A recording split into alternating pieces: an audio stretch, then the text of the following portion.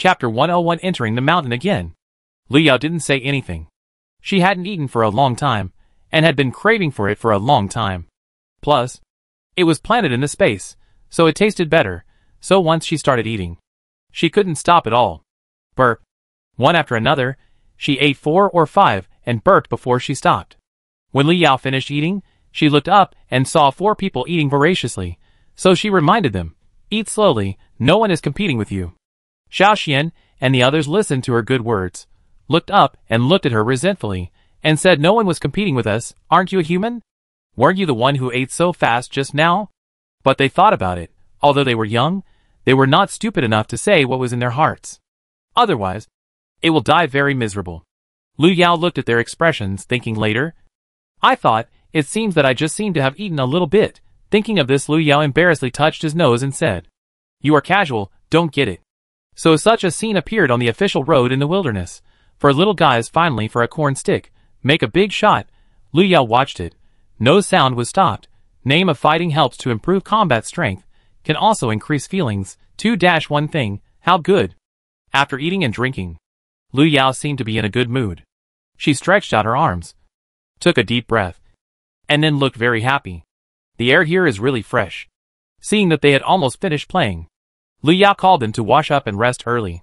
The next morning, after the training was over, everyone had a simple meal, and Lu Yao gave each of them a small backpack, which was sold in Moon City. She didn't expect to use it so soon. Yesterday in the grove, maybe because it had just rained, she found a lot of gray mushrooms, green mushrooms, yellow mushrooms, and so on. Today she planned to take these little guys to try their luck, and see if they could get a basket to improve the food and fill the space. "Let's go pick mushrooms." As she said that, Lu Yao carried the bamboo basket on her back, and walked towards the grove she had been to yesterday.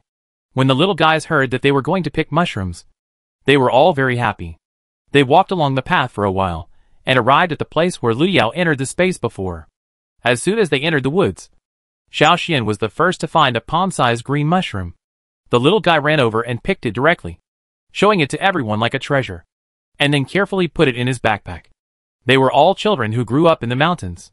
Children of their age did what they could every day, such as picking wild vegetables, picking mushrooms, chopping wood, washing clothes, and cooking. So Lu Yao was not worried that he would admit his mistake. Seeing that Xiao Xian had made a harvest, everyone was eager to show off their skills.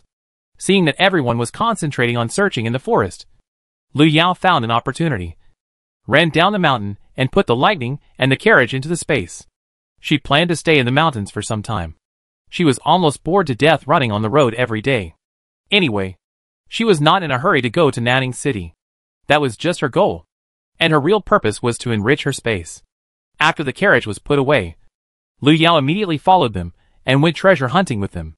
From time to time, they found 1 or 2 mushrooms, which made the little ones cheer excitedly. The occasional bird calls, and the sound of feet stepping on fallen leaves were pleasant to Lu Yao's ears, which seemed to wash away the tired mood and make people feel relaxed. After half a day, everyone picked up half a basket of mushrooms. Although they were exhausted, everyone seemed to be in a good mood. In order to pick more mushrooms, everyone unanimously decided to walk deeper into the mountains. As for lightning, after what happened last time, everyone was very relieved about it. Only Lu Yao and Xiao Xian knew that it was with them in space. When they climbed over a small hill, they found a spring, and the water output was not small. Dia put down her backpack, bent down, and drank several gulps. Xiao Xian area, Xiao Bao followed suit and leaned over to drink a few gulps. Finally, even Lu Yao drank some. When Dia wanted to drink more, Lu Yao stopped her. "Remember, you should be careful in the wild. You can drink some spring water when you see it, but don't drink too much, or you will have diarrhea. Understand?" Lu Yao also saw that it was a spring, and it was not polluted, so she allowed everyone to drink some. But what she didn't expect was that this water tasted good, much better than the mountain spring water she drank in her previous life, and it tasted a little sweet. Got it. Seeing the good environment here, Lu Yao planned to rest here, get some food, and then set off again. The world is big, eating is the most important thing. How can you do anything on an empty stomach, right? Just when Lu Yao was about to sit down and rest, she glanced and found a patch of gray mushrooms in a bush not far from the spring. "Duh, you roast this meat, and make a pot of mushroom soup. I'll go over there and pick those gray mushrooms. She took out a small iron pot, some seasonings and meat from her backpack, and then crawled into the bushes to pick mushrooms. Gray mushrooms are a common type of mushroom. Before they open, they're about the size of a baby's fist. They taste the best and most delicious. The ones that open like small umbrellas are usually picked by rural people and dried at home to eat when there is no food. They are delicious when stewed in soup or chopped and fried with some chili peppers. When Liu Yao got into the bushes and took a closer look, she screamed in surprise, "Oh my God! I'm rich now. I didn't expect there were so many in there. I'm rich. I'm rich." After picking all of them, it is estimated that the backpacks of the 5 of them would be full. But she didn't plan to put them in the backpacks. She just flew with her hands, picked the mushrooms in the fallen leaves and grass one by one and threw them into the space. She didn't even let go of the fallen leaves in the soil. She put them all into the space and waited for them to flourish. She was busy for half an hour, and she didn't stop until Xiaoxian came to call her for dinner.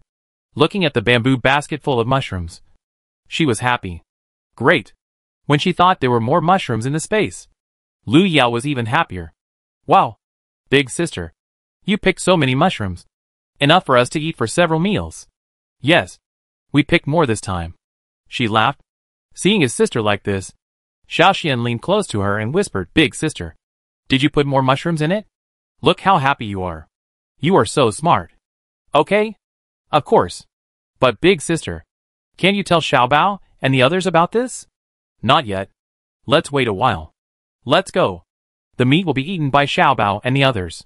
When Xiaoxian heard about food, he turned around and forgot about it. He ran very fast, as if he was afraid that it would be eaten. Chapter 102 Ginseng. After a short rest after dinner, Liu Yao was about to take them on another journey. She looked at the mushrooms in the 5 baskets and felt worried. What should she do? She wanted to collect them. But, alas! Liu Yao thought for a moment and said, "You guys pour the mushrooms on the oilcloth, and then go find them first. I'll come back after I put these away." "Got it." Xiaoxian took the lead and poured the mushrooms on the oilcloth, and then walked into the mountains. Dai is older. She knows that the young lady has secrets, which can be seen from their daily meals. There seems to be always so much rice and flour in the carriage, as if they can never finish eating. They obviously didn't go hunting, but the meat was always fresh. And there was also the delicious green corn yesterday. Many incomprehensible things happened to the young lady. But since the young lady didn't want to talk about it, she wouldn't ask. She and her sister can have the life they have today, which is all given by the young lady. So she won't ask about things that make the young lady embarrassed, and will protect the young lady's secrets, just like Xiaoxian. Dia thought about taking the lead and pouring out the mushrooms, and then went to find Xian. Seeing them like this, Liu Yao felt a little uncomfortable. She was acting out the real-life version of drowning one's ears and stealing the bell. But with the last example, although everyone knew some things, Liu Yao didn't plan to say it for the time being. Just guess. I'll just pretend I don't know. There's a saying, as long as I'm not embarrassed, it's others who are embarrassed. After watching them walk away, Liu Yao waved her hand, collected all the mushrooms on the ground into the space, and then walked toward Xiaoxian and the others as if nothing had happened. In front, Dia was staring at a plant under a big tree in disbelief. She opened her eyes wide and shouted, "How? How is it possible? Am I dazzled?" She rubbed her eyes with her hands and realized that she was not mistaken. It was ginseng. She was not unfamiliar with this thing, because her grandfather, her father, and the people in her village had been living on these herbs during the busy farming season for generations. But precious herbs like ginseng and Ganoderma lucidum are hard to come by, especially in recent years. Maybe because there are more people picking. She hasn't seen it for a long time. Arya, come and take a look. Ah! Not only Dia saw it, but Arya saw it as soon as she came over, and shouted happily. Liu Yao just came up from the bottom of the mountain and heard the 2 sisters shouting. She thought something had happened, and hurried over. "What's wrong? What's wrong?" "Miss, it's ginseng. Sister found it ginseng." Arya saw her young lady coming over and said happily, "Ginseng? Are you sure?" "Yes." Dia saw that her daughter didn't seem to believe it, and nodded anxiously and said, "In our village, people make a living by collecting herbs in their spare time. So since we were old enough to understand, the adults at home would teach us to recognize some simple herbs. So we have known this since we were young. Seeing them like this, Lu Yao immediately looked in the direction they pointed. And sure enough, there was a plant that was different from other herbs. This was ginseng. Although the internet is very developed in modern times, you can find out what this thing is with an image search. But Lu Yao really doesn't know what ginseng looks like, because she didn't pay much attention to things that she had no chance to touch. But she did see it on TV and in textbooks. But she didn't remember it. No wonder I haven't seen him for so long. It seems I don't know him. Alas. Lu Yao sighed in her heart. She felt like she had missed out on several 100 million. Just as Lu Yao was sighing, Daya's voice suddenly came to her ears. It's a pity that this ginseng is not big. It's probably still a small ginseng. It can't be sold for much money. Lu Yao listened to Daya's words and said in her heart, don't be afraid of small ginseng. It's okay. Just plant it in the space for a few years, and it will be an old ginseng. When it grows, it will be a new ginseng. Once it is sold, my God, Lu Yao seemed to see a golden road. So she said, Daya, it's okay. It's okay. As long as it is ginseng. Since you know medicinal materials, you should know how to dig it. Right? Yes. I know. Then dig it out. Be careful not to hurt it. She was still waiting to plant it in the space to make a fortune. It would be a pity if it was hurt. In the previous life, the ginseng market was very hot. Even cultivated ginseng and forest ginseng were expensive. Wild ginseng like this could not be bought even if you had money. Lu Yao and the others watched Daya from the side. She carefully cleared all the weeds and rotten leaves around the ginseng, and then used a wooden stick to dig deeper around the ginseng about 10 centimeters away. Daya dug very carefully, fearing that she would accidentally damage its roots. She heard from her grandfather that ginseng was very delicate, and even a small root would affect its price. Soon, Daya dug a circular pit around the ginseng, isolating the small ginseng in the soil in the center. Lu Yao thought that was the end of the job, but Arya explained that this was just a start, and the next step was the most important step in digging ginseng. After that, she quietly broke off a handful of pine needles from a pine tree, tied them into a small brush with a small piece of cloth, and handed it to Daya, who was resting there. After Daya got the small brush, she lay on the ground and carefully brushed the soil around the ginseng with the brush. This seemingly simple action took Daya about 20 minutes. And Lu Yao and the others finally saw the true face of the ginseng. After Daya dug out a ginseng, not only was she soaked in sweat, but even Xiao Xian and Xiao Bao standing beside her were sweating profusely. They dared not even breathe, fearing to disturb Daya. They had heard from Arya that this thing was very valuable. However, Lu Yao looked at Daya with shining eyes, thinking that she had found a treasure. She praised Daya so much that her face turned red. She said hesitantly that she was far worse than Arya in identifying medicines. She was the real deal. Lu Yao understood that professional matters should be done by professionals. Otherwise she would not have seen it until now. So she waved her hand and decided on the spot that Arya would be in charge of the medicinal materials in the future, with Daya assisting. She also decided silently in her heart that she would hire a teacher to teach them how to read and write next time she had the chance, and then buy some medical books for her. In any case, it is always reassuring to have someone who knows medicine around. Of course, the same goes for Xiao Xian and Xiao Bao. Having strength without education is not enough. Chapter 103 Big Snake. Daya stood up and wiped her sweat, and laughed. Although she had practiced this countless times in the village, it was her first time to dig real ginseng, and she didn't expect that she would succeed. But obviously, the long hours of work made her a little exhausted, but this did not affect her good mood at the moment. Lu Yao took the ginseng that Daya carefully handed over, pretending to put it in the backpack, but actually passed it into the space, and then gave her a bamboo tube of spiritual water, let her have a good rest, and then went to pee again. After Daya received the water, she gulped it down in one breath. She immediately felt that the energy she had just consumed from digging ginseng had slowly recovered. In just a few minutes, Daya felt that she had endless energy in her body. Could this be the water that gods drink? Is the lady a god? Thinking of this, Daya's eyes lit up instantly, and her heart was full of emotion, knowing that the lady gave her the good stuff because she saw that she had worked hard. It's no wonder Daya is like this. This is her first time to drink this water, because Lu Yao rarely takes out this spiritual spring water now. Since the space change, they all drink the water in the kitchen, although it is not as powerful as the spiritual spring water, but drinking it for a long time, it can still play a role in strengthening the body.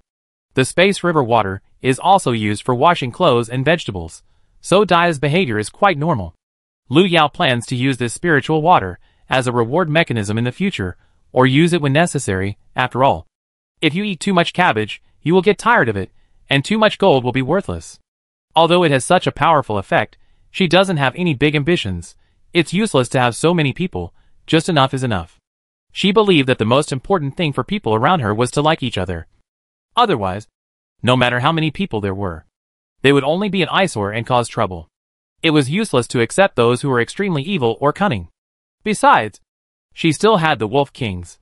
Some of them had babies in the space now. She believed that in a short time, she would have a powerful wolf army.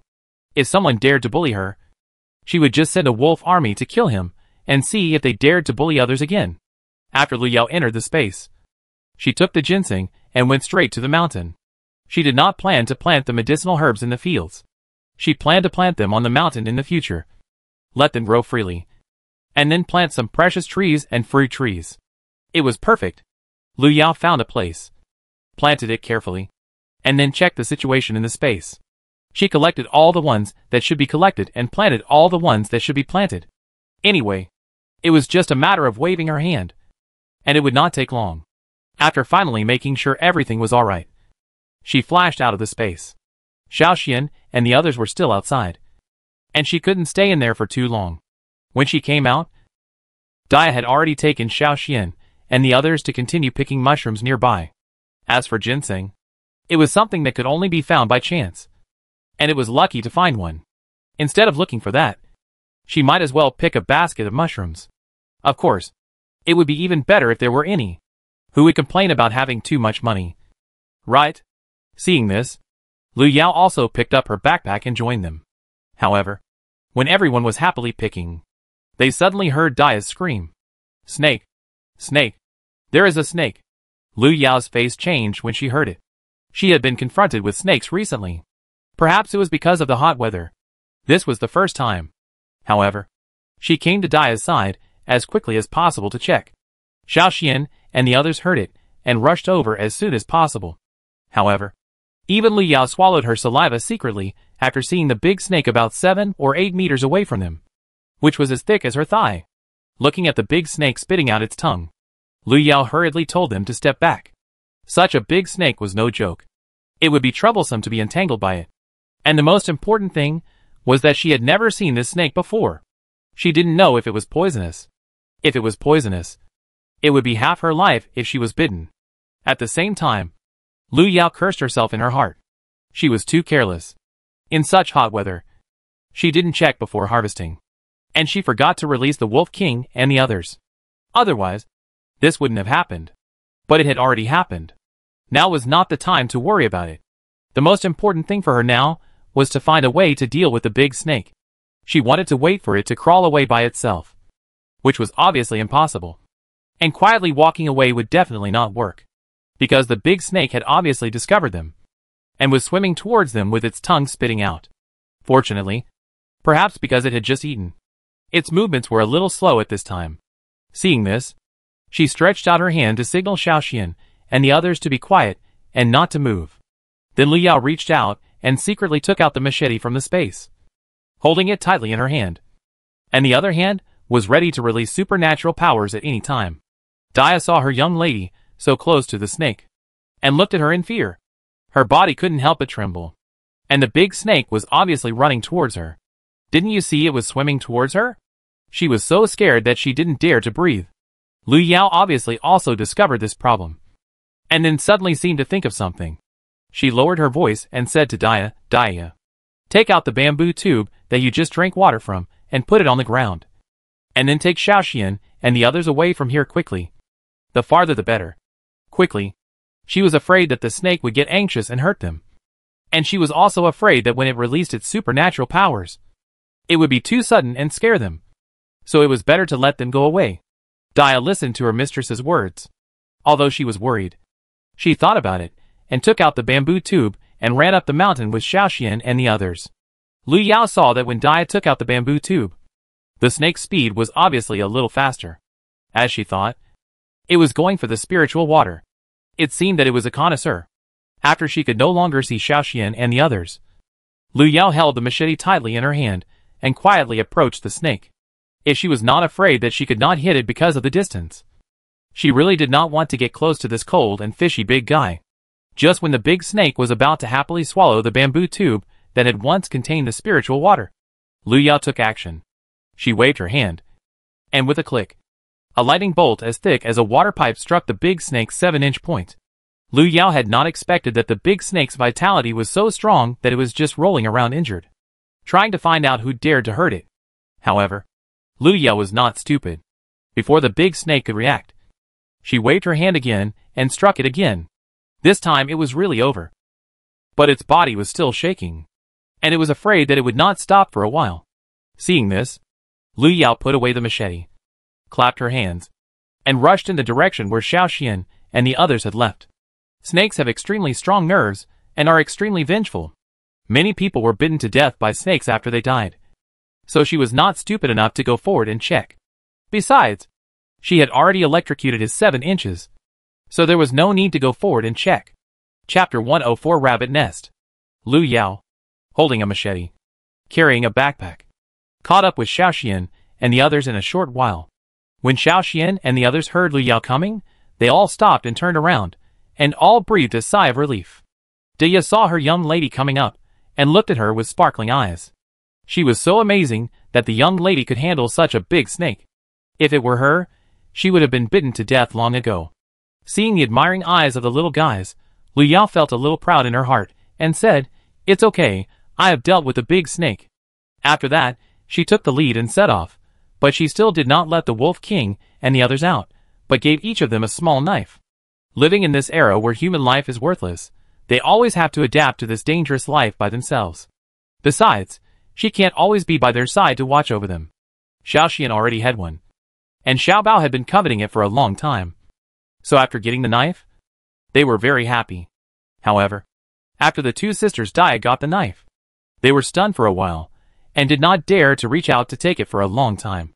However, after seeing Lu Yao's eyes, they still took it. After seeing that they all got the knife, he said, "I will not keep useless people. From today on, you will solve some things within your ability. Do you hear me? But, if you encounter a situation like today, I will still take action. So you don't have to be so scared." After hearing Lu Yao's words, the little guys seemed to have taken a reassurance pill, and were not so scared anymore. "Got it, we want to learn to be as awesome as the young lady, elder sister." Several little guys replied in unison, while they clenched their fists tightly to cheer themselves up. When Lu Yao heard their words, she could only laugh in her heart. "You are sure you can learn my skills?" But she did not expose them. It is always good for children to have dreams. "Very good, come, to reward your bravery, I will give you 2 candies each." She took out 8 candies from her bag, 2 each, just right. She also threw 1 into her mouth. So sweet. The little guys had candies in their mouths, and their eyes sparkled. Sure enough, few kids could resist the temptation of sweets. Half an hour later. "Xiaoxian, look here." Lu Yao pointed to a hole the size of a soup bowl in the bush not far from her and said, seeing that they all gathered around, she whispered, "This should be a hole made by a rabbit. Deya, look over here. Are there any holes like this nearby? Xiaoya, look over here. Xiaoxian and Xiaobao, look over here." After hearing the order, the little guys tiptoed in their own directions. Sure enough, after a while, they really found the same hole they had just seen. They ran over excitedly and told Lu Yao that this was a good place to rest. "Come on. Take me to see it. Let's be gentle and don't scare them." "Yes," Lu Yao said excitedly. She had just sensed this hole. There were 4 rabbits, 1 big and 3 small, and they were all fat. She didn't expect that these rabbits were so cunning that they actually dug 4 holes. It really proved the old saying that a cunning rabbit has 3 burrows. Lu Yao asked them to separate, and then took out a sack for Daya, and asked her to put it over the hole. Arya helped on the side, and if she saw a rabbit running in, she would immediately tie the sack tightly. Xiaoxian and Xiaobao went to block the remaining 2 holes with stones and mud. "Okay, sister, we got it, and we must block it tightly." Then Lu Yao took out a tinder, and found some grass leaves around to light at the main hole. She planned to use smoke to smoke out the rabbits. After the leaves were lit, Lu Yao added some wet ones to make the smoke bigger, and then used her hands to fan the smoke into the hole. In this way, even if the rabbit wanted to escape, it would have no chance. The rabbit in the hole was smoked by the smoke and had no choice but to run towards other holes. But the result was obvious. Obviously, the rabbit was not very lucky today. The first time it ran to the direction where Dia was. It was so fast that it ran into the sack in an instant. And all 4 of them were caught. We caught them, we caught them. After tying the bag, Dia and Arya shouted excitedly. Xiao Xian and Xiao Bao ran over and said happily, Sister Dia, you are really amazing. Lu Yao also showed a happy face. After catching these rabbits, it seems that dinner is settled. How to cook them? Braise or grill? In the end, everyone unanimously decided to braise them. Then put some potatoes in. This way, even the staple food doesn't need to be cooked. Today Lu Yao plans to do it herself. The happiest people to hear this are Xiao Xian and Xiao Bao. They didn't say that Dia's cooking was not delicious, but compared with the big sister's cooking, it was still a little bit less flavorful. When Dia heard this, she started to help, and studied seriously. Lu Yao peeled the rabbit's skin, chopped it into small pieces, washed it, sprinkled it with salt and spices, and marinated it for half an hour to remove the fishy smell. Then she ordered Dia to bury the pot and light the fire. When the oil in the pot was hot, she added onions, ginger, garlic, pepper and cinnamon, and then poured the marinated rabbit meat directly into it, and kept stir-frying it. When the rabbit meat was fragrant, she poured in a little wine to remove the fishy smell. When it was almost done, she added water, covered the pot and cooked for 10 minutes. Then added the potato cubes that had just been cut and cooked for 20 minutes. Several little guys sat by the fire, breathing in the aroma from the pot, staring at the pot eagerly. Even Dia, who always acted like a little adult, couldn't help swallowing her saliva when she smelled the aroma. Some of them were so anxious that they washed the bowls early and put them aside. Seeing them like that, Lu Yao said with a smile, Okay, we can start eating. Today we won't serve the food. Just eat it in the pot. When several people heard this, they immediately picked up their bowls and chopsticks and started eating, not afraid of getting burned. Especially Xiao Xian, who was the fastest, and he was the type who only remembered to eat, but not to be punished. He had just been burned yesterday, and he forgot it so quickly. It smells so good. No wonder Xiao Xian and Xiaoba's eyes lit up when they heard you cooking. Your cooking skills are really good. I guess I need to learn more from you in the future, or no one will eat my cooking. Dia took a bite, and said jokingly with a mouthful of fragrance. No way, Sister Dia's cooking is also delicious, but I haven't eaten the cooking of the elder sister for a long time, so it's like this. When Xiao Xian heard what Dia said, he thought she was really angry, and hurriedly explained. Well, Sister Dia's cooking is delicious, but it's not as delicious as the cooking of the elder sister. Ha ha ha. When Lu Yao heard what Xiao Bao said, she laughed. What is a bad teammate? This is it, and still humming. Xiao Xian and Xiao Bao looked at the laughing elder sister, with a confused look on their faces. Did they say anything wrong? Chapter 105 Dia kills people. A month has passed in a flash. After a month of training, everyone has changed significantly. The little guys no longer scream when they see a snake, especially Lu Yao herself. She is no longer afraid of snakes. After eating the snake meat made by Dia again, she exclaimed that it was a pity to kill that big snake. Such a big snake is enough for them to eat for several meals. In fact, Dia didn't dare to deal with it at first, but she saw it so many times and killed so many snakes, so she was no longer afraid. Later, she thought it was a pity to throw away the snake, so she bit the bullet and did it. Unexpectedly, it would be well received. Lu Yao gave Dia a thumbs up. She was much better than herself in this respect. As for the space, it now had everything, not only many medicinal herbs, but also many fruit trees, although they were all wild, but Lu Yao believed that, after being cleaned in the space, they would definitely become more delicious. With enough food in hand, there was no panic in the heart. In the days after the natural disaster that others thought were difficult, Lu Yao and the other little guys lived comfortably with food and drink. They ate a lot of oil in the mountains, and they had meat every meal. Others had nothing to eat, but they not only grew a lot of meat, but also grew a lot. A year passed in a blink of an eye.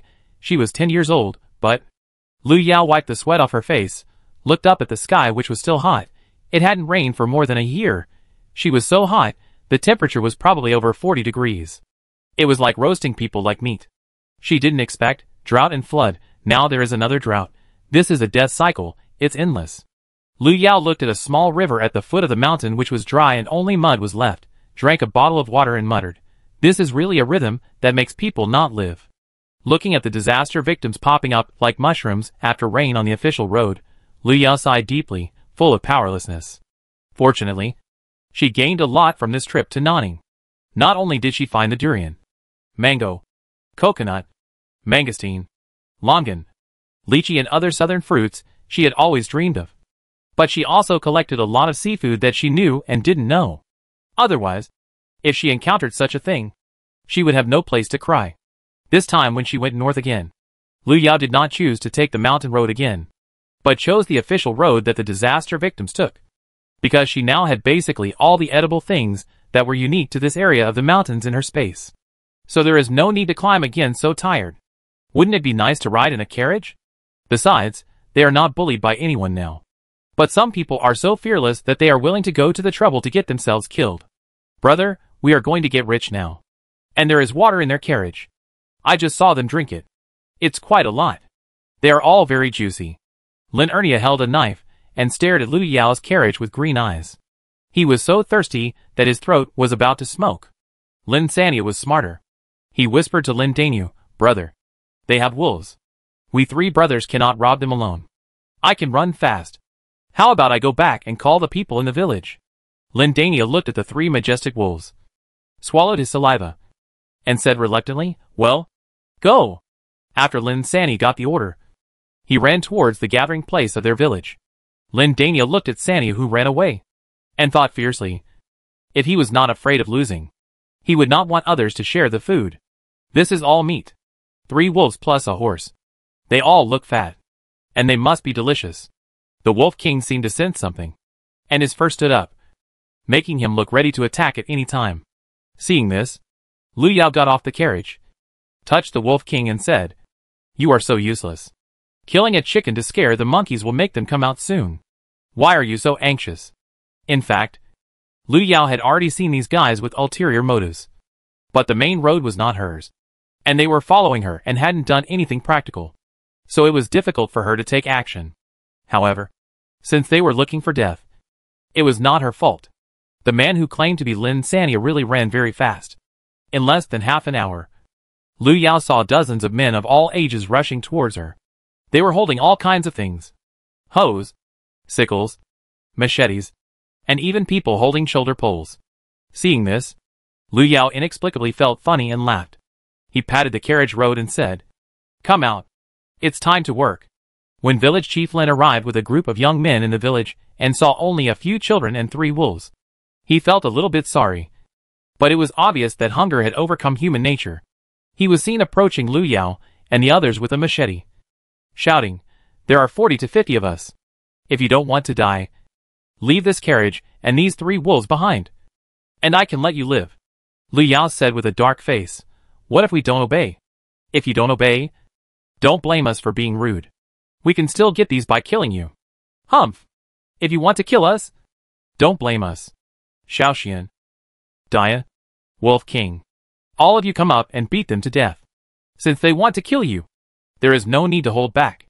As Lu Yao spoke, she also rushed forward, caught the wooden stick that Lin Daniu was swinging, and pulled it hard. Lin Daniu, a big and strong man, was instantly pulled over by her and fell to the ground. Dia saw the knee kick and kicked him in the heart. After a few breaths, Lin Daniu lay on the ground motionless. Dia was stunned by this and was very panicked. She killed someone. Seeing this, Lu Yao did not rush to comfort her, but picked up Lin Daniu's wooden stick and swept it to Lin Sania, who was about to kill Dia. With a bang, Lin Sania was knocked to the ground, holding his legs and screaming. Dia did not disappoint Lu Yao. After a short period of days, she quickly joined the battle again. Xiaoxian, Xiaobao, and Xiaoyao were not left behind. They moved flexibly among the crowd. Although no one was injured, they were constantly injured. They looked very fierce. It seems that after the training in the mountains, everyone is pretty good, and they have seen a lot of blood and are much braver. Village Chief Lin saw this situation, left the 3 brothers behind, and took the lead to run back desperately. because he had to run. 4 or 5 people had died. The 2 girls killed one, and the others were killed by the wolves. They bit people on the neck one by one. He could see it clearly from behind, and they were more injured. He cursed the ancestors of the 3 brothers while running, and he was determined to drive their families out of the village when he returned. Otherwise he would be blamed. In the end, one of the 3 brothers of the Lin family died, and 2 were injured. Looking at the 3 people who were beaten and bleeding, Lu Yao had no waves in his heart, and said to them calmly, "Let's go. Don't pay attention to them." Chapter 106. Only 100 square meters of space. On the way to escape from famine, Lu Yao was most afraid of conflicts with others. She was afraid of trouble, but she was not a coward. These Lin brothers, and the people of Lin village, dared to kill, then it was no one's fault, it was just that he deserved to die, and no one else could be blamed. Lu Yao looked at the sky and said, "Deya, drive the car to a cooler place, and cook." "Yes, miss." Deya responded, putting the matter of the Lin brothers aside in her heart, turned around and drove the carriage away. Lu Yao sat in the carriage, frowning. It was still the beginning of the drought, and there were not so many people. But if it continued like this, even if they were good at fighting, there would be a time when 2 fists could not beat 4 hands. They could not kill one wave at a time. Now even the rainy places in the south are experiencing drought, and they don't know what other places will become. Alas, it gave me a headache just thinking about it. Recently, she didn't know why, but she always felt inexplicably uneasy. And the situation is getting worse and worse. This time travel god won't do anything weird. Will he? In the following days, Lu Yao was on guard all the way, for fear of encountering something she couldn't predict. But after a few days, although she felt uneasy, nothing happened. On the day when Lu Yao relaxed her mind. In the evening. Sister, it's time for dinner. Miss. Xiao Xian and the others shouted, while tears fell. But even though Xiao Xian and the others shouted until their voices were hoarse, Lu Yao, who was lying in the carriage, still did not respond at all, as if she had fallen asleep. Big sister. Xiaoxuan's voice was hoarse, and he leaned against his big sister's body, holding her hand, and whispered softly. Dia wiped the tears from her face and said, "Xiao Xian, don't worry. The young lady is so powerful. She will be fine. Yes, she is a fairy. She will be fine." As she spoke, Dia suddenly broke down and lay on Lu Yao and cried loudly. She cried and shouted, "Miss, please, wake up quickly. You have been sleeping for a long time. If you don't wake up, I will starve myself to death. Yes, I will starve myself to death. Wu, miss, please, wake up. Wu." Although Lu Yao was unconscious, she could hear everything in the outside world clearly. She also wanted to curse the time travel master who made her unconscious at every turn. However, looking at the slowly shrinking space, Lu Yao really cursed this time. But no one could hear it. When there was only 100 square meters of warehouse left in the last space, Lu Yao really cried. Her ginseng, her durian, her seafood, her spiritual water, her lightning, the Wolf King was still inside. Woo-woo, now it was all gone. Woo-woo. Xiao Xian looked at her elder sister, who suddenly sat up and cried breathlessly, dazed and didn't know what to do. Aren't they the ones who should be crying? It's the other way around. Miss. Lu Yao heard Dia's voice, and then she realized that she was awake, but when she thought of her space, her tears fell like crazy again. If the time travel god hadn't repeatedly assured her that the space would not disappear again, she would have wanted to just hit her head against the wall and die. To put an end to it all. She was going to die anyway, so it would be better to die early and reincarnate early. 10 minutes later, Dia and the others finally understood why their eldest sister, young lady, had lost her composure like this. That is to say, all their previous efforts were in vain, and there would be no more food to eat and water to drink in the future. They couldn't accept the news for a while. No wonder the young lady was like this. They wanted to cry. 2. Lightning had just been put in to rest and couldn't come out. They no longer had a carriage to ride. There were bad guys coming, and there was no Wolf King to help. Thinking about it, several people burst into tears, even more sad than Lu Yao, the person involved. But fortunately, her special abilities were still there. Although they couldn't be used openly, they could still save lives at critical moments. It was a pity for her wolf army. It hadn't even formed yet, and it died in the womb. Why did she take them into rest? Now there's not a single one left. Thinking of this, Lu Yao started to cry again. This time, the thief god really wanted to kill her. She thought she was traveling here to enjoy life. But she didn't expect that she was traveling here to go to the west to get Buddhist scriptures after going through 81 difficulties. And it was a game mode. First it was the simple mode, then the easy mode, and finally the difficult mode. The space changed again and again. Are you kidding me? Looking at the empty 100 square meter space, Lu Yao couldn't help cursing. Do you have any conscience? We are still children. Can't you leave some for us? Cursing is fine. But life must go on. It's just a game. Just pretend she hasn't played it before. Wiping the tears from her face, Lu Yao counted all her belongings. 2 machetes, 5 daggers, 5 shovels, 3 backpacks, 3 quilts, 10 bamboo tubes, 2 iron pots, some bowls, chopsticks and seasonings, and about 10 pounds of rice and flour. These things were all placed on the carriage, and were not taken away. Seeing these things, Lu Yao thought of the hungry things that were taken away, and her eyes were sore, and she wanted to cry. 10 days later, Lu Yao dragged her heavy feet, and finally found a half-dried river. There was still a little water flowing at the bottom of the river. But looking at the victims who were more than the water, Lu Yao really couldn't eat them. Seeing this, Dia smacked her sticky lips and asked, "Miss, what should we do now?" Licking her dry and peeling lips, Lu Yao said, "Let's go up a little bit. There are too many people here. There is no place to go down." But the higher they went, the more disappointed they felt. There were too many people. "Sister, I'm thirsty." Hearing this, Lu Yao knew that they had reached their limit. The little water they had put outside had been drunk up long ago. If they couldn't find water, they would face the fate of dying of thirst. After thinking for a while, Lu Yao led them to the riverbed, pointed to an uninhabited area and said, "There is still a little water here, but it is too dirty to drink. Let's dig a big hole here. There must be water underneath." After that, Lu Yao took out a shovel from the space and took the lead in digging. Apparently, they were lucky today. After digging for more than 10 minutes, they saw some water beads coming out of the pit. The happy people almost shouted with joy. Fortunately, Lu Yao made a gesture to keep quiet in time, which saved them from trouble. Looking at the splashes, everyone felt even thirstier. However, it was too turbid to drink, and it was too little to scoop up. Time passed by little.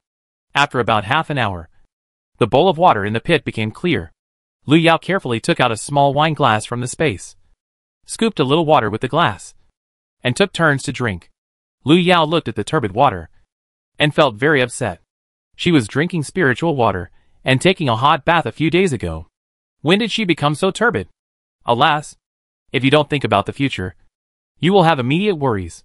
If we had known, we would have put more water in bamboo tubes in the carriage. If we drank sparingly, we could have survived for a few days. After everyone had finished drinking, then we scooped the newly gathered water into bamboo tubes.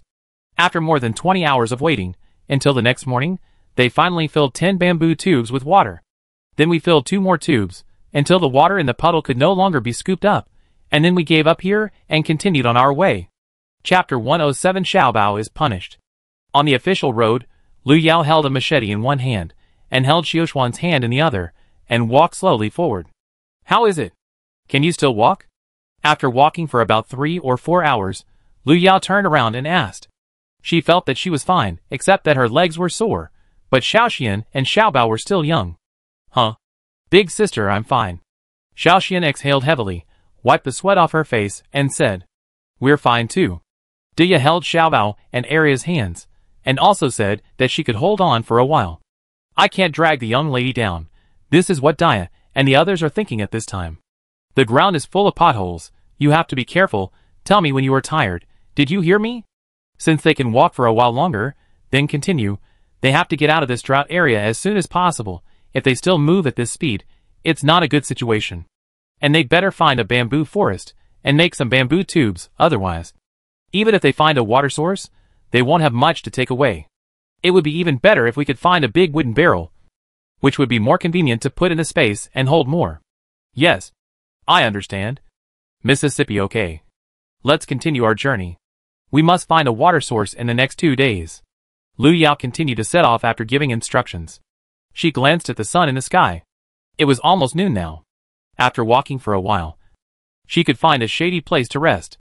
20 or 30 minutes later, under the shade of a tree. Are you thirsty? Lu Yao glanced at Xiaoxian and the other's dry lips, then took out a bamboo tube of water from the space and shared it among everyone. It's not that she was stingy and reluctant to spend it, but they only had so much water. If they drank it all at once, they would have to be prepared to die of thirst before they could find water. Big sister's face is so dirty. There's mud. Xiao Bao looked at Lu Yao's face and grinned. You have it too. More than miss? Like a little cat. Arya looked at Xiao Bao's face and teased. Lu Yao looked up and found that everyone had a little bit of it on their face. It seemed that everyone accidentally got it on when digging water in the river. I didn't notice it at the time. But even if I noticed it, I didn't wash it with water. Then everyone looked at each other and suddenly burst into laughter. And even the depressed mood caused by the space for many days improved. Come, let's eat something, Lu Yao said in a good mood. What is the most important thing in a desperate situation, besides water and food? Is the mood. A happy day is a day, and an unhappy day is a day. Anyway, things are already like this, and she can't turn back time. So why not be a little happy? But looking at the wild vegetable dumplings in her hand that were only the size of her fist, Lu Yao couldn't help but smile bitterly. A few days ago, she complained that this and that were not tasty. Look, retribution has come. What's more frustrating is that with such a small amount of wild vegetable dumplings, she has to hide them when eating. If the disaster victims find them, they will come to snatch them. But now she doesn't even have the strength to walk, let alone fight. So she can only hide some to eat. Lu Yao now feels anxious when she thinks about the experience of being hungry all the way when she first came here. Others are getting better and better after traveling back in time. But she has gone back to the time before liberation. And her space has shrunk greatly. It's really sad to think about it. There may be no other woman who has a worse life than her. It's all because of this damn god of travel. He didn't even leave her any food. And now she can't even drink water, let alone spiritual spring water. Although she was very angry, she still had to thank him for being so generous and not taking back all the space. Alas, it's frustrating to think about it. But looking up at everyone who looked like thieves, Lu Yao's head twitched, and she almost laughed out loud, noticing Lu Yao's abnormality. Xiaoxian and the others turned their heads to look at her. This young lady must have been stimulated and not recovered yet. She could still laugh at this time. Lu Yao looked at their eyes looking at a fool and was stunned. Do I have no right to have fun and misery now? Thinking of this, she couldn't help but glare back. Wow! Seeing this look, Xiaoxian knew that his elder sister was not stupid and was fine. He exhaled and patted his chest exaggeratedly. Xiaobao also patted his chest and said, Oh my god! I was scared to death. That action made Lu Yao so angry that she wanted to beat them up. It was too infuriating. It was just a shrinkage of space. Was she so fragile? Really? Cough, cough, cough. Looking at her young lady's face gradually darkening, Dia pretended to cough to remind her. But a certain brat seemed to be on a different channel from her. He said, Xiaoxian, luckily, Big sister is not stupid otherwise. When she grows up, she will drool all day like Xiaohua in our village, and no one will want her to be an old maid. That would be miserable. Cough, cough, cough. Cough, cough, cough. Dia was really choked this time, and she was not the only one who was choked. Everyone looked at Xiao Bao with sympathy, and silently took a step back, to avoid being dragged into the water, which would be unfair. Xiao Bao? Lu Yao said with a smile. What's the matter? Big sister? Xiao Bao saw everyone's expressions, and swallowed his saliva, and asked, Do 50 push-ups right now. If you can't finish them, you won't have dinner tonight. Huh? What? Hurry up. Confused, Xiao Bao didn't know why he was suddenly suffering. With a bitter face, he turned around and looked at Big Sister Ya, and the others who were far away from him. Seeing that no one came to save him, he could only lie down silently 1, 2, 3, 4, 56, 7, 8, 15, 3, 8, 4, 2, 4, 8, 49, 50. Huff, huff. After finishing 50, Xiao Bao was lying on the ground panting heavily, and couldn't get up. Oh my god! He was so tired. After resting for a while, he stood up and said, Sister, I was wrong. Where did I go wrong? Xiao Bao thought, how could I know what I did wrong? If I knew, I wouldn't be punished so. Wrong, wrong, wrong. After making mistakes for a long time, he couldn't make any more mistakes. He was so anxious that he was sweating. He wanted to look for a way out, but everyone was counting ants, and no one paid any attention to him. Seeing that the expected effect was not achieved, Lu Yao couldn't explain it for a long time. Her eyebrows frowned. This kid seemed to be a hopeless jerk. Anyway, her original intention was just to scare this kid, so that he would not talk nonsense next time. But he didn't seem to know where he was wrong. How to scare him. So she glanced at Xiaobao standing there and said lightly, "Forget it. Go down and have a rest." Xiaobao looked at Lu Yao blankly and said, "Are you okay? Do you want to do another 50? No. No. I don't want to. I don't want to." After saying that, she ran to Xiaoshuan's side without looking back, thinking to herself, "This elder sister is too scary. She is more fierce than her mother." Chapter 108 Digging Wild Vegetables. Lu Yao looked at the little ones, feeling a lot of pressure. Would these children be raised astray by her? She had no experience in raising children. What to do? Those classical Chinese articles recognize themselves, but she can't recognize them all. Maybe she can recognize a few by guessing, but she said she really can't teach others. And she hasn't read those parenting manuals. What to do? It seems that she can only learn the method of the ancients and let them roam freely. Okay, let's go. We have to go to the mountains to find some wild vegetables later. Okay. Xiaobao learned his lesson this time, and nodded obediently when he spoke first. It seems that he was enlightened by a master, and stopped cheating others and himself. After seeing that everyone was well, Lu Yao walked straight up the mountain, thinking of finding more wild vegetables. Otherwise the rice and flour in the space would not last long. Then everyone walked with their heads down, looking for wild vegetables. They did find some, but they were all dried up or too old to chew. There was no other way, so they could only dig them out with roots and put them in the space to use in an emergency. In the end, in order to fill their stomachs, everyone had no choice but to go into the forest, squatting on the ground to dig through the dead branches and rotten leaves to see if there were any that were not dead or old. God will not let down those who work hard. After digging for more than 10 minutes, they finally found several trees in a row. Although they were a little old, they were much better than those outside. At least they still had some green leaves. Following the same method, they spent the whole afternoon here. There was nothing they could do. Eating was the most important thing. If they didn't even have food to eat, why would they run?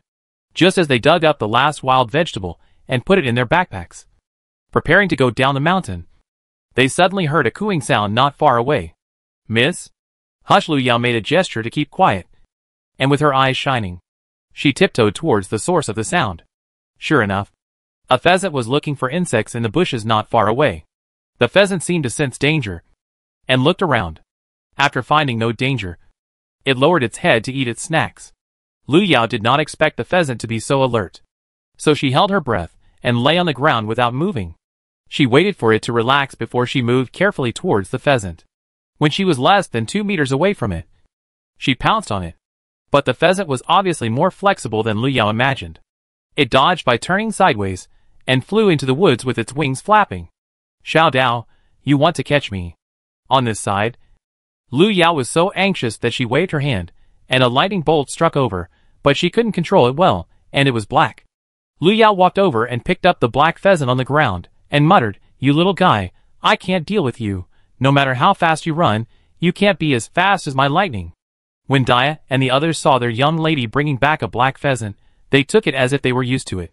After getting along with her for the past 2 years, she also knew the young lady's ability, so she didn't go with them just now. Since she couldn't help anyway, why go?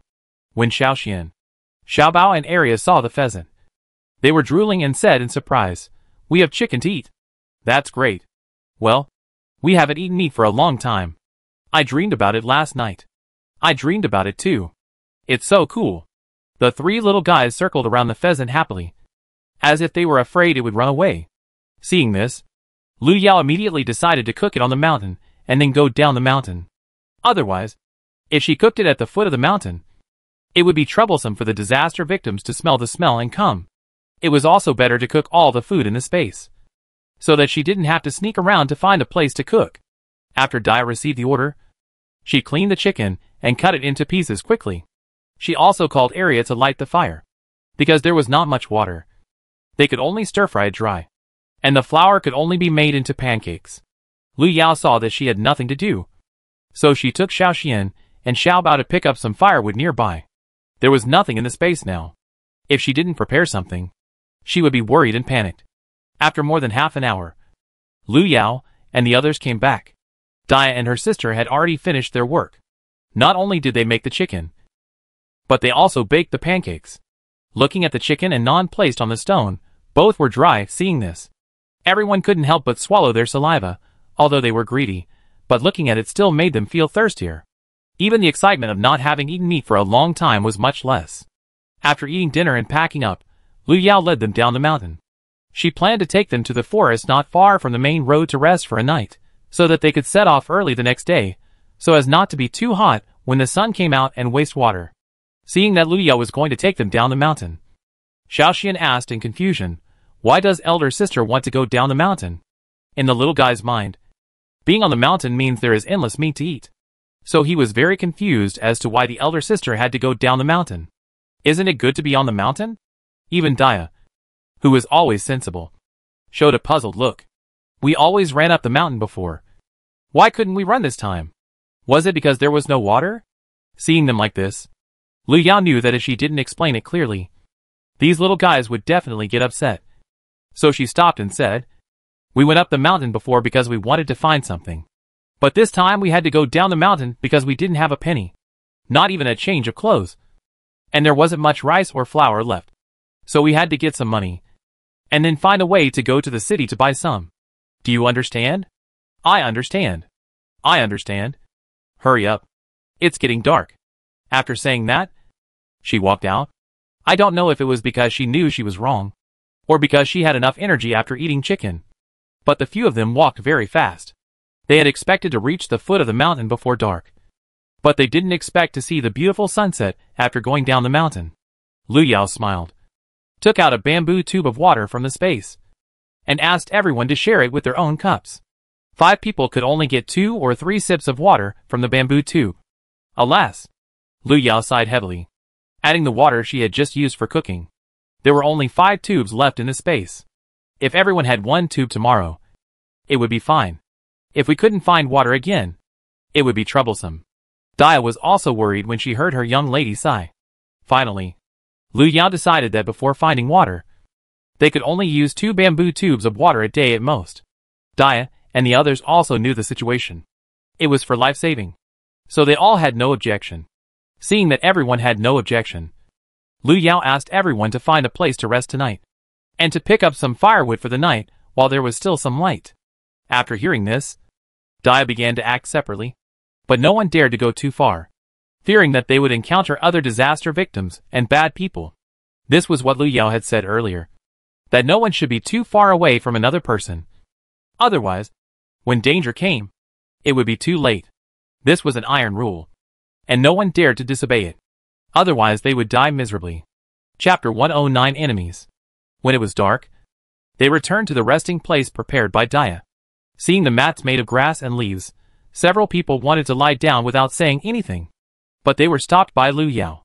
The grass was very soft, but if you didn't use something to pat it, you really couldn't sleep well. When she first came here, she had a deep experience of this. Thinking of Lu Yao taking out a quilt from the space to pat it, she asked everyone to come and rest. It just seemed a little hot, but it would be fine in the second half of the night. To be honest, it was really tiring to travel all day like this. So without saying a few words, everyone fell asleep in seconds. Of course, except for Dia, who was on night watch. She also wanted to sleep, but she had to watch the first half of the night.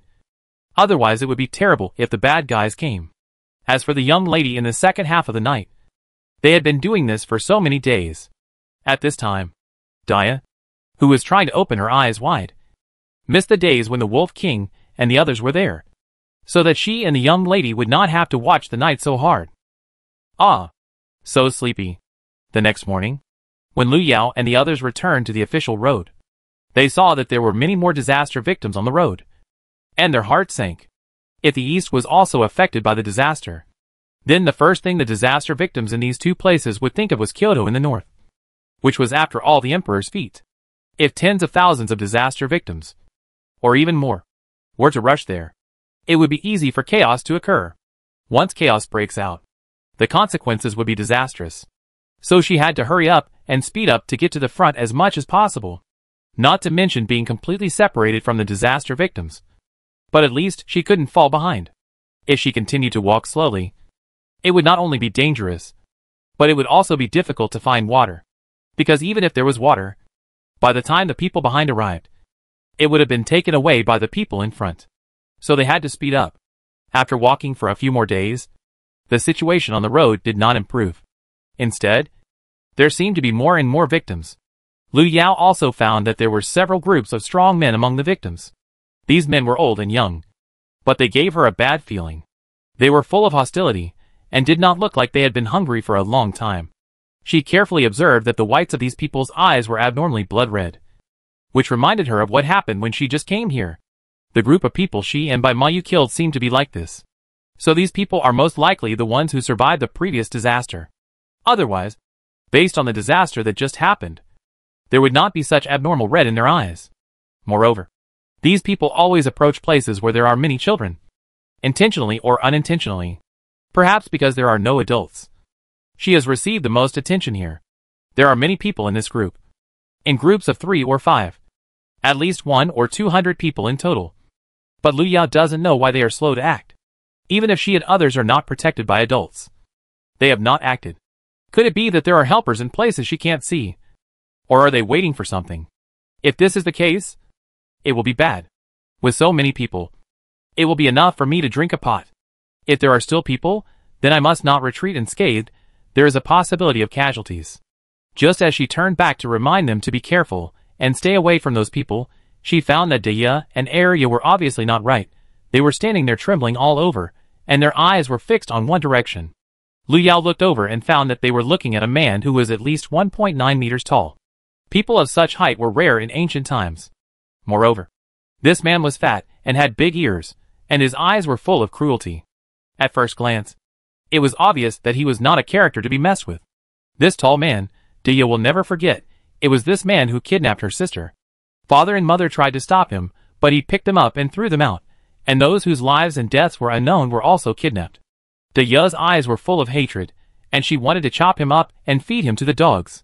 Lu Yao had some guesses, but was not sure, so she walked over to block the sight of Daya and the others, and whispered, "What's wrong with Daya? Do you know those people?" Daya was stunned for a moment when she heard what her young lady said, and then she lowered her voice and sobbed, young lady, they are the ones who kidnapped my little sister." After that, she sobbed again, and Arya also covered her mouth and sobbed, but did not dare to make a sound. It seemed that she was really afraid of these people to the bone. After hearing this, Xiao Xian and Xiao Bao were trembling with fear. Especially Xiao Bao, who had experienced this before. He was so scared that he held Shirxuan's hand tightly. "Big sister? Don't be afraid. Big sister is here." Lu Yao didn't expect that Daya had met this group of people before. It seems that what she thought just now was right. They are the people who survived the last disaster. No, they are not even human beings, but just a bunch of beasts. They haven't stopped until now. I don't know how many people they have killed over the years. Damn it. It seems that I have to find a way to get rid of these people who are staring at me.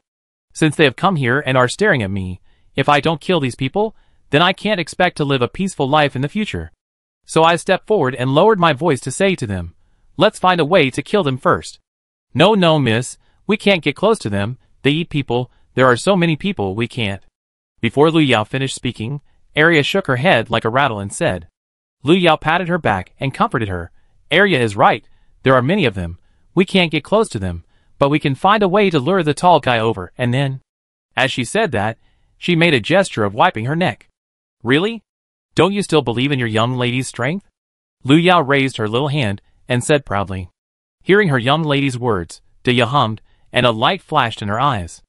As long as she thought that the bad guy who took her family away would die in the hands of her young lady, her heartbeat accelerated with excitement. During the evening break, Lu Yao had already hidden in a big tree in the grove. This was what they had discussed early in the morning. Xiao Xian, who had the strongest force, would lead those people over, and then they would wait for an opportunity to take action. Xiao Xian and the others saw from a distance that the tall man was walking towards their resting place intentionally or unintentionally. They were so scared that their hearts were beating non-stop.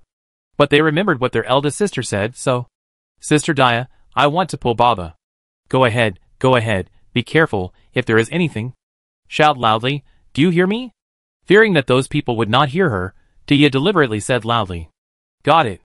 After that, she ran towards the grove, and her speed was faster than a rabbit, as if she was really in a hurry. But only Xiaoxian knew that he was scared, so scared that he was shaking, and he did not dare to look back to see if those people were following him. Chapter 110 Killing the Enemy with Your Own Hands. Dia and the other two held hands and looked at the tall man nervously. After secretly following Xiaoxian into the grove with the other three people, Dia whispered, quickly pack up and meet up with the young lady and the others. The young lady said that, after seeing them enter, they should immediately catch up with them and block their way. If one of them escaped, then they would all be in danger. Although Dia knew the ability of her young lady, she was still very nervous, and her hands kept shaking and couldn't stop at all. In the woods, Xiaoxian ran to the tree they agreed on and squatted there pretending to be groaning.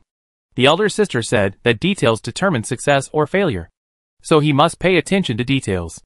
Lu Yao on the tree saw her silly brother was so nervous, and said to comfort him, Xiaoxian, don't be nervous. I'm here. They can't hurt you. Xiaoxian heard the voice of his elder sister, and said, as if he had taken a reassurance pill, well, I'm not afraid. I'm also very powerful now. I don't need my elder sister's protection. Lu Yao smiled after hearing Xiaoxian's words. She didn't know who was trembling with fear just now. Just when she was about to laugh at him, footsteps were heard in the distance. Lu Yao hurriedly said, hush. Someone is coming. Be prepared. After a moment, Lu Yao sat on the tree, looking at the person coming and thinking. 4 people. And they are 4 tall and strong men, especially the guy who is 1.9 meters tall. It's hard to control the situation.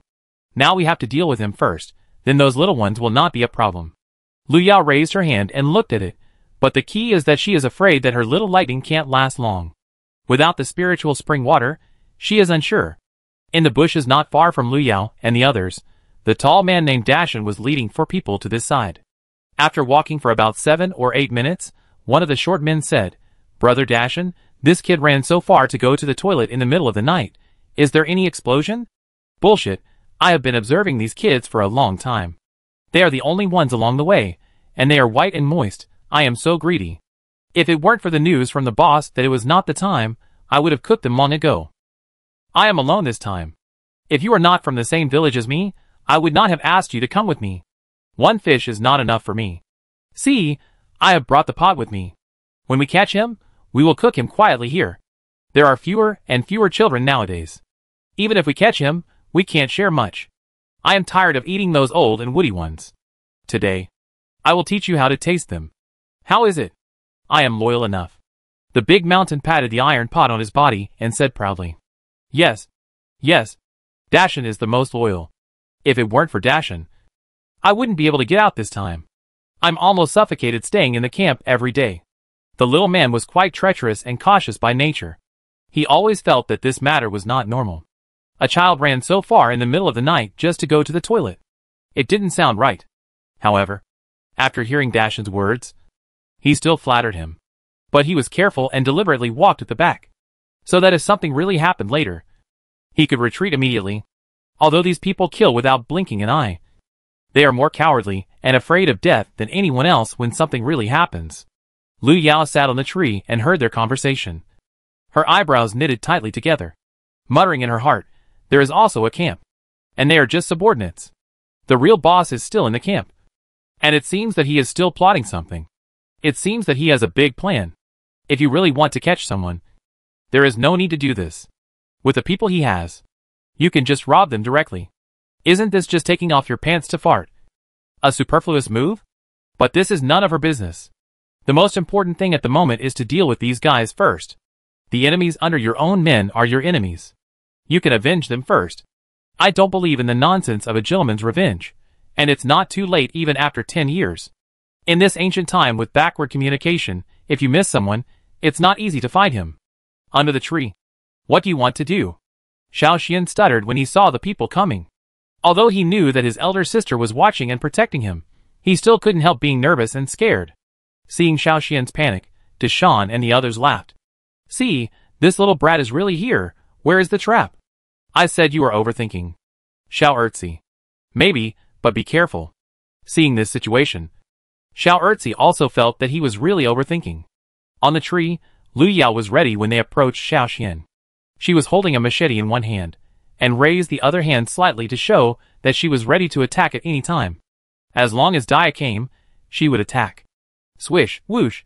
Hearing the footsteps of Dia and the other three, she knew that they had arrived, so Lu Yao raised her hand at the fastest speed, and sent out a lightning bolt as thick as a water pipe to strike the tall man, and then before they could react, she sent out another lightning bolt in seconds. Bang! The tall man hadn't figured out what was going on, and he had already fallen down with a bang. He looked so fierce, but he was just a show-off, so weak. The remaining few people were still confused. Wasn't he going to catch a child? How could he be struck by lightning? And just as he saw a lightning bolt strike, another one came. Until the mountain fell, they were terrified. But it was too late. Lu Yao jumped down from the tree and chopped down with a knife. With a swish, another person fell to the ground gorgeously. The remaining two people saw this situation, and wanted to escape from here in fear. However, it was too late.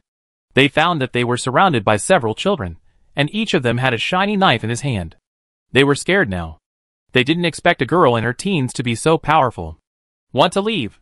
But it's not that easy. Just when Lu Yao wanted to go forward and deal with them again. Miss, let us do it. And me. Me too. Seeing them say that, Lu Yao stood aside with a knife. She also wanted to see what they couldn't do. Now the two of them were really going to cry. These kids were too fierce, but they were not made of paper. However, the next second, I saw bright red blood flowing from their bodies, legs, backs, and their arms. At this time, they really began to despair. They couldn't beat them. What to do? 10 minutes later, looking at the two people lying on the ground and begging for mercy, Xiao Xian, Xiao Bao, Arya held the knife tightly but did not dare to make a move. Just when Lu Yao wanted to make a move, Dia, who had been stunned for a while, made a move. She was seen holding the knife and heading straight for their hearts, one by one, quickly, accurately and ruthlessly. To be honest, she was very satisfied with Dia's performance. And Xiao Xian and the other three were able to do this, which was already very good. It deserves praise. Chapter 111 The Great Escape. Some people were so hungry that they ate tree roots and bark. Some people were so hungry that they cried out, but they had their bottom line as human beings. And these beasts ate anyone they saw, and they were addicted to eating. So for killing a few beasts, Lu Yao and the others had no burden at all, and they also felt a sense of pleasure and relief of revenge. Lu Yao looked at the 5 people lying motionless on the ground, and stepped forward to collect them. She was so poor now that she didn't even have a penny, and if she didn't take the opportunity to find some, she would feel sorry for herself. But aren't these people a little too poor? The 5 of them together don't even have 5 taels of silver. No wonder they can only be small minions. Seeing this, Lu Yao sighed, clapped her hands and left. I wanted to make some extra money like last time, but I didn't expect that this was all, which was not enough for her to enter the city. Alas, why is it so difficult for her to find some money? Miss, thank you. Just when Lu Yao wanted to leave here, Tia pulled her boots and kneeled down with a plop. They knew that the young lady took this risk to avenge them, so even though the young lady repeatedly stated that they could not kneel to her, this was different from the others. They had to kneel this time, otherwise they would feel uneasy. Lu Yao also knew their feelings. So when she saw them kneeling, she did not stop them. She just said that it would not happen again. And then she led the way out of the forest. She walked forward in the dark for 2 or 3 hours before stopping to rest. Seeing that no one was catching up, Lu Yao and the others breathed a sigh of relief. As for what was about to happen, she had no ability to change anything. All she could do now was to protect herself and Xiao Xian and the others. Besides, even if she took the risk of telling those people, few people would believe her words as a child. And she might even risk her own life. So why bother? Besides, she didn't seem to be that great. In the following days, Lu Yao mixed with the disaster victims and led them to live a life of escape.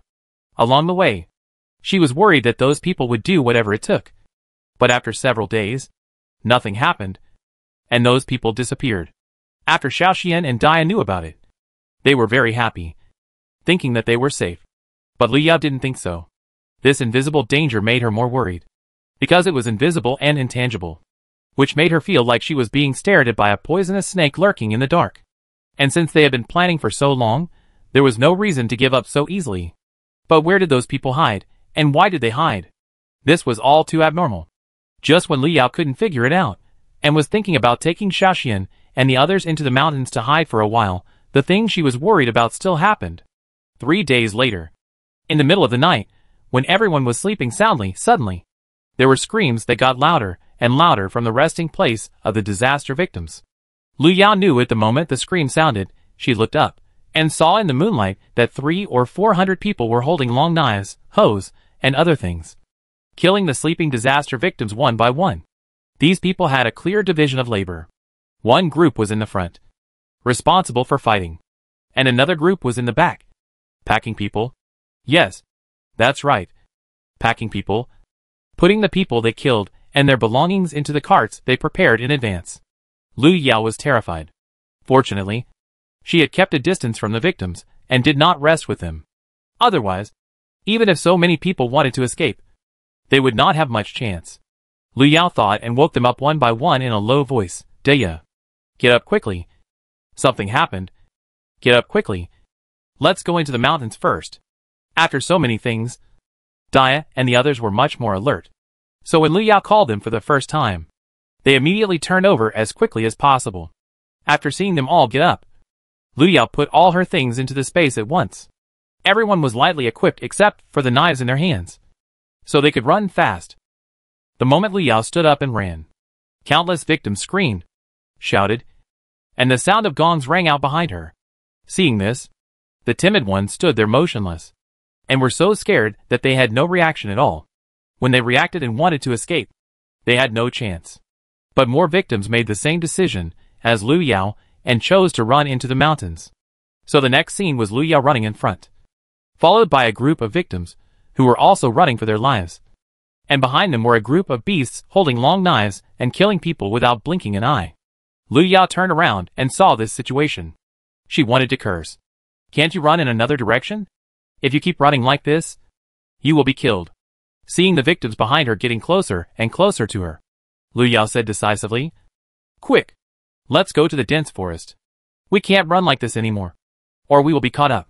After hearing this, they didn't care about the branches and thorns anymore. They tried their best to get in. They went wherever there was dense forest. If they didn't get in, they might be the next to die. Although the thorns hurt people terribly, compared to death, this little pain is nothing. Liu Yao also heard those people killing the victims like a cricket. Shouting, the boss said, Kill the men and the elderly first. Leave the children and women first. You know, move quickly. After the leading man finished speaking, he also let out a disgusting laugh, which was really disgusting. After hearing these words, Liu Yao ran forward with Xiaoxian and the others at a desperate speed. Dia and the other children were scared and cried silently while running. But they were lucky. Maybe it was because they were small and densely forested, or because it was too dark. They were not discovered by the beasts holding torches. But seeing that the sky was getting bright soon, Liu Yao's mood was not so good. As long as the sky got bright, it would be difficult not to be discovered at this distance. If there were only 3 or 5 of them, she could still deal with them without anyone noticing. But with this damn big group, she could only say, I can't do it. If she found a chance, she would definitely kill these beasts. They made her restless at night and wanted to eat her. She would avenge them. Wait. Just when Liu Yao turned around, she suddenly found that there were fewer torches following her. She took a closer look. 3? What happened just now? But it doesn't matter. Since there are only 3, what is she waiting for? When Liu Yao saw this, a smile appeared on her face. Since she couldn't avenge her great vengeance now, she might as well collect some interest first. Thinking of this, Liu Yao hurriedly asked them to stop, hid behind a big tree, and poked her head out slightly. At this time, the sky was slightly bright, actually. The 3 people behind had already found Liu Yao's children, but the children were hard to find, so they deliberately sent the others away, wanting to start a small fire when no one was around. This was the same idea as the group of people in Dashan who died at Liu Yao's hands a few days ago, but they all murmured about the strength of Liu Yao and others. Chapter 112 Counterattack. Liu Yao poked her head out from behind the tree and found that there were indeed 3 fearless people following her. But it was fine this way, one by one. What's so great about your large numbers? I will defeat them one by one. See how you can still jump. Now let's see whether your teeth are good, or my knife is fast. Seeing that the three of them were getting closer and closer, Lu Yao adjusted the direction, aimed at the heart of one of them, raised her hand. Swoosh. Sound. A bolt of lightning shot towards the man's heart with the force of thunder. The man was terrified. And before he could react, he had already turned into a charcoal-grilled man.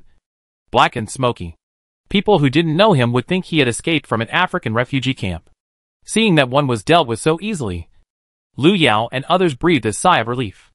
The remaining two people standing there, before they could recover from the sudden lightning, Dia had already touched over with Xiaoxian. Poochie! Poochie!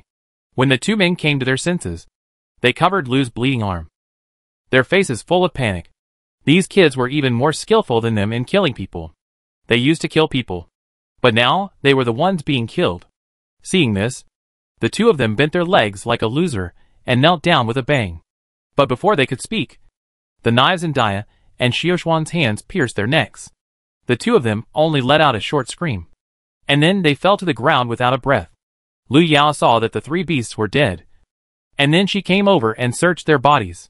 Xiaoxian and Dia saw this, and followed suit by searching the bodies of the people they had killed. Lu Yao couldn't help but praise their calmness. After a while, Lu Yao found more than 5 taels of silver from the man. Xiaoxian and Dia also came over with silver in their eyes. In the end, the three of them had more than 12 taels in total, which made everyone very happy. Together with the previous ones, they had 17 taels. If they keep working hard, they will have enough money to enter the city next time. Xiaobao and Arya watched Dia and Xiaoxian being praised, and were envious. They made up their minds in their hearts that they must not be cowardly next time, and must bravely move forward and face the enemy head-on. After collecting the things, Lu Yao led a few people to continue their journey. But this time, they walked more calmly, and did not go into the thorn forest. Moreover, after dawn, they also found that the wild vegetables everywhere were not bad. Although they were a little old, they were much better than what they found before. Lu Yao asked everyone to stop. They had already run so far, and no one was chasing them. They should be safe. But just in case, they still needed someone to watch over them. Thinking of this, she said to them, Xiaoxian and Xiaobao, you guys climb up the tree and watch over them. If you find someone coming, notify us immediately. Got it? Dia? The three of us should dig faster. Pick more. We don't have much to eat. We need to prepare more. Okay, miss. After that, everyone started to work quickly. Lu Yao took the opportunity to look up. It was not bright just now, so she did not notice it. Now she saw that this was not a single mountain. To the northwest, there were mountains. She could not see the end at a glance. Some of the tops of the mountains seemed to touch the white clouds in the sky. The clouds and mist were like a fairyland on earth. It was very beautiful. Lu Yao guessed that there must be a lot of water resources in this mountain. Otherwise the wild vegetables here would not be so moist. And the trees seemed to be greener than other places. However, such a mountain must have a lot of fierce and large creatures like bears, wolves, and wild boars. However, dangers and opportunities coexist. You can't get a tiger cub without risking it. Let's fight. I have superpowers in my hands. What's there to be afraid of a few big ones? Anyway, it was impossible to return to the official road now. So she would just walk along the mountain.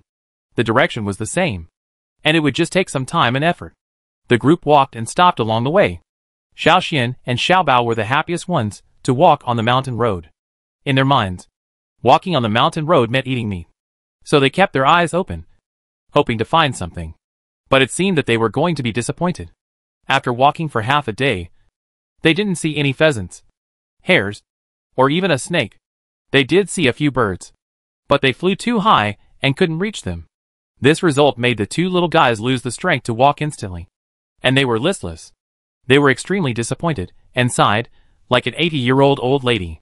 They didn't find any meat, but Lu Yao and the others did collect a lot of wild vegetables, which made the three of them feel much better.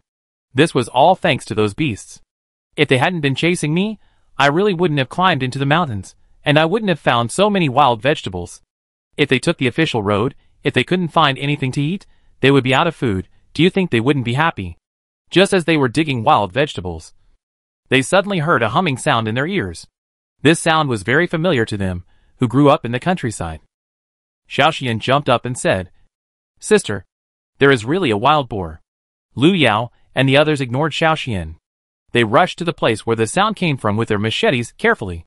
When they climbed over a small mound, they saw a wild boar not far from them, eating grass with its head down. What a big wild boar! Xiaobao swallowed his saliva. Lu Yao was a little stunned. You know, she and her friends had never encountered such a big one before. It looked like it weighed at least 300 kilograms. If they could kill it, it would be enough for them to eat for a long time. Besides, it was so fat, so it must have a lot of oil. Dia and the others also looked at the wild boar with shining eyes. Their minds were full of roast pork, braised pork, meat pie. They were drooling just thinking about it. Although Lu Yao was a little excited at this time, she was not so excited that she'd lost her mind. She still remembered the old saying, 1 pig, 2 tigers and 3 bears. This wild boar has another nickname called Black Tiger. You can tell how powerful it is just by hearing this name. When seeing the big wild boar approaching them carefully, Lu Yao immediately told the 4 of them to find a big tree and climb up to hold it tightly. No one was allowed to come down without her order. When the wild boar goes crazy, it's no joke. If you get hit by it, it's estimated that your intestines will be stabbed out. When the wild boar was less than 5 meters away from Lu Yao, the atmosphere suddenly became tense. Xiaoxian and the others who were sitting on the tree stared closely at the big wild boar not far from the eldest sister.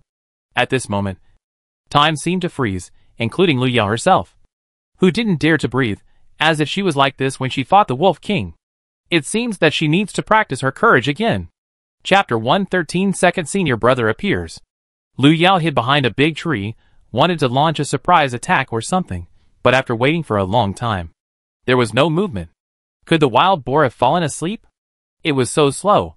Even Xiaoxian and the others on the big tree were dumbfounded. What was going on? Didn't it just come this way? Why did it suddenly turn around? The eldest sister was still waiting behind the tree. If it didn't turn around, what would happen to his braised pork? Because they were far away, they wanted to remind their eldest sister, but they were afraid that making a sound would scare the wild boar, so they could only watch it move away from them step by step. Lu Yao had been waiting for the wild boar for a long time, so she stuck her head out to see what was going on. But what she saw made her a little confused.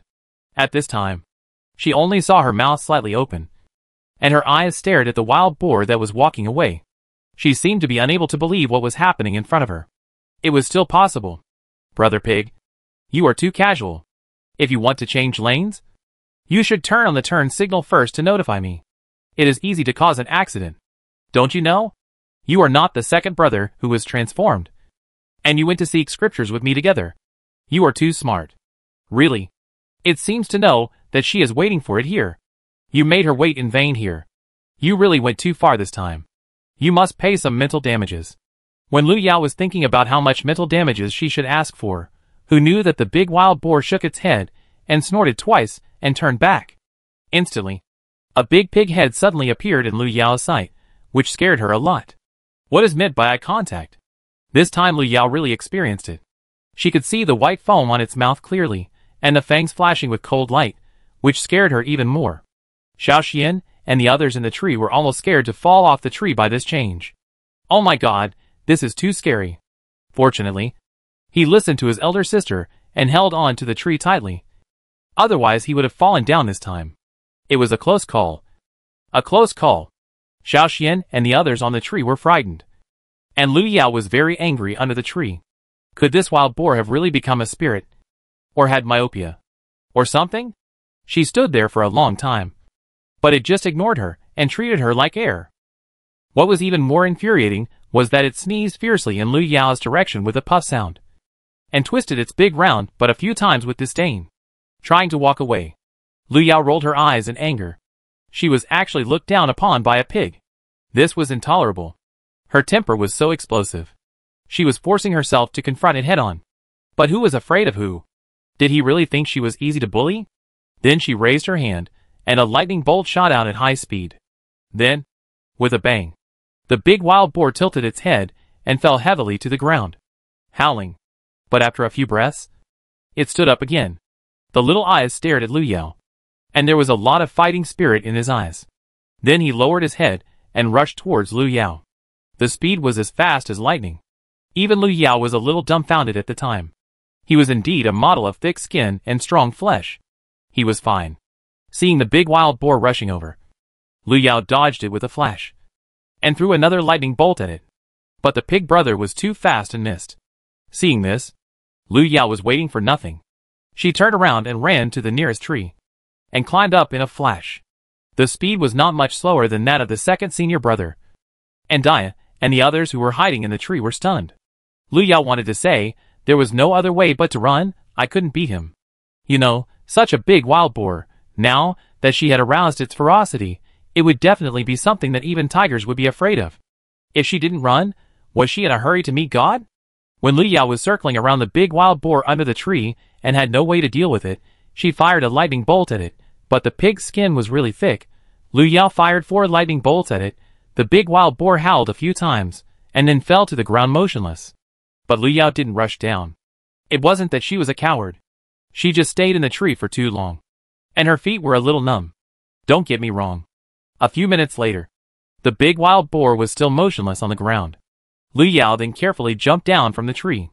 While the wild boar was still warm, Lu Yao took out a machete from the space, stabbed it into the wild boar's neck, and pulled it hard. The blood spurted out. Lu Yao quickly took a step back, saying it was a pity that she had nothing to put it in and wasted so much pig blood. If there is something to hold it, and then sprinkle some salt on it to solidify it, it will be a rare and good thing. When I was in junior high school, I went to a classmate's house to play. It happened to be a pig-killing banquet at home. The pig blood was made smoother than tofu by her mother. It was delicious. Later, I bought it from outside a few times, but I couldn't taste the same flavor. Maybe this is the difference between domestic and feed-fed. If there is something to hold it and water today, she thinks the taste will be right. This is all original. How can it be bad? When the blood was almost drained, she said to the few people still in the tree, "Come down. We have wild boar meat to eat." When they heard that there was food, Xiaoxian and Xiaobao ran faster than anyone else. When they saw the big wild boar lying on the ground, they shouted excitedly. Seeing the pig blood on the ground, Lu Yao quickly collected the wild boar on the ground into the space and took them away. She was afraid that the smell of blood would attract a bigger one, which would be troublesome. In her current state, she might not be able to defeat it. So for the sake of safety, she decided to leave first. Because there was no water, she was not in a hurry to deal with it in the space. She thought she would wait until she found a water source. Otherwise it would be difficult to deal with the stench. However, this made Xiaoxian and Xiaobao very anxious. They were a little unhappy and kept asking when they could eat meat. Lu Yao was so annoyed that she just wanted to beat them with a stick. It was too annoying. In the end, she had no choice but to agree to cook braised pork for them when she found some water. Only then did they calm down. If it weren't for the fact that he was her brother, and her only brother, she really wanted to kick him in the ass to make him know why flowers are so red. They walked for a while. Although they were sheltered by trees in the woods, they were still thirsty from the heat. Lu Yao took out the last bottle of water from the space. The 5 of them drank a sip each, and put the rest back into the space to save for next time. Now the last half bottle of water was their life-saving water. Lu Yao had no choice. If they couldn't find water, they would have to dig tree roots to quench their thirst, or they would be dehydrated. So now she could only lead them deeper into the mountains, hoping to find water as soon as possible. She was in a very bad mood. She had never felt this bad before, even in the most difficult times. Xiaoxian and the others were so scared that they didn't even dare to speak loudly. Alas! Lu Yao sighed heavily. If only there was spiritual spring water now. They wouldn't have to worry about water all day. Chapter 114 Bones Countless.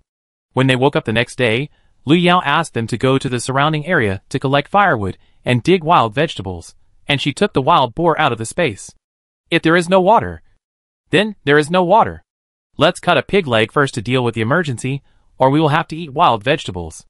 Last night, everyone shared the last piece of bread. For the few people with amazing appetites, this night was like a year.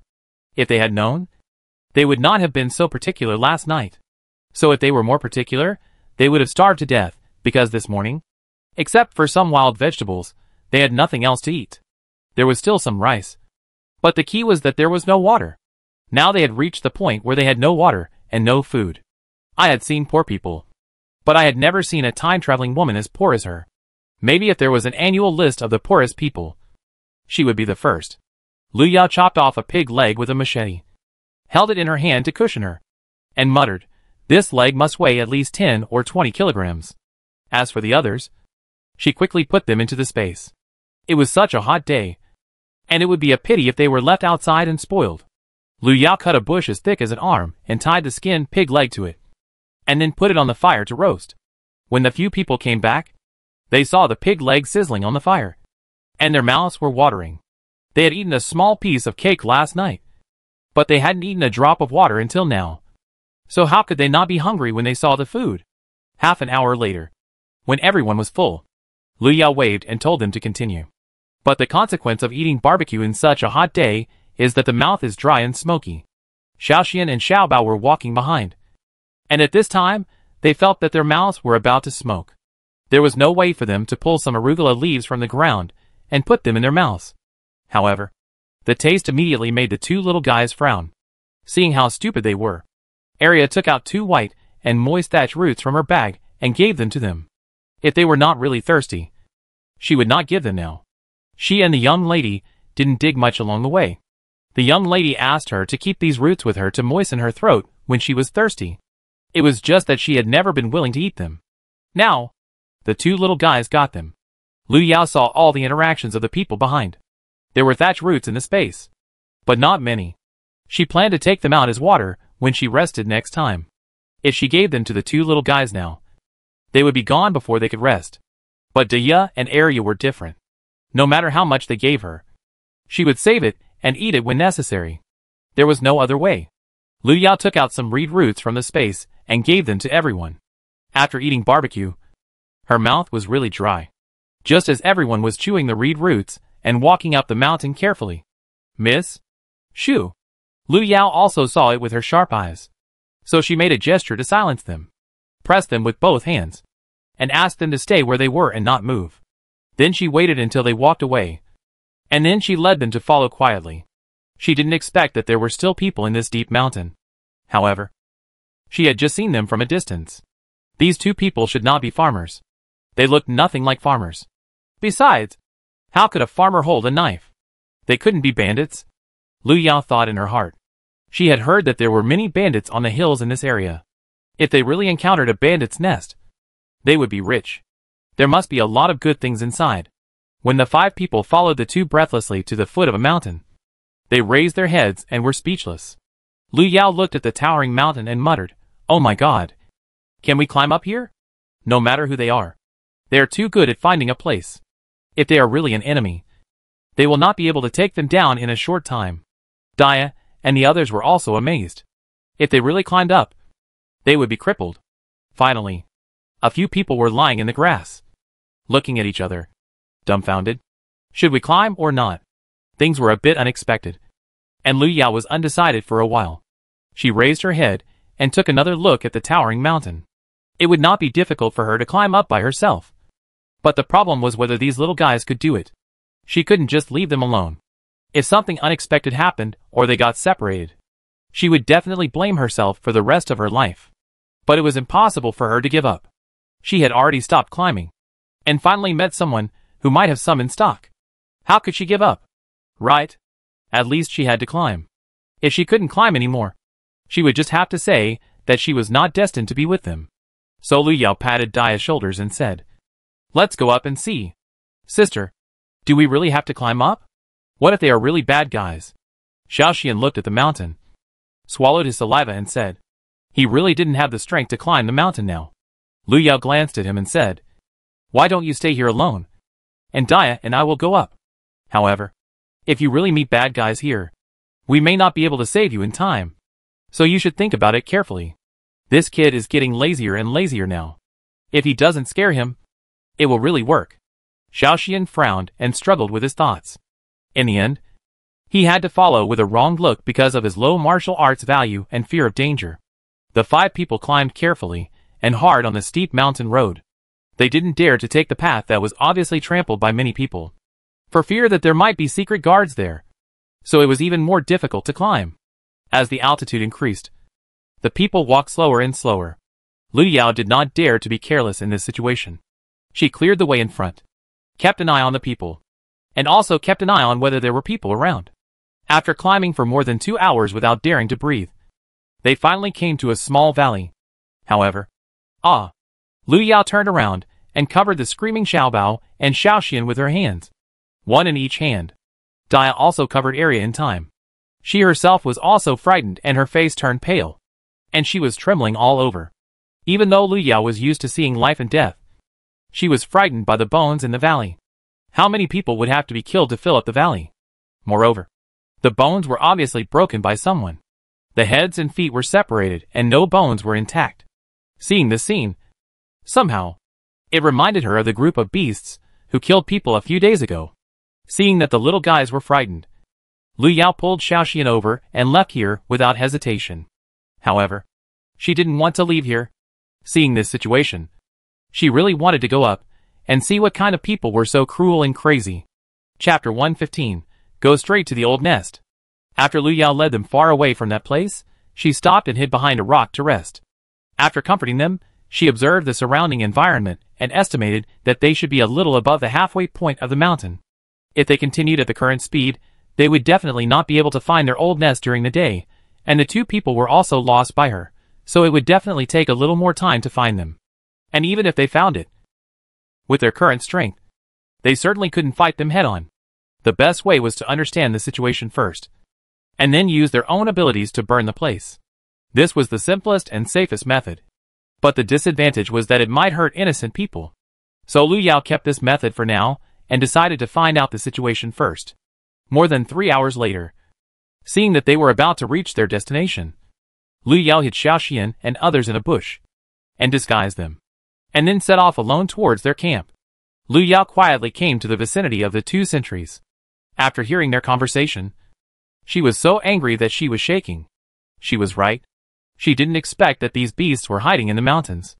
From what they said, they were going out to kill people again, and their boss led the way, because their destination this time was actually a small county town. However, after hearing the number of people going out, Lu Yao's back was soaked with sweat. She didn't expect that there were so many people in this group.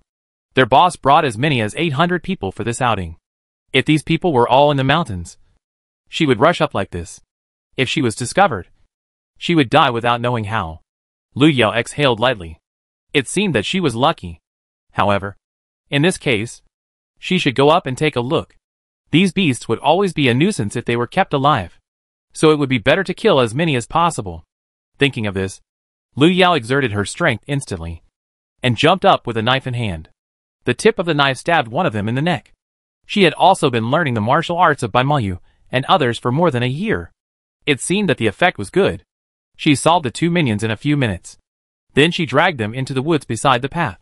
After confirming that everything was correct, she carefully touched them again. 10 minutes later, when Lu Yao saw the pile of bones in the square in front of a dozen wooden houses not far away, she still had nothing to understand. And when she heard the shrill screams from inside, she knew that this group of people must not stay any longer. Lu Yao avoided being seen and heard quietly under a lighted window, just in time to hear the conversation of two people inside dully. Have you heard? The boss said that the women and children brought back from the county this time will be rewarded. And I heard that people like us can also get a share. He also laughed obscenely. Listen to people's nonsense. Do you really think that those good things will be ours? Dream on. Do you know why the boss wants to attack the county this time? Why? I heard from my old fellow villager that the boss wants to develop in more distant places. It seems that there are too few people here. But these foods can't be taken away, so they have to make them all into dried meat or braised meat. Didn't you hear the shouting in the kitchen all day long these days? Old Hu and his men are almost exhausted. I heard him say that they had killed almost all of them tonight. But it seemed that there was not much salt left. So the boss personally led people to attack the county town and get some benefits. Is that so? I thought I could hug a woman this time. But there were soldiers guarding the county town. So how could the boss get in? Another person asked in confusion. So I said, you are ignorant. You don't even know that there are our people in there. And I heard that it was a master or something. Otherwise, where do you think those good guys and fat people came from? Ah? What? You are ignorant. You have gone down the mountain so many times. And you have never seen those disaster victims who are not skinny, without any meat on their bodies, and dry. Lu Yao couldn't stand it after listening for a while, and walked away. If she hadn't climbed the mountain for so long, there would be nothing in her stomach. Otherwise she would have almost vomited. These people who called him a beast overrated him. They were worse than beasts. But since there were no more people on the mountain, she could go all out and do it boldly. But before taking action, she had to get some benefits otherwise. Why did she come up so hard? Doing justice for the heavens was just a side job, and heroes also had to eat. Thinking of this, Lu Yao went straight to the wooden house that looked the most luxurious. It didn't matter if there were people in front, there was still the back. This piece of wood couldn't stop her now. It couldn't stop anyone with a little strength.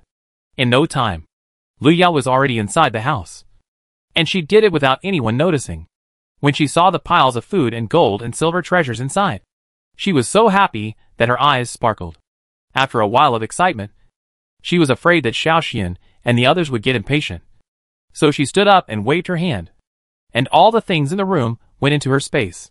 As for the master's room, she had no interest in it at all. She had just checked. And there was a woman lying on the bed. And she looked pretty good. But think about it. If she didn't have some beauty, she wouldn't be able to enter that door. So if she really went over there, it would be bad if she woke them up. Seeing that she had taken almost all the things, Lu Yao raised her little hand and shot a lightning bolt towards the thatched roof. After seeing the fire, she used the same method to set other wooden houses on fire. For those who came out to stop her, she killed them one by one with a knife. Either their heads or their chests burst into pieces. Lu Yao killed these people without blinking an eye. Today, no one on the mountain can escape. But this body has a good fighting power. It seems to be more useful than her special ability. It is faster and more convenient to kill one by one with a knife, and she doesn't have to use it secretly. At this time, those who were called demons instinctively ran away. They thought that the little girl covered in blood was the demon. When everything was resolved, more than an hour had passed, and Lu Yao was covered in blood. She raised her hand and wiped it with her sleeve, intending to wash it first. Otherwise it would be bad to scare the children. She had just seen a spring on this mountain, but the water output was not large. Lu Yao walked over and filled the bamboo tube in the space first. She went down to clean it. It was a pity for the water. It would be better if there were things to put in it. Although she had seen a lot of things in the wooden barrel on this mountain, the key was that she didn't dare to use it. So it was a pity. After everything was done, Lu Yao clapped her hands and left the place, and quickly ran to the place where Xiaoxian and the others were hiding. Chapter 116. A fire burned it. This trip up the mountain, not only did she do justice for the heaven, but she also gained a lot. She roughly calculated that, not counting the gold and silver jewelry, there were more than 1,000 taels of silver alone. She didn't expect that there were so many valuable things in silver on the mountain. It seems that today's decision was really right, otherwise they would have to wait a long time to get so much silver. But she would not touch the gold and silver jewelry and jade, and would exchange them for silver when she arrived in the capital. If it didn't look like a lot, she really didn't want to take it, because she always felt miserable when she saw it. As for those houses, she didn't touch them at all. She burned them all.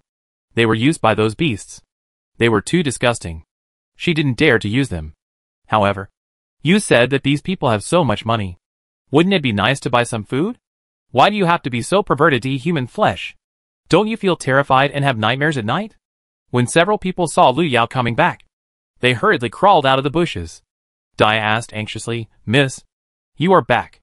How are you? Are you okay? Are you injured?" Lu Yao looked around. The mountain was silent at night. So quiet that it was a little scary. But fortunately, the moon was good today, and there were so many people accompanying and caring about her. It was really good, seeing that everyone was anxious. She said, "No. There are only 20 to 30 people on the mountain now. And they were all killed by me. Your lady.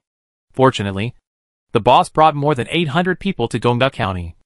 Otherwise I would not be their opponent." "Ah. More than 800 people. So many? Well, I heard that they have been gone for 2 or 3 days. And they should be back soon. So we have to set off quickly at night and leave this forest before they come back. Then let's hurry up," Xiaoxian said anxiously after hearing what her elder sister said. But after walking just 2 steps, Lu Yao, who was walking in front, suddenly stopped. Seeing her young lady suddenly stop, Dia thought something had happened.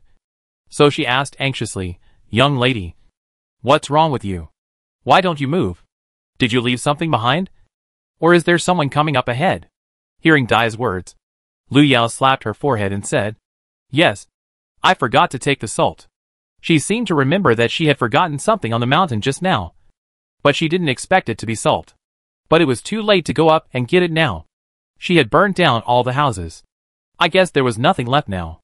The two men just said that there was not much salt, so she didn't see it in the warehouse, and she didn't think about it for a while. Now think about it. Even then she thought about it. She didn't dare to go into the kitchen, so she didn't take it. Eating less salt is healthy. Lu Yao couldn't help but comfort herself. After thinking it through, Lu Yao led them to set off again in the moonlight. The way down the mountain was not very difficult to walk. There was a small path opened by the bandits, and they could get down the mountain quickly along this path. But now she didn't dare to take this road. If she met those people face to face, it would be a disaster. So for safety, she ordered to open a new road. The few people walked in the dark all night. Until dawn, they walked out of the mountain and came to the official road again. After going down the mountain, they did not stop to rest, but gathered their strength and walked for another 2 hours in one breath. Only then did they dare to find a place with few people to stop and rest and eat something. Just kidding. They were in the area where those beasts were active. Would she dare to stop to rest?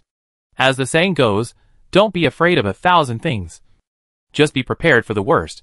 If what you fear happens to happen, then they should just blow up. And why bother to learn from the scriptures? No slip of the tongue, but why bother to escape, don't you think? The rest time passed very quickly, but the time to wait for the meal seemed very slow. Xiaoxian and the others watched the big pot of wild boar meat stewed by Dia, bubbling in the iron pot, and they couldn't help choking on their saliva. Okay, stop looking, go get the bowls, and it's time to eat. Wow, finally we can eat.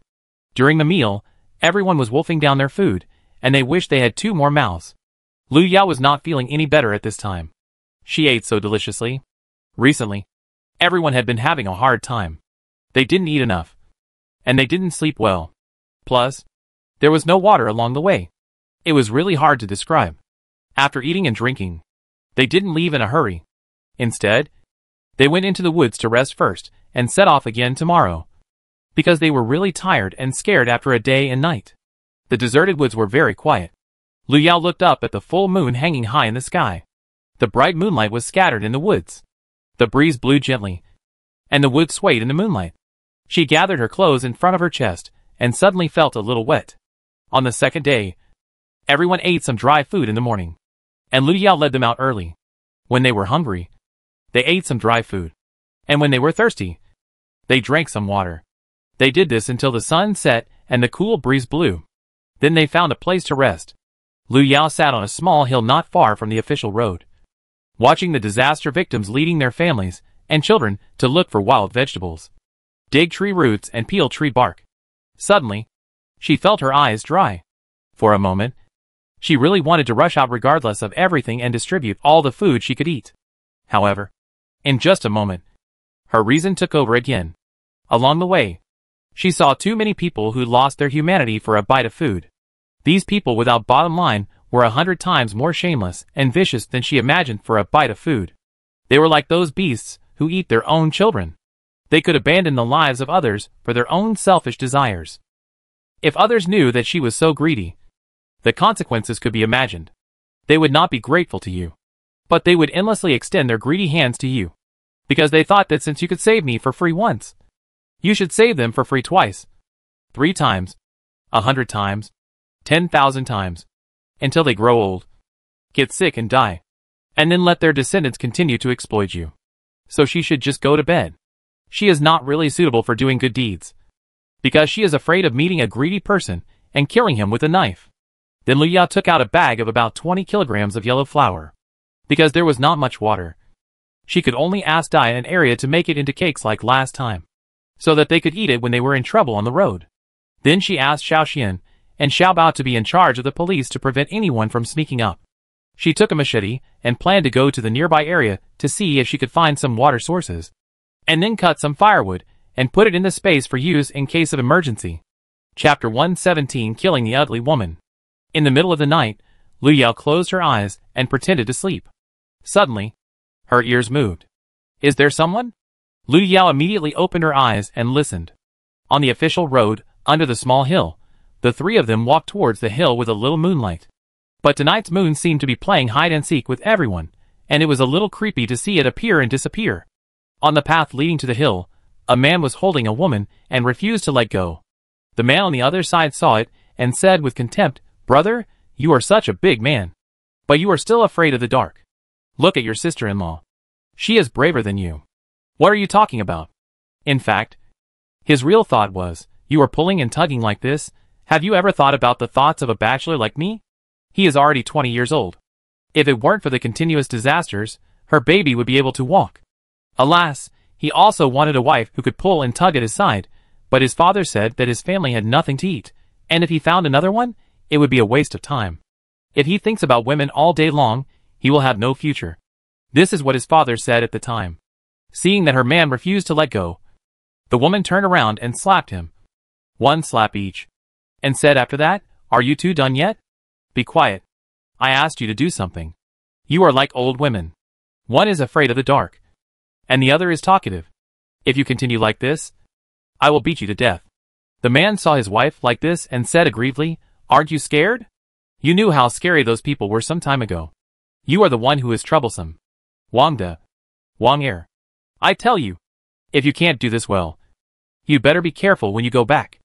Wangda and Wang-er heard what the woman said, and then thought of the big knife in their father's hand, and trembled with fear. In addition to being afraid of this big and strong sister-in-law, the two of them were most afraid of their father. It can be said that no one in the family was not afraid. Just a look could make them tremble with fear. So he changed the subject and said hurriedly, "Sister-in-law, do you think these little brats really have food in their hands?" Wangda also said after hearing this, "Yes. Wife, this can't be a mistake. Our father is such a powerful man, and he still has nothing to eat. You said that a few little brats can have food. Why don't I believe it? How do I know? It's because of your good sister. She does nothing all day, but she has a lot of things to do. Just now, when she came back from relieving herself here, she said that she smelled me here, and it was just a few children. If your father wasn't unsure, and if he was too hungry to move, he would have come here with a knife. Okay, stop talking nonsense. Just go up and take a look, and you'll know. Don't be like a woman, whining all the time." After saying that, she pulled her hand away and walked towards the hillside. But she had completely forgotten that she was a woman, and a strong woman at that. Lu Yao heard their conversation and couldn't help but mutter in her heart. Could it be that all time-traveling girls have this attribute of attracting bad luck? Wave after wave. This is endless. Right? Thinking of this, he patted Dia beside him, and gestured to keep quiet. Then he took Dia with a knife and blocked the road that the three of them had to pass. "Oh! No. Wife, why did you hit me? Look for yourself," the woman said speechlessly. Wangda looked up in the direction his wife pointed, and saw Lu Yao grinning at them. He was so scared that he accidentally fell to the ground, thinking he had seen a ghost. So he got up and wanted to run back, but his collar was pulled by his wife, and he couldn't run. The woman was quite courageous. Seeing Lu Yao and the others blocking the road, she said, "Little girl, why are you blocking us so late at night?" Seeing that she was shameless and putting the blame on others, Lu Yao was so angry that she laughed instead and said, "Auntie, you are asking this. Are we waiting for you? Otherwise, I would be bored and playing here. What are you waiting for us for?" "What? I have to ask you. We are here to rob things. Don't think we are afraid of you just because you two little brats have a knife. Hand over the things wisely to avoid physical pain." The woman saw that no adults came out after such a long time. She thought that her sister-in-law was right. They were just a few children. So she spoke boldly. "Yes, hand over the things if you know what's best for you." Seeing this, Lu Yao didn't want to waste time talking to them anymore. She jumped up and kicked the woman to the ground instantly. And her man was also stepped on by Dia at this time. He kept yelling, "Second brother, go back and call Dad, hurry up." He believed that as long as his dad came, there would be a way to deal with this little girl. Seeing that he was still not obedient, Dia kicked him twice before he became obedient.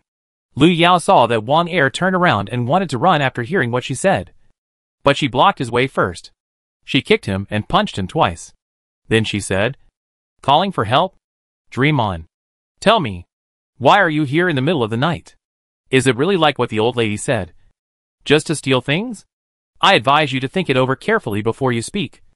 Otherwise it will not be just a matter of 2 hits. Lu Yao said quietly, while gesturing at the machete in her hand. Wang Er was trembling with fear. He didn't expect that this little girl, who was not even half his height, could be so strong. It seemed that he had hit a wall this time. So he said, "We really just wanted to steal some things. Our father didn't allow us to kill people. But my sister-in-law said that if we saw a good-looking boy, we would take him to sell for food." Wang Er, you are stupid. You will die a miserable death. Before Wang Er finished speaking, the woman started to curse. However, after being punched and kicked by Lu Yao, he lay there and dared not move. "Go on." My sister-in-law said, "If it's a girl, let me and my brother have sex with her, and then secretly kill her." Hearing this, Lu Yao turned around and kicked her twice, and then she felt relieved. This is a typical example of being ugly, and not letting others have a good time.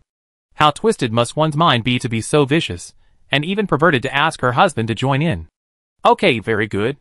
The woman was still afraid at first, but when she saw Lu Yao and the 2 little girls, she didn't believe they would really dare to kill people, so she gradually became less afraid.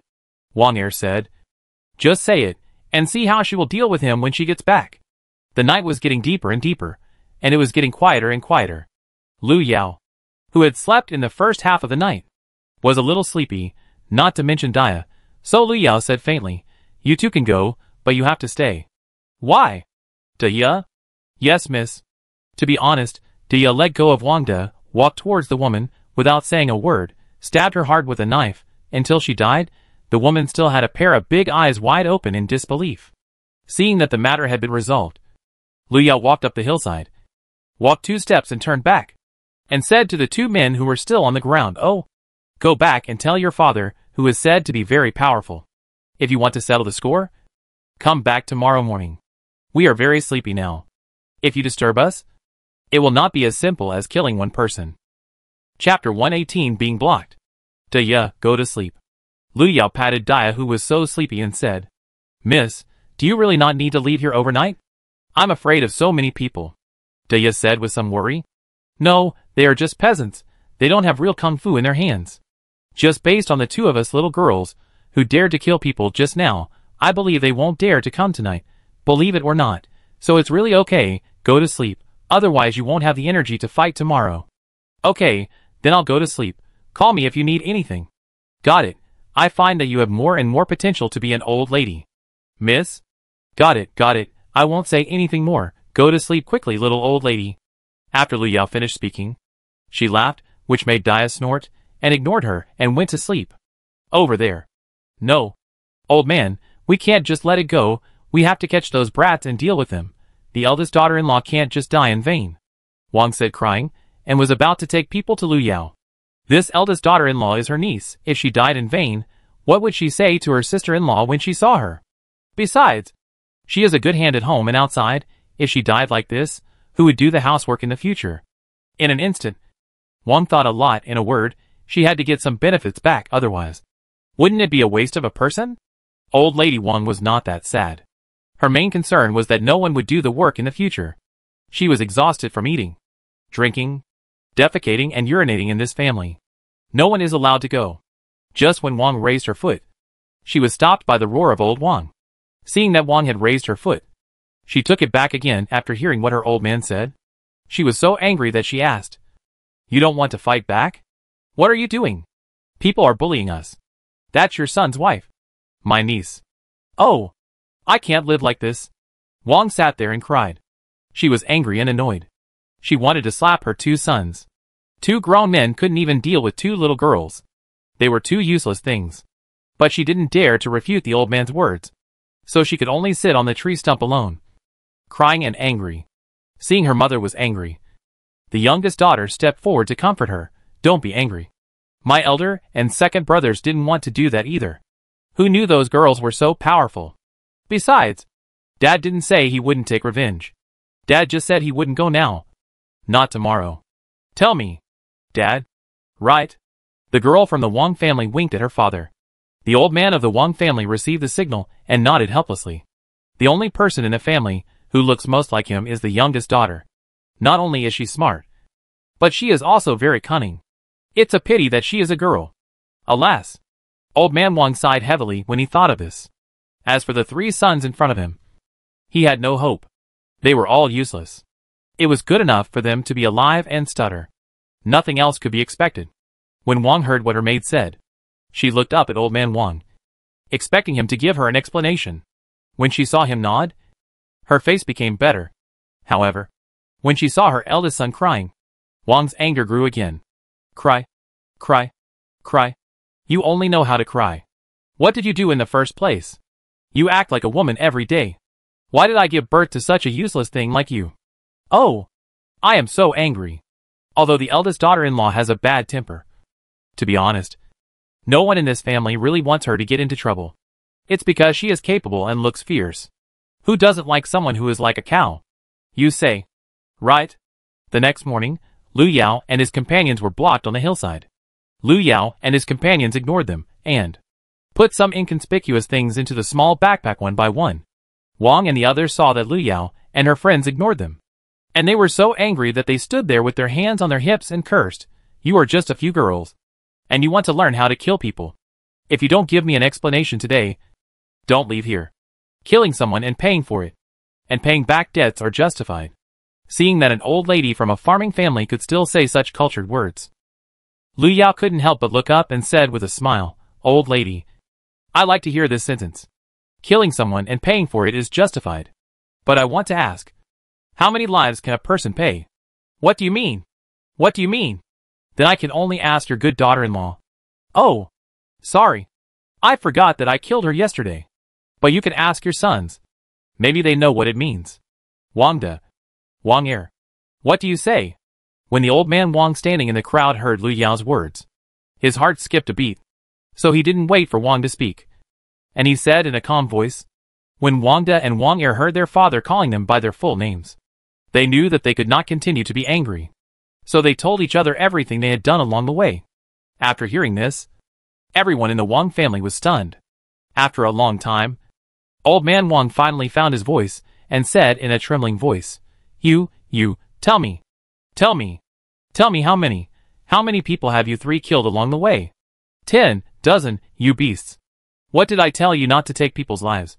You can't take people's lives. What did you do? What did you do? I am so angry. The people in Wangjia village, who came to watch the fun also sighed. They didn't expect that the woman was not only scary in appearance, but also did something even more scary. After hearing what the old man said, Lu Yao laughed twice. This old man is a whore who wants to be a saint. You let people rob people's things, and you don't even care about their lives. So she looked at him with contempt and couldn't help but said, Old man, I'm going to rob your family now. How many days do you think you can last before you die? How about we give it a try? You little girl. You slut. What are you talking about? You. Wang Shi started to curse again when she heard Lu Yao say that. But, Pa. Dia walked over and slapped Wang Shi. You.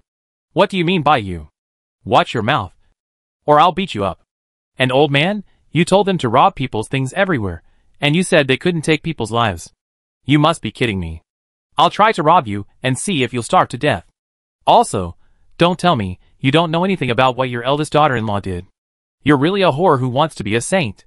You're so shameless. Wang Mu saw his mother being beaten, and he raised his foot to kick Dia, while cursing. When Dia saw this, she did not retreat but jumped up and kicked Wang Mu twice. He fell to the ground and could not even get up. He kept screaming. It seemed that he was kicked hard. Wang saw her beloved son being beaten. She did not care to scold him. She went forward to hold him and asked worriedly, Mu, where are you hurt? Although they saw their people being beaten, no one dared to go forward. It was not their cowardice. If there was anything to blame, it was because these girls were too powerful. Old man Wang turned around and wanted to ask the villagers for help. But he saw that those clansmen, who were brothers with him, were all far away from his home. He turned around and stared at Lu Yao and the others viciously. It was all because of this little girl. Now he had lost all his dignity. Lu Yao pretended not to notice his look. Seeing that everything was almost ready, she clapped her hands and told everyone to set off. Old Wang wanted to ask them to stop, but when he saw Lu Yao's gloomy eyes, he swallowed the words back. Chapter 119, Soldiers Killing People. Lu Yao sat under a big tree to rest, pulled out 2 yellowed papers from the space, which were the severance documents and household registration papers when she left the old Lu family, which were the only things left for her after the space change. It seems that this time-traveling god also knows the importance of this piece of paper to an ancient person. That's why he didn't turn it into foam and disappear with those materials. The Dasha state's household registration management can be said to be very, very strict. Without this piece of paper, it is not a good citizen. These people without household registration certificates are like goods. They can be bought and sold at will, or even killed, and their descendants will also be slaves, which will continue from generation to generation. Lu Yao looked at this household registration paper and was worried. Now among the 5 of them, only she and Xiaoxian have it. Xiaobao, Dia, and Area can be said to be illegal households now. Even if they go to Kyoto, they can't enter the city gate, let alone settle down. However, Lu Yao has no plans to go to Kyoto now. She wants to live in the north. But the north does not necessarily have to be Kyoto. It seems that we have to see if we can spend some money to register their household registration. Otherwise, they can't enter the city. They need to buy a lot of things. It's impossible not to enter. If they are left outside, it will be even more impossible in this chaotic war. Alas! Lu Yao sighed heavily, missing the original space for the 108th time. If the original space is still there, it would be great. Then put them in it, which is safe and can save a lot of money for the city entrance fee. It's good to kill 2 birds with 1 stone. Unlike now, she was so worried that she was dying. However, in this year of disaster, she didn't believe that they were the only ones without household registration. Besides, every prefecture is extremely short of population now. Maybe the officials would like you to settle there, so things will work out when the time comes. It's useless to rack your brains now. She has time, so she should think about how to find more water resources. After thinking it through, Lu Yao felt lighter and her mood improved. However, Dia behind her frowned. When she saw the paper, her eyes were a little dim. She also knew the importance of this household registration. When she left home, her grandfather distributed this household registration to every family. At that time, she remembered that her mother wrapped this paper in oil paper and sewed it on her father's clothes in 3 layers, fearing that it would be lost accidentally. But that day she and Arya went up the mountain to find food, and everything happened so suddenly. If she hadn't seen the situation was not right, and had pulled Arya to hide, they might have turned into a pile of bones. Lu Yao turned around and looked at them, comforted them a few words, put the 2 pieces of paper back into the empty space, patted the grass and with chips on her buttocks, stood up and said, "Let's go." When these 2 words were spoken, only Lu Yao knew how far it was. The road ahead was long, but they didn't know where they were going, and they didn't know what unpredictable things they would encounter. On the way, they met many disaster victims, but after several murders, the victims were like frightened birds. They all went their own way. Even if they met acquaintances, they would not take the initiative to greet them. Lu Yao led a few people to walk north for 4 or 5 days. Their luck seemed good. They found a half-dried river, which finally solved the urgent problem and saved them from dying of thirst. However, Lu Yao did not dare to let them drink such water. But they had to drink the water. She had no choice but to make a simple filter with a bamboo tube. At first, Dia and the others didn't know what their young lady was doing. She was making a small hole at the bottom of the bamboo tube, pouring sand, stones, and charcoal into it. But in the end, when they saw the yellow river water pouring into the bamboo tube, and then flowing out from the bottom, it was no longer so yellow. They were all amazed and asked her how she did it. She poured it several times like this, until the river water was clear, and Lu Yao dared to let them boil it and drink it. Otherwise, she was really afraid that it would be the same as last time.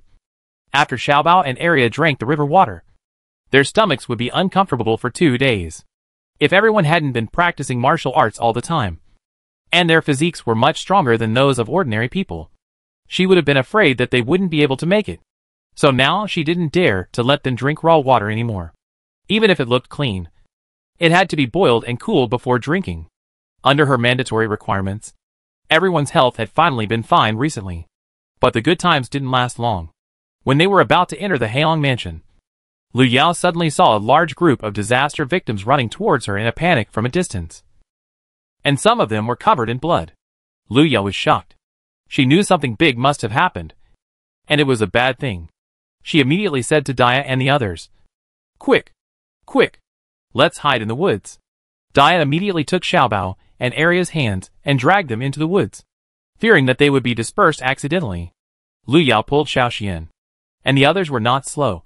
They had already reached the woods while talking, and there were many people running in behind them. Some people even shouted while running, "Everyone, run! The soldiers are killing people! Run away! The soldiers are killing people!" When Lu Yao heard this, the first thing she thought of was to capture the men, or to kill innocent people for credit. Apart from these two things, the soldiers would not kill them without reason. Looking at the disaster victims running in from behind, Lu Yao hurriedly said, "Dia, it's not safe here. Let's leave here quickly and go deep into the mountains." If it was really what she thought, then those people should not kill them. Unarmed children. But they should be prepared for the worst, regardless of whether they ran away or not. Even if the officers and soldiers wanted to claim credit and receive rewards, they would only search at the bottom of the mountain at most, and would not go to the trouble of going into the mountains to look for people. So now their only way out is the mountains. What's going on every day? Killing people every other day.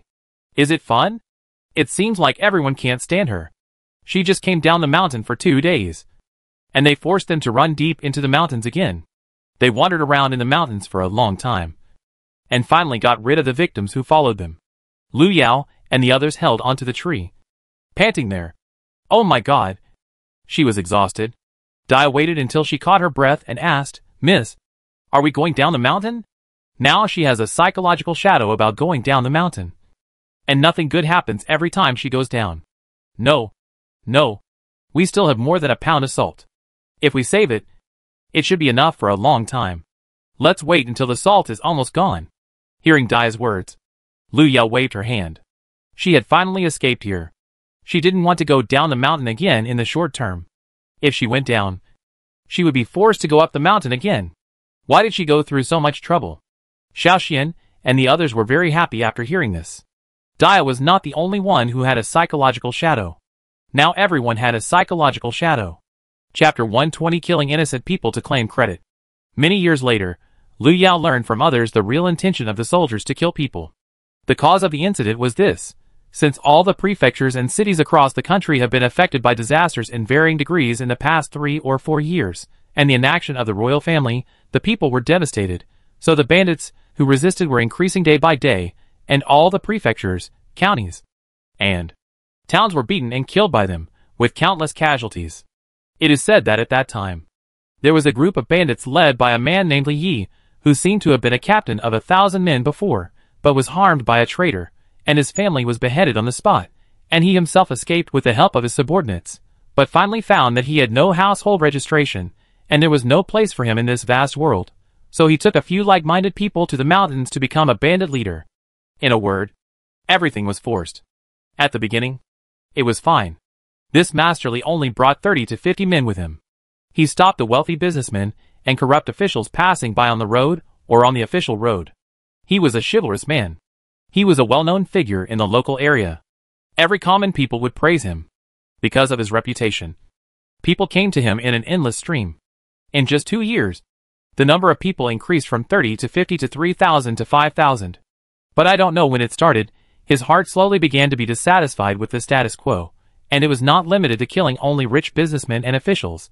He would snatch beautiful women whenever he saw them. This change made his gang of subordinates very happy, drinking wine every day, holding beautiful women, and living a happy life. But this made the people around him suffer. Now they dare not even mention it, and they even cursed him in private.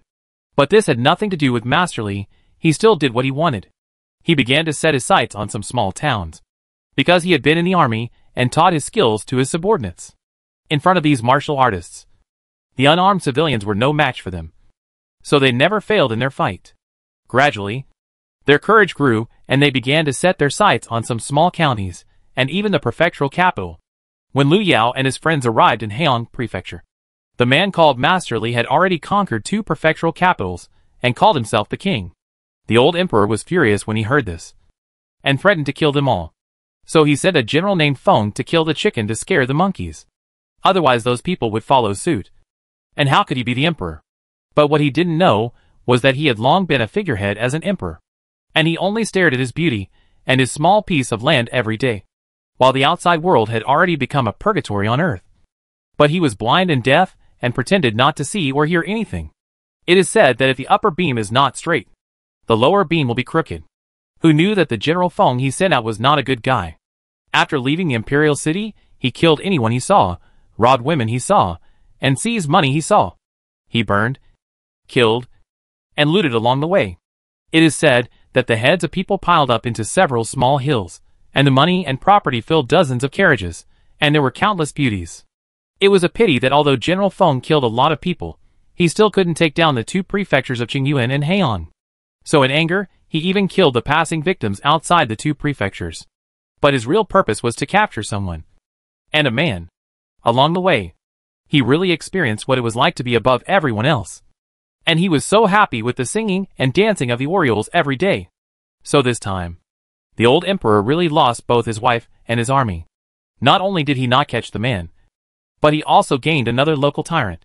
When General Feng proclaimed himself king in Yangning Prefecture, thousands of miles away from the imperial city.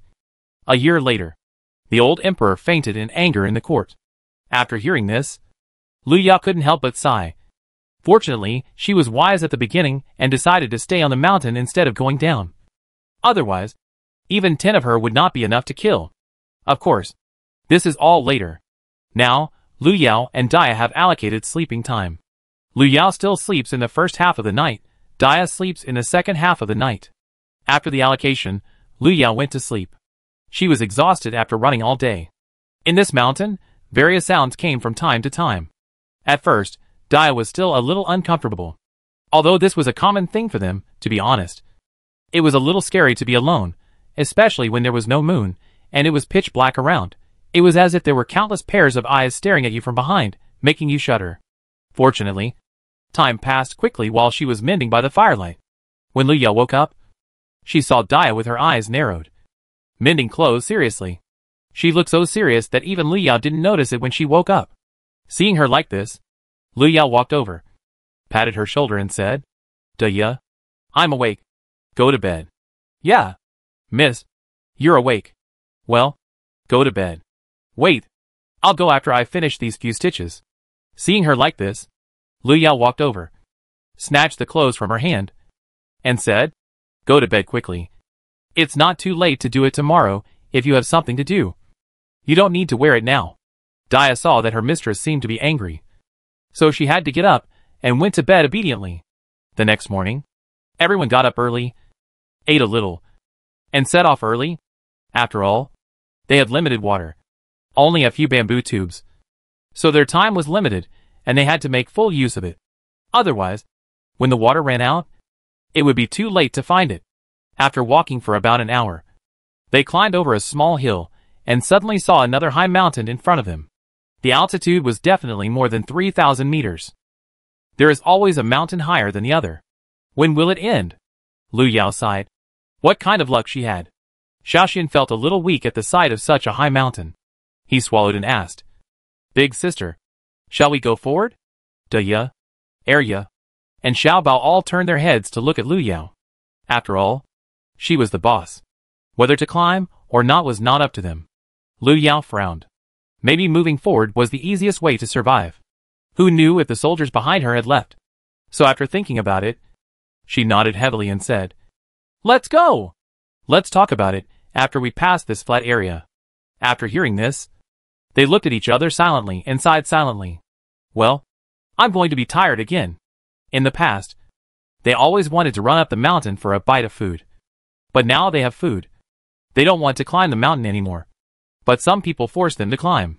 Alas, life is so difficult. Liu Yao turned around and saw them all looking dejected. She couldn't help but said with a smile, "Why don't you hurry up? Don't you like climbing the mountain the most?" Chapter 121 Stream. The group walked for another half an hour. And gradually Liu Yao felt that the air here seemed to be a little more humid than outside. And it was not as hot as before. She felt that there was probably water here. And there must be a lot of small animals here. The mountain looked lush. But there were not many trees at the foot of the mountain. But there was a lot of grass. This environment was most suitable for herbivores to survive, such as rabbits. goats, deer, and other herbivores. Of course, if there are herbivores, there must be carnivores. After all, they exist everywhere in the food chain. However, with the current strength of the 5 of them, as long as they don't appear in groups, they are not afraid. If there are 1, they will kill 1. If there are 2, they will kill a pair. However, if there are more than 40 or 50 of them, they will probably sing Liang Liang collectively, and then die together. Moreover, when she was walking just now, she had carefully observed that the grass on the ground had been eaten. And in the bushes, there were also grains of rabbit feces that looked like black bean curd. If there is a water source here, it would be a good choice to stay here for a while. But the premise is that there must be sufficient water source. Otherwise, within 5 days, they will have to sing Liang Liang together. They searched all the way, and continued to walk for more than an hour. They did not encounter any animals. But they also did not encounter water sources. Just when everyone was discouraged, Lu Yao's ears moved, and she seemed to hear the sound of flowing water. Just when she was about to speak, Dia, who was running in front to explore the way, jumped and shouted, Miss, hurry up. I seem to hear the sound of water in front. And it seems that the water flow is not small. Hurry up. Lu Yao smiled knowingly, and she was not mistaken. At the same time, she couldn't help but breathe a sigh of relief. Now they didn't have much water. There were only 2 bamboo tubes of water left in the space. It was too hot that day, even though it was a little cooler here than outside. They were sweating profusely. The more they sweated, the greater the demand for water. Now the 5 of them were smelly, and there was no dry place. In addition, they hadn't taken a shower for a long time, and their hair was tangled. The smell was enough to suffocate people. It was estimated that the smell would be enough to paste the wall. Now let them find the water source. She is naturally the happiest, and I can take a bath quickly. Think of this. The corner of Lu Yao's mouth was almost rooted. But at this time, the happiness in her belongs to Xiaoxian. They are 3. They are 3. They are 3. After hearing Diya's words, I suddenly became excited. All of them rushed to Diya's side at the fastest speed. When they arrived at Diya, sure enough, I heard the sound of water flow, and it's not small. Everyone is even more excited this time. Several people couldn't wait in a hurry in the direction of the water. A few minutes later, they saw a stream. Although it was not big, only about 2 or 3 meters wide, the water flow was not small, which was enough for them to eat and drink. It was estimated that it would be enough for more than 100 people. Sister, we have water. Xiaoxian and Xiaobao ran down happily. Just when they scooped up the water and were about to drink it, they were stopped by Lu Yao, who arrived in time. Wait a minute. You can't drink raw water. Forget what I told you. Water must be boiled before drinking.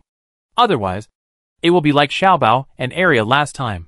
Don't cry when you have a stomachache. Okay, I'll drink it later. But sister, can we play in the water for a while? Lu Yao looked at the water and found it was not deep. Xiaoxian stood in the middle, and it was only up to his thighs. So she smiled and said, This is okay, but be careful, Diya Arya. Let's go down and wash too. After we wash, we will walk up and find a place. Sister, come on. There are fish here. Before Lu Yao finished speaking and went down to wash, Xiaoxian and Xiaobao shouted excitedly in the water, and their eyes lit up when they saw the fish. After all, they hadn't eaten fish for a long time.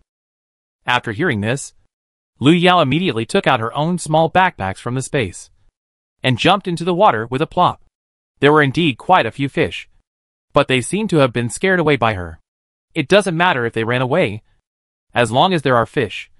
Why worry about not being able to catch them?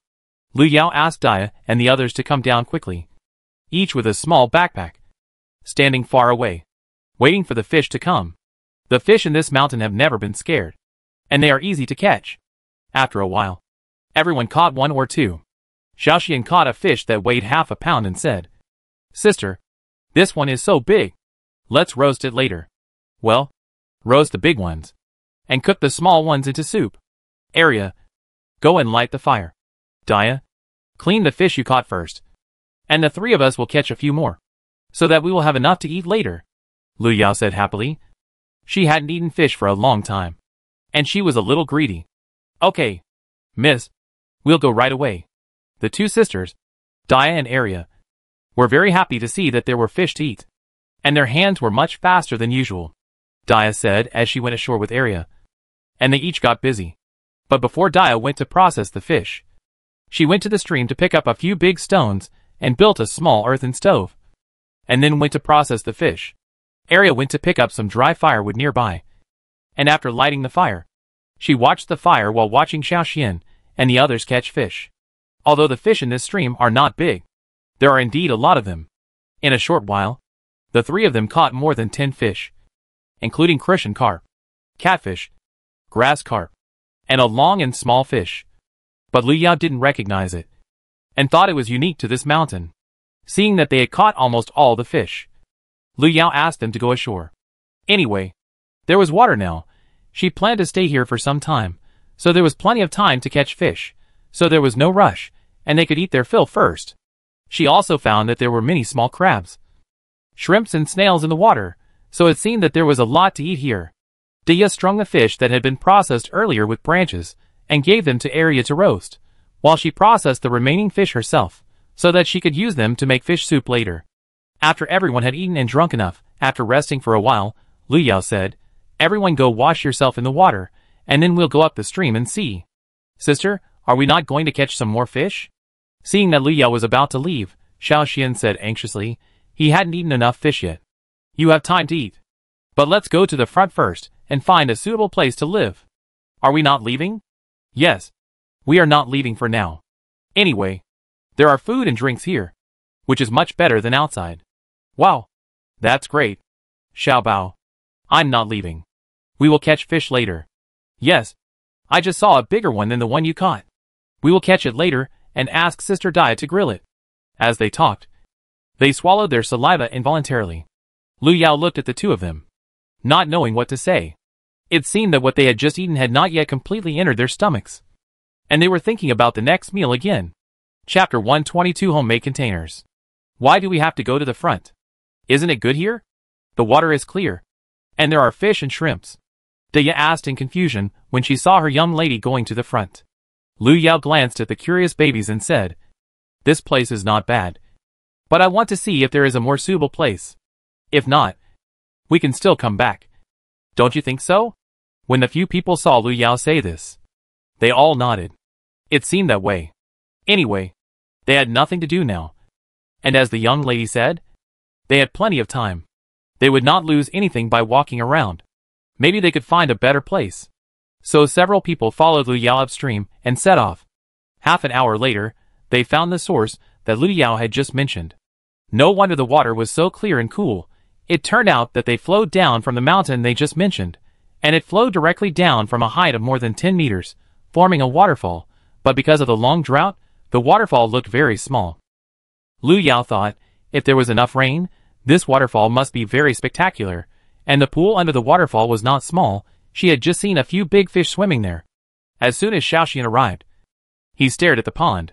He also saw the fish. He pulled Xiaobao beside him and whispered, "Xiaobao, I just saw that the fish here are bigger than those there. We don't need to go there. When we catch them, we can each catch one. Okay?" "Yes. There is one for the eldest sister, one for the eldest sister, and one for the second sister." When Xiaobao heard that each of them caught one, his eyes narrowed with joy. But he did not forget his sisters. "Well, this is it. Let's set up a camp here. But we have to stay a little further away from here. Otherwise the sound of the water will be too loud," Lu Yao said happily. But because the sound of the water was too loud, her voice increased a lot. Lu Yao looked around and finally chose a location about 10 meters away from the pond. There was a rock there. If they set up camp there, it would be relatively dry and not too far from the pond. After choosing a good location, Lu Yao led everyone to cut down trees. Any size would do. The big ones would be used as pillars, and the small ones could be used as roofs. It would also be best to cut down all the trees around the camp and clear all the grass. This way, if there was any danger, it would be easy to see. And they didn't plan to live here for the time being, so they didn't have to worry about soil loss caused by cutting too much. Besides, even if they wanted to live here, reality didn't allow it. There was only a little over a pound of salt in her space, so they couldn't stay here for a long time, let alone for a long time. Fortunately, They were all strong now. When it got dark, they had cut down more than 20 trees in more than 2 hours. It seemed that the effect was good. They would continue tomorrow. After a tiring day, they had a simple meal, washed up, and went to bed early. Xiao Xian even forgot to catch the big fish that he had been thinking about for a long time. The next morning, Lu Yao went to the pond and caught a few fish. Each of them grilled one fish for dinner. The two little ones, who had just woken up, were very happy. Since Lu Yao was on duty in the second half of the night, she went to catch fish at dawn with her backpack. Moreover, fish in the morning were the easiest to catch. She still had a lot of them in her space. However, except for Dia, who got up early, the other three did not know about it. And Lu Yao did not plan to say much. Everyone had been doing physical work these days, and they had to keep up with nutrition. Otherwise they would be exhausted. After dinner, Lu Yao asked Xiao Xian, Xiao Bao an area to clean up the branches, while she and Dia, the two older ones, continued to chop trees with machetes. After 3 days, they finally cut enough wood for what they needed. Then she tied the wood of similar size into a raft with tree stalks, staggered in length, and finally clamped the wood of similar size to the raft and tied it with ropes. The same was done on top, because she was not tall enough. She also made a small ladder. In this way, a wooden shed like a container was built. But remember that such a shed must not be too high. Otherwise it will fall apart and be difficult to build. Since they were all children, her shed was only a little over 2 meters high and 2 meters wide, but at least 4 meters long. Of course, it is not enough to just use wood to build it. It is okay now that it is not raining, but it will be bad if it rains. So if conditions permit, apply a thick layer of mud all around and on top. This will prevent rain and insects. Of course, you also need to apply a layer of mud inside the shed. It is best to apply it thicker, so that if it is cold, you can make a small fire inside. Now there is only the last step left. I saw Lu Yao tying the straw that Dia wanted one by one, and tied them layer by layer on the top of the wooden shed.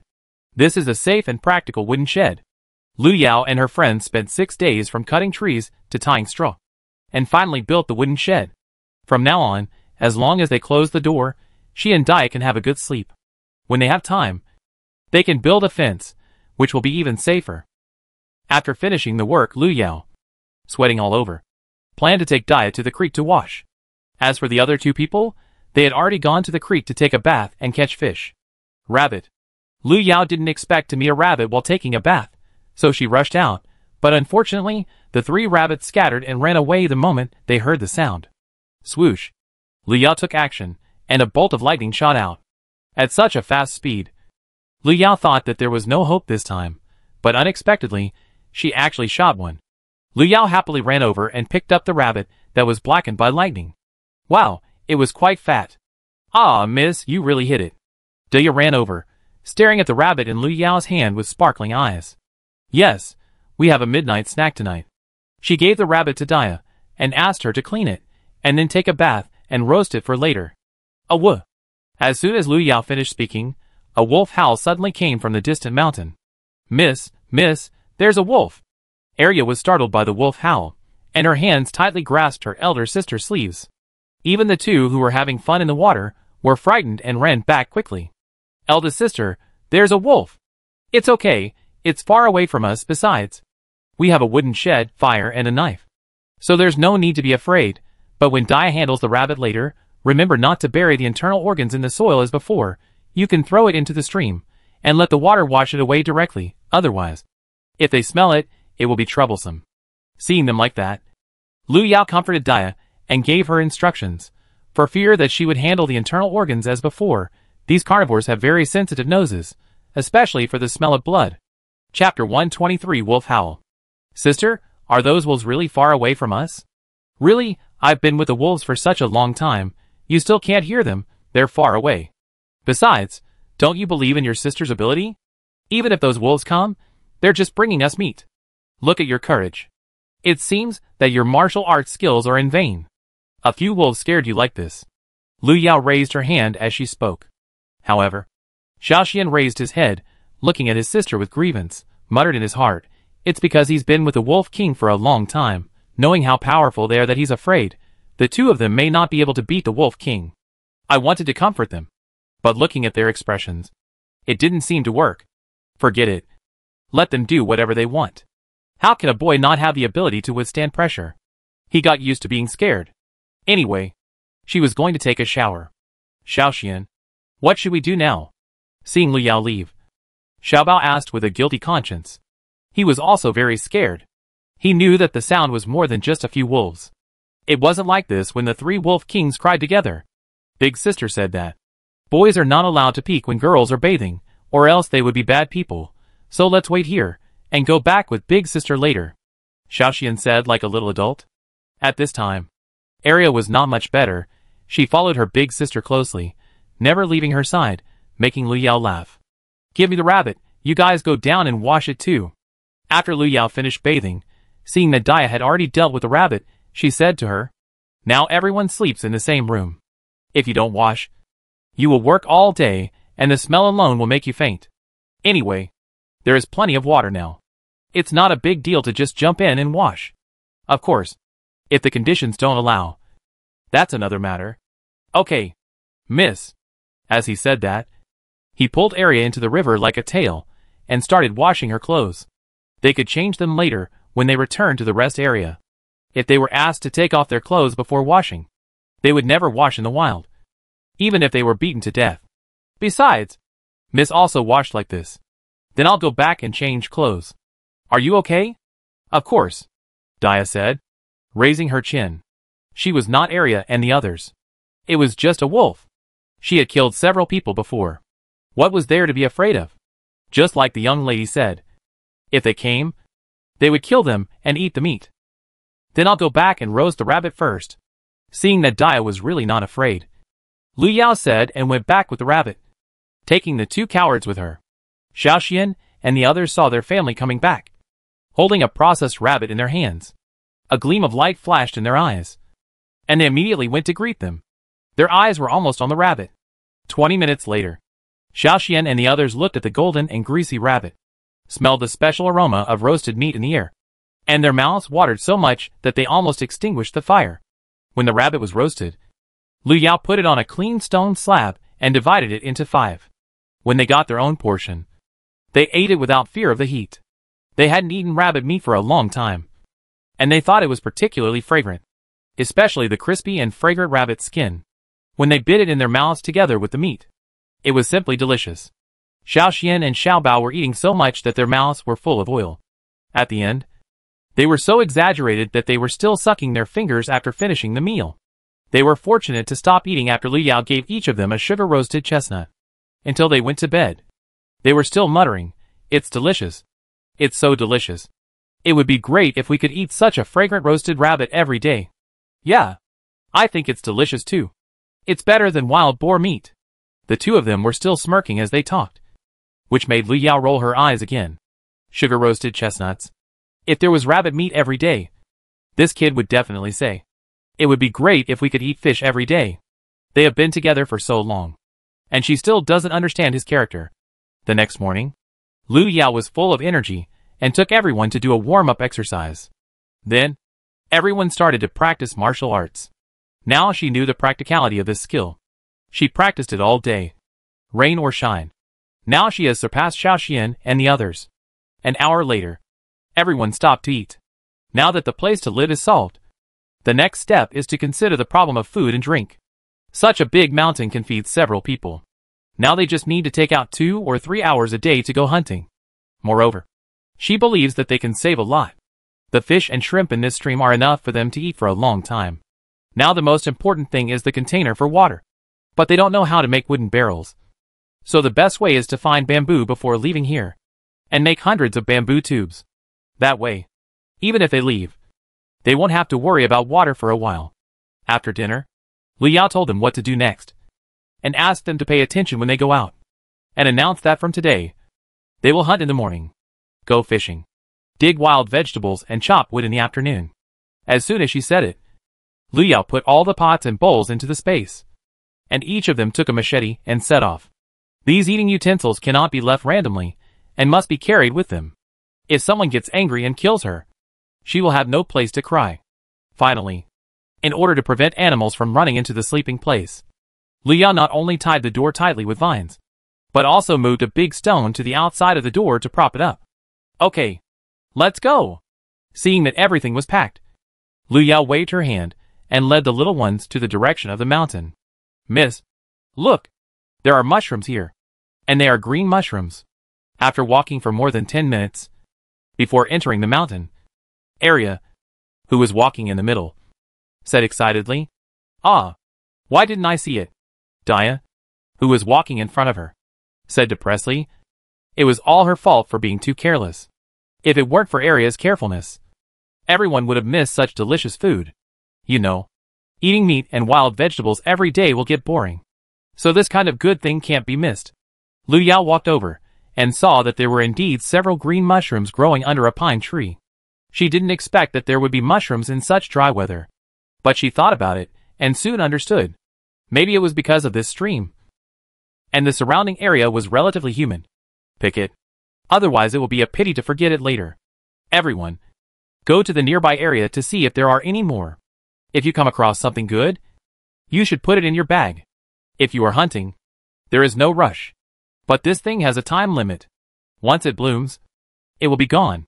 After finding mushrooms, everyone's mood suddenly improved a lot, and the two big foodies were discussing how to catch a pheasant. In the end, everyone found a few, except Xiao Xian. "Sister, I didn't find any here." Seeing that everyone had found it, Xiao Xian said a little unhappy. "It must be that you thought of stewing pheasants with mushrooms, and scared it away." Seeing that he was about to cry, Lu Yao said jokingly, "Sister, did I say anything wrong?" Xiao Xian thought, even if you said something wrong, no one would dare to object, not to mention that he really thought about it. Chapter 124 Daily Life. After picking mushrooms, Lu Yao led Xiao Xian and the others to continue to go deep into the mountains. Let's go further in.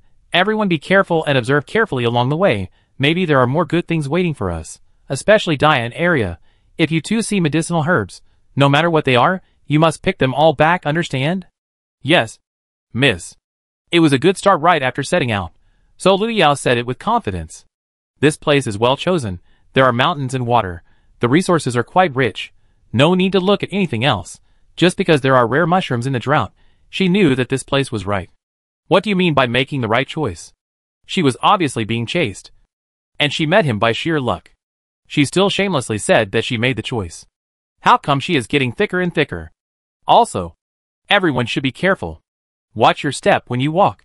Lu Yao thought for a moment and said, "After all, this is in the mountains. And in the mountains with water in this drought year, danger is everywhere. And there are definitely poisonous insects and snakes. So no one can guarantee that this place is safe." After hearing this, the few people were all very alert. If they were bitten in this mountain, even a miracle doctor would not be able to help, because he would not be able to come in time. So it was better to be careful. After walking forward for another 10 to 20 minutes, Lu Yao, who was walking in front, was frightened by a big snake climbing on a tree, which was as thick as her calf. It must be about 3 meters long, and it had wrapped around the big branch several times. If it was heavy, it would not be less than 20 kilograms. If they catch it, it will be enough for them to eat for 2 or 3 days. After tasting the delicious snake meat, Lu Yao swallowed her saliva and couldn't help muttering in her heart. Although she was a little scared of this cold and slippery cold-blooded animal, she had to fight for food. However, when the snake saw Lu Yao and others, it did not intend to escape. It was seen perched on the tree with its head raised, spitting out its long bloody tongue, and its pair of green bean eyes stared at Lu Yao tightly, as if it regarded her as the target of this attack. Lu Yao waved her hand and asked Xiao Xian and the others, who were obviously excited to see the snake, to step back a few steps. How could they refuse the delicious food that was delivered to their door? So, before the big snake attacked, Lu Yao had already shot out a lightning bolt and hit the snake's vital point. When the snake was paralyzed by the electricity and hadn't reacted yet, Lu Yao suddenly moved. Poochie. Lu Yao jumped forward with a machete and chopped off its head with one knife. From shooting lightning to chopping off the snake's head with a knife, the whole process was done in one go, and the speed was amazing. Paw paw paw paw. Big sister, you are so awesome. Miss, you are awesome. After seeing this, Xiao Xian and the others following behind applauded and shouted. And the praises were free. If they attacked together, it would take at least 10 to 20 minutes to kill the snake. But Big Sister only used 2 moves to solve it. How can they not be excited and admire her? Lu Yao saw the snake being killed. After it fell from the tree, it was still twisting on the ground, and she didn't pay any attention. Instead, she took a machete and called a few little guys to chop some firewood, dig some wild vegetables, and find some mountain products. She didn't mind having too many of these things. They were needed for 3 meals a day. As long as there was space, she would take as many as she could. Moreover, cold-blooded animals, like snakes, have strong revenge. If she dared to go forward now, she would probably be bitten by the snake head that fell to the side, or sprayed with venom or something. So, for safety reasons, she should wait a little longer. 10 minutes later, Lu Yao saw that the body of the snake had stopped moving. So she stepped forward and put it into the space. She also threw the snake head into the dense forest with a machete. Now she loves the snake meat. But if she really has to peel it, she really can't do it. But fortunately, her big girl will take care of everything. Otherwise she will have to say goodbye to it with pain. Lu Yao spent the next day with everyone catching fish and digging wild vegetables. In the evening, in front of the wooden house, several people ate with relish. The snake soup was quickly eaten up, but several people said they wanted to eat more. There was no other way. So Lu Yao asked Dai to cook another half pot. Anyway, the night was long, and Lian would be almost digested by then. So it was okay to eat more. So Lu Yao did not stop them. Besides, she wanted to eat more. And Dai's cooking skills were getting better and better. I feel so full.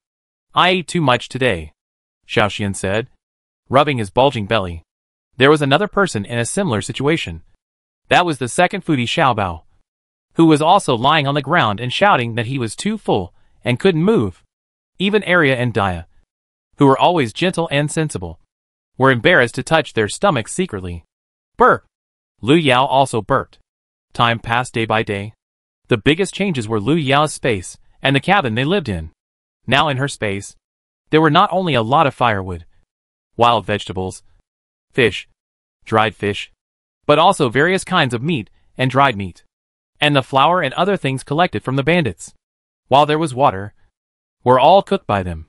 Anyway, they would not go bad in the space. And the cabin pushes over time. This is also changing every day. During this period, they passed the mud twice on the wall and the roof again, and there is a wall around 1 meter 5 meters around the stream. They have lived on the mountain for more than half a month. Seeing the water in the stream is lighter day by day, but they haven't found bamboo yet. I was anxious to eat a few people every day and ran to the mountain. Miss, what are the arrangements today? Do you boil a pot of boiling water, put in the bamboo tube? When handed to my own lady into the space, can't help asking. I can't put any more in there. So from today on, we'll focus on finding bamboo. Once we find some, we can fill it with enough water and leave. The water here won't last much longer.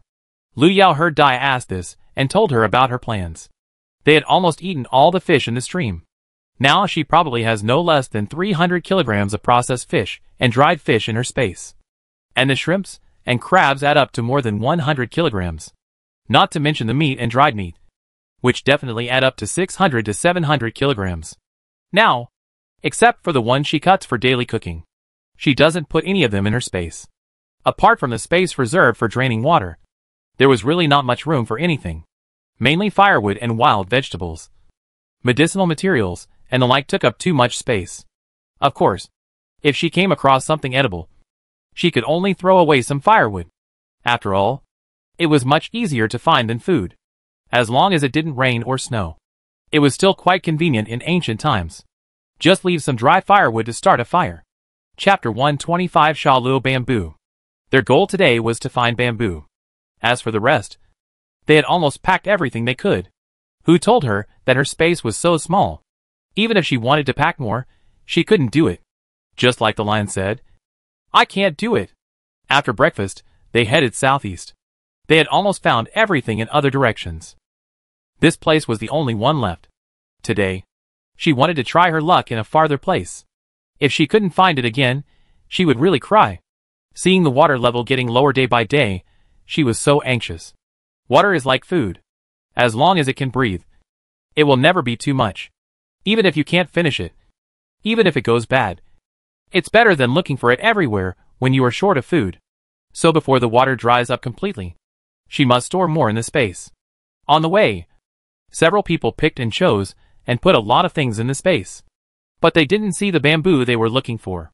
After walking for most of the day, just when everyone was discouraged and wanted to give up and go back, Dia suddenly called to the left front, "Miss, look, is there bamboo over there?"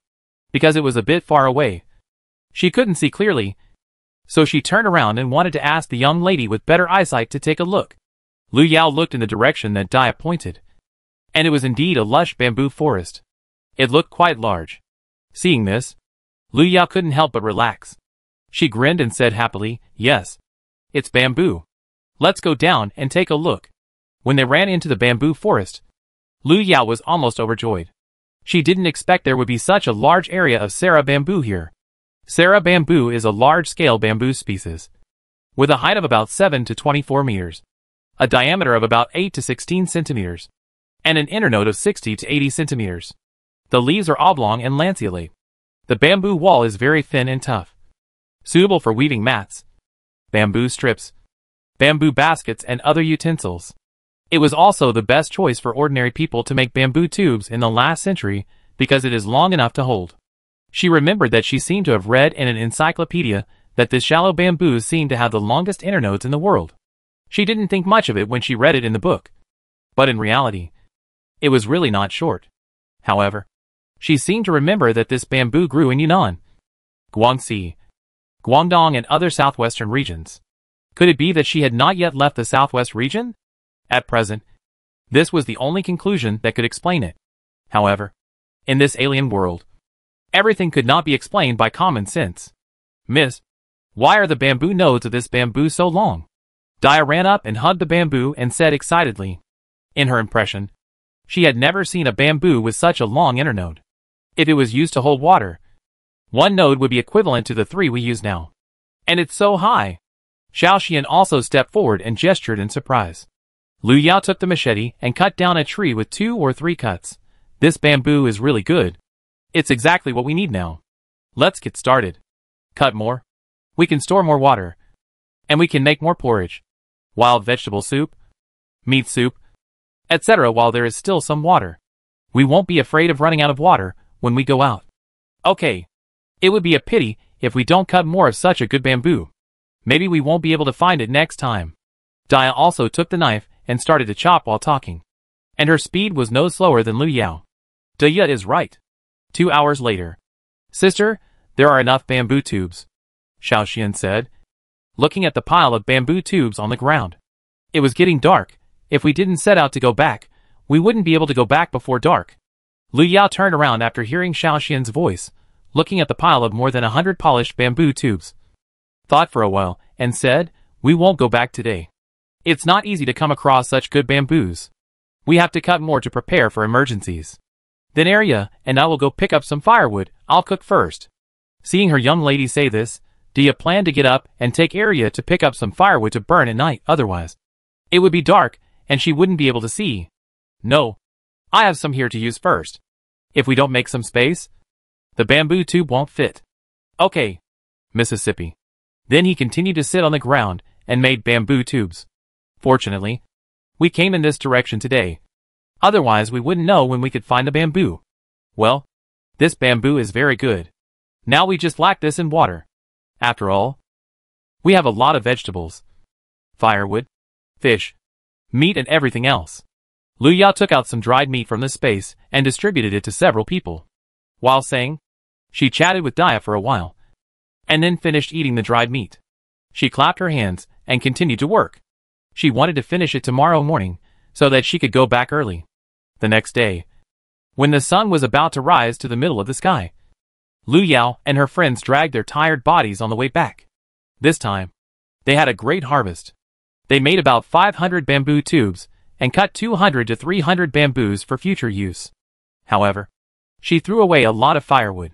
However, compared with bamboo, Lu Yao didn't feel sorry at all. Firewood was everywhere in the mountains and fields in ancient times. When it was burned, she just went up the mountain to cut it. The group went back all the way, and it only took about 3 or 4 hours to get back to the camp. The first thing Lu Yao did when she came back was to check the camp. After finding no signs of animal invasion, She took the group to the creek with peace of mind. She planned to take a good shower, and then go back to have a good sleep. She had stayed in the bamboo forest all night in fear yesterday, and had not slept well at all. Now she felt that her steps were weak. But when she arrived at the creek, she saw that the water level had dropped a little, and Lu Yao felt a little heavier. It seemed that the drought was getting serious. The next day, Lu Yao and her friends slept until they woke up naturally. While Dia was making breakfast, Lu Yao took Xiaoxian and her friends to the woods to cut down a few small trees of similar size. She planned to make the plugs for the bamboo tubes today. When Lu Yao came back from cutting trees, Dia's breakfast was ready and served on the table. And there were 2 large pots of rice porridge cooking on the stove. This was their task today. Dia was responsible for cooking. Arya was responsible for cleaning the bamboo tubes and putting food in them. And Lu Yao, Xiaoxian and Xiaobao were responsible for making the plugs for the bamboo tubes. These things are not only their tasks for today, but also what they will do in the next few days. After 3 days, several people worked overtime and finally prepared water, soup and so on. After completing these tasks, half of the firewood in the space was used up. Lu Yao saw that there was still a lot of space, so he planned to take a few people into the mountain again tomorrow, fill up the space, wait for the stream to dry up completely, and then go down the mountain to have a look, because their salt has been consumed in the past few days, and there is little left. Chapter 126, Another Wolf Attack. Awoo! The next evening, just when Lu Yao and her friends had just returned from the mountain, suddenly, a wolf howl sounded near the cabin. And it was nearby, very close to their camp.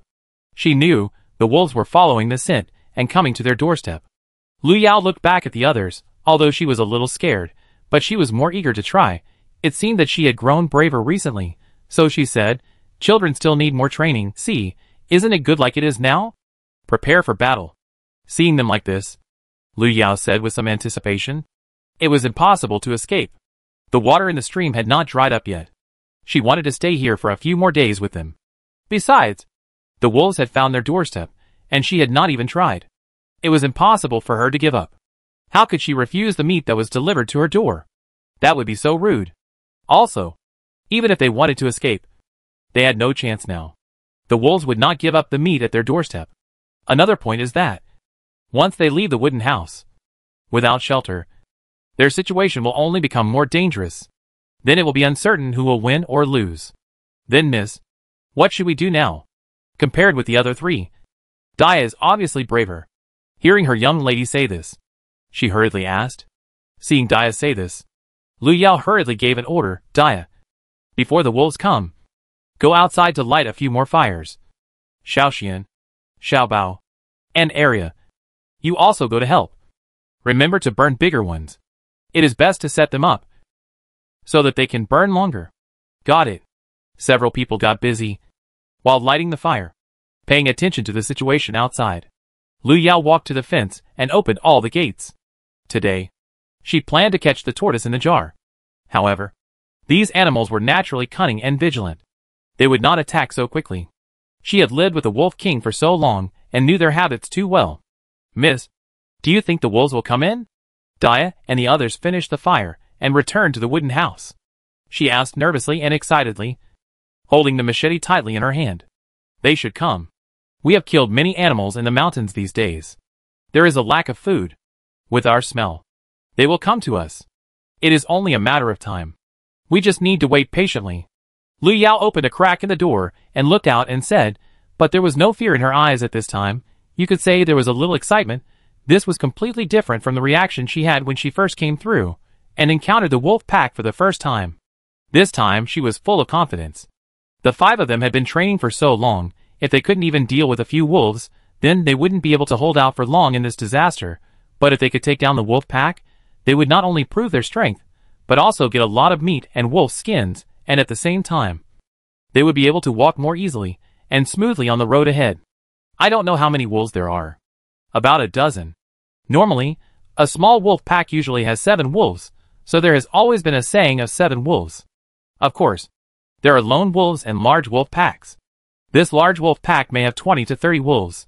Sometimes it may have 50 to 60, or even more. But she just checked. The number of wolves in this pack does not exceed 20, which is still within her control. If there are more, she will be ready to fight and run away. Although there were no more than 20 of them. Lu Yao still turned around and told him, remember this later. Xiaoxian, Xiaobao, and Area. The three of you will surround one. Dia and I will act according to the situation. But you must remember, if you can't beat them, run to the cabin. Don't let them bite you. Otherwise no one can save you. Do you understand? I understand. Big sister. I understand. Miss. After hearing Lu Yao's words, Dia and Xishuan's voices rang out in the cabin at the same time, in unison. After that, everyone stared at the door in tacit understanding, without saying a word. Time passed bit by bit, but the wolves did not appear in front of them. It's been so long, and the wolves haven't appeared yet. Have they left? Dia looked at the quiet outside the wall, frowning and wondering. But only Lu Yao knew that they were still lurking in the woods outside, waiting for the opportunity to catch them all. Seeing the fire in the yard slowly weakening, Lu Yao couldn't help but worry. If the fire really went out, it would be their biggest disadvantage. She was the only one who could see these beasts in the dark. But the problem was that she couldn't deal with so many wolves at the same time. So she must not let the flames go out. Otherwise she would have to fight alone. If that happened, the chance of winning would be greatly reduced. And if she wasn't careful, she would be injured by them, which would not be fun. So Lu Yao took a look outside, turned around and said to Dia and the others, I am going to go outside to add some firewood to the fire. Dia, come with me. Help me keep an eye on the back. Don't let those beasts attack you. Xiaoxian, you three, don't go out without my order. Understand? Big sister, be careful. Scream if anything happens. I am very powerful now. Got it. Little housekeeper. Then she took Dia out the door. And when they arrived at the yard, Lu Yao quickly took out several bundles of firewood from the space and added them to the three fires. It was done. Lu Yao observed for a while and found that the wolves were still standing there motionless, as if they had no intention of attacking. It seemed that the wolves were more patient than she thought. It had been an hour. Seeing this, Lu Yao sneered, then walked to the gate of the fence, knocked on the wooden door with a machete and said, Come on. Don't you want to eat my meat? Come on. I'll wait for you here. After swallowing, she took out a piece of fresh wild boar meat with blood from the space, threw it on the ground in the yard, and then immediately squatted down, holding her breath and hiding behind the fence. Then she waved to Dia, signaling her to enter the cabin first. Today, she not only wanted to catch the tortoise in the jar, but also wait for it to come. At the same time, she thought wickedly in her heart, I don't believe you won't be fooled. However, it must be said that the discipline of this wolf pack is indeed strong. She saw this clearly in the Wolf King and his men, although they were also subdued by her. Those little brothers never dared to go beyond the Wolf King. If there was something delicious, they would definitely pick the best for the Wolf King. Before he opened his mouth, those little brothers would drool all over the floor. But they didn't dare to eat it. Otherwise they would fight badly. This is absolutely not an exaggeration. Just when Lu Yao's feet were numb from squatting, suddenly, the wolves in the woods in the distance moved. Miss, be careful of the wolves. Dia was standing behind the door. Seeing the wolves coming, and her young lady was still squatting there stupidly, she was so anxious that she shouted loudly, telling her to be careful. After seeing this, Xiaoxian was so anxious that he almost rushed out, but fortunately, he was stopped by Dia in time. She knew that the young lady must have her reasons for doing this, so she couldn't cause trouble for the young lady, so as not to affect her plan. Chapter 127, Fighting the Wolf Pack. 6 wolves. They soon separated after entering the yard. They approached the cabin carefully step by step. After they separated, a discerning person could tell at a glance that they were hunting masters. But no matter how smart they were, they could not be smarter than humans. Now they ignored Lu Yao hiding behind the wall. They held their breath. When they felt that no wolves were approaching the wall, she stood up carefully and gently closed the wooden door. Then she raised her little hand. A bolt of lightning struck the gray wolf closest to her. A wha! The wolf that was struck screamed, then fell to the ground with a thud, and never got up again. This change made the other 5 wolves stop moving forward, and they all turned around and stared at their brother lying on the ground, and then found that the one who hurt their brother was actually a little ant queen, and they all rushed towards Lu Yao with bared teeth and roared, decided to teach her a profound lesson. But they didn't expect that. They were fooled again. Dia Xiaoxian. Come on. Seeing this, Lu Yao knew that their chance had come, so she shouted, and at the same time a bolt of lightning shot out, and then she jumped up, and directly cut off the ear of a wolf that rushed up, which made it whimper in pain, and it clamped its tail and faced the challenge, but in the end it was another wolf that was killed. Meanwhile, Dia, Xiao Xian, and the other 4 were also holding knives, and slaughtering the beasts that dared to attack them according to Lu Yao's previous orders. After more than a month of fighting, they were killing fiercely, and without mercy. They killed one in a few strokes. Now 5 were down. The last one saw that the situation was not right, and wanted to abandon his brothers and escape alone. But how could Lu Yao give it this opportunity? Such an unjust wolf deserved to die. She struck it with lightning, and the wolf whimpered twice, and fell to the ground motionless. Are you guys okay? After seeing the wolves fall, Lu Yao hurried over to ask, fearing that they were hurt. No, they are all fine. Great, we succeeded, sister. I said we were very powerful now. I didn't lie to you. Xiao Xian saw the wolf corpses on the ground, and couldn't help but say proudly. Yes, we succeeded, but the leader of these wolves will definitely come again, so from today on, we should not go into the mountains again, and we can't act alone. After Lu Yao noticed that the leader wolf had left with those brothers, she couldn't help but breathe a sigh of relief. If there is another wave, they will be exhausted. Lu Yao walked over and closed the wooden door, and then put all the wolf corpses into the space, planning to deal with them after tomorrow morning. There is definitely no water outside the mountains now, so she has to take advantage of the water here to deal with all the edible things. Otherwise they will be in trouble. She doesn't want to eat unclean things again. Miss, what should we do with these wolves now? The next day, after breakfast, Dia and the others stood by the stream and looked at the 5 wolf corpses and asked, well, we will clean them all now, use 3 of them to smoke into jerky, and keep the other 3 for fresh meat. After Lu Yao finished speaking, she took the lead and walked down the stream, and began to deal with the wolf corpses. In fact, she wanted to cook them all, but there was no salt, so she could only leave them for now, and then find salt. Anyway, they had a lot of food to eat now, so the 3 wolf meats would be left for now, in case there was no food to eat later. They divided the work and cooperated, first peeled the skin, cut open the wolf's stomach, and then cut them into pieces, cut them into strips of similar size for later use, so as to avoid having to do it all over again, which was troublesome. As for the intestines, Lu Yao didn't want any of them, and directly dug a big hole and buried them all. Several people worked quickly, and soon they had dealt with all 6 wolves. Dia and Arya went to smoke the meat, and Lu Yao led Xiao Xian to make 6 triangular brackets with the skinned wolf skins and prop them up. If these skins were not propped up in time, they would soon wrinkle together, and then the skin would be useless, and it would be too late to save it even if they came to their senses. By the time they finished dealing with these, it was almost past lunch, and they were already starving after breakfast, so they didn't plan to cook anymore, and just roasted some ready-made wolf meat to eat. This wolf should have at least 50 kilograms of meat. 6 of them together, it's enough for us to eat for a long time, Dia said while cutting the wolf meat and looking at Lu Yao. Well, it's enough for us to eat for 10 days, but we have a lot of stock, so it should last longer. Lu Yao helped put the meat on the iron plate and said happily.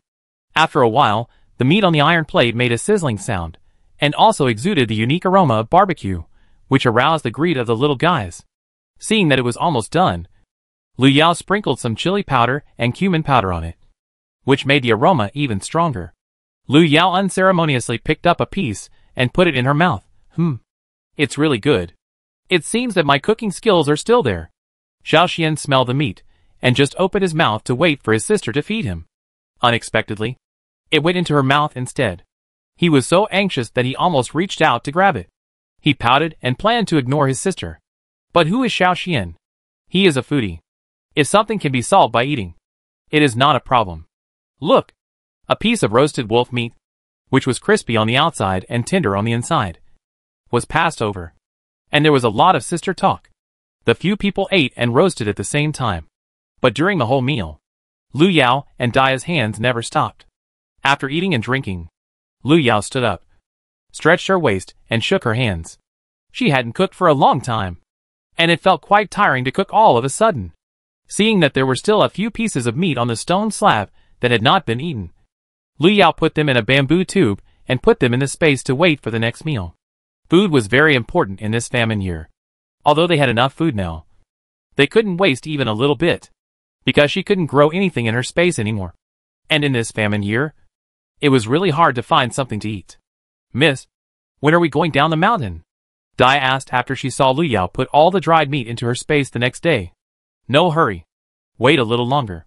There is still some water in the stream now. Let's wait until it dries up. And we can also take advantage of these days to boil more water. I have some bamboo here. We will make some later. Lu Yao looked at the still clear sky and said, if she went down now. She felt it was a little early and not very safe. Okay, miss. I'll ask them to come over and make bamboo tubes, Dia said, and went into the wooden house to wake up the 3 lazy guys to work. Seeing them come out, she took out 20 to 30 bamboos from the space and asked them to cut and grind them to make plugs.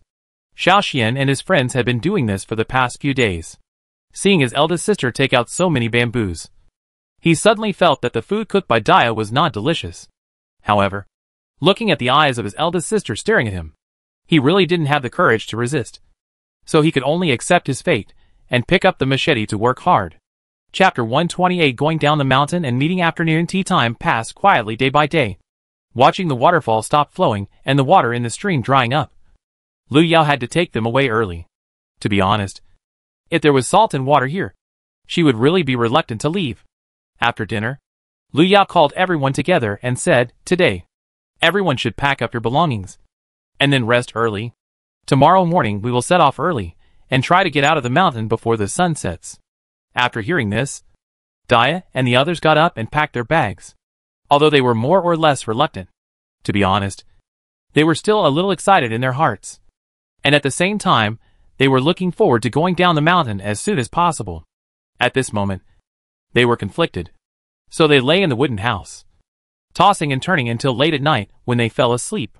The next day, Lu Yao called several times outside the wooden house, and finally woke them up. Even Dia, who always got up early, got up late. She heard the movements of these people yesterday, but when she saw their dark circles, she was still shocked. She didn't expect it to be so serious. This was the rhythm of not sleeping all night. After seeing that they all got up, Lu Yao said to them, Dia, you cook. Xiaoxian, you and the others come with me to the pit and get the water back. There was no water in the stream 2 days ago. So Lu Yao took them and dug a pit at the lowest point in the stream. Before leaving, of course, she had to take the water away. After one night, she believed that there should be a lot of water. Okay, I'll go right away, Dia said as she took out the iron pot from the wooden house and started to light the fire and cook. It was indeed a bit late today, so she sped up her hands, washing the pot and lighting the fire in one go. In less than half an hour, a simple meat porridge was ready. After the meal was ready, seeing that her young lady and the others had not returned yet, she carefully left some food in everyone's bowl, so that they could eat when they returned. More than half an hour later, when Dia closed the wooden door and wanted to go over to see why they hadn't returned yet, she saw Lu Yao coming back with the 3 of them from a distance. But judging from their faces, it seemed that something was not right. When Dia saw them like this, she hurried forward and asked, Miss, how are you? Do you have water, or did you encounter something? Lu Yao shook her head and said nothing, and walked straight into the yard. Now she was in a mess. Now even the deep mountains have no water. Is it really okay to take them out of the mountains in this situation? Xiaoxian saw that his sister didn't say anything behind him, and explained, there is no water. There are less than 3 bamboo tubes of water in one night. Big sister is a little worried. Dia's heart tightened when she heard it. She didn't expect it to be so serious. There were 7 or 8 bamboo tubes yesterday. How come there are so few today? What should we do now? Do we still have to hide in this mountain? While talking, several people had returned to the yard. Lu Yao came to her senses and thought for a while and said, we still have to go down the mountain. One is that we have no salt. Although the things cooked in it have some salt, there is no problem for the time being, but they will be eaten up sooner or later.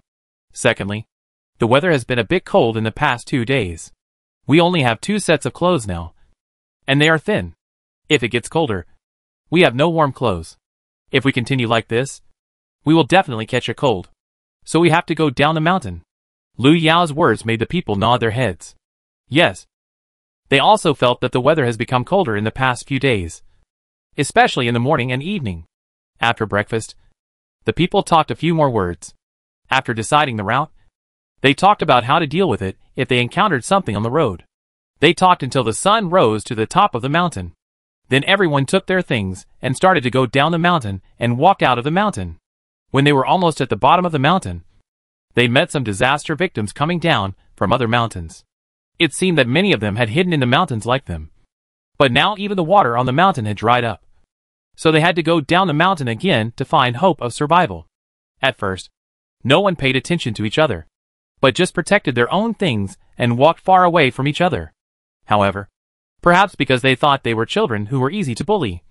Or perhaps they just wanted to ask for directions. One of the men wanted to step forward several times. But when he saw that Lu Yao and the others were all holding knives, he retreated. After going down the mountain, Lu Yao and the others hid in a small forest to observe the surrounding situation. When they saw that there were no people around, they took them to the official road. When the group of people they met on the mountain just now saw Lu Yao and the others walking north, they finally caught up with them and asked, "Miss, please stay. My name is Wu Shicha, and I am still a scholar. May I ask if you are going to Kyoto? If so, can you allow my family to go with you?" In fact, when he saw these children coming out of the mountains, he thought about going with them. These people were capable at first glance. Otherwise it would not be easy to survive in this disaster year, especially since they were still a group of children.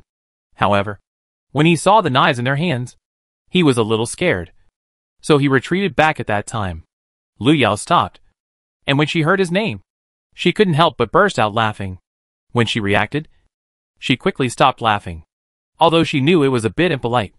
Her name reminded her of the all-purpose afternoon tea in her previous life, so she couldn't help laughing. After laughing, Lu Yao nodded to Wu Shicha embarrassedly. After taking a serious look at him, she found that his eyes were clear and he didn't look like a bad guy. So she said, "I'm sorry. I just thought of something. So, actually, we don't know where to go. But the situation in the south is terrible. So we can only go north. As for where to go, it depends on the situation. If you want to follow, follow." Lu Yao didn't say the last sentence. Anyway, the road is not hers. If she says no, you won't follow. There is another point. Lu Yao was not so moved when she heard that the other party was a scholar. They were just going the same way. She would not lose a piece of meat. It was just that she could not take things out of the space at will in the future. It was a bit inconvenient. However, there were many advantages to going the same way. One of them was Dia, and the other three. If there was a scholar leading the way, it would be relatively easy for her to enter the city. He could also teach Xiaoxian and the others to recognize words, killing two birds with one stone. However, Wu Shicha was very happy to hear what Lu Yao said. He hurried back to tell his family. After the film, when he came with a boy who was about the same age as Xiaoxian, Lu Yao and the others were stunned.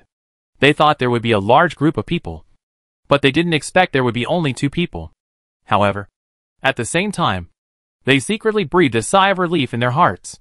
Fewer people is good. Fewer people means less trouble. A month later, when Lu Yao followed Wu Shicha's advice, bypassed Heian Prefecture, and took the official road to Changshan Prefecture, she saw more and more disaster victims on the official road. Groups of them stretched for hundreds of miles, and the number of people was more than she had ever seen before. Could they all be heading for Kyoto? If so, Kyoto would be overwhelmed. At that time, Lu Yao decided that she could not go to Kyoto now. She was afraid of Kyoto because of Bai Mayu and his people. And now there were so many people.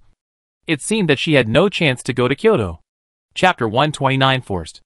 Over the past month, Lu Yao has more or less gotten to know this boy who doesn't talk much and has a child. When she learned that he, who is only 22 years old this year, has a 6-year-old son, Lu Yao was stunned. She knew that people in ancient times got married and had children early, but this was too early, having a child at the age of 16. At this age, in modern times, 16 is still a junior high school student, but he has a child. And he has a happy family and a successful career. If it weren't for this damn natural disaster, I think he would have reached a higher level now. Wu Shicha was originally from Yongning Prefecture, and his family was quite wealthy.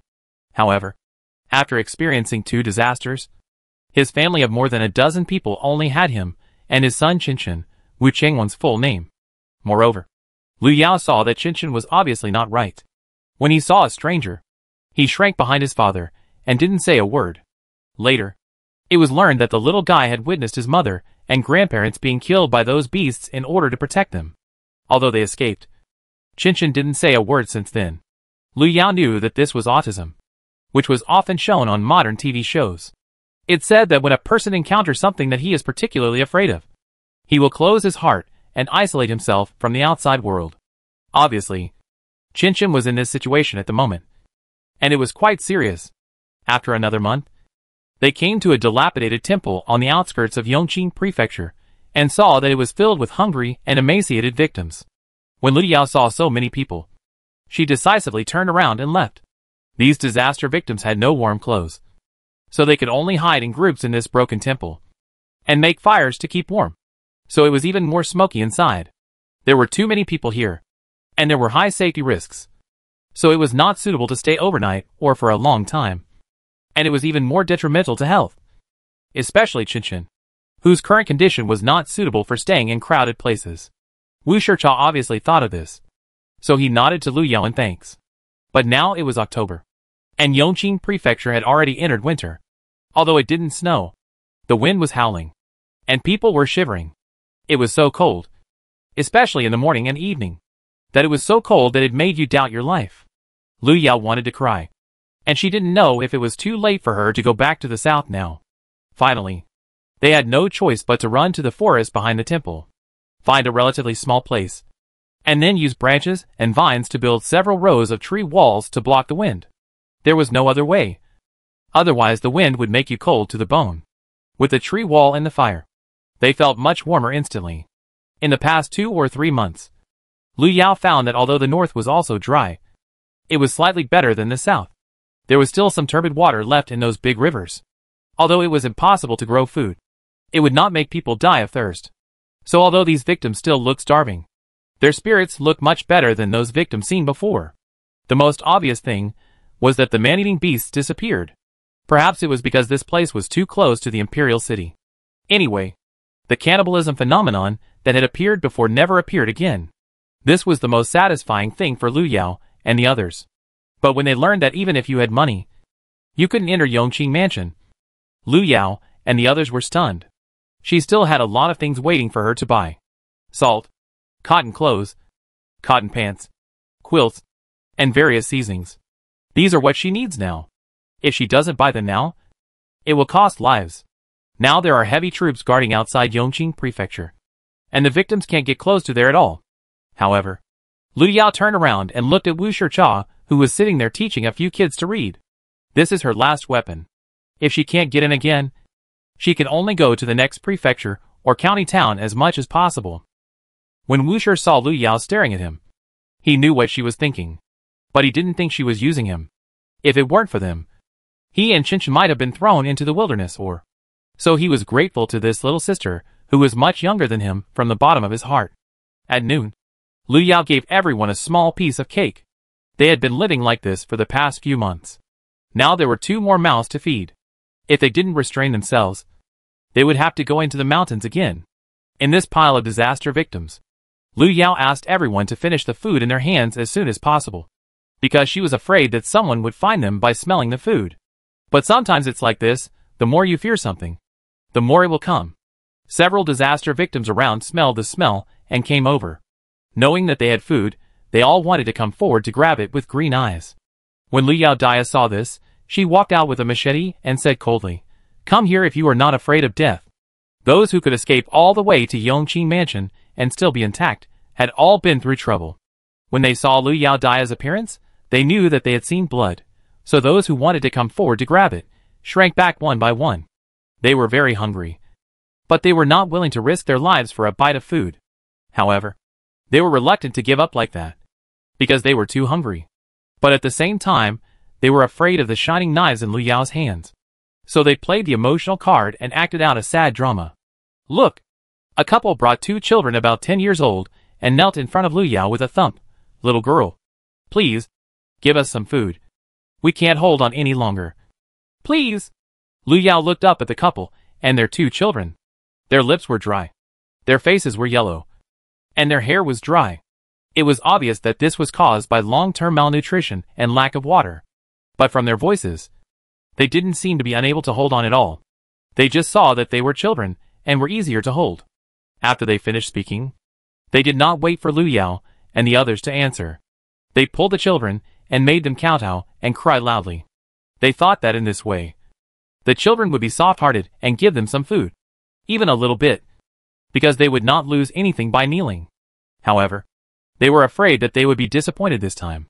They did not know that what Lu Yao hated most in her life was people who threatened others to submit with children. In a sense, such people were more hateful than those who killed and robbed people. Seeing that the couple became even more aggressive when they didn't say anything, she immediately became furious. She rushed forward, jumped up, and kicked the man several times. The woman and the child were so frightened by Lu Yao's actions that they forgot to cry. When they heard the man's wailing, they stood up and cursed at Lu Yao. "You little girl. Your conscience has been eaten by a dog. It's fine if you don't give food. But why do you hit people?"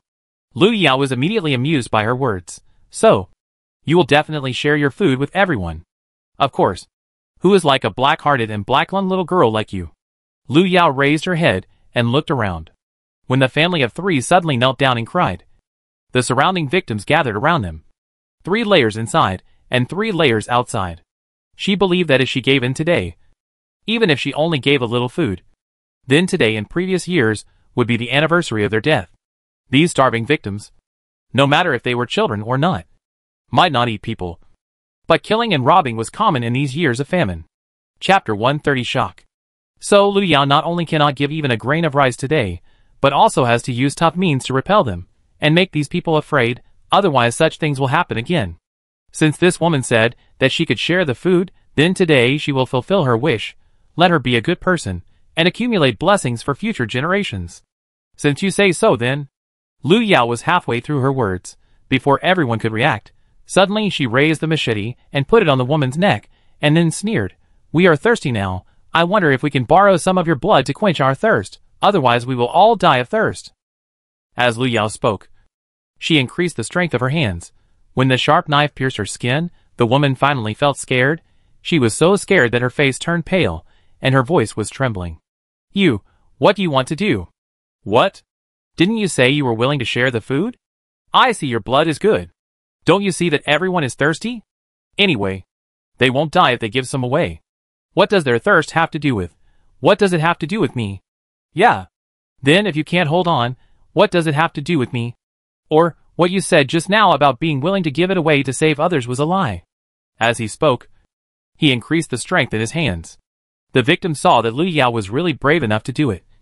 And they all retreated. The man wanted to help when he saw it, but was stopped by Dia, who was standing by, and beat him up.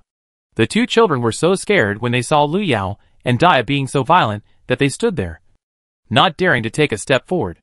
The man saw that things were not going well, and he knelt on the ground and begged for mercy. "Little girl, I'm sorry. Please forgive us for once." Yes. We know we were wrong. Can you put down the knife first, and we can talk it out?" The woman saw that although Lu Yao was scary, she only pierced her skin after so long, and thought that he was just trying to scare her. So her courage returned to the original place, and she said fearlessly, they had used this method many times along the way, and they could get some benefits every time. Unexpectedly, they encountered a setback this time. "Talk nicely. Do you think I dare not? Don't think I don't know your dirty deeds. If you want food, don't say there is no food. Even if there is food, don't think you can take a grain of food from me." As he said that, the blade turned and stabbed directly into the woman's arm. Ah! The woman was about to breathe a sigh of relief when she saw her take the knife. But what she didn't expect was that such a little girl could really do such a cruel thing. So she screamed in pain. "Dia?" "Yes, miss." Dia responded, and immediately grabbed the man's hand. Without blinking, she raised the knife and stabbed his thigh. Ah! Another scream successfully scared away the surrounding victims, who didn't expect this little girl to really dare to do it. Lu Yao wiped the bloody knife on the woman's body, raised her head and looked around, looking at those people coldly. "I know what you are thinking, but I advise you to keep your bad thoughts to yourself. We are children who can escape all the way from the south to here. We are not afraid of trouble and easy to bully. I have a bad temper. If you dare to mess with us again, this will be the end. So, if you are not afraid of death, come here," Lu Yao said, pointing to the couple who were still wailing on the ground. When the victims heard Lu Yao's words, they ran faster, as if there was a flood or a beast behind them. However, in the eyes of these victims, Lu Yao and Dia were no different from floods or beasts. If they were ordinary people, a little girl like this would dare to stab people without blinking. After everyone left, Lu Yao looked at the couple still lying on the ground and said coldly, "Don't think I don't know what you want to do. Go back and tell that brother Yang. If there is a next time, watch out for his head." After that, she walked into the wooden shed without looking back. Don't think these people didn't see that she didn't see that the family of four was just a trick. The masterminds behind the scenes were mixed among these victims, waiting for an opportunity to act. As long as she loosened her mouth or softened her attitude, they would rush over. She just wanted to let those people see her methods, so that they would retreat. When the woman saw Lu Yao go in, she hurriedly called her two frightened children, dragged her husband and his family of four away in shame, and she would never dare to come to this place again. "How is Xiao Yao?" Wu Shichua saw Lu Yao and Dia come in, and ran over to ask, while holding Qinshan, who was shaking with fear. He wanted to go out just now, but was stopped by Xiaoxian and Xiaobao. In addition, Qinshan's mood was very unstable. Seeing that they hadn't come back for a long time, he was almost worried to death, fearing that something might happen. "It's okay, Uncle Wu. How's Qinshan?" Lu Yao said with a smile, and then teased Qinshan. Wu Shi saw that Lu Yao didn't want to talk much, shook his head and sighed, saying, "Xiao Yao, I will work hard to practice in the future. So if you need anything, can you take me with you? Qinshan can be left to Xiaoxian and the others. You are still young. Let me do some things." Lu Yao shook her head and said, "Uncle Wu, this matter has to be handled by Dia and me. The disaster victims think that we are children and easy to bully. Only by letting them know that even children are not something they can bully casually. Can we spend 2 days apiece here?" When Wu Shi heard her say this, he knew that she was telling the truth. Along the way, this kind of thing happened countless times. So he didn't say anything, but secretly set a goal for himself in his heart, that he must practice the martial arts taught by Lu Yao more in the future, so as to keep up with their pace as soon as possible. He never wanted the past to happen again. Although he read the books of sages, he was not a pedantic person. After this natural disaster, he knew the importance of force. If he had the ability of Xiao Yao and the others, he would not have watched his parents, Wanru and the others, being killed by those beasts, and he could only run away helplessly. So from then on, he kept changing himself and made himself stronger. This journey made him understand the truth. On this road of escaping from famine, if you are not ruthless, you will not survive. The reason why he ended up like this was because he was too weak. Fortunately, he met Xiao Yao now. Otherwise, he didn't know if he could hold on and reach Kyoto. He agreed with Shiryu's approach today, because if you are not ruthless, then others will be ruthless. After this, there were no more covetous victims around them, which made Lu Yao and the others feel relieved. But the good times didn't last long. Before they could figure out how to enter Yongqing Mansion, a group of soldiers suddenly rushed into the dilapidated temple and strictly ordered them to leave Yongqing Mansion within 3 days. Otherwise they would be treated as refugees. You have to know that refugees will be imprisoned if they are caught, and the serious ones will be exiled to a deserted place and will never be allowed to set foot in the great Xia kingdom. So when the victims heard the words of these soldiers, they knelt on the ground and kowed out continuously, asking these soldiers not to drive them out of this place where at least they could be covered by a roof. Chapter 131. Soldiers drive people away. These disaster victims traveled a long way and experienced untold hardships. They finally escaped from the south to Yongqing Prefecture. Everyone was already exhausted and had no extra energy to go on. Besides, along the way, there was only a little water here to prevent them from dying of thirst. Even if it was only a little bit, and it was turbid river water, they were unwilling to leave here. Because the road ahead was vast, they didn't know where to go, where the next place with water was. If there was no water, then they had only one possibility, that was to die of thirst. Just like those who fell on the road, there was no one to collect their bodies. So I heard these officers and soldiers. These victims ran over and knelt down around these officers and soldiers. Everyone. Adults, are you wrong? We have no trouble here. I didn't mean to enter the city. So is it wrong? Yes, dear adults, we are all honest people, no stealing or snatching. We just want to find a place with water and shading and rain. We finally escaped here. This weather looks colder than day by day.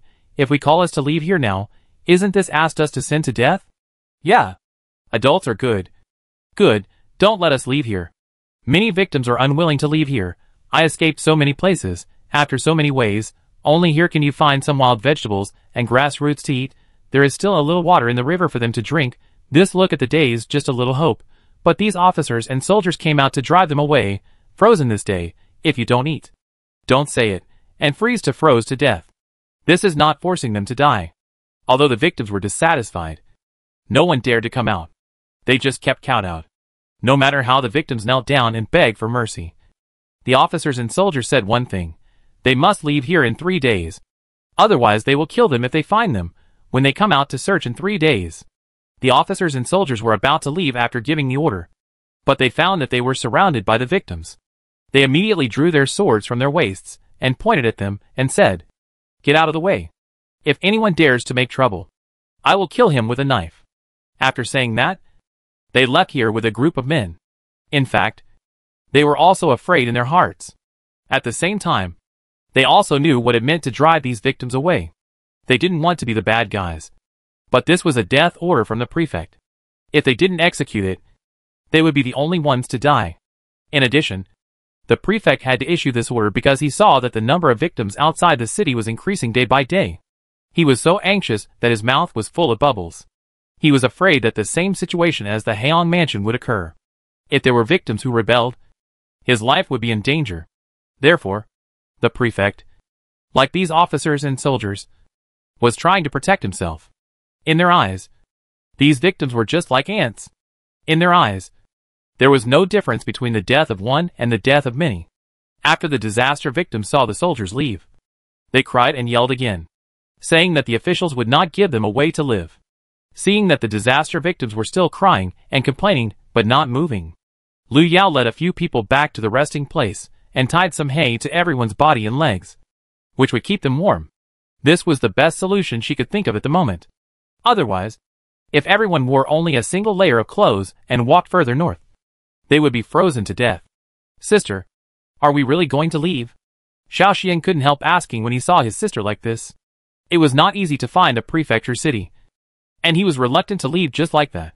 "Well, we have to go. And we have to go quickly. It's best to keep some distance from these disaster victims." Liu Yao sighed. She didn't want to leave.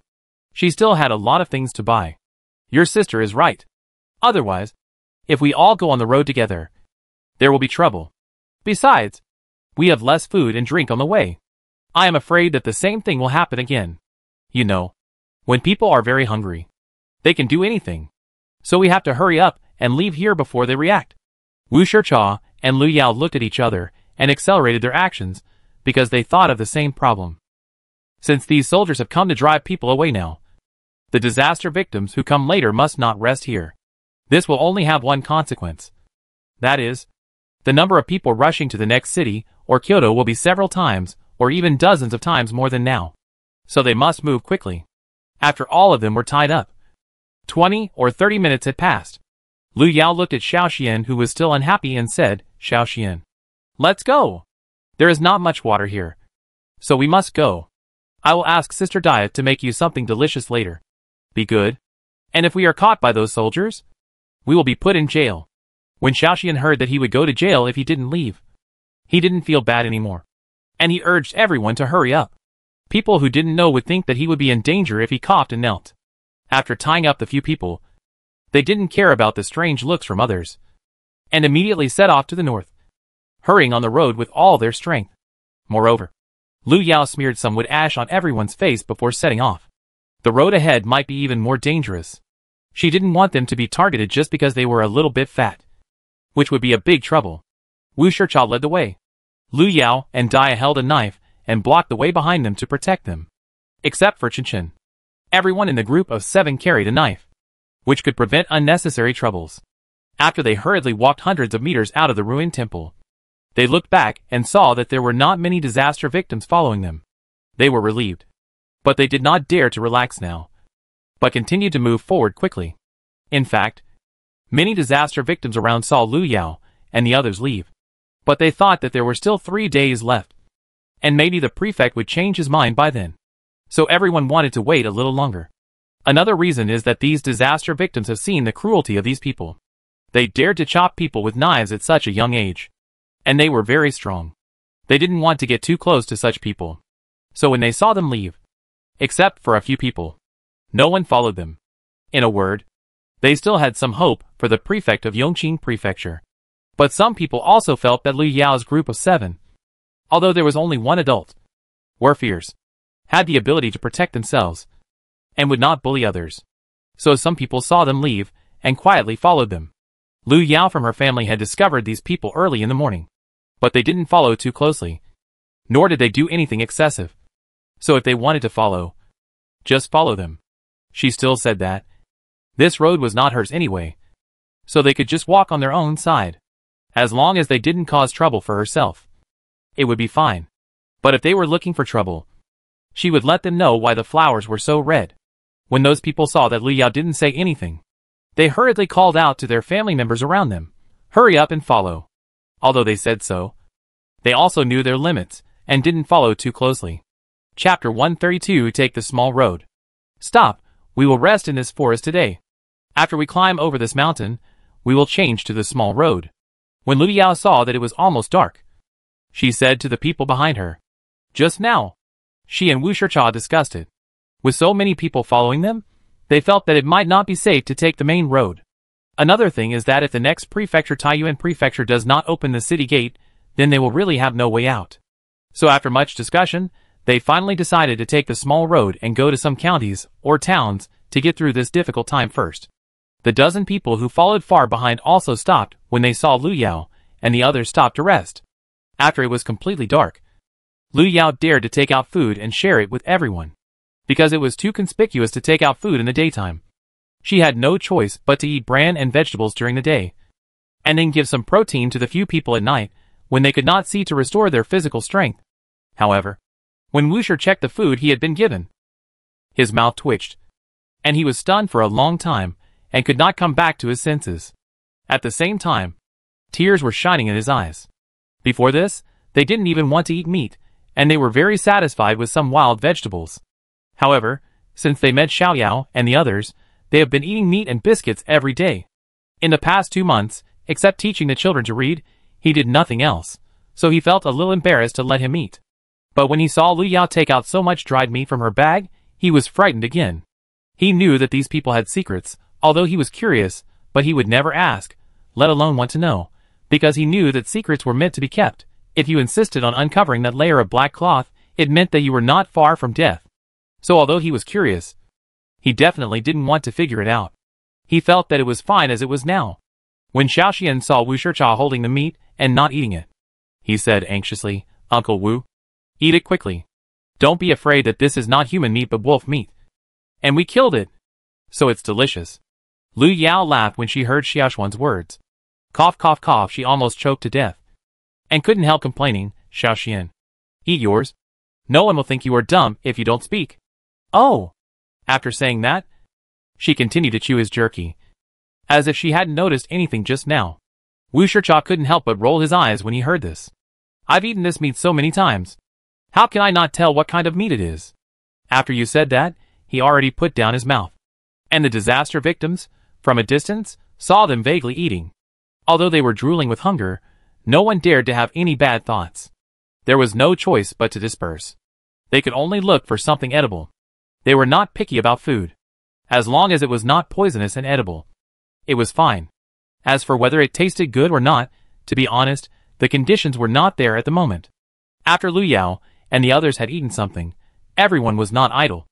A few of them were busy laying mats and chopping firewood by the firelight, planning to make a few more fires later, otherwise it would be impossible to rest well in this cold weather. A few people kept busy, while Chinchin sat there quietly, eating the dried meat in his hand in small bites, and did not say anything. The next day, at dawn, everyone was awakened by the cold. Now the weather is getting colder and colder, it is hard to sleep well at night, and it is not good to sit like this. She might as well take diet to find food nearby, and find some medicinal herbs by the way. The food in this space should not be touched as much as possible, and save for emergency. Wu Shicha also wanted to follow and look for something, but was rejected by Lu Yao. Just kidding. If she let him follow, how could she put things into the space openly? So she and Dia could find food. Yongqing Prefecture was close to the north, and the disaster was not as serious as the south. There was a lot of food to be found. After a round, they found a lot of wild vegetables. Although they were all old and only the vegetables were left, they were still very happy. It was better to have something than nothing. They could just make do with a meal. Besides, they also found a lot of medicinal herbs.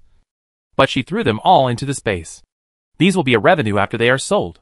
Although it is not much. It is money after all. How can they not be happy? They cannot always be fleeing from famine. One day they will settle down somewhere. To settle down, they need money. Although she has a lot of money in her space. No one would complain about having too much money. She doesn't know about others.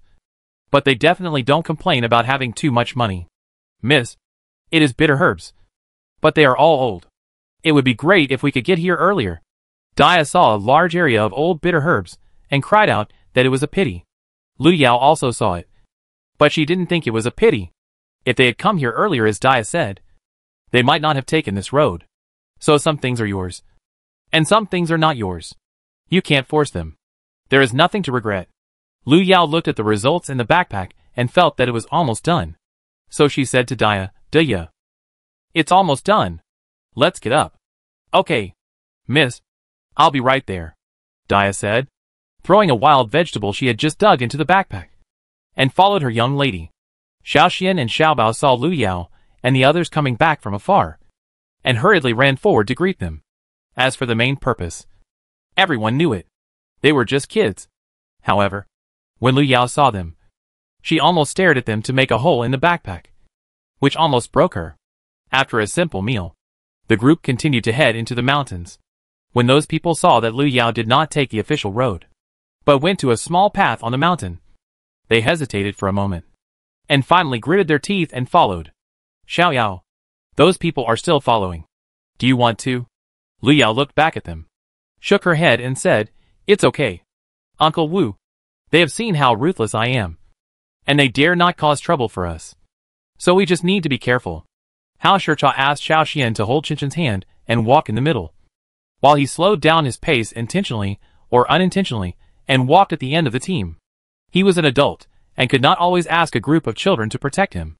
Qinchen held Xuxuan's hand tightly and followed him forward. But he would look back from time to time to look at his father, who was walking behind. Although Wu Shicha was paying attention to the back, he saw all his son's little movements. Although he still didn't say a word, compared to before, he was at least willing to contact people other than himself. This was the happiest thing for him. When he chose Lu Yao, a large part of the reason was because of Qinchen. So for this reason, he would do his best to protect them. They set out in the morning. Now the sun is already at noon, and they have only reached the halfway point of the mountain. It seems that it is impossible to climb over the mountain today. It is estimated that it will be good to reach the top of the mountain by night. It is still the same arrangement. Lu Yao and Dia are looking for food, and Xiaoxian and the others are chopping some firewood in the resting place. It is cold now. As long as you stop, you must light a fire. Otherwise you will be frozen to doubt your life. Not long after, Lu Yao and the others who went out to look for food found a few persimmon trees on a slope. And there were many red fruits on the trees. But many of them were broken by the small animals nearby, and fell all over the ground, which made them feel so distressed.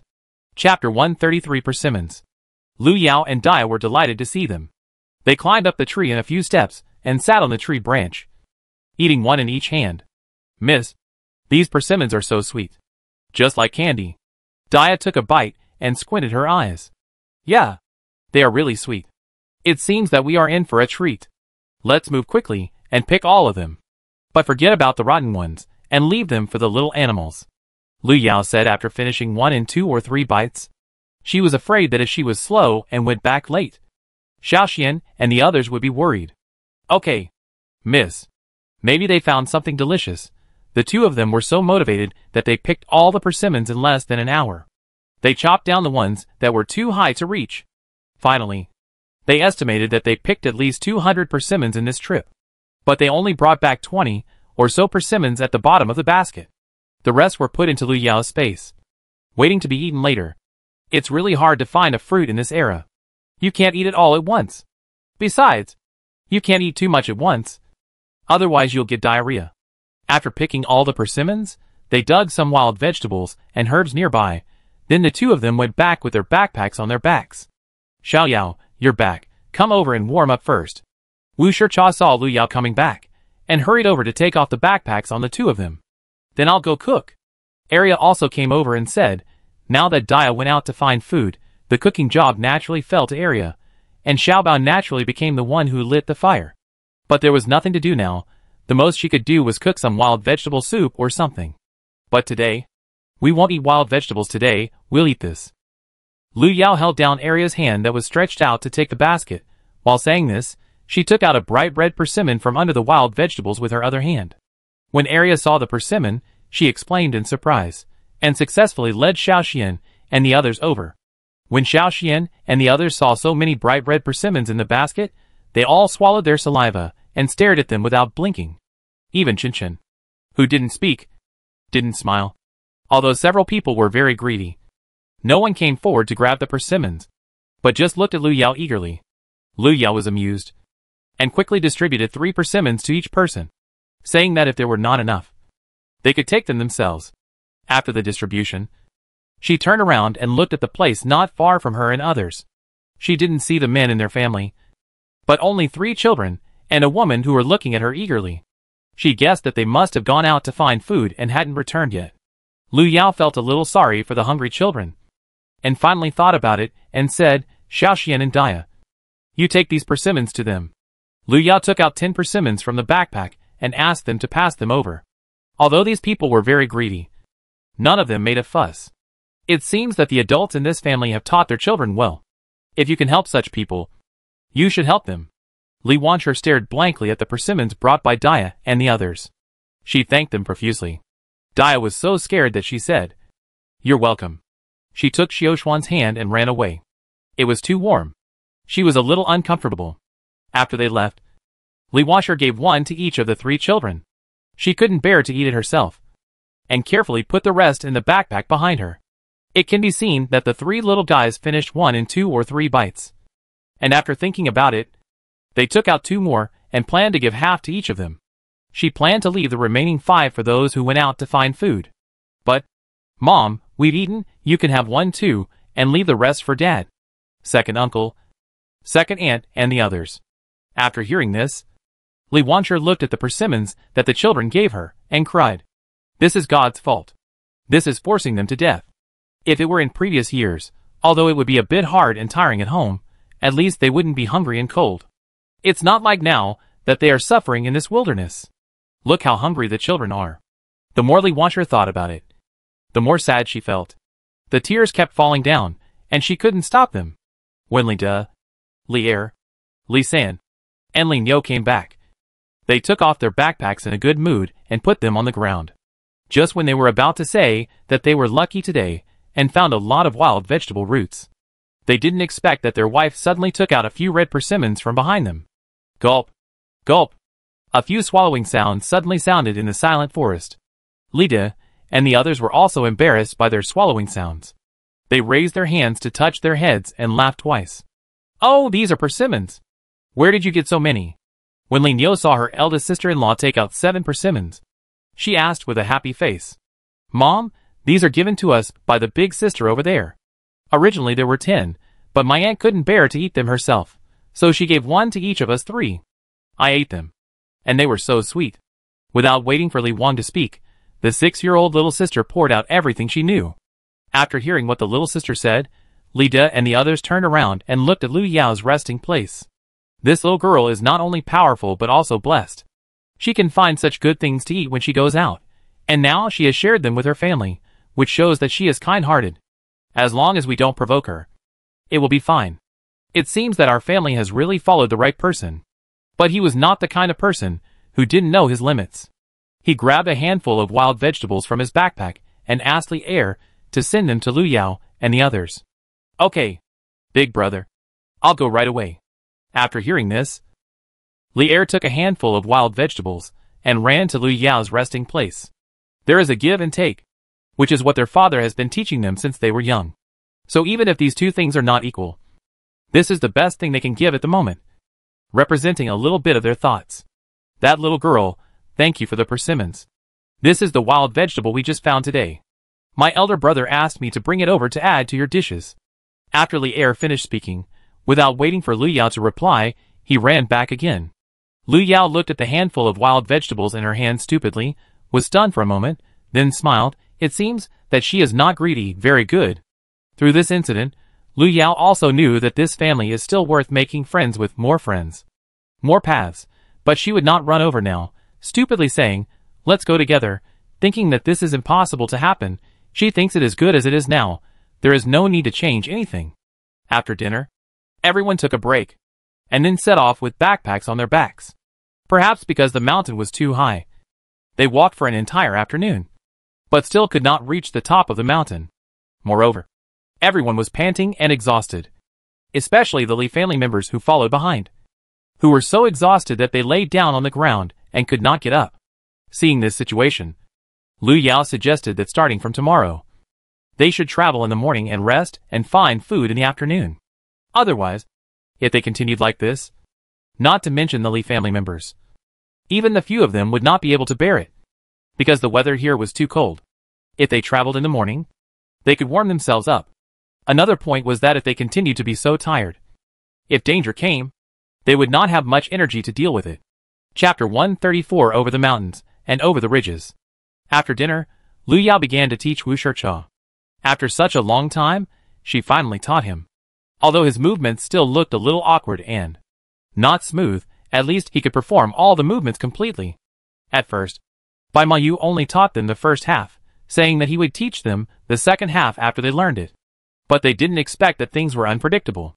Before they could master it, they were separated by a natural disaster. I don't know how he is doing now. Especially Wu Jianrui. Xiaoxian still talks about him from time to time. I don't know if Moe and the others were separated like me. To be honest, he misses them. In a word, she is not very satisfied with this apprentice now. Although his brain is okay, his physical coordination ability is really worrying. Seeing his self-satisfied look, Lu Yao really doesn't want to discourage him. So she can only tell him tactfully that he will have to practice more sooner or later, and it would be better to play more times than Xiaoxian and the others. After that, she planned to take a rest. Wu Shi looked at Lu Yao, who was walking away, and shook his head and muttered, "Isn't it just that he wants to say that he has no talent? Isn't it necessary to beat around the bush? It's just a matter of one sentence. Is it necessary to beat around the bush? He has poor physical coordination. It's not that his brain is bad." The next day, Lu Yao and the others got up at dawn, after a simple meal.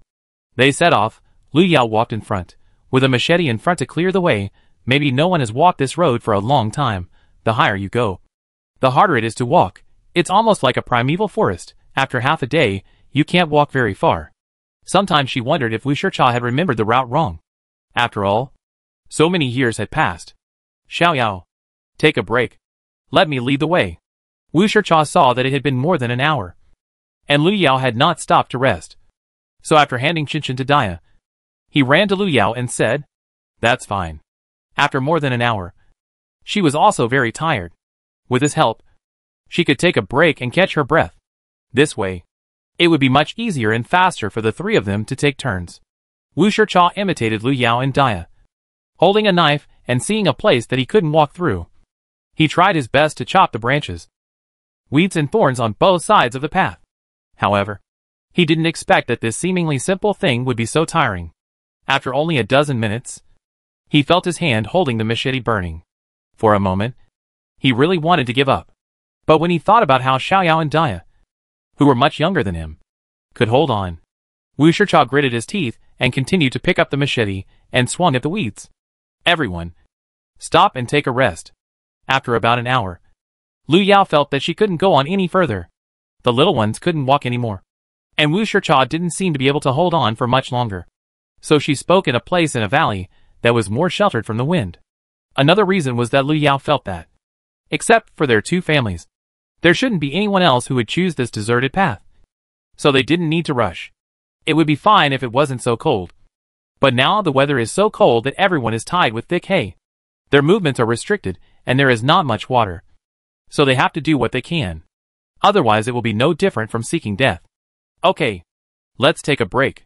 Wu Shicha sat down on the ground after hearing Lu Yao's words.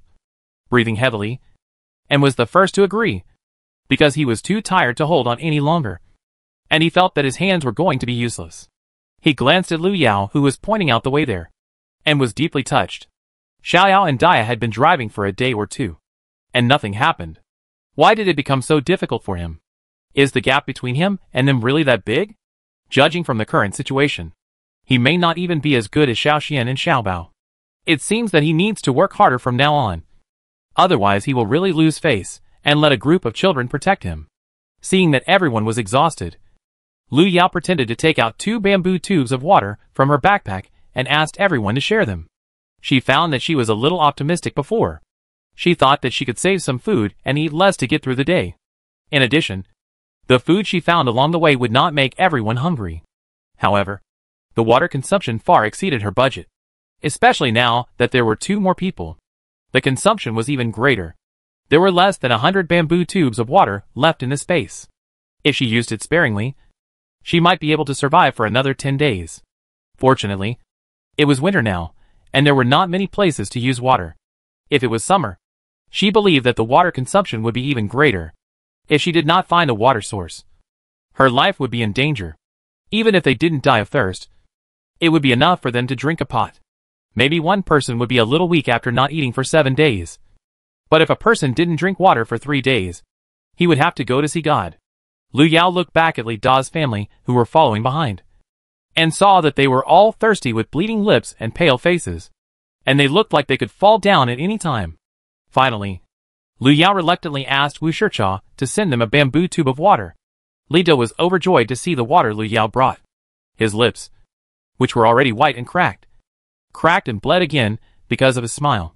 He tightly held the bamboo tube of water that Wu Shicha had brought him. This was life-saving water for his family. With this, his family could survive for 2 more days. After watching Wu Shicha leave, he took out a small bowl with a hole in it from his backpack, carefully unplugged the wooden stopper, and poured out 2 or 3 mouthfuls of water from the bamboo tube.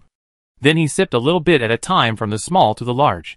When it was his turn, there was no water in the bowl. He had no choice but to lick the bottom of the bowl with his mouth. But even so, he was reluctant to pour out even a little bit from the bamboo tube. Li Er and the others watched their eldest brother's actions from the side, and they all blamed themselves in their hearts, saying that they drank too much. Li Wansher was even more distressed and wiped her tears. In the afternoon, no one continued to travel. They went to find something to eat nearby, and the whole day passed by. After a day of hard work, Lu Yao felt sore in the waist and legs. Everyone ate a little, dusted off their bodies, fell on the hay, and planned to sleep. However, Lu Yao smelled the pungent smell of sweat and found it a bit difficult to fall asleep. Although it is winter now, and it is still freezing cold, no one can stand not taking a bath for 2 or 3 months. She doesn't know about others, but seeing the little guys scratching and circling around, she thinks they are reaching the limit of their endurance just like her. Alas, Lu Yao sighed heavily, glanced at Wu Shicha who was keeping watch, and closed her eyes obediently. She still had to get up to keep watch in the second half of the night, so she went to sleep. In the middle of the night, although she lit 3 fires, she was still woken up by the cold. When she opened her eyes and saw the little guys hugging each other for warmth, Lu Yao's heart became heavy. Xiaoyao is awake. Why don't you sleep a little longer? Well, it's okay. Uncle Wu, go to sleep. You have to get up early tomorrow. Then I'll go to rest. Call me if you need anything, Wu Shicha said as he fell into a haystack beside him. And within a few minutes, he began to snore. The next morning, everyone got up at daybreak. Lu Yao was helpless as she watched everyone huddle up and add straw to their bodies. At present, she had no other options, and could only take things one step at a time. Chapter 135, Fraud. At present, the most important thing for them is to collect materials, buy warm clothes, and solve the water problem. Lu Yao led everyone to the top of the mountain. Today's weather seems to be much better. Although it is still very cold, the wind is much smaller than yesterday. And today's sun is very strong, and it feels warm on people. According to this situation, we should be able to walk further today. After walking for more than an hour, Lu Yao, who was walking in front, suddenly heard a sound coming from the front. She hurriedly asked everyone to find a place to hide, while she ran up and found a place with higher ground to lie down. Soon she found a wild boar swaggering towards her direction. But the size of this wild boar was a bit too abnormal. It was much bigger than the one they killed last time. It was estimated to be no less than 500 kilograms. It might become a spirit. Lu Yao stared at this huge beast blankly, and suddenly had an idea. Should she and the Li family behind her try to hunt this wild boar king? Killing this wild boar, she wouldn't have to worry about food for her group for the time being, and she could eat meat openly, killing two birds with one stone. After thinking it over, Lu Yao held her breath and slowly retreated. With so many people watching here, she couldn't use her special ability, so it seemed that she could only fight hard. But if she fought hard, she would definitely not be able to handle it alone, so she had to go back and discuss it with everyone, and retreat if she couldn't win. But it seemed that her luck was a bit bad today. Just when Lu Yao was crouching and retreating, this big wild boar that was looking for food everywhere seemed to have discovered her. The next second, the big wild boar suddenly rushed towards her hiding place. But the wild boar's weight may have limited its speed. It seems a bit inaccurate to describe its speed as rushing. Lu Yao felt that if she ran at full speed, it would not be as fast as her, but it was about the same speed as Xiao Xian and Xiaoba's full speed. She had seen the speed, but she didn't know how powerful it was. Lu Yao quickly hid behind a big tree, holding the machete tightly in both hands, in the blind spot where the wild boar could not see, and was about to retreat quietly with slow steps. Bang! Suddenly there was a loud noise. The tree where Lu Yao was hiding shook violently, the dead leaves fluttered down, and it rained leaves instantly, making Lu Yao covered with leaves. At the same time, the big wild boar on the other side of the tree also fell to the ground with a bang, and never got up again.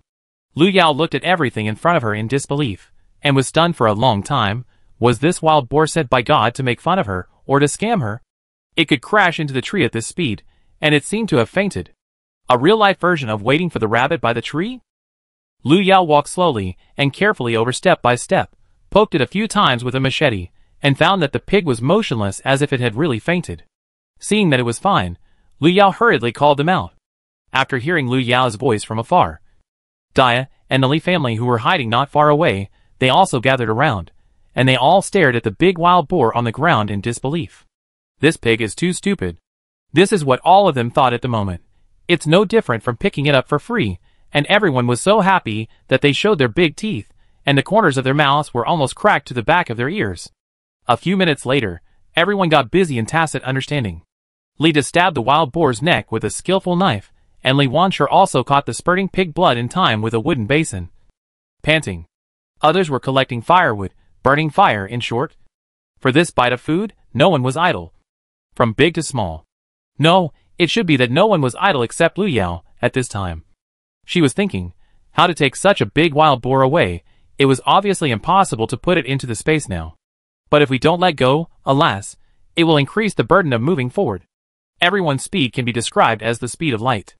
In less than 10 minutes, the big wild boar had been cut into pieces, and it was already sizzling with oil on the fire. Lu Yao even saw that the Li family had eaten the meat before it was cooked. She knew that they were starving. Although there was no seasoning, everyone still ate it with relish. Perhaps it was influenced by the Li family, or maybe it was because more people eat more. Even Xiao Xian and Xiao Bao, who were picked up by her, had their mouths full of oil. Compared to the others, Lu Yao, Wu Shicha, Dia and Eri were much more polite. They kept turning over and roasting the pork skewered on wooden sticks, until the meat was roasted golden brown and oil kept coming out. And then, they started eating.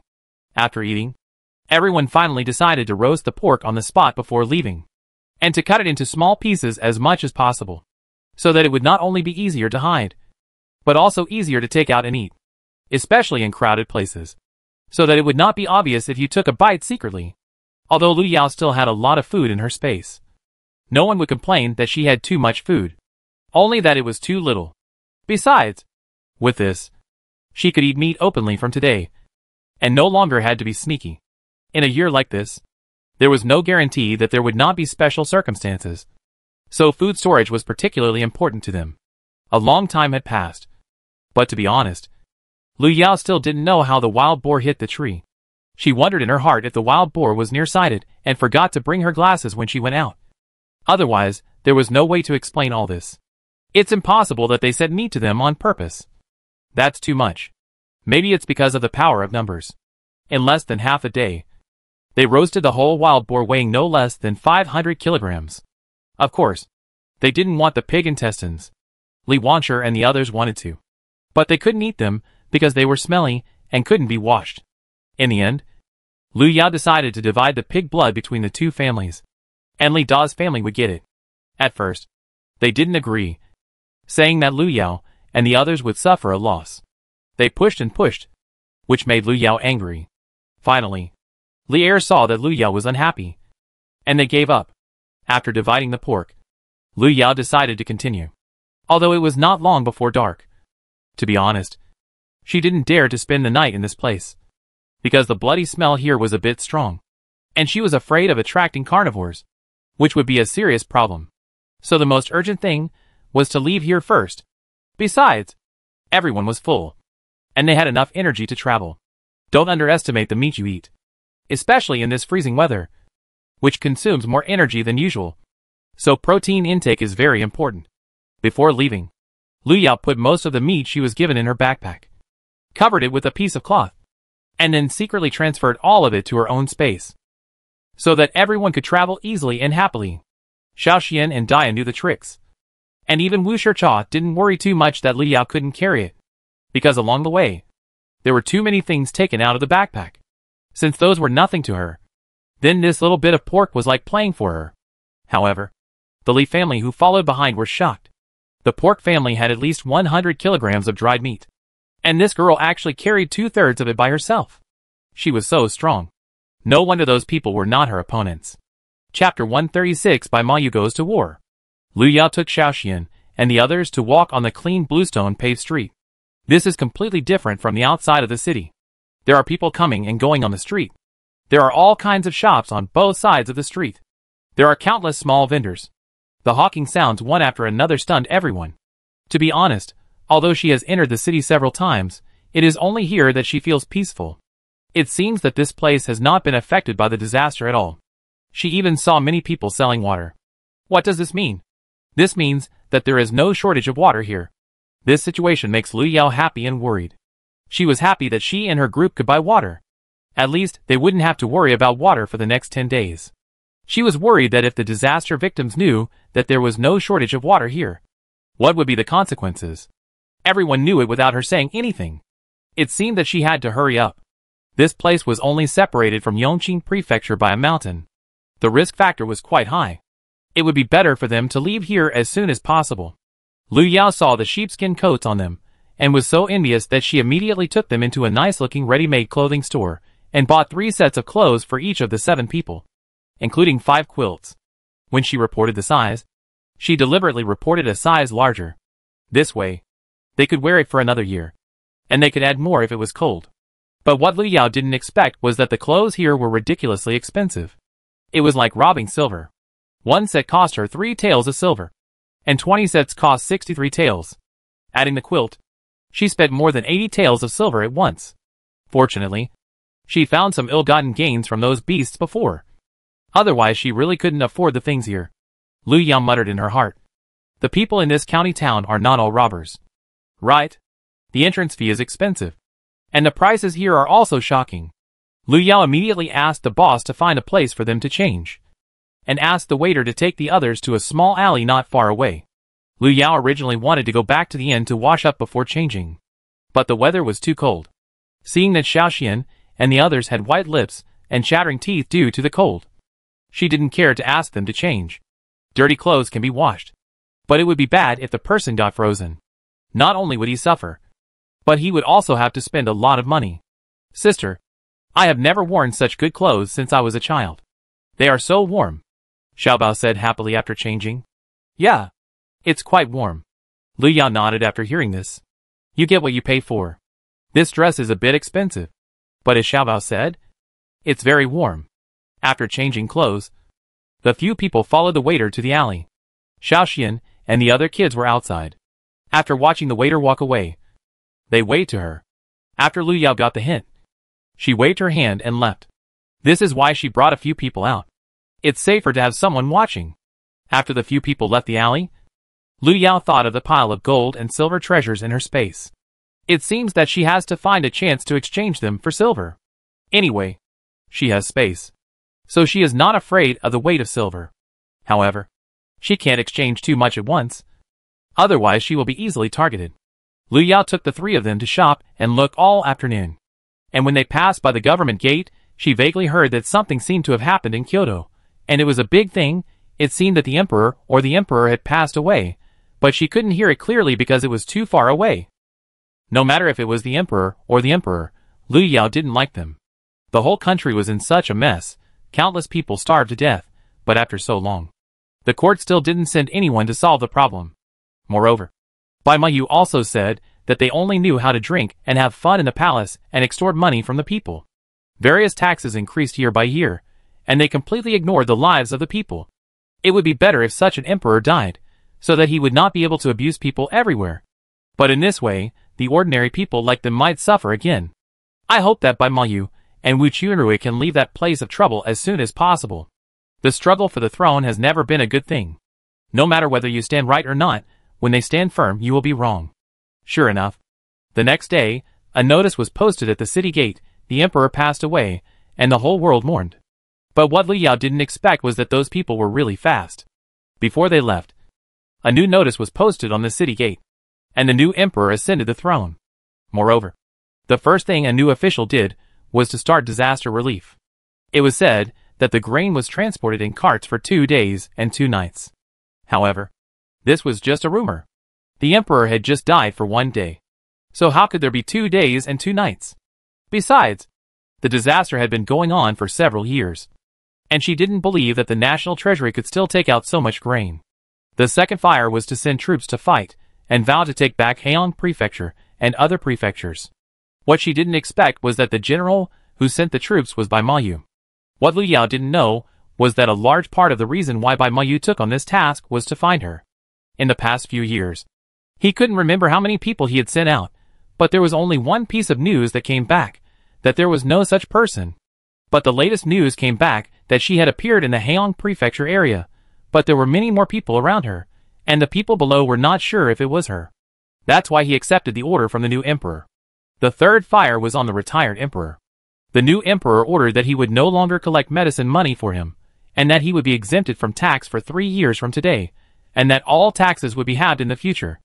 As soon as these 3 notices came out, the new emperor immediately gained a lot of goodwill, and all the people cheered and shouted, "The new emperor is a wise ruler of the contemporary era." Lu Yao didn't care after seeing this notice. She just wanted to be a landlady with food and drink and someone to help her wash clothes and cook, and it didn't matter to her who would be the emperor, as long as he hopes that he will not be like his predecessor, who treats human life as worthless. That's all. The next day, a new notice was posted at the gate of the county town, saying that for anyone who wants to go back, the government office will give a certain amount of travel expenses and settle people, 1 tael of silver per person. Of course, those who don't want to go back are also welcome. The victims will be resettled on the spot, and the government office will re-register their household registration. However, there will be no silver for those who want to stay. And as for where they will be allocated, it depends on their luck. Moreover, they will only be given a 1-acre residential land. If you think it's too small, you can buy it with money. There is no land, and no household is allowed to reclaim only 2 acres of wasteland. If you want good land, you can either buy it with money or rent it. You can choose it yourself. As soon as the notice was issued, most people chose to go back. After all, returning to one's roots is a deeply rooted idea for everyone, especially some old people. Moreover, there was 1 tael of silver per person, which was a considerable amount of money for a large family. Many people may have never seen so much silver in their lives. So there were many people who chose to go back for the silver. But these were not tempting for Lu Yao. She wished to stay away from that place. If the people of the old Lu family were lucky, she would be asking for trouble if she went back. She would not do such a stupid thing. After Lu Yao finished reading the notice, Lu Yao took Xiao Xian to continue her shopping trip. Nothing is more important than having food in your pocket. Besides, it has been dry for so long. Are we going to go back and eat dirt now? As for whether to stay in this place or continue to move forward, she will go back and discuss it with a few people. Her personal opinion is that it is not too late to settle down in the next prefecture city, which is close to Kyoto. If she wants to do some small business, it will be easier to find a market. After all, Kyoto has a lot of people, and a lot of money. Chapter 137 Qingyun County. It's really frustrating to compare yourself to others. Look at the 3 children in my family. He won't talk about the younger one.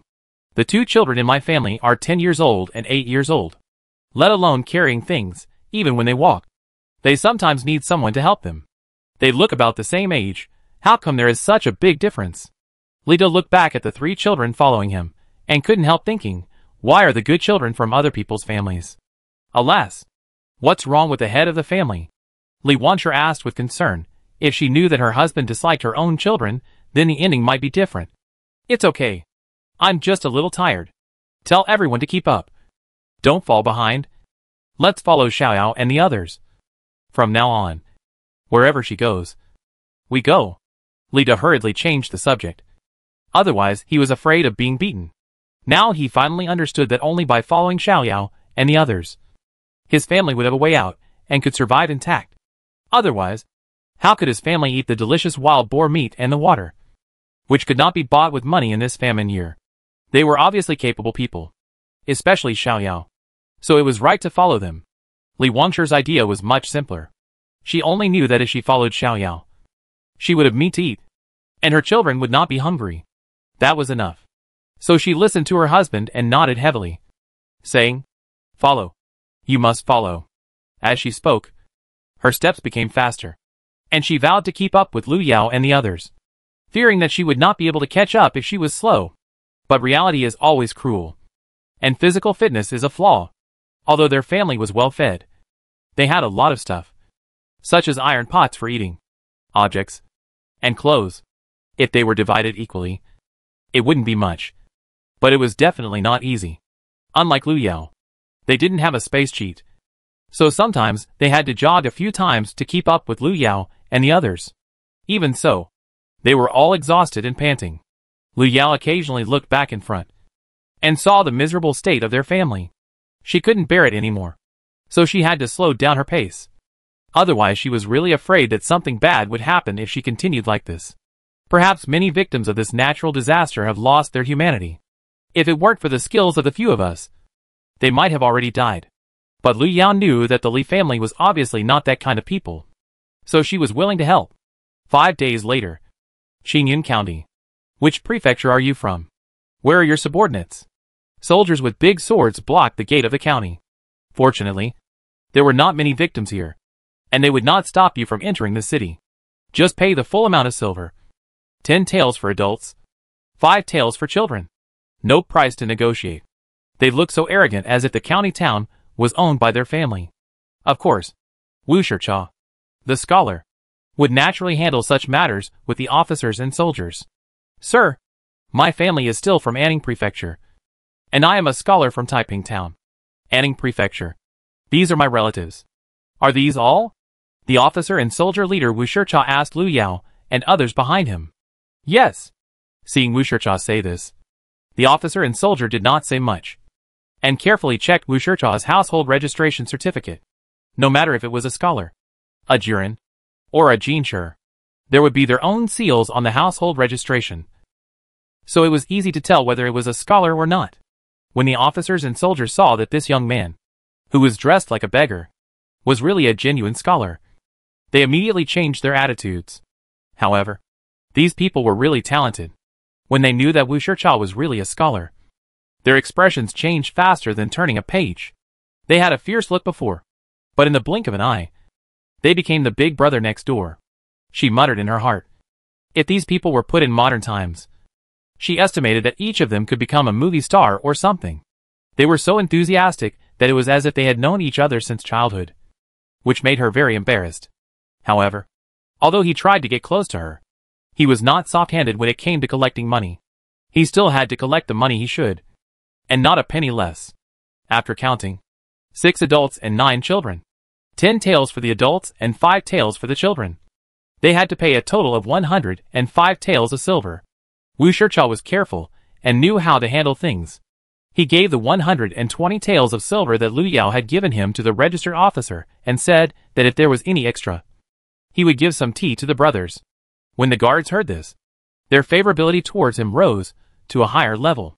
Moreover, Wu Shicha even secretly gave the guard chief 10 taels of silver. When the guard chief saw so much silver, he was secretly happy. So he did not even look at Lu Yao and the others' household registration certificates carefully and let them pass directly. Lu Yao was also very happy to see this. She was really worried that Dia and the other 3 would not be able to pass. And because of the silver, they also learned from the guard chief that, just 5 days ago, something big happened in Yongqing Prefecture, and it was said that many of the victims who were unwilling to leave were beaten and killed by the soldiers, and there were countless casualties. After hearing this, Lu Yao and his group broke out in cold sweats. Especially Li Da's family. They were glad for the decision they made. Otherwise, they might have been hunted down like the disaster victims. After hearing this news, Lu Yao also changed her mind. She originally wanted to stay here for a few more days. But it seems that this is not possible. This place is only separated from Yongqing Prefecture by a mountain. And it will only take about 20 days to get there by taking the county road. Although the probability of the disaster victims coming here is not high, it is still possible. So the risk factor here is still quite high. It seems that they must leave here as soon as possible after buying things. After entering the city gate, Wu Shicha gave all his household registration certificates to Lu Yao, including Li Da's family and his own. This was agreed upon before entering, and he insisted on giving it. Li Da's family didn't have enough silver, but they had to buy some things, such as winter clothes, salt and rice. So they used their household registration certificates as collateral to borrow 100 taels of silver from Lu Yao. In this way, they had 115 taels of silver, including their own. Originally, they didn't want to borrow so much, but then they thought, maybe they would need silver a lot in the future. So they gritted their teeth and borrowed so much directly. Of course, the household registration certificate also agreed that they had to pay off all the silver before they could get it back. Seeing that it was still early, Lu Yao and his friends found an inconspicuous guesthouse. The common bed here only cost 10 coins per person, and the single room cost from 200 coins to 1 tael of silver. Li Dajia asked for 2 rooms of 200 coins, and Lu Yao asked for 2 rooms of 500 coins. After putting down the luggage, then they immediately divided into 3 groups, Li Dajia in one group, Lu Yao, Xiaoxian, Xiaobao and area in one group of 4, Daya, Wu Shicha and Qinchin in one group of 3. Each of them went to buy what they needed, and then came back to gather here after buying. After instructing them to be careful on the road, and to avoid the disaster victims and hooligans who came in, Lu Yao took Xiaoxian and the other 3 and left first. Lu Yao had carefully considered the grouping. She had too many things to buy. Only in this way could she secretly put things into her own space. Otherwise, how much could they take? And Dia gave the grouping to Wu Shicha to protect them. With his skills, he was not even good enough to scare people. Chapter 138 Seduction. After returning to the inn, Lu Yao told Wu Shicha and the others about the notice she had seen. Wu Shicha was stunned when he heard the content of the notice, and there was a trace of struggle on his face, and then he pretended to be calm. Wu Shicha thought he had hidden it well, but he was still discovered by the sharp-eyed Lu Yao, but she said nothing. Everyone has his own choice, and she had no right to interfere with whether to go or stay.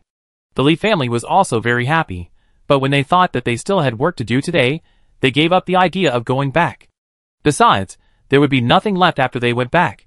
Even the house was washed away by the flood, and they would have to start all over again after they went back, so it would be better for them to follow Xiaoyao and the others. At least they would be safer. After all, she is so fierce, ordinary people really don't dare to do anything to her. After hearing that they can go back, Xiaoxian took Lu Yao's hand and said happily, "Big sister, can we go home?" Lu Yao looked down at the little guy with bright eyes and asked, "Then do you want to go back? Don't you want to go back, big sister?" Xiaoxian saw his big sister asking this, and asked back in confusion.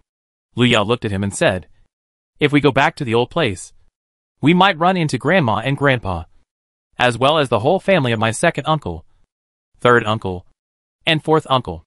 We might even be pulled back by them to continue to serve them. Then they will eat delicious food and drink spicy drinks, while the 2 of us can only eat 1 mixed flour steamed bun a day, and we are often beaten by Grandma and them. Do you still want to go back?" When Xiaoxian heard what his elder sister said, he suddenly thought of the life they had lived before. They were hungry every day and had endless work to do. Hu Zi and others bullied him every day, and his elder sister was almost beaten to death by them. Thinking of this, Xiuxuan's face changed completely. He shook his head vigorously and said, "No, I don't want to go back. Elder sister, if you go back, you will be beaten to death by them." The frightened Xiaoxian never thought that he and the old Lu family had already signed a document of severing ties, and he no longer had any relationship with them. Even if he went back, with their current strength, the old Lu family could not do anything to them. If she really had to go back to Siosi village, although she couldn't do anything to those nominal elders, as long as those people dared to bully her, she would beat those of her generation until they were afraid of her. Of course, this was just an if, and Lu Yao couldn't really go back, as she didn't like being abused. Wu Shicha, who was thinking about something, twitched his mouth when he heard Lu Yao's words to scare the child, and looked at her with contempt. Lu Yao pretended not to see his contemptuous look and continued to seduce. "Are you sure? If you are sure, then you can't turn back." "Sure. If we don't go back, we can go to Kyoto to find Brother Rui and Brother Yu." Xiaoxian nodded vigorously. "Then we won't go back. We will continue to set off tomorrow and go to Taiyuan Prefecture, which is closest to Kyoto." Seeing Xiaoxian say this, Lu Yao said with a smile. As for the second half of the sentence, she blocked it automatically. She didn't want to go to the door automatically. At that time, she couldn't clear it even if she jumped into the Yellow River, and she would have to bear the reputation of wanting to climb up the social ladder for the rest of her life. She would not do such a thankless thing. "Are you going to Taiyuan Prefecture?" "Yes. That's the decision for now. We'll talk about it later." "What about you? What are your plans?" "Haven't I decided to go with you guys a long time ago? The moment I left my household registration certificate with you, I made the decision. Now there are only 2 of us in the Wu family. Why go back? I don't want any fame in this life. I have food and drink here. It's good to be a teacher for the little ones." After saying that, Wu Shicha took Qinchin's hand and left her room. But his back looked a little lonely. Lu Yao knew that it was not that he did not want fame and fortune, but he could not have his cake and eat it too. Since he chose to be a good father, he had to take good care of Qinchin. After spending these days together, she could clearly feel the changes in Qinchin, although he still did not talk. With the company of Xiaoxian and the others, the little guy was obviously much happier, and his smile became more and more frequent. Lu Yao believed that if she could feel the changes in Qinchin, then Wu Shicha, as a father, could feel it even more. So for Qinchin, he chose to stay. Lu Yao touched her nose as she watched Wu Shicha leave. She didn't seem to have said that he couldn't continue to take the imperial examination if he followed her, so he could only think too much and put himself in a dead end. If he had this confidence, she would not only give her full approval, but also provide financial support. After all, more thighs mean more roads. Wouldn't her salted fish path be more solid? So she still had to invest when it was time to invest. The next morning, Lu Yao asked Wu Shicha to check out of the room. Since everyone chose to stay and move on, and they had bought what they needed to buy in the past few days, then there was no need to stay here any longer. Now her space is full. In order to fit more daily necessities and food, she even threw the firewood into the dead end. When they arrived at the city gate, Lu Yao and her group saw that everyone was queuing up to receive silver. To be honest, seeing the white silver, for a moment, Li Da's heart was a little shaken. But when he saw Lu Yao and her group not looking back, he gritted his teeth and continued to follow with his family. It didn't look like it would rain that day.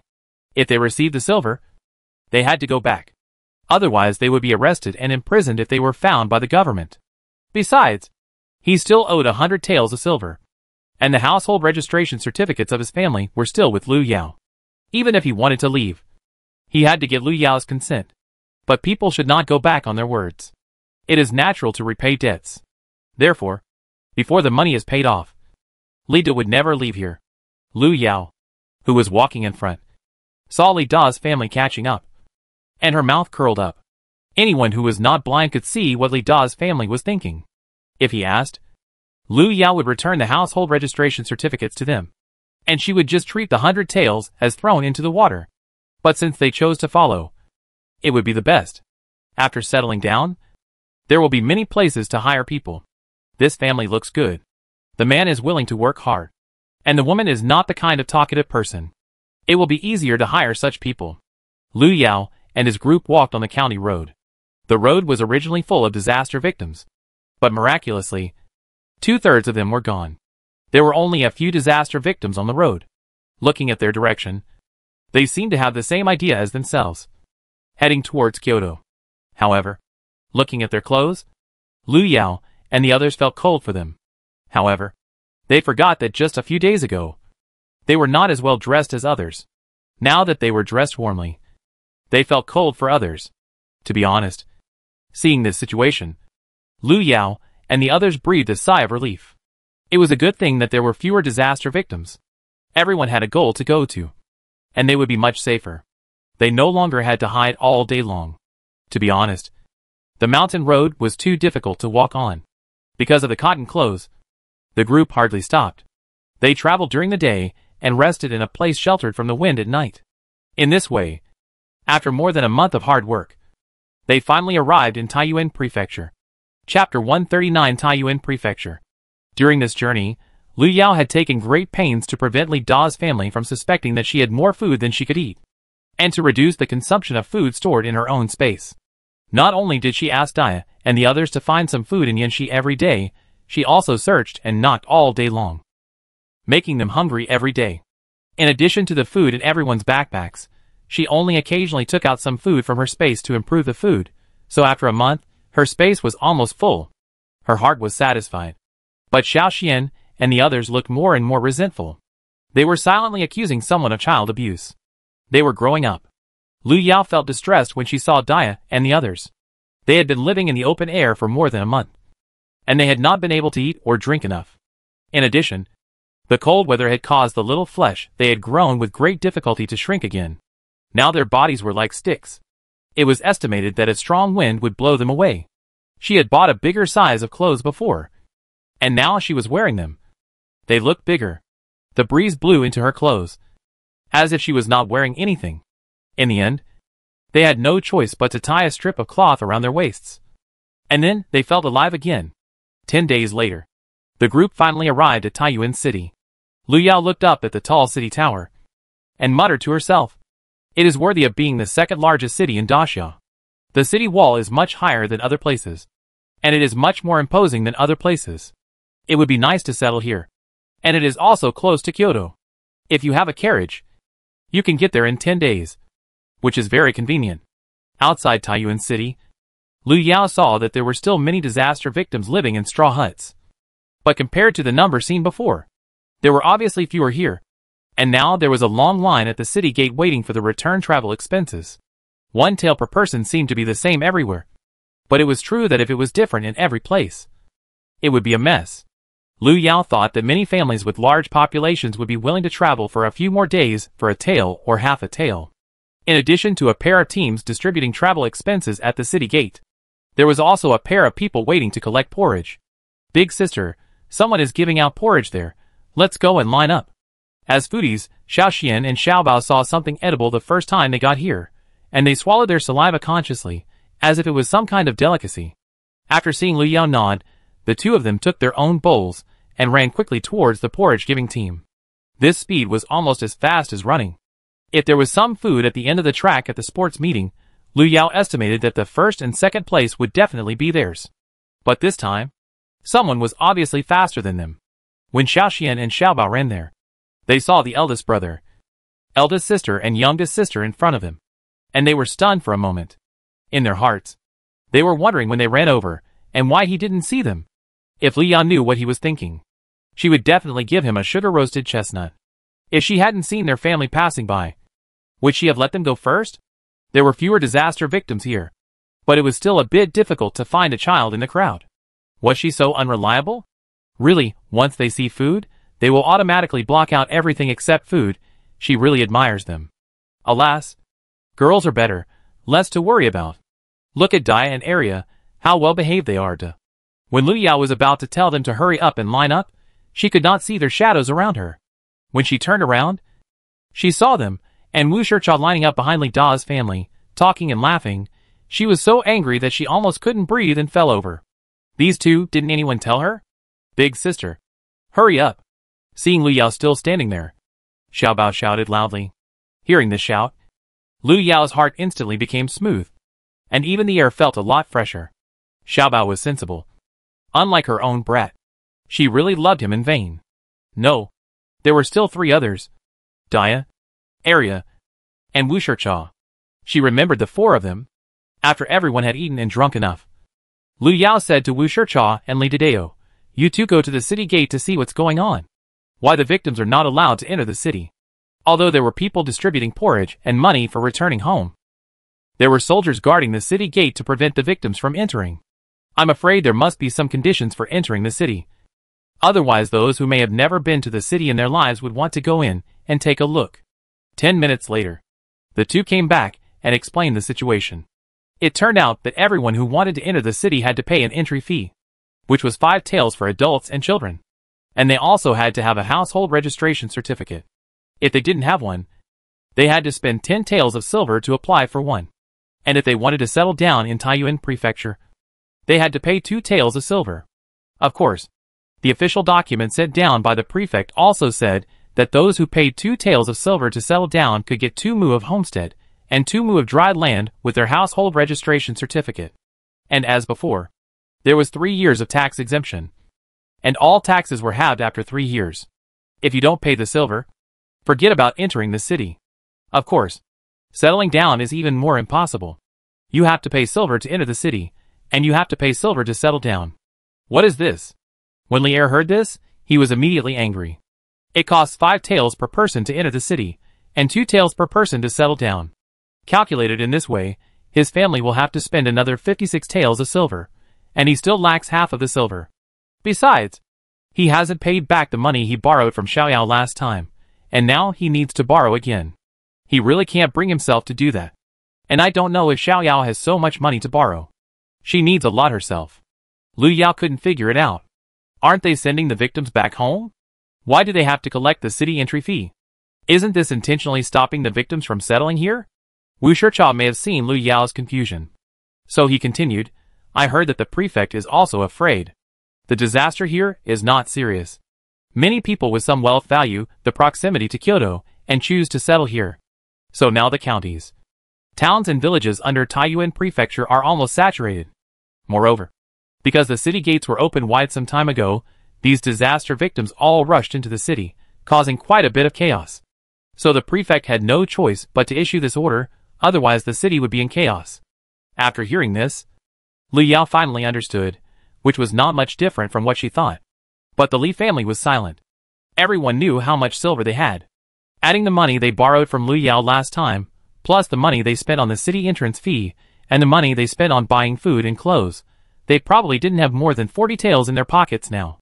Even if they wanted to settle down here, this little money was not enough. Besides, they had to save some for household expenses after settling down. What do you think? Lu Yao looked at the others and said. She wanted to settle down here. She was tired and bored after all this journey. We'll listen to you. Xiaoxian, Dia, and Wu Shicha all decided to listen to Lu Yao. When it was Li Da's turn to express his opinion, he hesitated for a long time before sighing and saying, I want to be with you. But we don't have enough money. That. He also wanted to settle down here with his family and Lu Yao. Just because he had Mr. Wu Shicha, he didn't want to be separated from them. But they didn't even have enough money to enter the city. So they couldn't settle down if they couldn't enter the city. Chapter 140 Settling Down. Now they just need to find a way to settle down in the city. And the rest of their family can slowly find a way to live this life. As long as their family has hands and feet, they don't have to worry about being starved to death or freezing to death. And they don't have to live a life of fear and worry all day long. But the key is that now their family doesn't even have enough money to go to the city, let alone settle down. But for the sake of his family and himself to have a stable home, Li Da finally gritted his teeth and said to Lu Yao, Xiaoyao, if you want to settle down here, our family still wants to continue to follow you, but can you lend us some money? 50 taels. Just, will do, if you don't have it. Forget it. After Li Da stammered and finished speaking in one breath, his eyes looked at Lu Yao hopefully. Li Er and the others behind him also looked at Lu Yao eagerly, holding their hands tightly. Very nervous. They were afraid that she could not come up with so much silver. After all, 50 taels was an astronomical figure for them. In fact, Lu Yao had known that they did not have enough money. But some things had to be asked by him personally. She still said that she would not force him to leave or stay. After listening to him, Lu Yao waved her hand and said, I still have some silver here. I can lend you another 50 taels. Now there is nothing more important than entering the city. Since it has been decided, let's go in quickly. When the Li family saw that Liu Yao could still lend them silver, they were all very excited. And the two sisters-in-law Li Wang and Li Niu were so happy that they cried and wiped their tears. Along the way, their family has suffered too much, and too many people have died. Now they can finally settle down. After Liu Yao finished speaking, she looked at the family crying and laughing, and waited silently by the side. After they calmed down, she led a few people to the city gate. On the way, Liu Yao secretly handed the silver and household registration certificate to Wu Shicha, and asked him to come forward. This official, are you registering here? Wu Shicha took the things and asked everyone to the person in charge sitting behind a table. He was very humble, nodding and laughing. After seeing the chief nodded, Wu Shicha immediately handed over the household registration certificates of several people. The chief opened his household registration certificate, looked up at Wu Shicha in surprise, and then looked through the household registration certificates of others as if nothing had happened. There are many scholars in this city, but there are not many who can pass the examination to become a scholar at the age of 17. If it had not been for this natural disaster, he would have passed the examination to become a Juren. So his impression of him improved a lot. After looking at the household registration certificates, he found that 3 of them did not match. So he patiently said, I see you have 15 people here. Why are there only household registration certificates for 13 people? After listening, Wu Shicha told the true and false stories of what happened before and after. After hearing this, the manager sighed and said, it's not easy for anyone in this world. It's a blessing to be alive. Who said it wasn't? We took them with us because we felt sorry for the children who had no parents. Otherwise, they would have been caught by those beasts. Wu Shicha stopped talking after saying this, and just sighed heavily. The manager didn't ask any more questions after hearing this. He had heard more or less about what happened to the victims on the road, and thought that these people were really lucky. They were able to escape with so many children. Although he felt a little sympathetic towards these people, he still had to pay the money he owed. So he said to Wu Shicha, you have also seen the notice about the city entry fee, settlement fee and household registration certificate reissue fee. It is what it should be. I am just following orders. The implication was that no matter how miserable you said, you have to pay what you should pay. I can't pay a penny less. Hearing the words of the chief, Wu Shicha took out the silver that he had prepared long ago and said, Sir, this is our city entry fee, settlement fee and reissue fee. Please count it. If there is any extra, give it to the brothers for tea. Then he secretly stuffed 10 taels of silver into the chief's sleeve pocket. When the officers and soldiers on the side heard that they could get silver, they were extremely happy. The chief also took the opportunity to weigh the weight in his sleeve pocket, and immediately smiled and said, well, that's right. Just right. I wonder if you have any requirements for where to settle down. Hearing this, Liu Yao standing behind smiled. They gave silver to the chief and said good things, just because they were afraid of being assigned to a bad place. They had found out clearly that the chief had the final say on where to settle down, and where to settle down was entirely up to his mood. Knowing this, they secretly gave some silver to pave the way, hoping to be assigned a good place to live. Otherwise they would be assigned to a poor and evil place, which would be the end of them. What they didn't expect was that they could still make requests, which was really beyond their expectations. So Wu Shicha said with a little excitement, Sir, can you see if you can settle us in a place close to the mountains and rivers? We can live by the mountains, and occasionally find some food in the mountains. It's okay to be a little bit off. The main thing is that the village head and the head of the village should be kinder, so as to be fair. And it is best to be a village with mixed surnames, so that they will not be xenophobic, and we can integrate into it as soon as possible. Okay, then I'll help you. For the sake of silver, the person in charge did not delay. Anyway, people had to be arranged to go regardless of the pros and cons. What's more, this family has a scholar, so it's always right to show some kindness. And most importantly, this family is sensible. This silver can be lower than his share of silver for 2 or 3 months. The person in charge flipped through the book and said to Wu Shicha, well, I will settle you in Qinghe Village, Kang Town, Heong County. Qinghe Village is backed by the rolling Daqing Mountains, and there is a big river in front of it. Even now, there is still water, although it is not much. It is still enough for the villagers to eat and use. Moreover, the head of the village and the head of the village are kind and upright, and they handle things fairly. It is considered to be a relatively wealthy village in the surrounding area.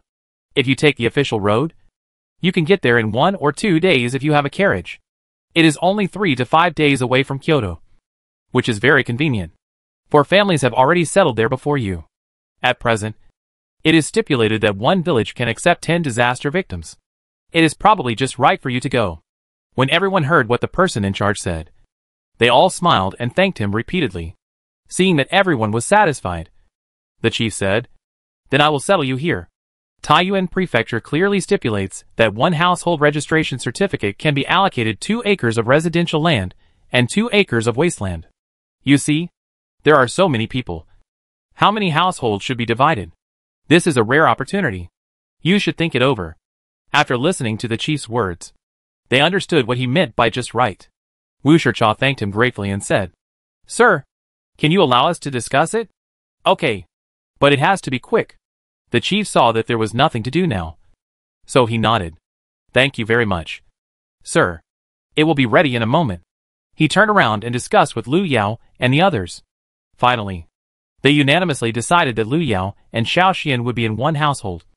De Ye, Er and Xiao Bao would be in one household. Wu Shicha and Chen Chen would be in one household. Li Da's family of 4 would be in one household. Li Er and his family of 3 would be in one household. And Li Xiao would be in one household. Note, women in this world can also set up their own households, which are called female households for short. If there are no elders in the family, as long as they are 10 years old, they can also set up their own households. Otherwise, they can only register in the village or with a family willing to accept them. "Sir, we have discussed it. We will be divided into 6 households in total." Chapter 141 Donkey Cart. "Okay, I'll give you a new household registration certificate right away." "Well, I'll trouble you, sir." After saying that, Wu Shicha stood aside obediently and waited. He looked like a bad student standing in the teacher's office waiting to be criticized. I remember that when I was in junior high school, there were a few particularly naughty boys in the class. When they were called by the head teacher to be reprimanded, they looked like this. This made Liu Yao inexplicably happy. If she hadn't been so strong, she might have laughed out loud on the spot. And that would have been a big deal. Not only would it ruin their image, but it might also kill the good feelings the chief had for them in the cradle. So Liu Yao tried to keep her head down and not look at them. Otherwise she was afraid she would not be able to help herself. The chief was processing new household registration certificates for them while muttering, according to the notice issued by the prefect. All disaster victims who settled in Taiyuan Prefecture can use their household registration certificates to get 2 mu of homestead and 2 mu of dry land per household, and be exempted from taxes for 3 years. After 3 years, all taxes will be halved, from the original 2 shur per mu to 1 shur. I don't need to tell you this. You should have learned it from the notice. What I am going to say next is the key point. After you arrive at Qinghe village, you'd better not buy and sell those privately reclaimed wastelands privately. This is not recognized by the government and is illegal. If you really have little idle land, you can buy the unreclaimed wasteland and mountain land through the village chief and the head of the village, or the unowned land in the village. Do you understand? But you don't have to worry too much, because we have less land and more mountains here, and most people won't sell good land. You just need to have an idea in your mind, so that you won't be cheated by others and have no way to reason. Yes, here are 6 copies of your new household registration certificates. If you lose them and want to apply for them again, it will be troublesome. Now you just need to take them to the government office and ask the lawyer to stamp them. When you find the village chief in Qinghe village, he will naturally arrange the homestead and dry land for you. I understand. Thank you for your advice, sir. Then I won't bother you. We will go to the lawyer to stamp them now, so that we can set off early. Well, go ahead, the head said, waving his hand and continuing to do his work without saying anything more. If it weren't for their sensibleness, he wouldn't have wasted his breath. Just like the families that were assigned to Qinghe village before, a family of more than a dozen people, he only registered them. As for the other families, he did not ask. If it were not for the 2 taels of silver in the end, the land would not have been theirs. This group of people is so generous. After this trip, at least 12 or 13 taels went into his pocket. Tonight, he can have a drink at Xiao Chui's place. Just thinking about it makes him happy. When the officers and soldiers around him saw him like that, they knew that this old guy had taken a lot of money this time, unlike him. He was lucky to get 1 or 2 taels of silver in a day. There was nothing he could do. who said his sister was not as pretty as anyone else. After Wu Shicha took everyone's new household registration certificate and thanked them, he led everyone to the government office. As for how to divide the silver he gave, it was their business. It's done. We have settled down. After leaving the side of the chief, Li just said happily like a child. Yes, it's done. And the chief just said that there is a river in front and mountains in the back, which is a fairly wealthy village. This way, we don't have to worry about going hungry. Li Wancher beside him also happily agreed. To be honest, we are all very happy to be able to settle down so smoothly. After fleeing famine for so many years, we can finally settle down. Okay. While it's still early, let's go to the government office to find the master to stamp the seal. Only after the seal is stamped can we be considered to have truly settled down. Wu Shicha heard the words and said, now the seal has not been stamped. Everything is still unknown. So the most urgent thing now is to stamp it first. Yes. Yes. Yes. Mr. Wu is right. Let's stamp it first. Li Er responded immediately after hearing Wu Shicha's words. Then let's go now to the government office, and then to the horse market to see if we can buy 2 carriages, so that we can get to Qinghe village faster, and we will live there in the future, and if we have a carriage, it will be more convenient to go to the town or the county to buy things. After Lu Yao finished speaking, she waved her hand, and led everyone to the government office. When Xiao Xian and the others heard that they were going to buy a carriage, they were so excited that they couldn't describe it in words, and they wished they were in the horse market right now. On the way to the horse market, after getting the household registration certificate, Wu Shicha walked to Lu Yao's side and thought for a long time and said, Xiao Yao, it's better to buy a donkey than a horse. Horses are too arrogant, and we can't take care of them. But donkeys are different. They are suitable for survival in the north. They are not only drought resistant, but also cold resistant and easy to raise. Moreover, we are new there. We are unfamiliar with the place. So it's better to keep a low profile. Although the person in charge said that the village head and the head of the village are good, there are more troubles when there are more people. Hearing Wu Shicha's words, Lu Yao raised her head in surprise. To be honest, she didn't know these things. She didn't pay much attention to them. She was on the road to escape famine as soon as she came here. She didn't understand the twists and turns in the countryside. If Wu Shicha hadn't reminded him, Nua would have gotten red-eye disease as soon as he went there. And there would have been a lot of trouble. And as Wu Shicha said, it's better to keep a low profile when you are unfamiliar with the place. And the best way is to develop slowly. After thinking it through, he said to Wu Shicha, I really don't understand these things. In this case, I will listen to Uncle Wu. Let's buy a donkey. Several people wanted to do a good thing and set off quickly. So in less than half an hour, several people arrived at the horse market. Lu Yao didn't expect that after such a long drought, it could still be so lively here. There were no shortage of cows, horses, sheep, and donkeys. The shouts and cries were one after another, which was very lively. But the smell was really a bit intoxicating. Several young ones even covered their noses and were reluctant to go in. She and Wu Shicha were not very good at buying and selling animals, and Li Da's family was also half-baked, so they had no choice but to rely on their feelings. Lu Yao walked in and looked at the donkeys, and finally picked 2 that looked stronger, one brown and black, and one completely black. The brown and black one was for Wu Shicha, and the completely black and smaller one was for them. Originally, I wanted to pick one for Dia, but the girl refused to do it, saying that she would go wherever the young lady was, which was the best. Lu Yao thought about it, and it was also true. Although their household registrations were separate, they were still alive. Then, we could ask the village chief to divide their 2 homesteads together, and then build a wall to block them. Wouldn't it be enough to just build a larger house? No one stipulated that one house must be built on one homestead. So in the end, they bought 2 donkeys and the carriage, which cost a total of 60 silver. Lida saw that if there was no carriage, only 20 would be enough. He thought that there would be many places in the family that would need it in the future, so he gritted his teeth and bought one. But he didn't buy the carriage. Instead, he spent 2 taels of silver on a cart. This thing can not only pull things, but also people, but it is a little cold in winter. However, after buying the donkey, the whole family will have to tighten their belts in the future. After all, they still owe Lu Yao 150 taels. After buying the things, everyone didn't have time to rest. They bought a few steamed buns made of mixed flour, and ate them in their hands. The group set off on the donkey cart. After 4 days of traveling day and night, they finally arrived at Kang Town. After buying some food in Kang Town, they drove the donkey cart for about half an hour and arrived at their destination, Qinghe Village. Chapter 142 Qinghe Village. When they arrived at the entrance of Qinghe Village, they saw a group of 5 or 6-year-old children wearing cotton clothes and trousers playing under a tree that looked droopy and had few leaves left.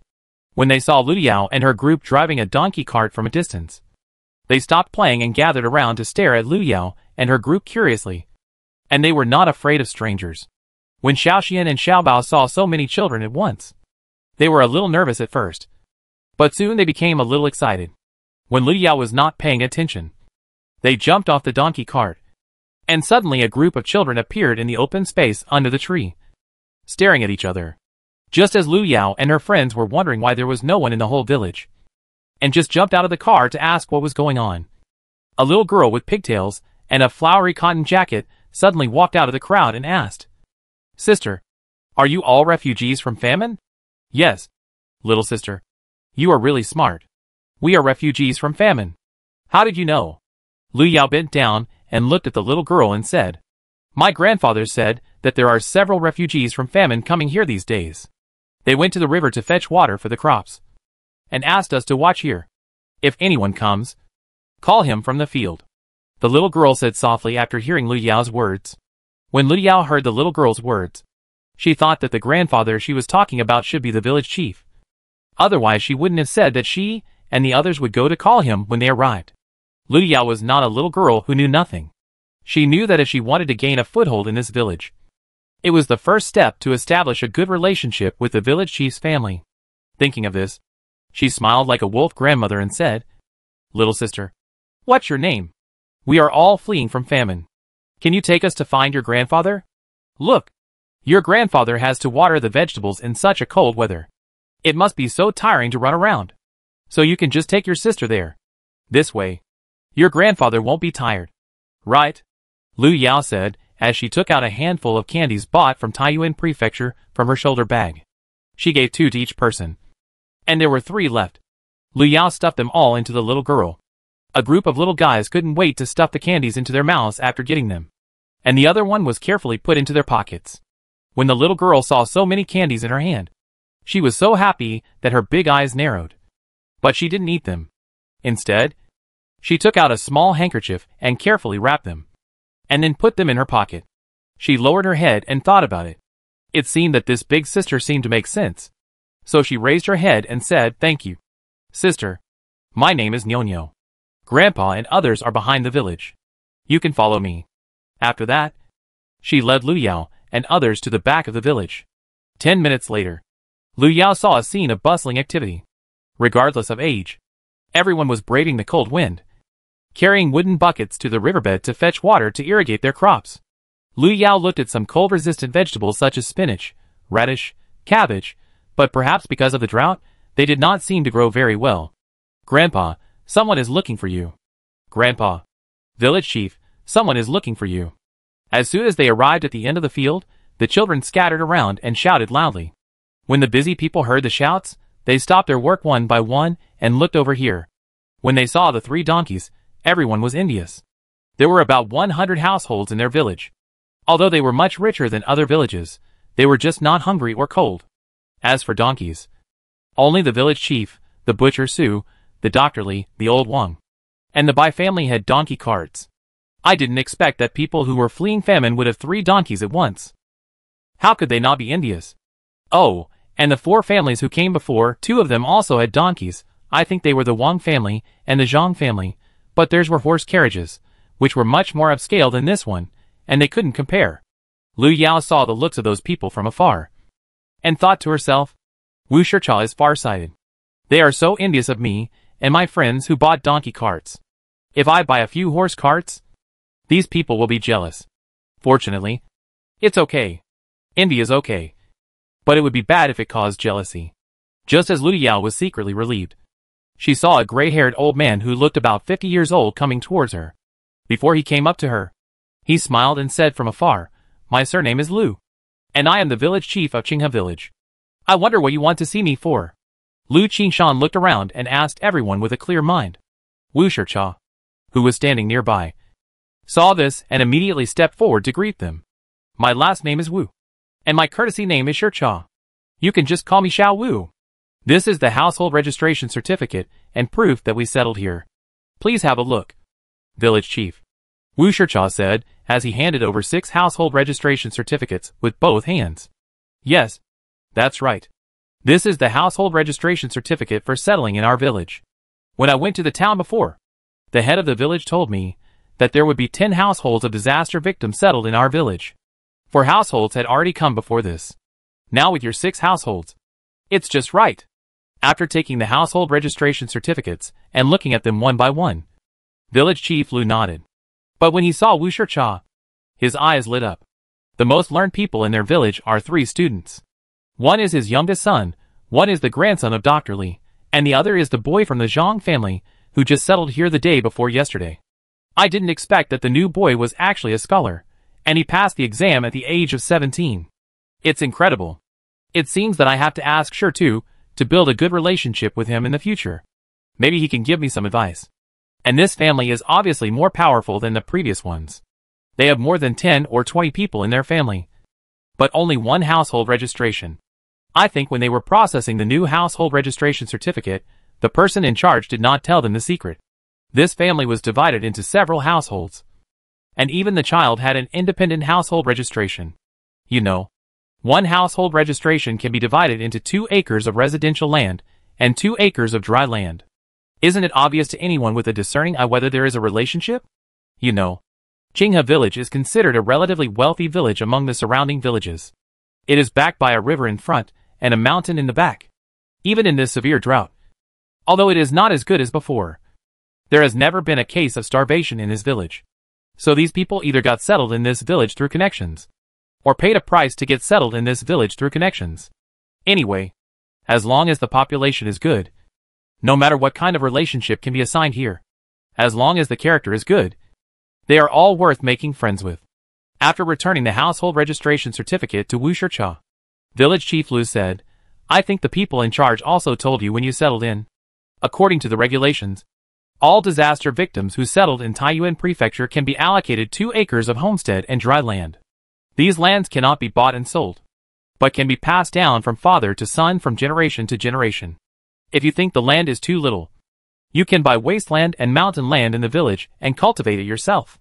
The price of wasteland is 3 taels of silver per mu, and the price of mountain land is 1 tael of silver per mu.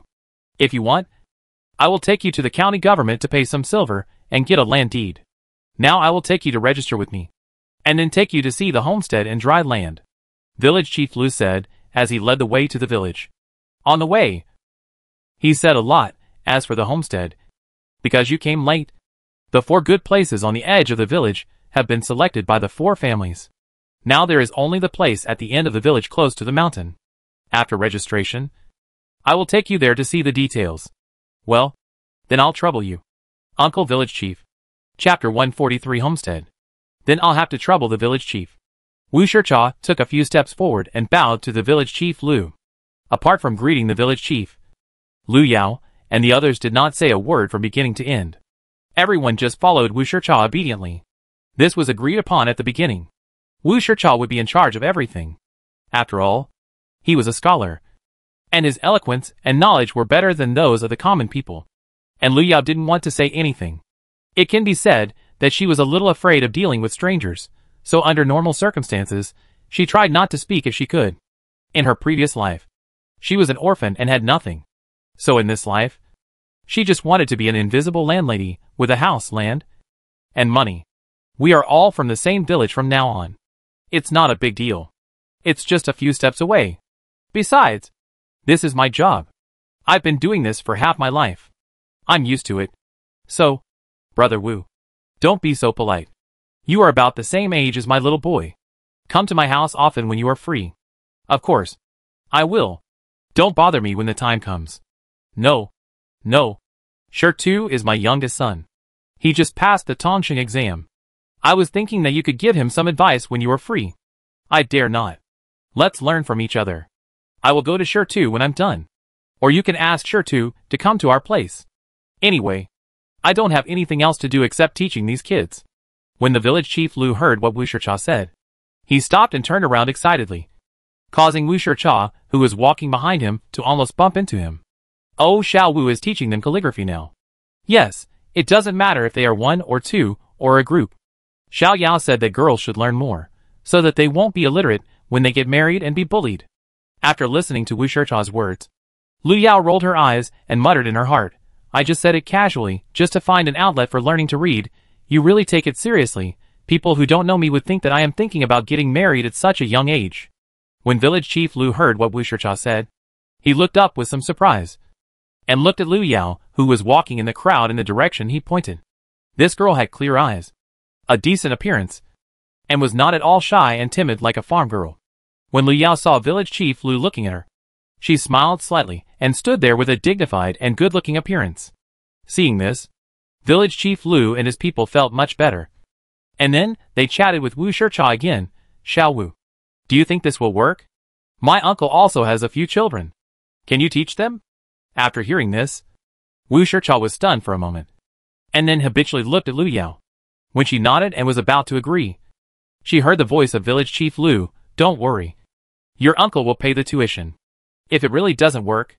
Hearing this, Wu Shicha said before village chief Lu finished speaking. Uncle, you misunderstood me. I was just thinking, I don't know where my homestead is now. It's nothing. I was just thinking if you could wait until I'm done with my work, and when we finish repairing the house, then take them there. Otherwise, when we start working, I'm afraid there will be too many things, and they might get hurt accidentally. When village chief Lu heard what Wu Shicha said, he knew he had misunderstood him, so he patted his forehead and said, Look at my memory. I forgot about it when I was happy. How about this? Do you think it's okay? After we check the homestead and determine the location, I'll bring people to help you build a few mud houses first. This way, you can continue to teach the children, and you can live more comfortably. I'm worried about these children running outside all day and freezing. Since village chief Lu has said this, they will no longer refuse, so they said, then I'll have to trouble you. Village chief. But you know our situation. Village chief. We have no food and no vegetables. Do you think this is okay? If you are willing, come to help. We will add 5 cents to the market price for helpers as meal money. What do you think? No problem, the village chief has 3 sons, and you and I will be enough. As for earth bricks, my uncle has some. We can collect some from other families later. As for beams, there are plenty on the mountain.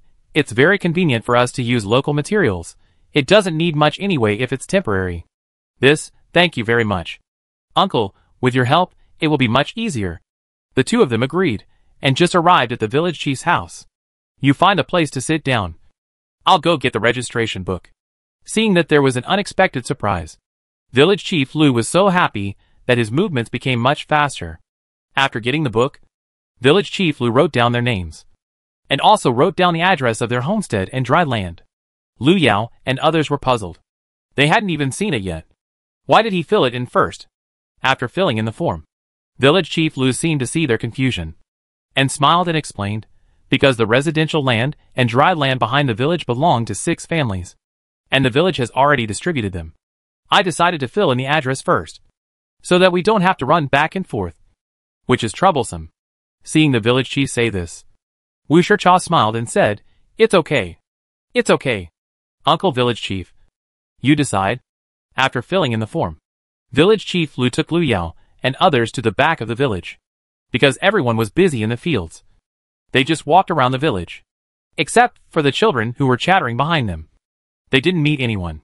On the way, they learned from the village chief Lu that there were a total of 120 households in this village, and if they included their 6 households, there would be 126 households, with nearly 1,000 people, young and old, because this place is located in the north. There is no such thing as paddy fields, and it is called dry land. Every household eats noodles. For the people here, rice is a luxury. They can only eat it once or twice when guests come or during the new year. Hearing this, Lu Yao felt a little tired. At that time, she only cared about the good things in the north. But she didn't expect this. Fortunately, she stocked up nearly 100 kilograms of rice in the prefectural city this time. When she finished eating, she could go to the county town to see if there was any. This is the land, because the higher authorities have already notified our village that they will accept 10 disaster victims, So after receiving the notice, we have divided the land. Although this place is relatively remote, the land is connected together, for Mu per family, and the land will be at your doorstep when the time comes, very convenient. It is marked here. Come from the direction of the stream 1, 2, 3, 4, 5, 6, and you can choose the 6 plots of land by yourselves. After you have chosen, I will take you to the county government to stamp it, and this foundation and land will belong to your family in the future. While village chief Lu was talking to Wu Shicha and Li De, Lu Yao walked in the direction of the stream he mentioned. Sure enough, there was a stream formed by mountain water flowing down from the mountain, but because of the severe drought, the stream has now dried up. Lu Yao walked around and found that this was a really good place. This residential land was not only connected to the land, but also surrounded by a wall. And it would be just like the small courtyards in the north that he had seen on TV.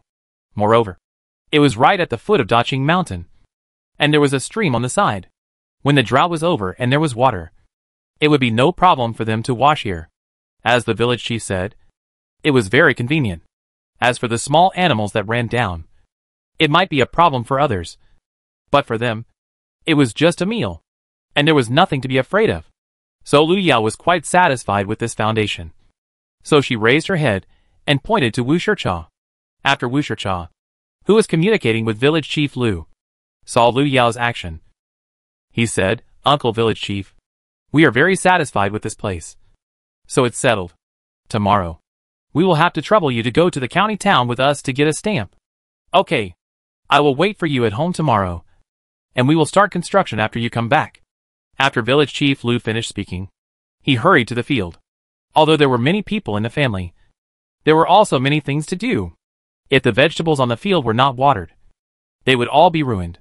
Chapter 144 Chestnut Forest. After the village chief left, several people discussed the foundation. In the end, Lu Yao chose plot 1, Dia plot 2, Wu Shicha plot 3, Li Xiao plot 4, Li Er plot 5, Li De plot 6. Originally, Lu Yao thought that she had her own space. Carrying water was not a difficult task for her. Carrying water once can be used for a long time. Besides, it is impossible for others to watch how much water you carry and use in a day, so she wanted to choose plot 6, which was farthest from the stream, so that they could save more effort. But who knew that once this was said, it was unanimously opposed by everyone except Xiaoxi and Dia, who knew the situation. But she couldn't tell the truth. She couldn't say, I have space, so you don't have to worry. Otherwise, they would burn it down. So this is the final result. However, she was not particularly satisfied with the number 6 plot, because there was a small path up the mountain next to it. Although the village chief said that villagers usually go up the mountain to the small path in front of the village, and no one often goes there, there are still some people. So she said a few polite words and accepted everyone's kindness. After the foundation was divided, everyone got busy. The first thing was to inspect their own territory. After all, this was everyone's home from now on. After floating for so long, it was normal to be a little excited. Our family will have a hard time during this period. As long as we can get through this period, our lives will get better and better in the future. Now, while it's still early, Dahua, you take the children to remove the weeds in the foundation. We will build the house when we have time. This is what I think. Dad and Mom are gone. This time, everyone has separated their household registration. Then we can just build 3 houses, one by one, so that everyone can live more comfortably. Besides, Hu Zi, Li Zhao's nickname, is 18 years old, and it's time for him to get married. If he has his own house and no elders to pressure him, I think it will be easier to talk. Otherwise, we are unfamiliar with the place and have nothing to ask for. I guess few families are willing to marry their daughters into our family, so we should live separately now. But before the house is built, we will eat together. After the house is built, Hu Zi will stay with me for the time being, until he gets married. As for the money owed to Xiaoyao, Erden, Li Er's nickname, and I will split it equally. And Hu Zi will keep the money he earns for marrying a wife. I have said everything I need to say. Do you have any objections to this arrangement? If you do, please speak up. Li De looked at the people and said, in fact, he didn't want to talk about it so soon. But it was a matter of time. If he waited until the brothers had a disagreement before talking about it, it would be too late. In this unfamiliar place, only if the brothers stick together can they avoid being bullied. But But if the brothers become enemies, then it's no wonder that others will bully you. Erden, I agree. We both have no objection. Huzi, I disagree. Tell me what you are dissatisfied with. When Lida heard Huzi disagree, he felt a little uncomfortable, but based on his understanding of Huzi, he should be talking about the money owed to Xiao Yao. I don't agree. You have to pay back the debt. I also used the money, so I have to pay back the money. We can talk about marrying a wife later. At worst, I won't marry her, Huzi said with a red face, which looked a bit bad. Huzi, we are very happy that you have this intention. But the elder brother is like a father. Your brother is doing this for your own good. From now on, you will live alone. You can't live without a woman at home. So don't talk about not getting married in the future. Just listen to your brother. Li Wancher, the eldest sister-in-law, said before Li to open his mouth. She knew that Huzi would not object if she said this. But, sister-in-law. What but? Stop talking about mother-in-law. It's settled. Now you two follow me to the mountain to find some food and firewood. If you keep talking, it will be dark. Seeing such a large piece of homestead belonging to their family, Lida finally talked about what he wanted to say. The whole family seemed happier. Especially Li Wang and Ling Yo. Now they can finally sing as liberated serfs. They are not saying that their deceased mother-in-law is bad, but it is always a little inconvenient for a large family to live together. Then let's get moving, Xiaoxian. You and Uncle Wu should weed the grass on the third plot. Tomorrow the village chief has to come to help build the house. Dia and I will go to find food and pick up some firewood. When she heard everything Lida said, she agreed with Li Da's cooking method, and she decided to do so. So she said, you also heard what Lida said, and I agree with him very much, but our situation is a bit special, Dia. Arya and Xiao Bao are still young. Uncle Wu has to teach everyone to read, and his cooking is not very good, so this is what I think. We can build 2 houses. Dia and the other 2 will live with me. Uncle Wu and Chin Chin will live by themselves. But we will still eat together. What do you think? Miss, we too have no objection. Sister, I have no objection either. Dia and the other 2 were very happy to hear that they could live with Lu Yao. Chin Chen and I have no objection either. And I will build a bigger house. I will live in the back, and half of the school can be in the front. This way, we will have a source of income, and will not live off our savings. Wu Shicha thought for a while, and said, now that he has settled down, he is embarrassed to eat and drink for free at Lu Yao's place. There are more than 100 households in this village. If he runs a school, it will not be a problem to earn some money for food. Since everyone has no objection, let's get started. Otherwise, when the village chief and others come to help tomorrow, we won't be able to do anything. That would be a bit unreasonable. Seeing that the matter was settled, Lu Yao said quickly, just as Lida said, if we continue to be so fussy, it will be dark. As soon as they entered the forest, Lu Yao and Dia saw a large area of wild vegetables that were so old that they couldn't be any older. Perhaps because this place was close to the mountains. No one came to pick such a large area. Dia felt distressed when she saw it. Although they felt bad, the wild vegetables were so old that they couldn't be picked and eaten. So the 2 had no choice but to move forward. Dia, look, there is a chestnut tree over there. There are still a lot of chestnuts hanging on the tree. Let's go and have a look. Lu Yao, who was walking in front, suddenly pointed to a place not far from the 2 of them, and said to Dia behind them. While Dia was still thinking about what her mistress just said about chestnuts, Lu Yao had already rushed out. This is a good thing. Before the end of the world, this was also a kind of food she loved to eat. Whether it was boiled, fried or stewed with chicken, she liked it very much. It was sweet and sticky and tasted especially good. It was just a pity that it was too expensive. In the city, it usually cost 7 or 8 yuan per caddy. So she had never eaten it many times in her life.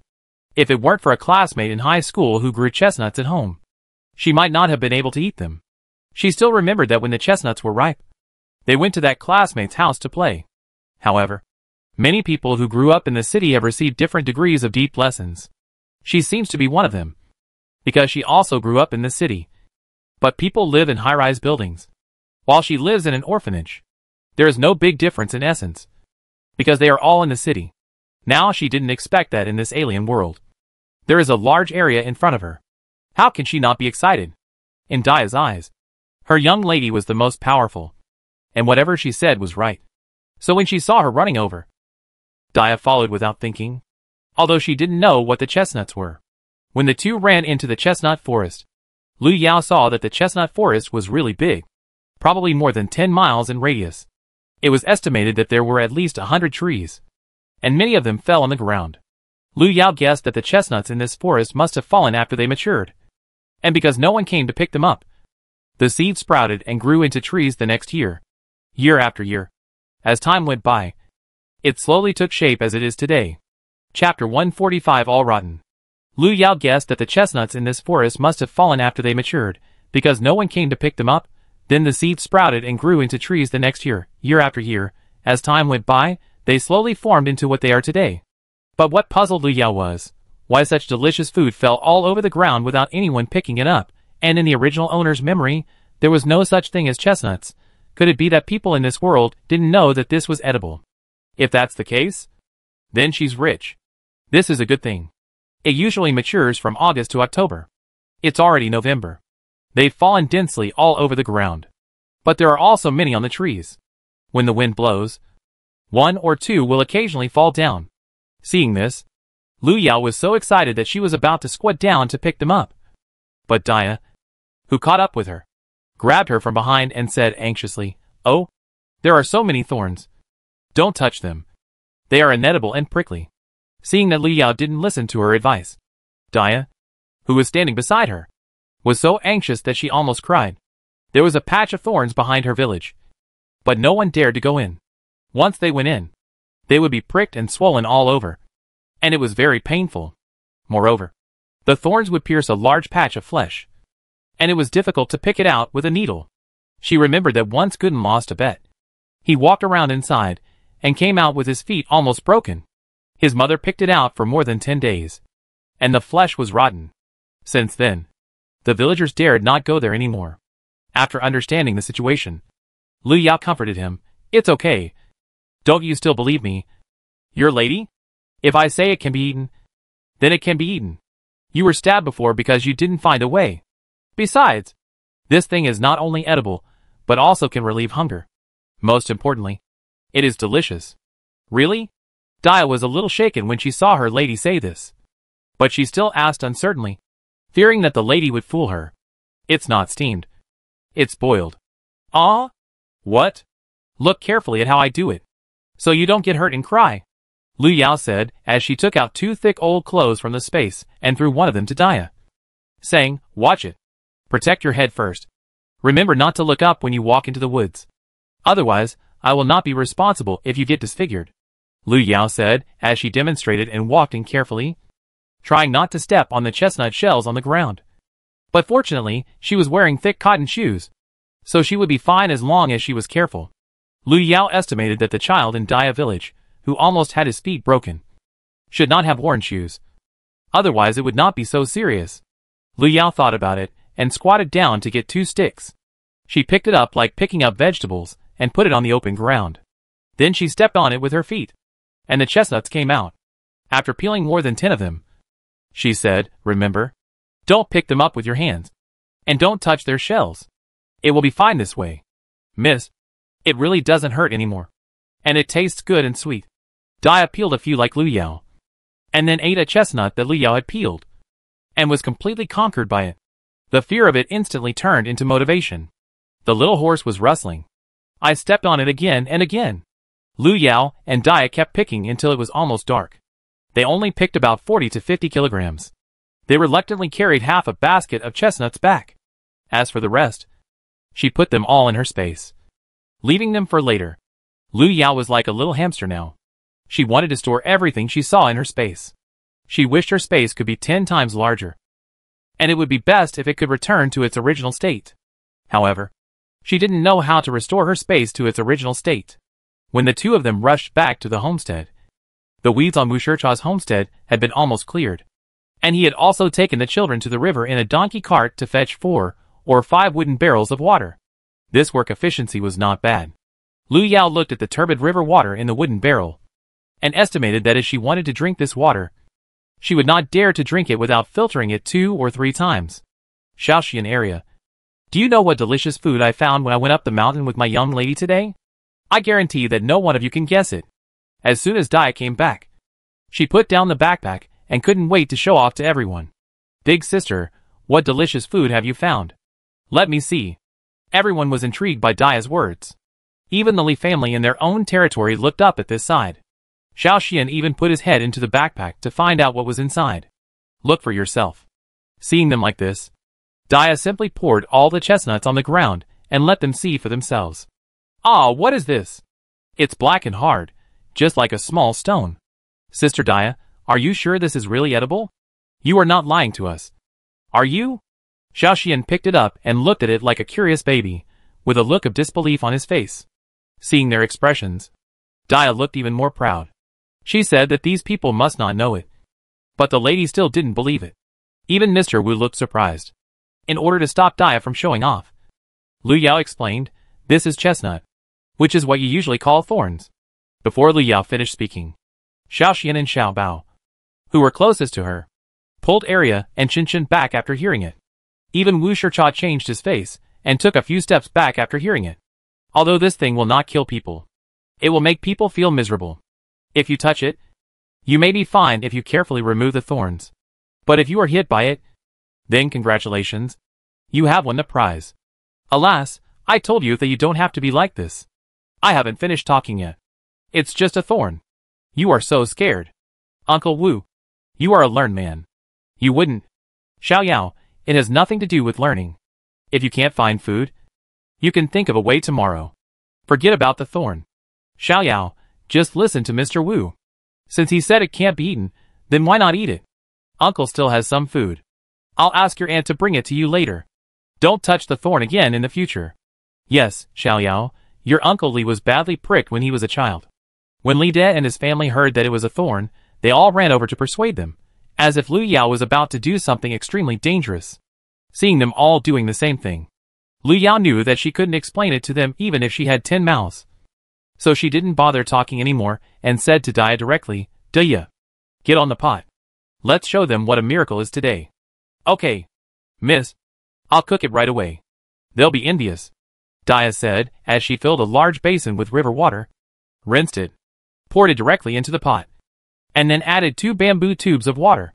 She covered it with a lid and waited for it to boil. Then she simmered it for a while, and it was done. Okay, you guys go and get busy, I'll call you when it's done. Daya patted the dust off her hands and said to everyone. But after waiting for a long time, no one moved. Everyone looked up at them, and continued to stare at the big pot, as if they would die here today if they didn't find out what was going on. Seeing them like this, Lu Yao knew that there was no point in talking anymore. After telling Arya to keep an eye on the fire, she took Daya to scoop some hot water from another pot, and went to the grove to wash up. It was so hard to get some water, and she felt sorry for herself if she didn't wash up. Smell it, it's all rotten. Chapter 146, Delicious Thorns. After they came back from washing, they said to Arya who was making fire, you can turn off the fire now. It won't taste good if it's overcooked. Yes, miss. Arya responded obediently while taking the firewood out of the fire pit. Then she sat aside and stared at the big pot with Xiao Xian and the others. Smelling the faint fragrance, the little girl blushed and swallowed unconsciously. She now believed what her sister said. Daya, take it out and put it in the wooden basin. Okay, miss. Daya responded and followed what her mistress said. She opened the lid of the pot and took out the cooked chestnuts one by one and put them in the basin. She brought it to everyone and said, Uncle Wu, Uncle Li, and Aunt Li have been waiting for so long. Try it. We took a lot of effort to pick it up. We are not hungry. You eat first. Daya rolled her eyes and muttered in her heart, if your stomach growled a little less, maybe I would believe it. If you don't dare, then don't dare.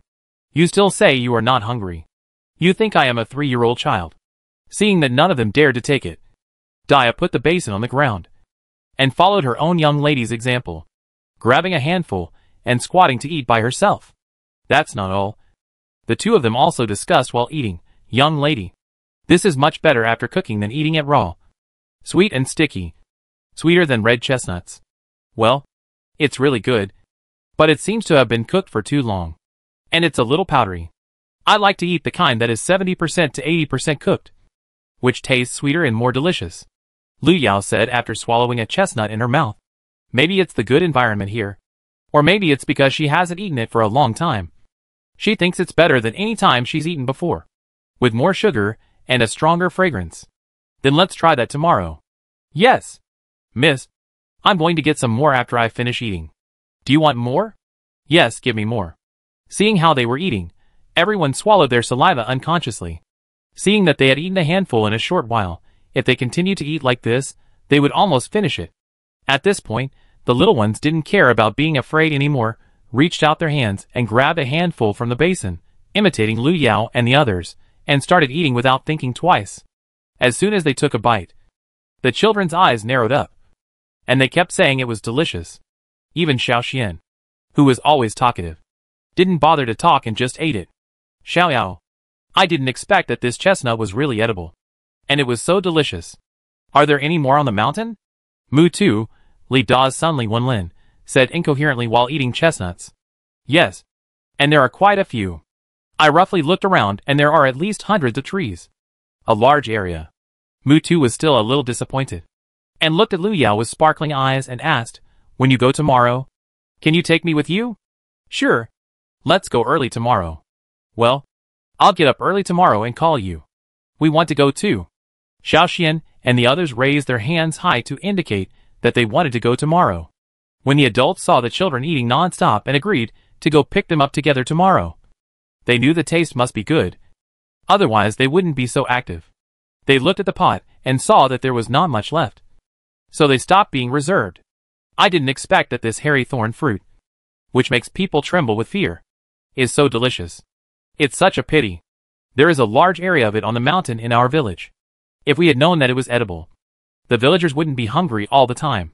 It seems that Xiaoyao is really good, Wu Shicha said after peeling one and putting it in his mouth. Yes. Although there are not many in our village. There are not a few either. Alas, it is a pity to waste such a good thing, Lida said, looking at Lu Yao. His eyes showed joy, and he had a good vision. Otherwise, he would not have lived today. He might have died of hunger, thirst, cold on the road. It's not too late to know now. This thing is easy to store. It can be kept for a year after drying. When you want to eat it, just wash it and cook it. If conditions permit, it will taste good if you stew chicken. Then let's try it when we have time, Wu Shicha said immediately after hearing it. Lu Yao's mouth twitched after hearing this. She could see that Uncle Wu was also a foodie. As long as he mentioned food, his expression immediately changed from the usual polite scholar. His expression was exactly the same as Xishuan's. His eyes were sparkling. What kind of people did she accept? Forget about Bai Mayu and his friends before. It's still the same now. Xiaobao, Arya, Wu Shicha, and the silent Chin. They were like mice seeing rice when they saw food. They were very excited. Lu Yao rarely paid attention to them, and continued, Oh, and Uncle Wu, when you go to the county with the village chief tomorrow, tell him about the chestnuts on the way. Uncle Li and I went to the mountains to pick them earlier, and we also had lunch in the mountains. If you come back early, just follow this direction to find us. It will take about a quarter of an hour to get there. Lu Yao pointed to the approximate location of the chestnut forest. There must be more than one place with chestnut trees. It is better to tell it openly than to be sneaky. Maybe you can get a favor by telling it now. If you are discovered later, it will be a different situation. After all, the truth will come out soon. When Wu Shicha heard what Lu Yao said, he instantly understood what she meant. Also, they had a buffer time for what they said on the way. By the time he returned to the village, he and the others would have picked up almost half of the things. So he smiled and said, I understand. I will explain the reason to the village chief on the way. When Wu Shicha said this, he deliberately emphasized the two things on the way to show that he understood. Not long after everyone finished eating and had just packed up, the eldest son of the village chief Lu Xinghua, came to their homestead again, saying that his father came to ask them to stay at his house for one night. But Wu Shicha refused. When Lu Xinghua saw that they were really not being polite to him, he pulled his sheepskin coat closer and went back. The next morning, Sister, why do I feel that the weather is getting colder and colder? Xiaoxian said with a little temper, blowing on his hands with hot air. And it was also very cold when he slept at night. He almost froze to death. But when he saw Dia coming over with a basin of chestnuts, he suddenly became like someone else. Lu Yao looked at Xiaoxian, who never forgot to eat. With amusement, didn't you just say you were freezing? Now you're not cold because you have something to eat. Xiaoxian swallowed a chestnut and said, "It was cold before. But now it's hot. It's not cold after eating. You're the only one who cares too much. Let's eat and leave quickly. Mu too, and the others have been waiting for us." Got it. After they had eaten their fill, the sun rose, shining warmly on their bodies. Lu Yao stretched comfortably, thinking that it would be great if she had a rocking chair now. It would be very comfortable to lie in the sun and cover herself with a blanket to sleep. But let's get to work first. After thinking about it, he resigned himself to his fate and carried his backpack on his back. He headed towards the chestnut forest, because he knew the way after going there yesterday. Lu Yao and the others arrived at the chestnut forest in less than an hour today. When everyone saw such a large area, they were also shocked by the scene in front of them. No wonder Xiao Yao asked Mr. Wu and the village chief to tell them that there were so many foods. They were unfamiliar with the place and had just arrived. It would be bad if they didn't tell them. If they found out that they had food, they would be lined up. Although they were shocked, they were not overwhelmed by the food. They were all making preparations for the battle. They followed Dia and the others and wrapped their heads tightly. They also remembered not to raise their heads. You can't mess with this thing. If you get hit, it's no joke. Chapter 147. Tell the village chief. Because they knew the way after going there yesterday, so today. Within an hour, Lu Yao and the others arrived at the chestnut forest. When everyone saw such a large area, they were also shocked by the scene in front of them. No wonder Xiao Yao asked Mr. Wu and the village chief to tell them. There were so many foods. They were unfamiliar with the place and had just arrived. It would be bad if they didn't tell them. If they found out that they had food, they would be lined up. Although they were shocked, they were not overwhelmed by the food in front of them. Everyone was making preparations for the battle. They followed Dia's example, carefully wrapping their heads tightly with torn clothes. And remember not to raise their heads. This thing can't be taken lightly. If you get hit, disfigurement is a small matter. But if you accidentally hit your eyes, blindness is a big deal. So this thing is not to be joked about. Everyone on Lu Yao's side was busy, and everyone wanted to have 2 more hands. They were about to get on the donkey cart on the road to the county. Wu Shicha was driving the donkey cart and suddenly slapped his forehead. With a snap, the village chief Lu, who was sitting next to him, was startled. There was someone hitting himself. Could he be sick? But before he came to his senses, he suddenly heard Wu Shicha's voice. "Oh, Uncle Wu, look at my memory. How could I forget such an important thing? It's really damn bad." Village Chief Lu thought he forgot to bring his household registration certificate, and said anxiously, "Then let's turn around quickly. It's still in time if we go back to get it now." At this time, he was also very anxious. There were still a lot of things waiting for him at home, and this trip back and forth would waste half a day. Alas, young people are not reliable in doing things. Seeing him like this, Wu Shicha knew that Village Chief Lu had misunderstood. So before his image was ruined, he quickly told the story of how they discovered that the thorny tree was edible. Village Chief Lu was surprised and said, "What? You mean that the thorny tree is edible? And it tastes very good. This thing covered with thorns can be eaten." Not to mention that he didn't believe that it could be eaten. Even the older generation had never touched it. And even during the severe famine in recent years, they didn't dare to touch it.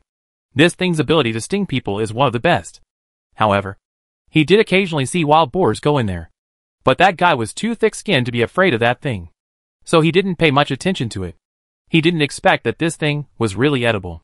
When Wu Shicha saw that no one else noticed, he whispered, "Village Chief Lu, keep your voice down. We also found it yesterday." The children were so hungry that they picked up a few and threw them into the fire. They wanted to burn them to see if they could be eaten. Unexpectedly, it suddenly exploded, and it tasted delicious. The hungry children didn't care about that, and threw it into their mouths. We didn't expect to receive such a pleasant surprise. Afterwards, we went up the mountain to pick some and boiled them in water. It was really delicious, and sweeter than the red radish. When Village Chief Lu heard this, he wanted to turn his donkey around and go back. As the weather became drier and drier, he had been worried about finding food this winter, and his hair had turned white. I didn't expect that the new families would give him such a big surprise as soon as they arrived. It was just what he liked. You know, there are a lot of birds on the Daqing Mountain. The one behind Xiao Wu's homestead can be said to be the smallest one on the Daqing Mountain. He remembered that there was another big one about an hour away, And there was also a bigger one at Wild Boar Ridge, but it was more dangerous there, and if you want to go there, you must be fully prepared. The more Chief Lu thought about it, the more excited he became. He rubbed his head and said with a smile, "How about this? Let's hurry up and stamp the household registration certificate and the land deed, and then go back to inform the villagers to set out to pick up the burrs today. Do you think this will work? Okay. Listen to me. I have a few in my bag. Why don't you try them?" Wu Shicha said, as he took out a handful of chestnuts that he had cooked in the morning from the bag that Lu Yao gave him. "This is the thorn. It turns out that the inside looks like this. It's the first time I've seen this. Let me try it." Village Chief Lu took two and imitated Wu Shicha's way of biting through the skin and started to eat directly, after swallowing it in one gulp. "Well, this tastes great, Xiao Wu. You guys have done a great job this time. The villagers and I will remember your kindness. This thing is not only delicious, but also seems to be able to fill the stomach. I just ate a few, and I don't think I'm as hungry as before." Wu Shicha looked at Village Chief Lu with a bit of a smile. "Good guy. This tastes really good." He ate 20 or 30 in one breath, and looked at Wu Licha with a bit of unsatisfaction. There was no other way. He could only give him all the things in the bag, because they were busy. The two of them finished the work in a hurry in the morning. Wu Shicha originally wanted to invite Village Chief Lu to a restaurant for a good meal, but he refused unexpectedly, saying that he had to go back to pick up burrs. This was a big deal. Wu Shicha could only buy a few buns to deal with on the way. Who would have thought that when they went back, they saw Lida carrying 2 sacks of chestnuts. Wu Shicha took a look and thought that this was a lot of chestnuts. Lu Yao, Dia, Xiao Xian and others picked up about 100 kilograms in the morning. And Lida picked up more. At least 200 kilograms. So many. Uncle Village Chief. Wait a minute. I'll help brotherly. I'll go over later. You can take these back to satisfy the children at home. And ask Annie to boil them in water. Wu Shicha said, as he took a small cloth bag from the donkey cart, filled it up, and gave it to Village Chief Lu. When Village Chief Lu saw that they had picked up so many, he took them without hesitation. Originally, for the sake of safety, he wanted to go up the mountain with Wu Shicha to take a look before going back to tell the villagers, so that he would have an idea in his mind when he said that. But now he didn't need to look. He had an idea in his mind just by looking at what Lida had picked. "Okay, see you at the entrance of the village later," Village Chief Lu said, carrying a bag of chestnuts and smiling as he went back. "Okay, I'll be there in a minute." After saying that, Wu Shicha started to get busy. This thing must be put away properly, otherwise, when all the people in the village come over at once, there might be 1 or 2 people with dirty hands and feet. This is the result of everyone's morning's work, and we can't let others get away with all the hard work. So when Village Chief Lu walked away, he said to Lida, "Brotherly, let's find a place to hide these chestnuts first, and when I go to the village later, you can go up, ask Li Air to pick them all up, and put them in the place where we hide them. Otherwise, if there are too many people, I am afraid that there will be people with dirty hands, or who like to take advantage. It is best not to have conflicts with others when we just arrive. Everything should be discussed after we have established a firm foothold." "Okay. I will do as you say." Lida nodded repeatedly. Mr. Wu is a scholar with a lot of knowledge and understanding. It is right to do as he says. Besides, there are 1 or 2 bad people everywhere. It is right to be more careful. After hiding the things, Wu Shicha and Lida went to work in a hurry. One of them was afraid that Village Chief Lu would wait anxiously, and the other wanted to hide the chestnuts he picked up quickly. So at this time, they wished they had 2 more pairs of legs so that they could walk faster. Chapter 148. The whole village is out. Xiao Wu is here, come on. Come on, come up quickly. When the Village Chief Lu saw Wu Shicha coming towards him, he shouted with a smile on his face. The villagers of Qinghe village were puzzled by the village chief's enthusiasm for Wu Shicha, so for a while, everyone stared at Wu Shicha with a pair of curious eyes, making him feel uncomfortable all over. A few brave and timid people in the village couldn't help asking when they saw this, "Village Chief, what's the matter with calling us out in the middle of the day? You can't just let us get to know this guy. Right? What's your relationship with him?" The villagers below laughed when they heard this. "Go away, Wang Matzi. I tell you, he has a relationship with me and everyone present here. Don't follow Mr. Wu if you dare." After saying this, Village Chief Lu pressed his hands down. Seeing that everyone was quiet, he said excitedly, "Villagers, I called you out today to tell you a good news. A great good news. Mr. Wushircha just came here yesterday and found a kind of food that can be eaten in large quantities. Do you think this is good news? With this thing, our Qinghe village has a way out. The villagers were stunned when they heard what Village Chief Lu said. And then suddenly asked, Village Chief, what are you talking about? What are you talking about? Is it true that Mr. Wu found a kind of food that can fill his stomach in our Daqing mountain? What? Village Chief Lu saw everyone's excitement and was afraid that something might happen if he didn't say it. So he quickly said, it's true. This thing is the thorn we usually fear and avoid. When I went to the county to apply for a household registration certificate, Mr. Wu gave me a taste. It was delicious. A bit like the taste of red summer. No. It should be said that it is sweeter than red summer. And I just confirmed it. So all this is true. The villagers heard the answer of Village Chief Lu. And they were all stunned. Many villagers were still muttering. Is this Village Chief Lu a demon? They also knew that the village chief had been worrying about everyone's stomach these days. And his hair was almost scratched bald by him. He sighed every day. In fact, it was not only the village chief who was anxious. They were anxious too. However, they saw that the water in the river was getting less and less every day. And the grain in the fields was only 1/3 of that in previous years. If the new emperor had not issued a proclamation to exempt taxes for 3 years, they would not even be able to pay the taxes with this little grain, let alone fill their stomachs. But if they were told that the burrs were edible, they would not believe it even if they were beaten to death. If this thing was edible, why would they wait for these outsiders to discover it? Wu Shichan knew that they did not believe it when he saw the expressions of these villagers. If he had not tasted it himself, he would not believe it either. So when he came, he brought a cloth bag with him just in case. Now seeing this, he knew that it was time for him to take action. So he walked to the village chief Lu with the bag and took over his words. Villagers, what the village chief said is true. We had it before, but we were afraid of the thorns, so we didn't know it was edible. Yesterday, a few children were very hungry after walking all the way. We wanted to go up the mountain to find food, but we didn't find anything.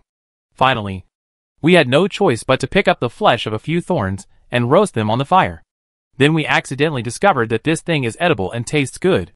If the villagers don't believe it, I still have some raw ones here. You can take them and try them. Wu Shircha took out a few from the bag and started to eat them with a crunch. And he didn't forget to give a few to the village chief Lu next to him. Seeing him like this, village chief Lu understood what he meant. So he ignored the villagers chattering and took the thorny rice balls handed over by Wu Shircha and started to eat them. At first, the villagers didn't quite believe Wu Shircha's answer. But after seeing that the two of them were fine after eating a few, and that it seemed to be as delicious as they said, they were so happy that they couldn't express it in words. They could only say to village chief Lu on the stage, quick, quick, quick, village chief, give some to us too, so that we can taste what it tastes like. Village chief Lu heard what they said, and continued to eat his thorny rice balls leisurely without moving. I told you two to doubt me just now, and now I know I'm in a hurry. Humph, I won't give you any. Seeing the childish look of village chief Lu, Wu Shircha smiled helplessly, and hurriedly took out chestnuts from the bag he brought with him, and distributed 1 or 2 to each of the people who gathered around him. Sorry for the people behind. He only brought so much. Besides, if everyone in the village really shared, it would probably not be enough for them to pick up in the morning. And if he really did that, Xiaoyao would probably be the first to come up with a knife and chop him a few times. When he thought of the consequences, Wu Shircha couldn't help but shudder. The villagers who got the food followed their example, and started eating with a crunchy mouthful. When they found that the thorns were not only edible, but also delicious, they were so happy that some elderly people even cried with joy. Village chief Lu was also very satisfied at this time. He finally didn't have to worry about food anymore, and could sleep well at night. It was so comfortable. Seeing that the discussion was almost over, village chief Lu asked everyone to disperse and said that they would gather at the foot of the mountain behind the village in half a quarter of an hour. When everyone heard this, they went home to get their food. Good thing. Everyone didn't even have time to eat lunch and rushed to the gathering with their things. Wu Shi checked and saw that people were carrying all kinds of things, including sacks, backpacks, bamboo baskets, and even some children were using wooden basins at home. In less than half an hour, the whole village, young and old, went out, and it was very lively. Soon, a large team set out towards the chestnut forest. Arden, Didn't your mother say in the field just now that you had a stomachache and rested at home? How come you are fine now? Lu Xingling, the second son of the village chief Lu, saw Erden carrying a bamboo basket and acting sneaky, and knew that this guy must be pretending. If his father knew, he would beat him to death. Brother Xingling, what are you talking about? We are almost out of food at home. We finally found something to eat. How can I not come to help? My stomach still hurts, Erden said, covering his stomach with his hands, looking very uncomfortable. Get lost? Who are you kidding? I don't know you. As soon as you start working, you disappear. But as soon as you hear about where to eat, you will run faster than a rabbit. Lu Xingling said and kicked Erden's butt. But the boy was so slippery that he didn't kick him. But if the boy's words were believed, even a sow could climb a tree. Brother Xingling, speak softly so my father can't hear you, or I'll be dead, he said, as if begging for mercy. You know you're dead, but you're still pretending to be sick all day long. There are many people in my family, and one more won't hurt me, Erden said as he ran away, because he was afraid that Lu Xingling would say something again and really attract his father, and then he would be in big trouble. Lu Xingling saw him walk away and shook his head. Just when he was about to turn around and continue walking, he found out, Nyonyo. Why are you here too? Go back quickly. If your mother sees you, you will be spanked. Daddy won't help you then. Dad, why don't you let Nyonyo help pick up the burrs? Besides, Grandpa said that the little brothers were there yesterday. Look, I also listened to Mr. Wu and wrapped my head. Lu Xingling saw that it was true. The little girl was carrying a small bamboo basket, a small wooden stick, and she had wrapped her head with a piece of floral cloth that she had found from somewhere. Okay, our Nyonyo is really smart. Let's go, and go pick up thorns with Daddy, Lu Xingling said. And he really touched his little girl's head, then picked her up, seeing her like that. He really couldn't bear to refuse. So Lu Xingling carried the basket on his back and held his little girl in his arms, and quickly followed the old man, who was walking in front. Chapter 149. Two Powerful People. On the way, Village Chief Lu told Wu Shicha about his identity as a scholar, and also said that he would help him build a school in a few days. When the villagers heard this, they agreed and said that they would help him when the time comes. Just kidding, scholar. Hey, hey, hey, hey, hey. After the school is built, the kids in my family will benefit a lot. And the few people who were busy in the chestnut forest here, suddenly, they heard the sound of everyone talking. So many people? Lu Yao looked up and was startled. So many people? Could it be that the whole village has come out? Thinking of this, she immediately asked everyone to gather together. With so many people, if someone accidentally bumps into them and falls, it would be really a sin. Mississippi Nyonyo saw Lu Yao and the others as soon as she arrived. So she shouted happily. Lu Xingling rubbed his ears. This little girl's voice could break one's eardrums. Every time he told her to be careful, she would forget it as soon as she turned around. I promised she would be like this again next time. I can't stop her. He had no choice but to follow closely behind to protect her. Otherwise, what should he do? If he really got pricked, he would be the one who would feel sad. I won't say any more nonsense. I know everyone is a little impatient to pick up the burrs. But you must remember that this thing is dangerous. You must keep an eye on your children. I don't think everyone wants to spend that money for a bite of food. Okay, let's disperse and start. Village Chief Lu stood on a higher earth slope and said loudly. But he didn't know how many people were listening. According to the current situation, he thought that in less than an afternoon, everyone would be able to clean up this thorny forest. When our little Nyonyo saw Lu Yao, she struggled to get off her father and ran all the way to Lu Yao. Although they were not far away, everyone was still scared. Nyonyo, slow down. Don't fall. Lu Xingling shouted loudly behind her, muttering in his heart. This girl is getting bolder and bolder. If her grandfather is talking now and doesn't notice this, if he sees her, he will be beaten again. Alas, everyone says that the girl is a little cotton-padded jacket, but he thinks that this girl is here to collect debts. Little sister, I'm here. Why didn't you call Nyonyo when you found something delicious? I'm afraid that I'll disturb you and your friends from playing, Lu Yao said as she took out a few candies from her clothes. Teasing the little girl, since Nyonyo blames me, I'll give these candies to Xiao Xian and his friends. Oh, it's a pity to waste such delicious candies. My brothers are all adults. They don't eat this. I'll eat it. Otherwise it will be wasted, Nyonyo said like a little adult. making everyone around laugh. When the villagers who had just arrived saw Lu Yao and the others in this area, they knew that they had almost picked up all the shells. So they did not plan to join in the fun. They simply walked along the path they had picked up. Lu Xinglin had no choice. He could not do anything now. Seeing the hair shells all over the ground, he could only lead Nyonya to pick up some at Lu Yao's place. But he was obviously overthinking it. Seeing a little girl, he, as a father, had long been thrown out of her mind. There was no need for him to take care of her at all. Xiaoxian and the others could take good care of her. Huh, you picked up quite a lot. When Lu Xinglin approached Lida and the others, he saw the burrs in their sacks, and was surprised. Yes. Quite a lot. We came early in the morning. But maybe because we worked so early, many of them are empty. When you pick them up later, just ignore the ones that haven't opened. Most of them have no meat inside. Well, thank you. Brotherly. Lu Xinglin thanked him happily. He didn't expect that he would have an unexpected surprise when he came with his girl. Although it wasn't a big deal, it could save him a lot of time. He just took a look and found that there were quite a few unopened ones. Hey, don't call me brotherly. It's strange. We are about the same age. Just call each other by our names. I'll call you Xinglin. And you can call me Lida. It sounds more comfortable this way. Okay. It's awkward for me to call you that way. This is exactly what I want. After both sides introduced themselves, Lu Xinglin weighed the thorns in the backpack. It was almost 4 or 5 pounds. If he continued to pick them up, it would be a lot. How is it? How much did you pick up? A lot. Almost 4 or 5 pounds. Huh? I didn't expect you to be so fast. That's right. I'll take you to the forest in front tomorrow to pick them up.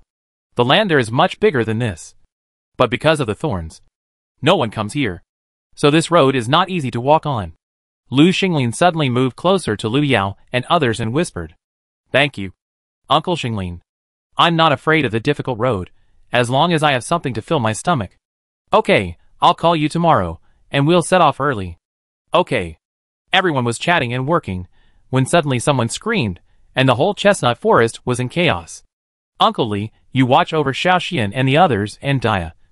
Come with me to the front to see what's going on. Let's go too. Lu Yao stood up, picked up the machete, and rushed out. When she and Li Xiao, Lu Xinglin and the other 5 people arrived in front, they saw 2 big wild boars shaking their heads and chewing chestnuts. Because of the fright, they were about to rush towards the crowd with their heads lowered.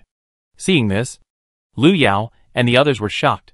If you get hit by this thing, your intestines will probably be knocked out. She encountered a lot of them while running away. When the villagers saw the wild boar's actions, they were even more furious.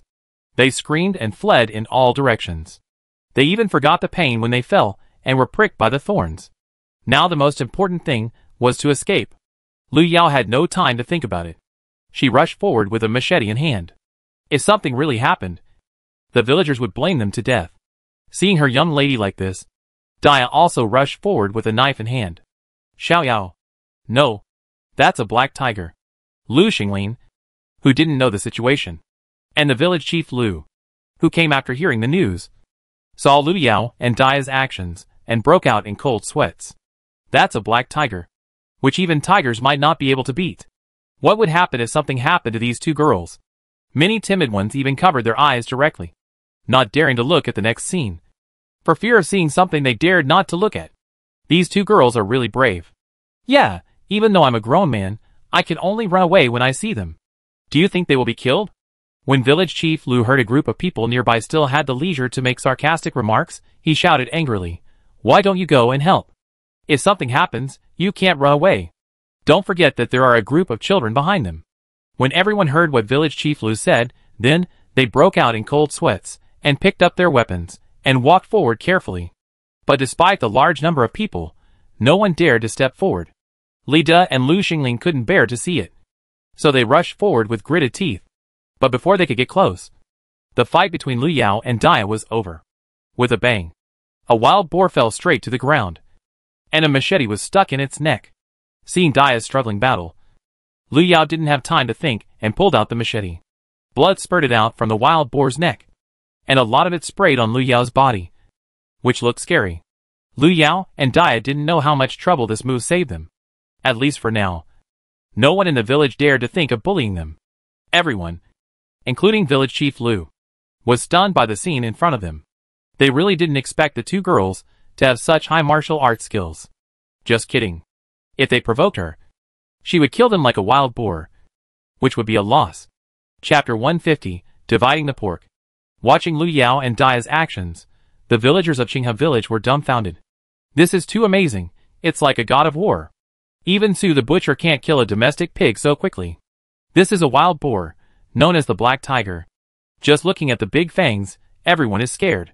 If it goes crazy, it will definitely be a beast that even tigers will have to give way. But who can tell them now what's going on? This beast that even tigers are afraid of was killed by these two girls in their teens with just a few strokes.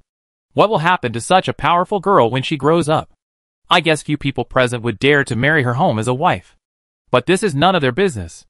Now they just know that they have meat to eat. So for a while, the villagers shouted with joy. This is all meat. The two together weigh at least 500 kilograms. The village chief asked everyone to carry the wild boar back first. If there are any thorns, come back in 2 days. The smell of blood is too strong here now, Lu Yao said and walked back. And Daya followed behind, looking around vigilantly. After getting outside, Lu Yao found a clean place to sit down with Daya to rest. They had just exerted too much force, and were a little exhausted. Well, you should take a good rest. We will take care of the rest. Village Chief Lu came back to his senses and answered. And then called a few strong men to prepare to transport the wild boar out. Everyone come and help. Xinglin, Xinghua, you two hurry up and help carry it together. Didn't you hear Xiaoyao say that the bloody smell here is too strong? If it attracts any animals, it will be hard to say. So let's go back today. Okay, Dad. We will come right away. Nyonyo, follow Area and the others. Don't run around. Dad will ask Mom to cook meat for you when you go back. Well, I know. Nyonyo will be very good. When Nyonyo heard that there was meat to eat, she answered obediently with a pair of bright eyes. Don't worry, Uncle. We will take good care of Nyonyo. Area and the others agreed to Lu Xinglin's words. Okay. You are all great. Daddy is leaving now. Yes. Miss, are you all okay? After seeing Lu Xinglin leave, Area stepped forward and asked Lu Yao and the others. It's okay. I'm just a little exhausted. I'll be fine after a rest. Xiaoxian, you guys go first. Daya and I will be here soon. Okay. Sister, are you really okay? It's really okay. Let's go. It will be more difficult to walk with so many people. Yes. Be careful then. After saying that, she took Nyonyo's hand and left first. There is strength in numbers. Soon the two wild boars were carried back to the village by the villagers. Some people were carrying water, some were putting up firewood to make fire, and Su the butcher was sharpening his knife. It had been a long time since he had killed a pig, and his knife was rusty. Although it was extremely cold, they still had to kill it quickly, not for anything else, because after the natural disaster, everyone hadn't smelled meat for a long time, and they were greedy. All the adults in the village were busy at once. It took 2 hours to finally get rid of the two wild boars. In total, they got more than 400 kilograms of meat, and the wooden board was full of it. This meat is good? Mr. Wu, what are you going to do with it? How about I take it to the town tomorrow to sell it for you? It will definitely sell for a good price now. Although Su the butcher has not slaughtered pigs for a long time, he still has some old customers. If he takes this meat out, he will definitely be able to sell it at a low price. How about this, Village Chief? You can divide it up according to the arrangement. I'm new here, so just consider it as a welcome gift from us. When everyone heard what Su the butcher said, some people were a little unhappy. Although whoever killed the wild boar used to own it. It was a special period now. It was not easy to get some meat, and it would be unreasonable not to divide it up. According to these people's ideas, all the meat should be divided up. Village Chief Lu looked around. He knew what everyone was thinking. Although he thought Wu was too generous, he couldn't say anything since he said so. So he just said, since Mr. Wu said so, I'll do it for you. How about this? Each household of other villagers gets 3 caddies, and the people who just worked hard get 1 caddy each. You can keep the rest for yourselves. How about that? Okay. Then do as Uncle said. There were still about 50 caddies of meat left after the last round of distribution. Wu Shicha asked Butcher Su to divide it into 10 portions, and the offal was given to Butcher Su. After all, You can't work hard for an entire afternoon and get nothing. Who would dare to help you next time? Seeing that the meat had been distributed, everyone happily carried the meat home. They hadn't eaten lunch yet, and they were already starving. In the evening, Wu Shicha brought another 10 pounds of meat to the village chief's house. This person helped you run around to get household registration certificates, so you have to give him a thank you gift. Besides, you still need to take care of some relationships when you just settled down. After all, it's easier to get things done with someone in the court. This is not just empty talk. When village chief Lu saw that Wu Shicha came so late and brought so much meat, everyone was like an old fox, and they knew what was going on. So he accepted it after a few polite words. At the foot of Daqing Mountain, Lu Yao and his friends were sitting there roasting fire. Now they had entered the village and settled down. It was different from the days when they were fleeing from famine. Before the house was built, Lu Yao didn't dare to take out many of the food. Today was quite tiring, and no one was in the mood to cook, so the families roasted some meat together and went to rest. But at dawn the next day, Lu Yao and his friends were practicing boxing.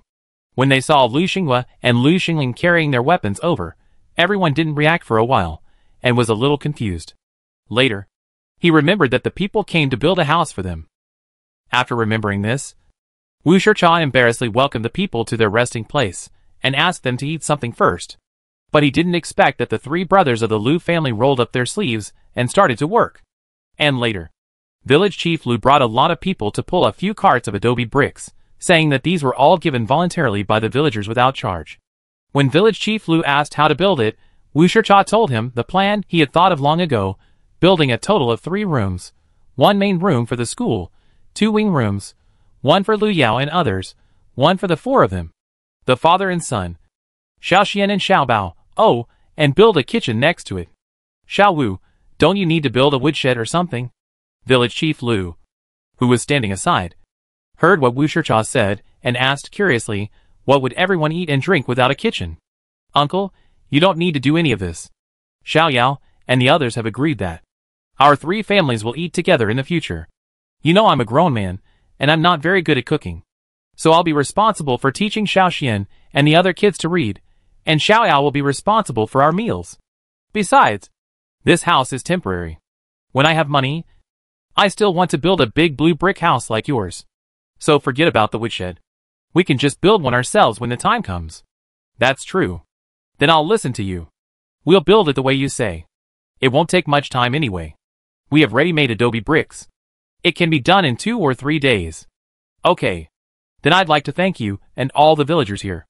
After the planning was completed, village chief Lu divided several people to dig the foundation, while another group of people went up the mountain to cut down trees to use as beams. Chapter 151, Khan. Several people were discussing enthusiastically, but when they finished, Lu Yao did not see them talking about digging a channel for heating the Kong, and she was anxious. She did not know whether they had forgotten, or there was no such thing as a Kong in this world. You know, people in the northeast, but they regard Earth Kong as an important equipment to overcome the severe cold and survive the winter. In winter, women sit on the heated Kong with needlework in their hands. Children play various games on the Kong. Those old men were playing cards in the house, drinking liquor and chatting about everything under the sun. And the sun shone on everyone's face. The family was happy and reunited, and they were in great joy. If there were guests in winter, the first thing the host would say after they entered the house was, "Come on, take off your shoes and get on the Kong. Sit on the head of the Kong. It's warm." This sentence not only showed the host's enthusiasm, but also swept away the coldness of the guests. And they immediately felt the warmth of the host's family. There must be these things on the Kong. One is the sewing basket for women, a tobacco basket with Canto cigarettes, and a Kong table. Beside the Kong, there is a clay charcoal brazier, with a soldering iron stuck in the brazier. When children are hungry, they can roast sticky bean curd, potatoes, and eggs in the brazier. Finally, there is another indispensable component on the Kong, which is the Kong edge. It is usually made of a long strip of wood that is more than 1 inch thick and 10 centimeters wide. It is best to use birch, because birch is hard and smooth. At that time, the living standard was low, and whoever had a good Kong edge would be envied by others. Kangs were usually covered with Kong mats, which were hand-woven and replaced every year during the spring festival. After a year of use, they would turn into a deep reddish yellow due to the heat, and people stepping on them. Northeastern people sleep on big kangs, and generally do not have strict room divisions like Southerners. The whole family would squeeze into one kong, and even guests would squeeze into one kong. This custom may be difficult for Southerners to understand, but it seems very normal to the people in Northeast China. From the head of the kong down, the elderly, parents, children and grandchildren are arranged according to age, generation and priority. Nowadays, there is no trace of kong in the city, and because of the prosperity of rural life, the whole family no longer squeezes on one kong like in the past. But the big kong in Northeast China is actually a very clever creation in the cold climate. It is unknown how many years it can last, but at least it has nurtured countless bold, rough and honest people in Northeast China. Although Lu Yao didn't like sleeping on a big bunk bed, she liked the atmosphere in the north. So she had learned about the big kong in the northeast. But now she was in the north, and the people here told her that there was no such thing as a kong. Finally, Lu Yao couldn't help it, and whispered a few words to Wu Shicha, and then took him aside to talk. Xiao Yao, what did you say? Heating the kong? Are you sure? Well, isn't there one here? Hearing this, Lu Yao's heart skipped a beat. Is there really no one here? I'm not sure about this either. Wait a minute. I'll go ask the village chief. According to what you said, this kong can be heated, which is really good. After a while, Wu Shicha came with the village chief in a hurry. Xiao Yao, can you tell me what this kong is about? If it really works, Grandpa will thank you on behalf of the villagers. You don't know, every winter, because of burning charcoal in the house, there are always one or two people who have to leave, especially the elderly and young children. Hearing what the village chief Lu said, Lu Yao knew that they must have been poisoned by the charcoal, and she was also sure that there was really no such thing in this world. So, Grandpa village chief, I can't explain the details clearly, so I'll draw it on the ground, and you can try it in Uncle Wu's house first. Okay, you draw it first, and you'll know if it works after you try it. Yeah. Lu Yao responded and took a branch to draw on the ground. Luckily, because she liked the life in the Northeast Snow Village very much before, she also studied this pit specially, otherwise she really couldn't draw it. Look! This is the kitchen. This is the stove. We just need to connect this place to the bedroom, and then cut a hollow bed with adobe on it, so that when we cook, the heat will flow to this place, and the pit will get hot. Of course, if there are many rooms, we can also connect the bedrooms, but the temperature of the second room will be a little lower than the first. Good. Good. Good. Village Chief Lu saw Lu Yao finish explaining according to the picture, and he said 3 good words in a row. He felt that this method was good without trying it. Not only would the pit be warm, but the temperature in the bedroom would definitely not be low. This way, when winter comes, the old man and the children will suffer less. Come on, Xiao Wu. Let's give it a try. Village Chief Lu happily pulled Wu Shicha to the place where the house was built. Both he and Wu Shicha were a little impatient to see what the result would look like. Village Chief Lu asked the people digging the foundation to stop immediately, and then used branches to replan the ground, and then asked everyone to start digging again. But this time the passage for the burning pit was added. Village Chief, what are these passages for? Before the natural disaster, Tongshan had been helping people build houses in the town with several people in the village to earn some hard-earned money. But now even he couldn't understand what the village chief meant by the painting. So he couldn't help but ask. We are still in the experimental stage, and you will know when it is done. Yes, the village chief is right. We are still in the experiment. If this can really work, everyone will benefit a lot. But don't tell anyone about this. If it works, maybe everyone can make a small fortune. Really? Lu Xinghua. When the people in Tongshan heard that there was money to be made, they all became excited.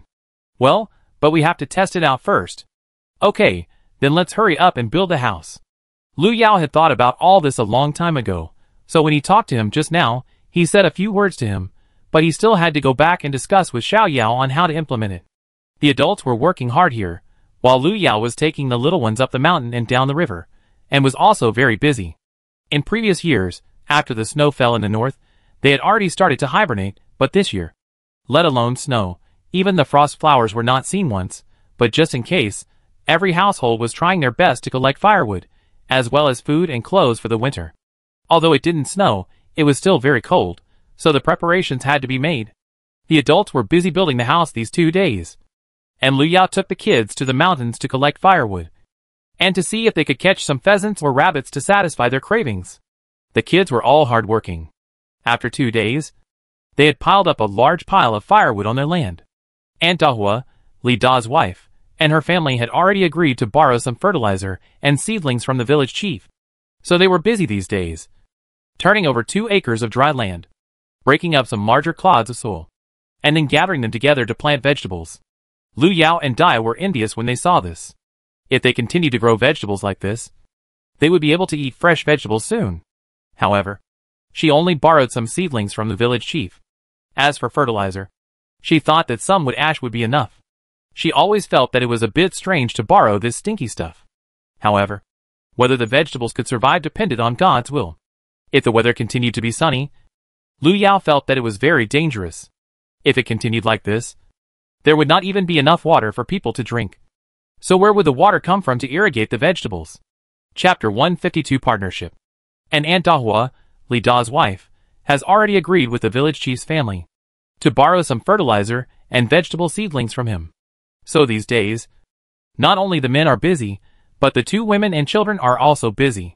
Everyone is so busy that they have no time to rest.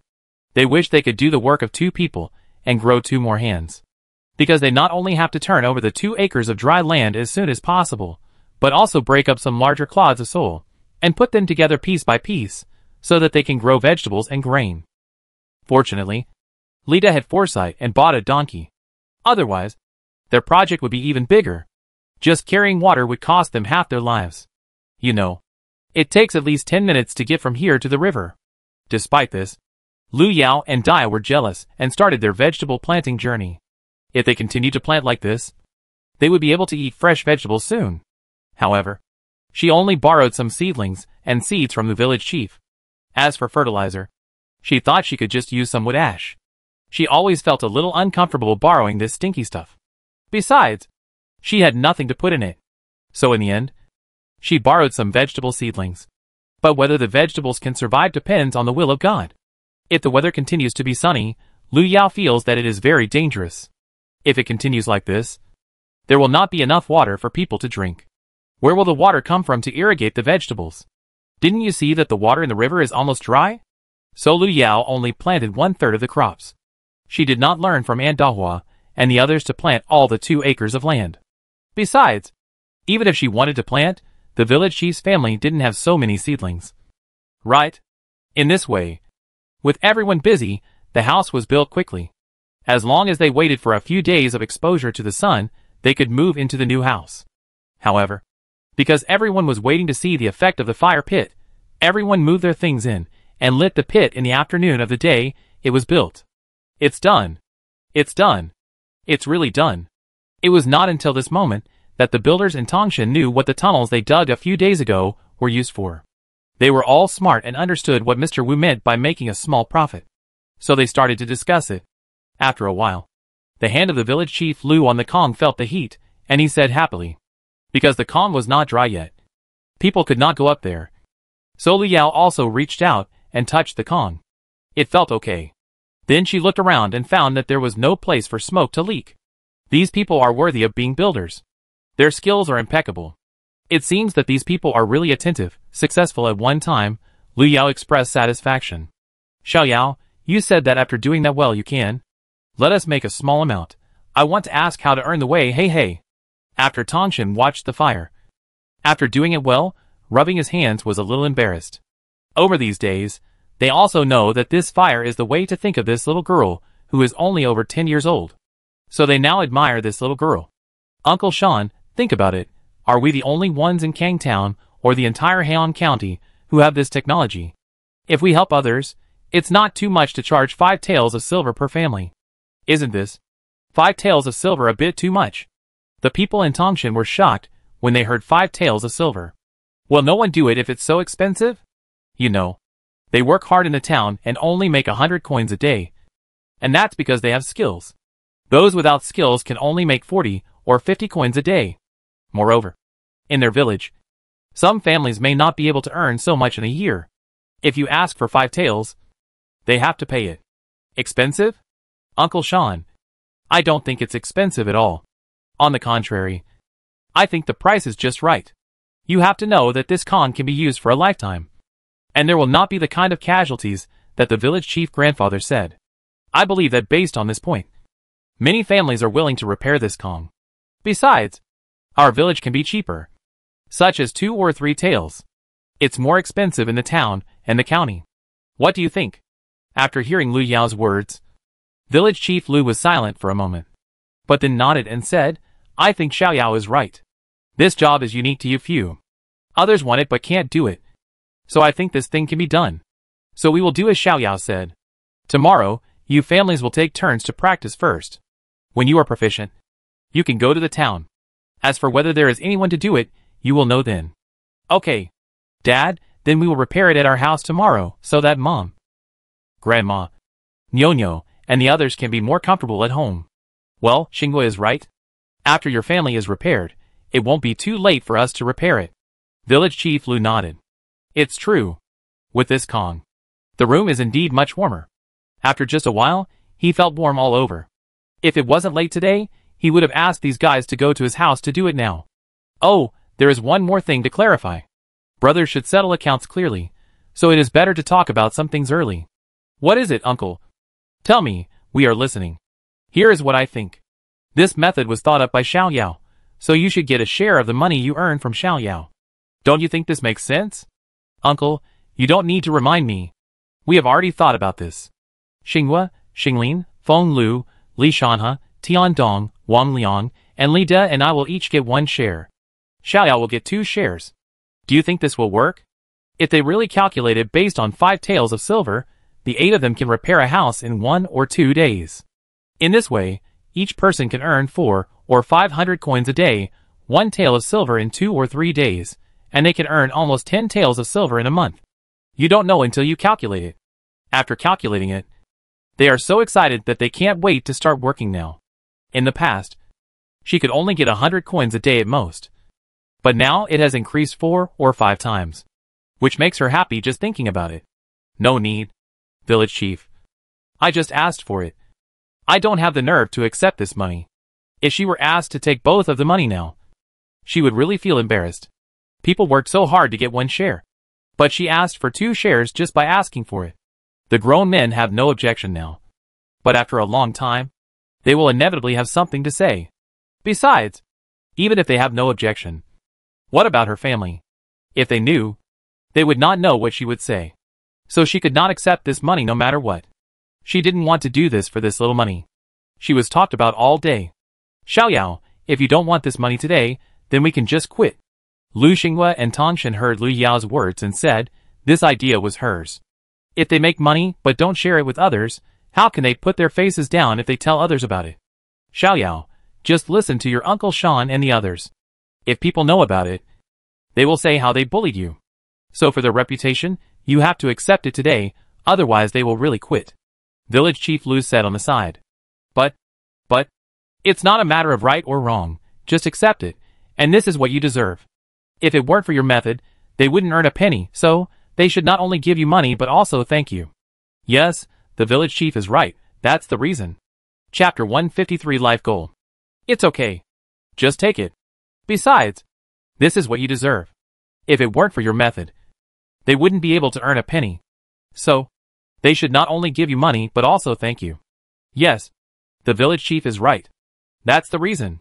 Uncles and the village chief. Do you think this will work? I will just take 1 share like you. As for the extra share, we will put it with Uncle Wu to provide paper and pen expenses for our children. If not, you can just not do it. Seeing that it was useless to say more, Lu Yao said angrily that this was her biggest concession. If they still didn't agree, they could do whatever they wanted. She didn't want to be criticized all day long for such a small amount of money.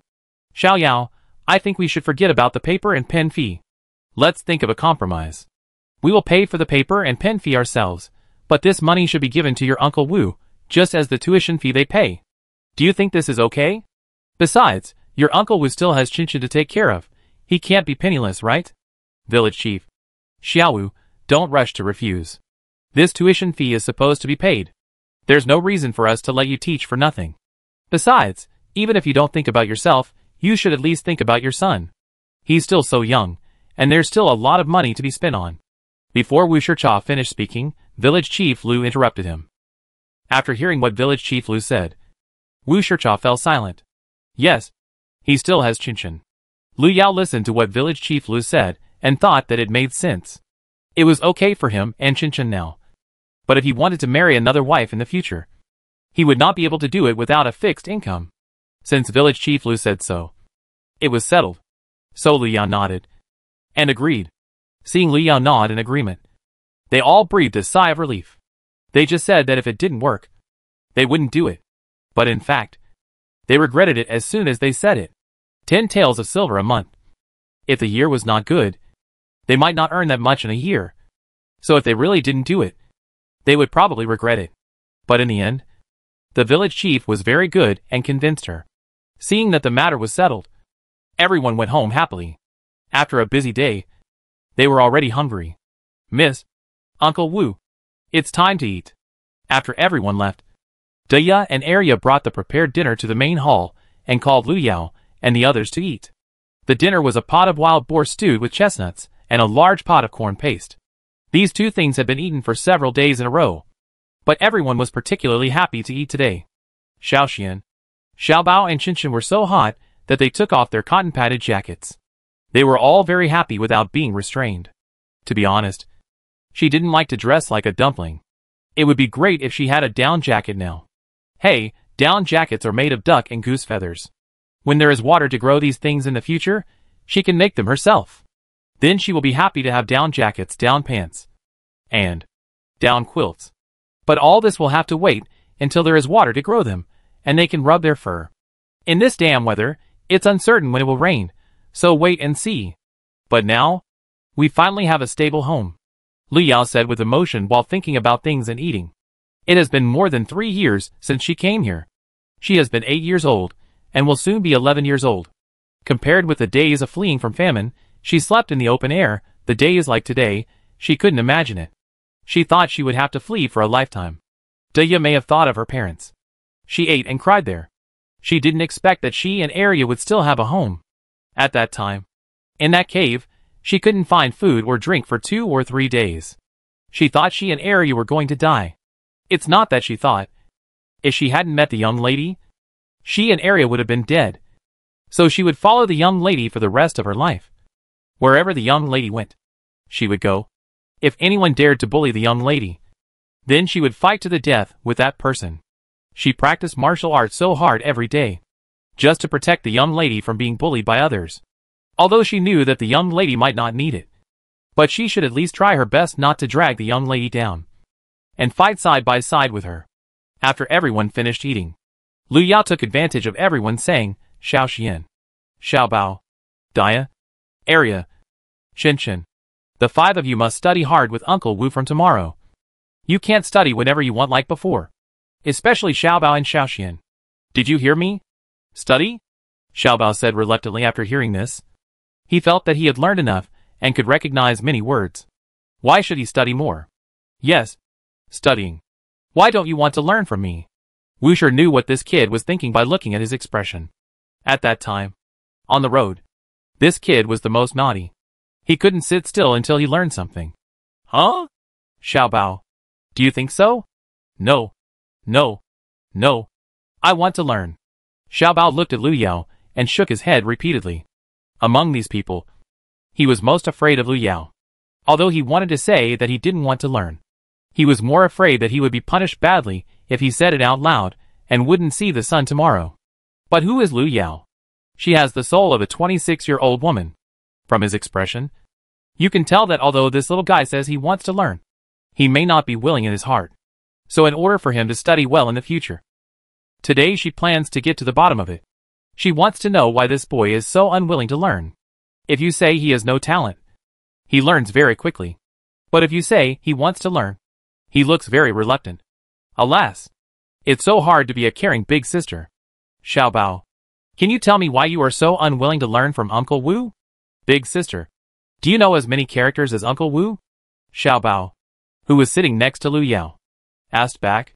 Looking at Xiaobao's serious look, Lu Yao thought for a while and said, a lot. How much is there than Uncle Wu? Uncle Wu can teach everyone to recognize a lot of characters, can you?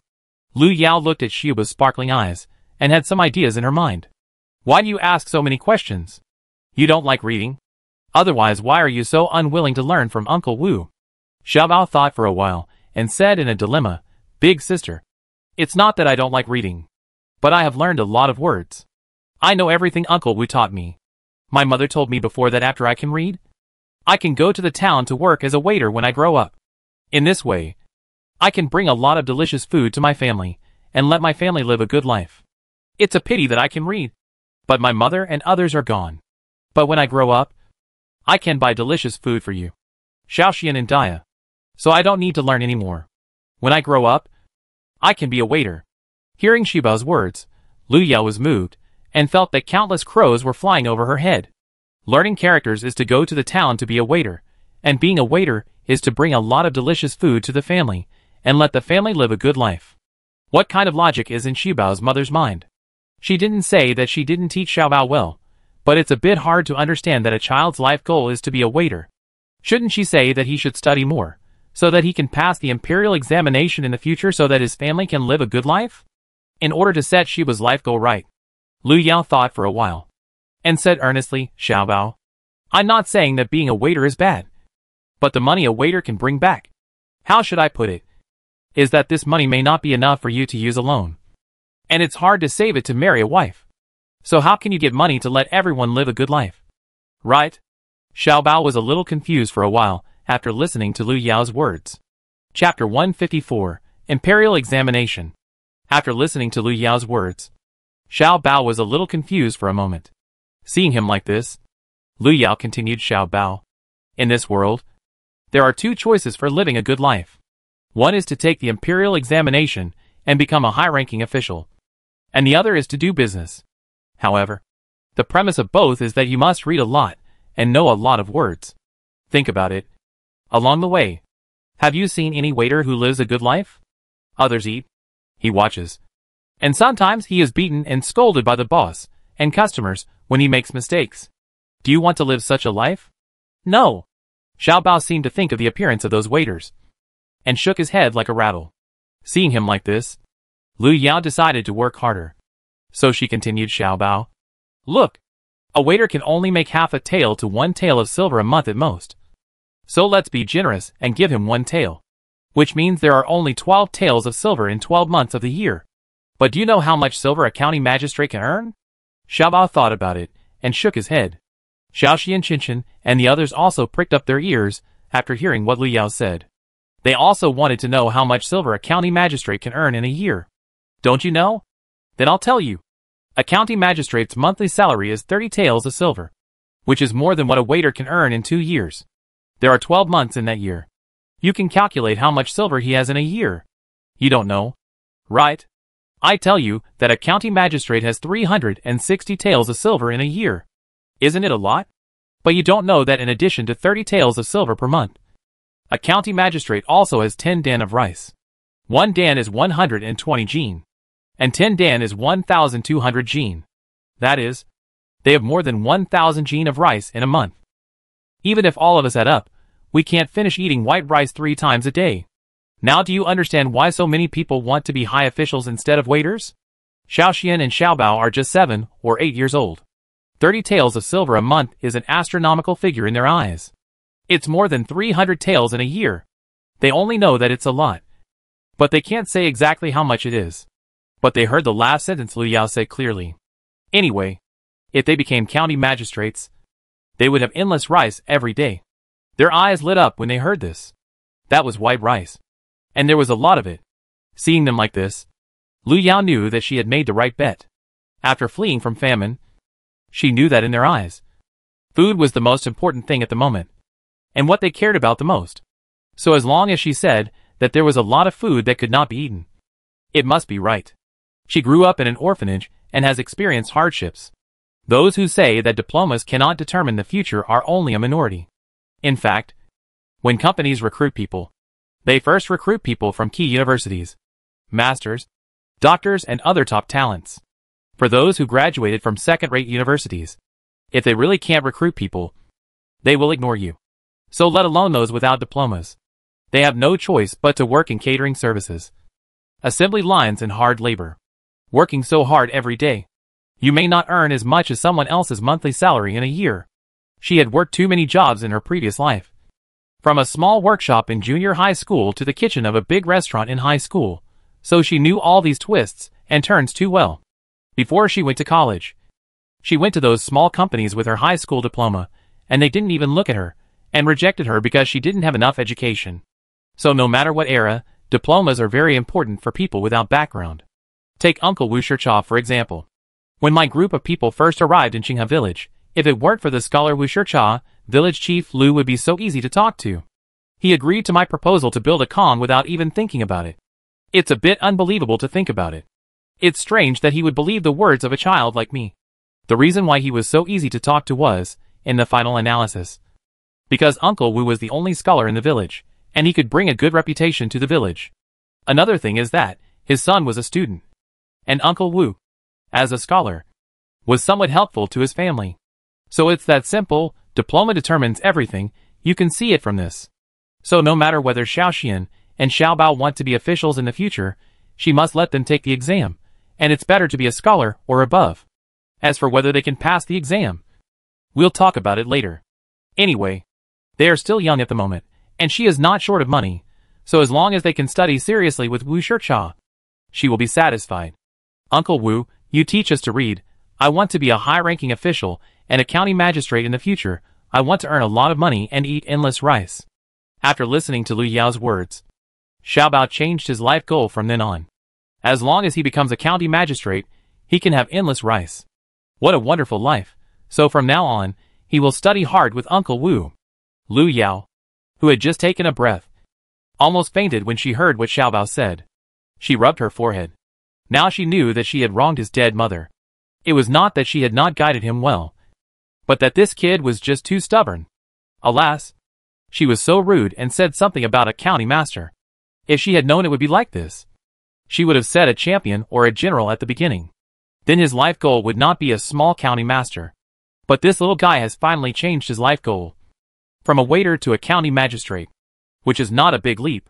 So now, at this moment, she can't go up and say that the county magistrate is not good, and the general is good. If she really says that, then next time she says it, few people will believe it. So this matter must be done slowly. Maybe when they learn more and see more, they will understand the truth. So, well, big sister knows. Our Xiaobao will work hard. Then she turned to Xiaoxian Qinshan and said, Xiaoxian, Qinshan, area, Dia. Now even Xiaobao has to work hard. You four should also work hard. Ah, miss, are area and I going to learn too? Hearing Lu Yao's words, and looking at Uncle Wu who was smiling, Dia asked in confusion. Of course, your lady is a learned person. So if you want to follow me, not only Xiaoxian, Xiaobao, Qinshan and others need to read thousands of books. You also need to understand? And I also plan to train Arya to be a female eunuch. And it won't work if she is not educated. I dare not give my life to someone who can't even write a prescription. So Arya, for your lady's safety, you must work hard. Yes, miss, I understand. We will definitely study hard. Hearing Lu Yao's words, the two sisters knew that there was no place to regret. So they had to make a promise. Well, that's right. Then I'll have to trouble Uncle Wu. I'll leave them to you. And Uncle Wu, you have to work hard too. The provincial examination will be held in March next year. Don't fail to pass it. Then Xiaoxian and the others will laugh at you. No. Xiaoyao. When Wu Shicha heard Lu Yao's words, he was so excited that he couldn't speak. He thought he would never take the provincial examination in this life. But now, he didn't expect Xiaoyao to ask him to take the provincial examination. How could he not be excited? Chapter 155. Uncle Wu, calm, let's say something slowly, not in a hurry. Lu Yao looked at his excitement. I can't even speak clearly, so let's comfort the way. This is to have a real version of Fan Jinzhong. Then she was full of mouth and couldn't tell. Wu Shi closed his eyes. Let yourself calm down. Then I opened my eyes and said, It's not Xiaoyao. You really plan to let you go to the countryside? I will go to the countryside. Do you know that you want to read alone? It costs a lot in a year. You are really willing to continue to learn from your uncle. Uncle's heart is not good. Can't afford to be scared. Lu Yao heard Wu Shicha. I rolled my eyes in my heart. Well, since I said that, it means that I have this ability for you to learn. But can it be done? Then it depends on your own. Uncle Wu, I think you also understand why the village chief Lu is so polite to us, and treats us with courtesy. He brought Uncle Xinghua and others to help us.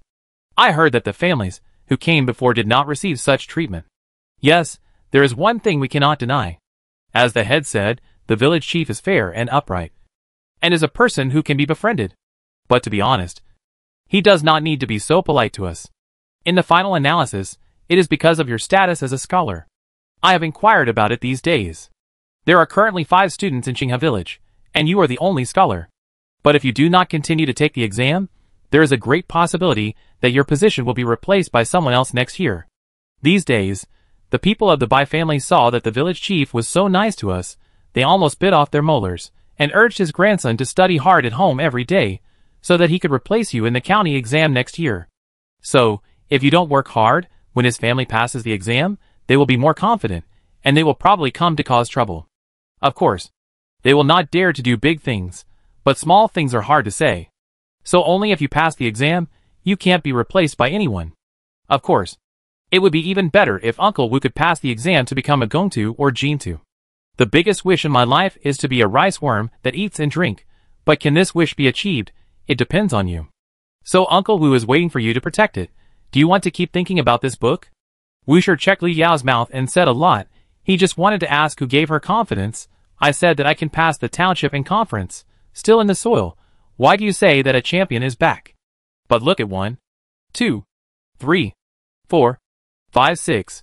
When 6 pairs of watery eyes look at yourself, Wu Shi had gritted his teeth and said, Nian must read.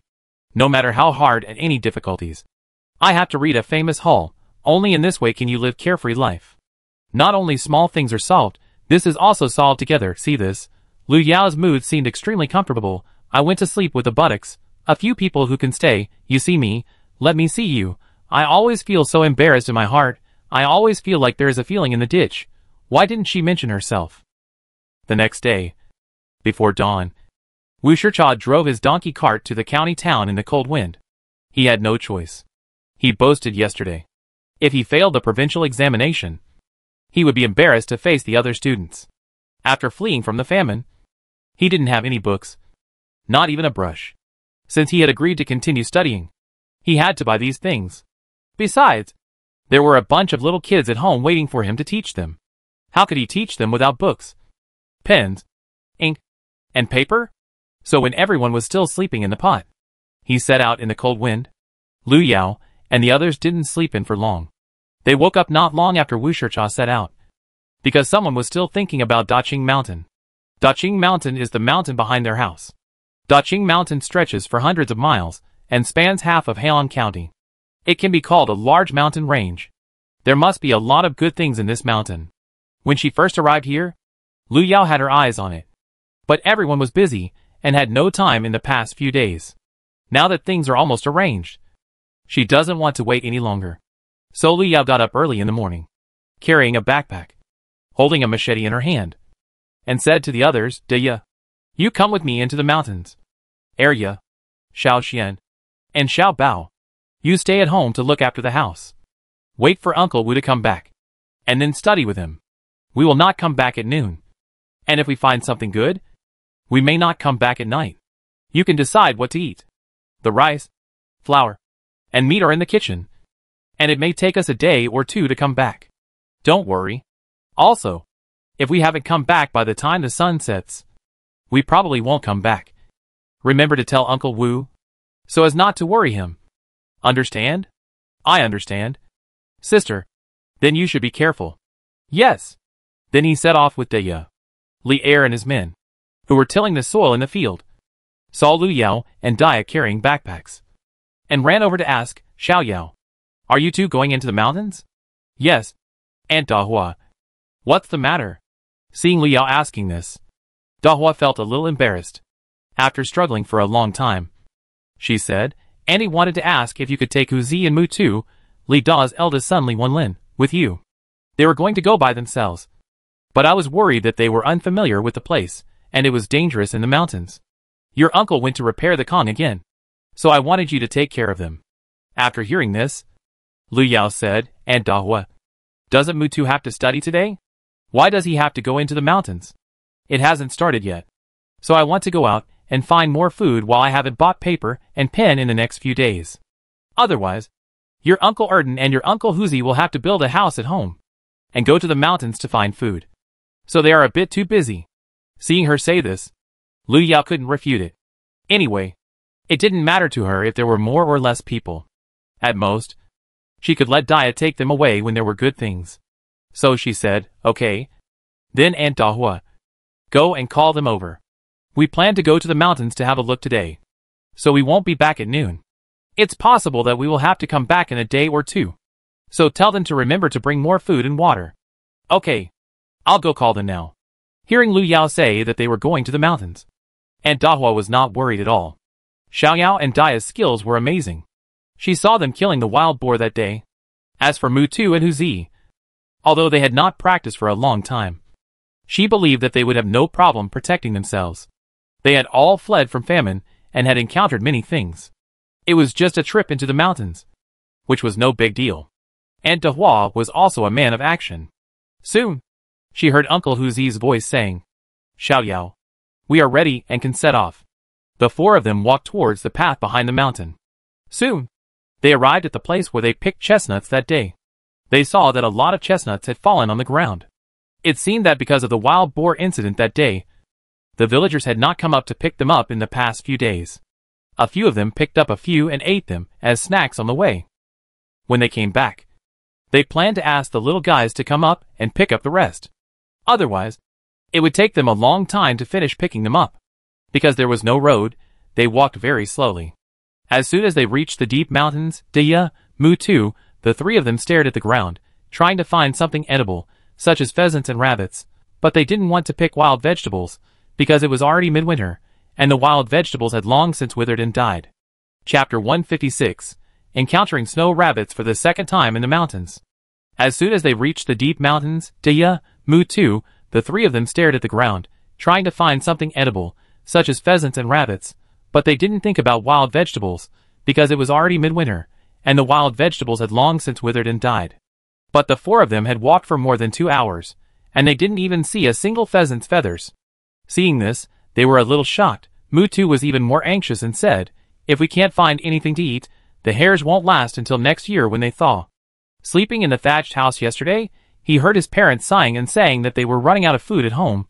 Do you think they wouldn't be anxious? Lu Yao knew the difficulties of the Li family. While she continued to move forward, she comforted him. Mutu, don't worry. We just entered the mountain a while ago. It's still early. I believe we can find food. If it doesn't work, we will get Uncle Xinglin after we finish picking up the trees in the forest. Didn't he say there was another forest of thorns last time? At worst, we can eat this stuff every day. Boys should be patient and don't cry easily. Otherwise, people will laugh at you. Do you understand? Mutu listened to Lu Yao's words, raised his head and said, I know. Thank you, Xiao Yao. I will pay attention to it in the future.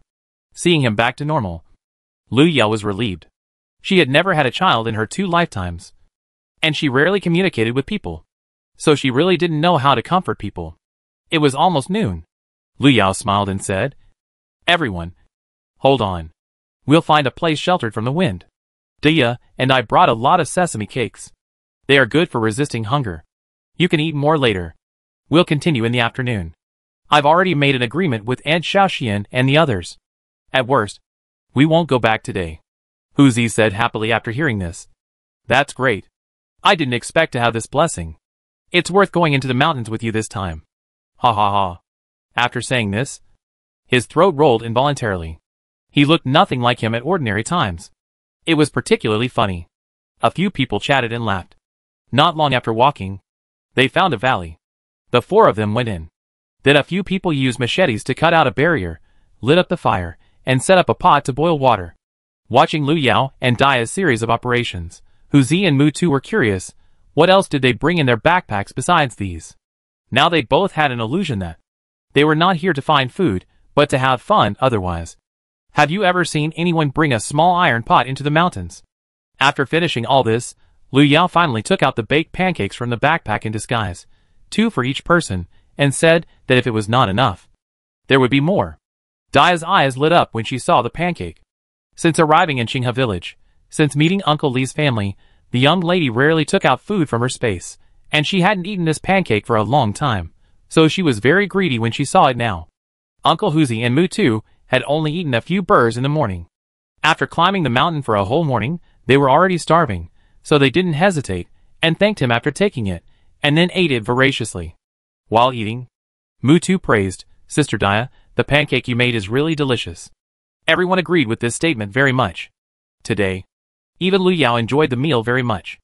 It has been a long time since she had such a good meal. After the four of them had eaten their fill, they walked for more than 2 hours before finally climbing a small hill. From the foot of the hill, the top of the hill looked very sharp. They did not expect that there would be a small plain on top. It looked larger than their village. And behind the hill there were many mountains. It was really endless. Look! Are those rabbits? After reaching the top of the hill and looking around, Lu Yao saw a group of snow-white rabbits. They were not small. How could there be so many rabbits outside in the winter? No. Wait a minute. She seemed to remember seeing a report on TV before. Could this be the snow rabbit mentioned on TV? Snow hare is one of the representative animals of the Arctic and subarctic zones. It is a large wild rabbit, with a body length of about 510 millimeters. It has short ears and a short tail. It has the shortest tail among the 9 wild rabbits in Xia. In order to adapt to the cold, snowy living environment in winter, the snow hare's fur turns white in winter, until the root of the fur. The ear tip and eye circles are dark brown, and the front and back soles are light yellow. In summer, the fur becomes darker, mostly reddish-brown. It is the only wild rabbit in Xia whose fur turns white in winter. The ears of snow hare are shorter than those of domestic rabbits. This is because in cold areas, not only do they not need large ears full of capillaries to dissipate heat, but they also need to keep their ears tightly against their backs to conserve heat. Its eyes are large, placed on both sides of its head, providing it with a wide range of vision, allowing it to look forward, backward, sideways and upward at the same time, truly able to see in all directions. But the only drawback is that the distance between its eyes is too large, and it has to move its face left and right to see objects clearly. When running fast, it often does not have time to turn its face, so it often bumps into walls and trees. The fable of waiting for the rabbit by the tree stump is probably based on this. Its tail is short and wide, and slightly round. The snow rabbit has well-developed and powerful leg muscles, with shorter front legs, 5 toes, and longer hind legs, 4 toes. The fur under its feet is thick and fluffy, suitable for jumping forward. The nasal cavity is also large, and the lower incisors are long and strong. These are not only adaptations to cold regions, but also indicate that it is a more evolved species. Its living habits are that except for the estrus period, it is generally solitary. During the day, it hides in simple caves under bushes, depressions and fallen trees, which are covered with dead branches and leaves and its own shed hair. It comes out in the early morning, dusk and night. The nest is not fixed, so there is a saying that a cunning rabbit has 3 burrows. It never moves along its own footprints, but always takes a circuitous route to enter the nest. When it approaches the nest, it first walks around in circles, observes and listens carefully, and then slowly retreats into the nest. So many snow rabbits gather together, which means they are in the mating season, and they just caught up with the time. But she remembered that snow rabbits seem to be in mating season from March to May every year. Could it be that the species in this world are different from those on Earth? Anyway, they made a fortune today. And snow rabbits are cunning and alert in their habitats and activities, and their movements are irregular. When they are active, they usually listen carefully to decide where to go, and create an illusion before leaving the nest to confuse natural enemies, so that the rabbit nest will not be discovered by natural enemies. Its sense of smell is very sensitive. Its nest is usually in a slightly ventilated place. When it sleeps, its nose is facing upwards, so that it can smell the smell of its natural enemies at any time. Its 2 ears are also alert to listen to any abnormal sounds. After heavy snow in winter, it digs some caves more than 1 meter deep to live in, and forms crisscrossing tracks on the snow. When it encounters danger, its eyes are wide open. Its ears are pressed against its back, and it crouches low. It often avoids the attack of its natural enemies because of its protective color similar to the environment. Snow hares are good at jumping and climbing, and are also suitable for walking on the snow. They usually jump slowly, but when frightened, they jump up and disappear without a trace in an instant. When running fast, they can jump more than 3 meters away, with a speed of about 50 kilometers per hour, making them one of the fastest wild animals in the world.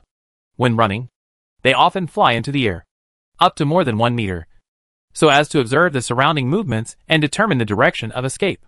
When running, they can also stop suddenly, turn sharply, or run back to get rid of the pursuit of natural enemies. Diet snow hares are herbivores, mainly eating leaves, wood bark, stems and mosses, but their food varies in different seasons and places of residence. In summer, the food of snow hares living in the forest is mainly leaves and branches. The food of snow hares living in the tundra is mainly alpine plants. The food of snow hares living in the plains is mainly grass, lichens and bark. In winter, when most of the food is buried under the snow, heather is the main food of snow hares. Chapter 157 Entering the Mountain. After hearing what Lu Yao said, Daya and the other two quickly climbed up and looked in the direction of his finger. Oh my god, these are not rabbits. They are a large group of rabbits, white as snow. Looking at it this way, there must be at least hundreds of them. The mountain is really full of good stuff, as Xiao Yao said. And there are quite a few of them. If we catch them all, it will take us a long time to eat them. When they saw so many rabbits, they were very happy. Mutu almost jumped up, but fortunately Lu Yao stopped them in time. Everyone keep their voices down. These things have very sensitive ears. They will run away at the slightest movement. They are so fast that you can't catch up even if you want to chase them on the plain, so let alone in this mountain full of thorns. And I tell you, this kind of rabbit runs much faster than the gray rabbits we usually see. If they find you, you will lose their trace in a blink of an eye. After hearing what Lu Yao said, Hu Zi, Daya, and the other two quickly shut their mouths, and didn't even dare to breathe, for fear of scaring them away. These are all meat. It would be such a pity if they ran away. But everyone looked at the rabbits in the distance, and their eyes sparkled. These are all meat. If they catch all of them and take them home, then they won't have to worry about having no meat to eat this winter, and the skin can be used to make a few fur coats. I heard that this thing is very warm. Mutu looked at the rabbits. His mouth was watering. He wished he could rush out right now, catch them all, and put them all in his arms. Even Lu Yao, who had never lacked meat, was now thinking about braised rabbit, rabbit stewed with radish, spicy rabbit head, and other rabbit recipes, which made her very greedy. After the excitement, Lu Yao looked around carefully, and then winked at Daya. Daya received the signal from her mistress. Her whole body tensed up instantly, holding the machete in her hand, and took a few steps back. She pulled the sleeves of Hu Zi and Mutu, who were still excited, and made a gesture to silence them, and then signaled them to follow her, and outflanking from another direction. In fact, she was covering for her young lady, so that she could store more food in the space and eat it slowly later. Besides, it wouldn't go bad if it was stored there. You could eat it whenever you wanted, which was very convenient. After Lu Yao saw Daya leading Hu Zi and the others away, she flipped her little hand and took out a handful of small stones from the space. Now the rabbits were all gathered together. If she went forward now, she would definitely scare away a large group of them. So to be safe, she decided to harvest a wave of them with small stones first. Lu Yao stood on tiptoe and carefully moved a few steps towards the rabbit group. Seeing that the distance was almost right, Lu Yao hid behind a big tree, picked up a small stone, and flicked it with her index finger, shooting directly at the rabbit closest to her. Puff! The rabbit was hit in the head and fainted instantly. After seeing the snow rabbit fall, Lu Yao quickly shrank behind the tree, not daring to breathe. The snow rabbits nearby seemed to be disturbed and moved a little. They raised their heads and looked around. After finding no danger, they lowered their heads and started chewing the dry grass on the ground as if nothing had happened. After the harvest, Lu Yao used the trick of shooting the small stones in her hand. As long as they were close, they could not escape her little magic hand. As time went on, more and more rabbits fell to the ground, and those snow rabbits seemed to feel the danger and moved away from this area. Seeing this, Lu Yao calculated the time and found that Daya and the other three should have arrived at the designated location. Therefore, Lu Yao did not hide and rushed out with a machete. She quickly picked up the snow rabbits that were knocked unconscious by her shooting and threw them into the space one by one. She counted them and found that there were exactly 30. Daya and Uncle Hu Zi hid about 100 meters away from Lu Yao. Just when Huzi and the others didn't understand why they didn't take action, Dia received a signal from her mistress and rushed out with a machete and surrounded Lu Yao. After the four of them worked together to capture them, they caught more than 40 snow rabbits in more than an hour. However, these rabbits were too fast, and each of them was quite strong. After more than an hour, the four of them were exhausted and panting. After catching his breath, Mutu stared at the snow rabbit on the ground, his eyes glowing green. Meat. It was all meat. It was so big. Even if the skin was peeled, there would be at least 10 pounds of meat. And there were more than 40 of them. He had never eaten so much meat in his life. Dia looked at his greedy look and deliberately made fun of him. Wipe your saliva quickly. It's about to drip. Mutu really reached out to wipe the corners of his mouth, and found that Dia was deliberately making fun of him. He laughed twice and said, I just want meat.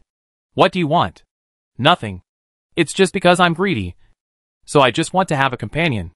When she thought of the spicy rabbit meat made by her own lady before, the greed in her stomach came out, and she wanted to eat it so much. Lu Yao looked at the sky and said, It seems that we can't go back today. Uncle Huzi, you and Mutu go pick up some firewood.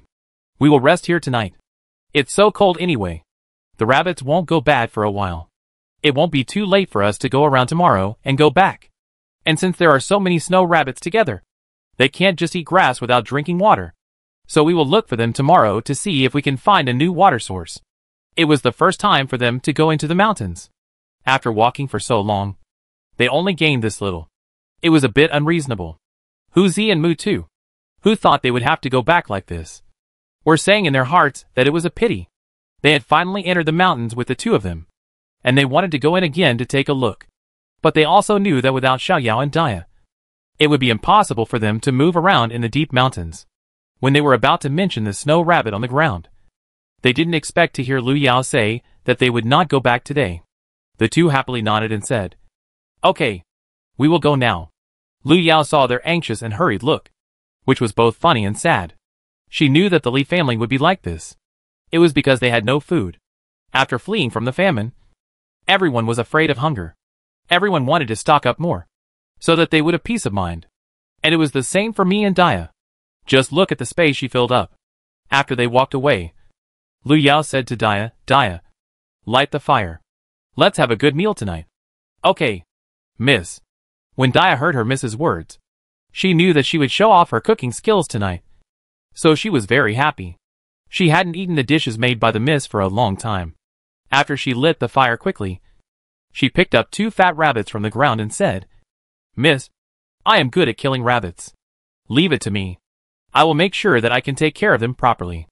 Dia said, as she carried the rabbits to a distance to take care of them. Seeing this, Lu Yao could only watch the fire from where she was. If she caught fire by accident, she would be guilty of a great crime. There were no firefighters to help her put out the fire. After a while, Lu Yao saw Dia coming back with 2 bloody-skinned rabbits. She quickly took out 2 bamboo tubes of water from the space before Mutu and the others came back, and quickly washed them away. Otherwise, it would be difficult to start with the bloody rabbits. Chapter 158 Entering the Mountain 4. Because the pot is too small, only 1.5 can be used for roasting, and the other half can be used for braising. Lu Yao chose a fatter one and chopped it in half, cut it into small pieces of uniform size, and then put it on oil paper. Sprinkled some salt and pepper and other seasonings. Marinated it, and put it aside for later use. Dia was dumbfounded watching her young lady's series of operations. She and Arya usually only put 2 or 3 kinds of dishes at most, but the young lady only took a short time. She looked at it, and saw that there were 7 or 8 kinds of dishes. No wonder the young lady's cooking was so delicious. It turned out that the secret was all here. If Lu Yao knew her thoughts, she would definitely faint in front of her.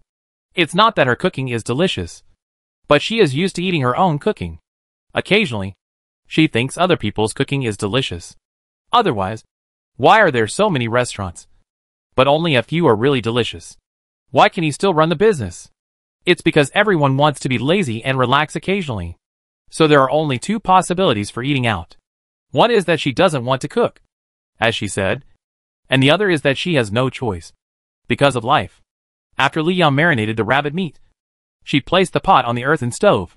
When the pot was hot, Dia was stunned to see her daughter take out various seasonings from the space and put them into the hot oil in the pot.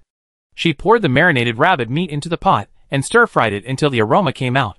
Soon the fragrance spread all over the mountain. Xiaoyao, you made this. It smells so good.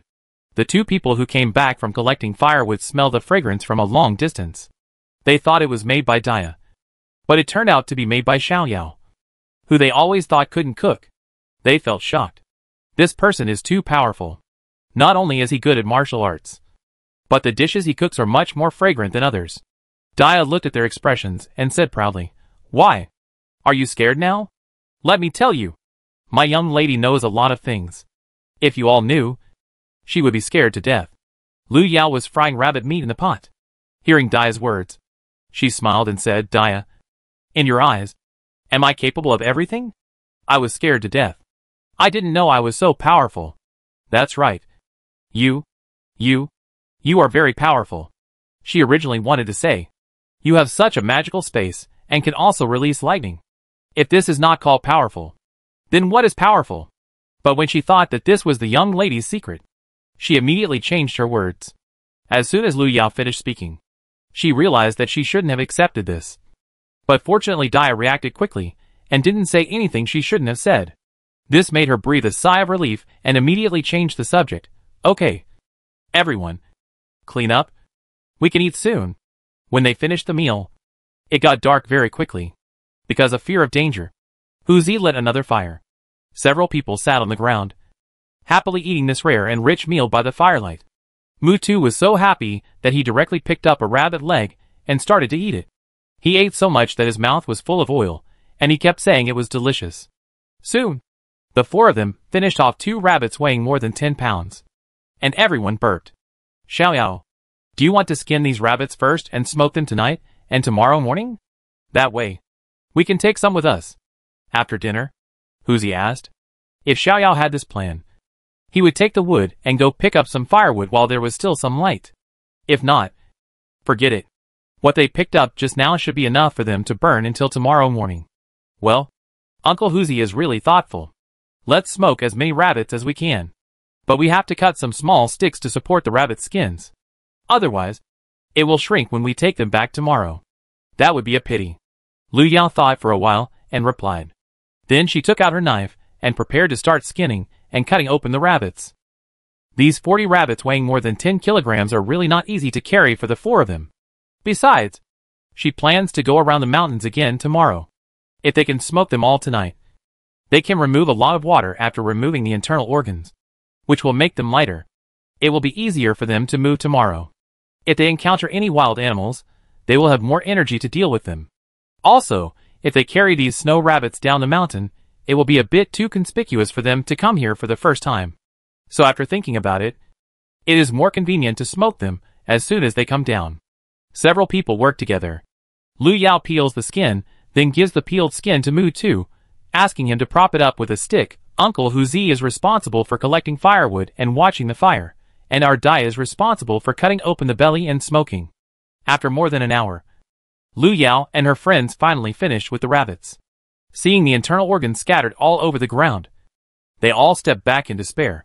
As the only adult, Huzi could only accept his fate and dig a big hole with a knife to bury them directly. "Miss, we killed so many rabbits here, and the smell of blood was so strong. How come no wild animals were attracted here?"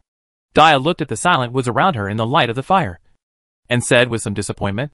Now she was hoping for 1 or 2 more rabbits, so that they could store more food for the winter. Maybe there are no ferocious beasts nearby. Otherwise there wouldn't be so many snow rabbits here. Let's smoke them quickly. I hope we'll have better luck tomorrow and catch another wave, Lu Yao said as she turned over the rabbits. She was terrified of wild beasts before, but now she actively begged them to come. It seems that this girl is getting braver and braver.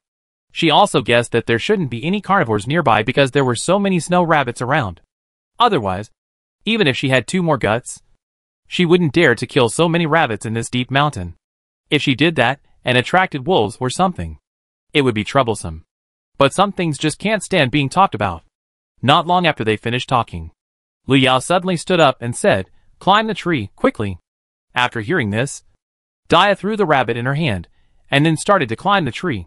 Hu Zi and Mu Tu followed Lu Yao's words and found a big tree to climb. But probably because of nervousness, Mu Tu climbed a few times, but still couldn't climb up. Quick! Mu Tu! Step on my shoulders quickly, Hu Zi said, and squatted down. Not long after they climbed up, Lu Yao saw two animals running towards them. She looked at them in the light of the fire, and found that they were animals she had never seen before. They didn't look like wolves. Their heads were much bigger than the wolf king she had raised. Their fur was much longer than that of wolves, and it was a thick layer of snow white. Its limbs were long and powerful, and it looked very strong. Could it be an animal unique to this world? Lu Yao couldn't help but mutter in her heart. When they came over, they saw the smoked snow rabbits next to the fire, and they ate them one by one without fear of the fire. They looked so delicious, but it made the four of them feel heartbroken. Lu Yao and Dia were standing on a big tree. They saw that they had eaten more than 10 of them in a short time. If they continued to eat them like this, their work this afternoon would be in vain. Seeing this, Lu Yao made a gesture to Dia next to her, meaning one for each person, and asked Dia to try to take off the rabbits, and come to help her after she was done. But before the two of them could make a move, the two animals found Lu Yao on the tree, and immediately threw away the snow rabbits and surrounded the tree where she was. Chapter 159, Night Raid in the Mountain. What Lu Yao didn't expect was that this unknown animal had such amazing jumping ability. This jump was at least 1 meter high. Luckily, she climbed high enough. Otherwise she would have been bitten by it. And its fangs were particularly long. It was obvious that it was not someone to be trifled with. Its bloody mouth would probably scare even the most timid people to faint. The two animals saw that they didn't bite their target, and they jumped harder and harder, flying over again and again with their mouths open.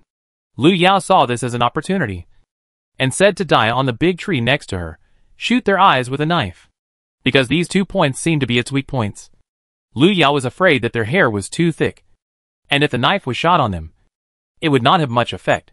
There was actually another way, that was that she and Dia jumped down at the same time, but she was afraid that Dia could not handle such a big one by herself and would get hurt, and it would be a bit difficult for her to handle two alone. So she had no choice but to ask Dia to shoot their eyes and mouths. After she said that, she also picked up the knife and threw it into their mouths, hoping to pierce their throats and end their lives. Swish! Dia's knife flew off, and her knife just hit the animal under the tree, one of the eyes. After the animal was stabbed, it screamed and fell to the ground immediately. But it was not dead. It wailed there and tried to stand up again. The other one, after seeing its companion fall, growled, turned around and wanted to run, but it had to be given a chance. When Lu Yao saw that the beast wanted to run, he said to Dia, "You take care of this one." Then he jumped down from the tree, kicked the injured one before it got up, and rushed towards the intact animal with a big knife. When the uncle and nephew saw this and were about to come down to help, they were stopped by Lu Yao in time. With their skills, she was afraid that they would come down to get killed. If they were bitten, she would not be able to explain to Aunt Dahua. Probably all animals like to attack people's necks. Even this unknown animal is the same.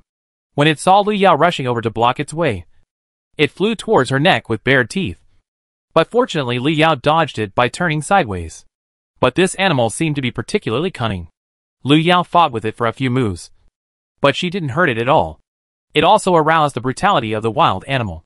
It wanted to tear the person who dared to block its way into pieces. The man and the animal were on guard against each other, while looking for each other's weaknesses, intending to kill it with one move. Such a fierce confrontation scene made Hu Zi and Mu Tu, who were staying in the tree, tremble with fear. Fortunately, Xiao Yao stopped them from going down. Otherwise, they would have been defeated by this beast in one move. It seems that they need to work harder to practice the martial arts that Xiao Yao taught them. Otherwise, they will not be able to help at all next time they encounter this situation. They closed their mouths tightly, not daring to make any sound, because they knew that the more this kind of situation, the more they could not let Xiao Yao be distracted. Otherwise they would die. So all they could do now was to stay on the tree obediently, and not cause any trouble to Xiao Yao. Ah! Suddenly a scream came from the mouth of the animal. Hu Zi couldn't help but praise Xiao Yao in his heart, because he saw Xiao Yao take advantage of the animals flying over, lying on her back on the ground, holding up the knife and stabbing it in the stomach. They didn't need to see the animal's screams to know that its abdomen must have been cut by the knife in Xiao Yao's hand. Just when Lu Yao stood up and turned around, wanting to give the animal another stab. She didn't expect that Dia, who was rushed over, would kill it with one stab, and lay on the ground with a stab. And Dia was worried and stabbed it in the neck again. After seeing that they really had no breath, Lu Yao and Dia fell to the ground and gasped for air. It was too dangerous just now. If she hadn't found that the stomach of the animal was also its weak point, she wouldn't have been able to kill the beast so quickly. Hu Zi and Mu Tu, who were staying in the tree, saw that the animal was dead, and then slid down from the tree carefully. Although the animal was dead, it still looked a little scary. After all, its size was there, and it was a circle bigger than the calf. Let's pack up and go back at dawn tomorrow morning. Lu Yao looked at the two huge animals lying on the ground. This one must be at least more than 100 pounds. With so many remaining rabbits and rabbit skins, it is obviously impossible to move forward. Besides, this meat is enough for him to survive for a while. What should we do now? How should we deal with this rabbit meat and these two animals? Hu Zi said after taking a look at the smoked rabbit meat and the animals on the ground. He didn't know what Xiao Yao was going to do. Mu Tu, pack up these rabbits. Dia, Uncle Hu Zi and I will deal with these two animals. Leave only the skin and meat. Leave the bones and internal organs here. Then we will find another place to rest, Lu Yao said. And then she started to use the knife. She was afraid that some strange animals would come. Mu Tu heard Lu Yao's words. And then he put all the rabbits that had not been smoked into the backpack. And he was cursing the two animals that had been disemboweled for eating so many of his rabbits. Hearing Lu Yao say this, Hu Zi breathed a sigh of relief. He thought they had to carry the animals back directly. If that was the case, they would be exhausted. However, he had to carry the meat back even if he had to. Soon, the three of them dismembered the two animals and put all the meat into their backpacks without leaving any. Then, holding torches, they left quickly.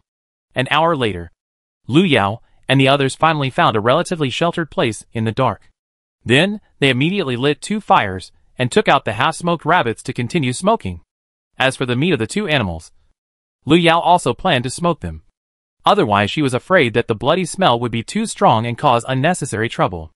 After waiting for the busy, Lu Yao looked at those meat. I feel hungry again, so facing Dia Dao, Dia, let's cut some meat slices to eat some supper. Good. Dia heard her own lady's words, right immediately, actually. I was busy just now. She also feels a little hungry, I just don't say it. She was also thinking of saying that. I'm here to help. The wood is eaten as soon as I hear it. That action is faster than anyone else. The fart and fart came to help. Good together. Everyone cooperates with labor, after a while. The fragrance of the barbecue comes out. Lu Yao ate a piece first. It feels delicious than any meat she has eaten, very tender and smooth, so she couldn't help eating a few pieces. Miss, is it delicious? Dia looked at her young lady and asked with some curiosity, because she had never seen her so greedy before. Yes. Yes. It's delicious. You guys should try it too, Lu Yao said as she put another piece into her mouth. The meat was so delicious that she couldn't stop eating it. Yes. It's really delicious. Seeing Lu Yao like this, Dia Hu Zi Muda couldn't wait to eat it. After tasting it, they were all conquered by its deliciousness and couldn't stop eating. Finally, they stopped reluctantly until everyone couldn't eat anymore. If their stomachs were not full, they would have wanted to eat a little more. Chapter 160 Going Down the Mountain. The next day, Lu Yao, who had not slept much the previous night, got up early. After practicing boxing several times, she began to check the smoked rabbit meat from yesterday. After several people took turns to look at it overnight, she found it was not bad, and began to prepare today's breakfast. Barbecue. Lu Yao still remembered the deliciousness of the barbecue slices yesterday. Just thinking about it made people feel like they couldn't stop, so this morning she planned to continue eating the barbecue slices to enjoy a feast. Just when Lu Yao's meat was about to be cooked, Dia and the other two also got up one after another. To be more precise, they were awakened by the smell of Lu Yao's barbecue. Today, she specially marinated it before grilling, and found that the meat was even more fragrant when grilled. Just now, she ate a piece, and it was so crispy on the outside and tender on the inside that she almost swallowed her tongue. As soon as Dia and the other two opened their eyes, they found something delicious. Their eyes were almost narrowed into slits with joy. It was so blissful to feel delicious food as soon as they opened their eyes. Don't look at it anymore. Come and eat. After eating, We can go down the mountain early. Let's try to get home before dark. After being messed with by the two animals last night, she didn't know the direction. If she wanted to get back, it would definitely take a lot of effort. But as long as she found the notes she made when she went up the mountain, it would be easy. Now she just hoped that she didn't go too far yesterday. Otherwise, if she didn't hurry up, she was really afraid that she would not be able to get back before dark. So when Lu Yao saw them getting up, she couldn't help but urge them. The meat tasted so good. Although everyone knew it last night, they couldn't stop eating it today. They put down the disposable chopsticks and small wooden sticks reluctantly until their stomachs were full, and they felt really full. After eating, they rested for a few minutes, and then put all the meat into the backpack, planning to share it after returning. Okay, let's go back. After Lu Yao asked them to get some soil to bury the fire, she said, and led the way down the mountain. Lu Yao led the way. Mutu and Huzi carried the most meat and walked in the middle, and Dia was the last. The group set out in the morning and walked until the sun rose to the middle. They stopped to drink some water, eat something and rest. Apart from 2 gray rabbits that escaped, they did not see any other animals. However, considering that they had to get back before dark and they were carrying so much meat, they did not chase after the gray rabbits when they saw them running away. The 4 of them did not plan to spend the night outside today. First, after what happened last night, they felt that it was a bit dangerous to spend the night in the mountains. Second, they were afraid that they would go back too late and make their families worry. Another reason was that Dia and Mutu still had to study. If they fell behind, they would not be able to keep up with the pace. After this trip up the mountain, Lu Yao decided that if she wanted to go up the mountain in the future, she would either bring more people with her, or go alone with Dia and Xiaoxian. Otherwise, she would have to open the way and carry so many things, which was too tiring. No matter how strong she was just a child. If Dia hadn't tied a thick cloth on her backpack all day long so that she could put it in the space anytime and anywhere, her waist might have been bent by now. Lu Yao didn't mind being a good person and taking the Li family or the villagers to the mountains to hunt some wild animals for a snack. But that was only done occasionally. If she had to sacrifice her own interests every day to fulfill others, she still couldn't do it. At the foot of the mountain, when Arya and her friends were preparing to cook dinner, Dia and her friends had already rushed back with meat on their backs. Lu Yao looked at the smoke coming out of the smoke box and knew that they were cooking. Xiaoxian, we are back. Lu Yao walked to the door and shouted. Xiaoxian heard her elder sister's voice and rushed out immediately. When she saw Lu Yao put down the meat in the basket, she couldn't help but exclaimed, Sister, you got the meat. And there's so much. Well, where are Uncle Wu and the others? Here, you are back? Huh, you got quite a lot. It seems we are in for another treat. Just as Lu Yao finished speaking, she heard Wu Shichao's voice coming from behind. That's right. This time we not only killed dozens of snow rabbits, but also killed 2 unknown animals, one of which weighed at least 100 pounds, and the meat was so delicious that you would want to swallow your tongue. Then Xiao Yao, let's eat this tonight. Hao Shichao heard Lu Yao's words and said, hearing her words so strangely, his saliva was almost flowing down. If he couldn't eat it tonight, he was afraid he wouldn't be able to sleep at night. Besides loving to study, he was probably the biggest hobby of eating. As for those punches and kicks, if there was no other way, he really didn't want to practice them now. Moreover, Lu Yao said that this was an animal that she had never seen before. As a foodie, anything that he had never tasted was particularly attractive. So after hearing what Xiao Yao said, he set his eyes on the meat. After hearing this, Xiaoxian, Xiaobao, and Qinshin looked at Lu Yao with shining eyes. Okay. Then today I'll let you taste what is so delicious. Mutu, go home and call your parents to come together. Let's eat here today, Lu Yao said, and took out about 20 kilograms of snow wolf meat, he probably called it that, from the backpack. After thinking about it, he was afraid that it would not be enough for so many people. So he asked Dia to take out another 10 kilograms, and then gave it to Arya to clean and slice it. She would do it after she changed her clothes. More than an hour later, so many people sat in the main hall at 2 tables. One for adults and one for children. Uncle Wu also took out the wine he bought from the county town. After everything was ready, they started eating. Sister, this meat is really delicious. I have never eaten such delicious meat, Xiaoxian said, and put another piece of meat in his mouth. Anyway, he was thinking about eating. The others were not much better, and they ate voraciously. Seeing them like this, Lu Yao smiled and said, "Eat slowly. There is still a lot of meat. If it is not enough, just roast some more later."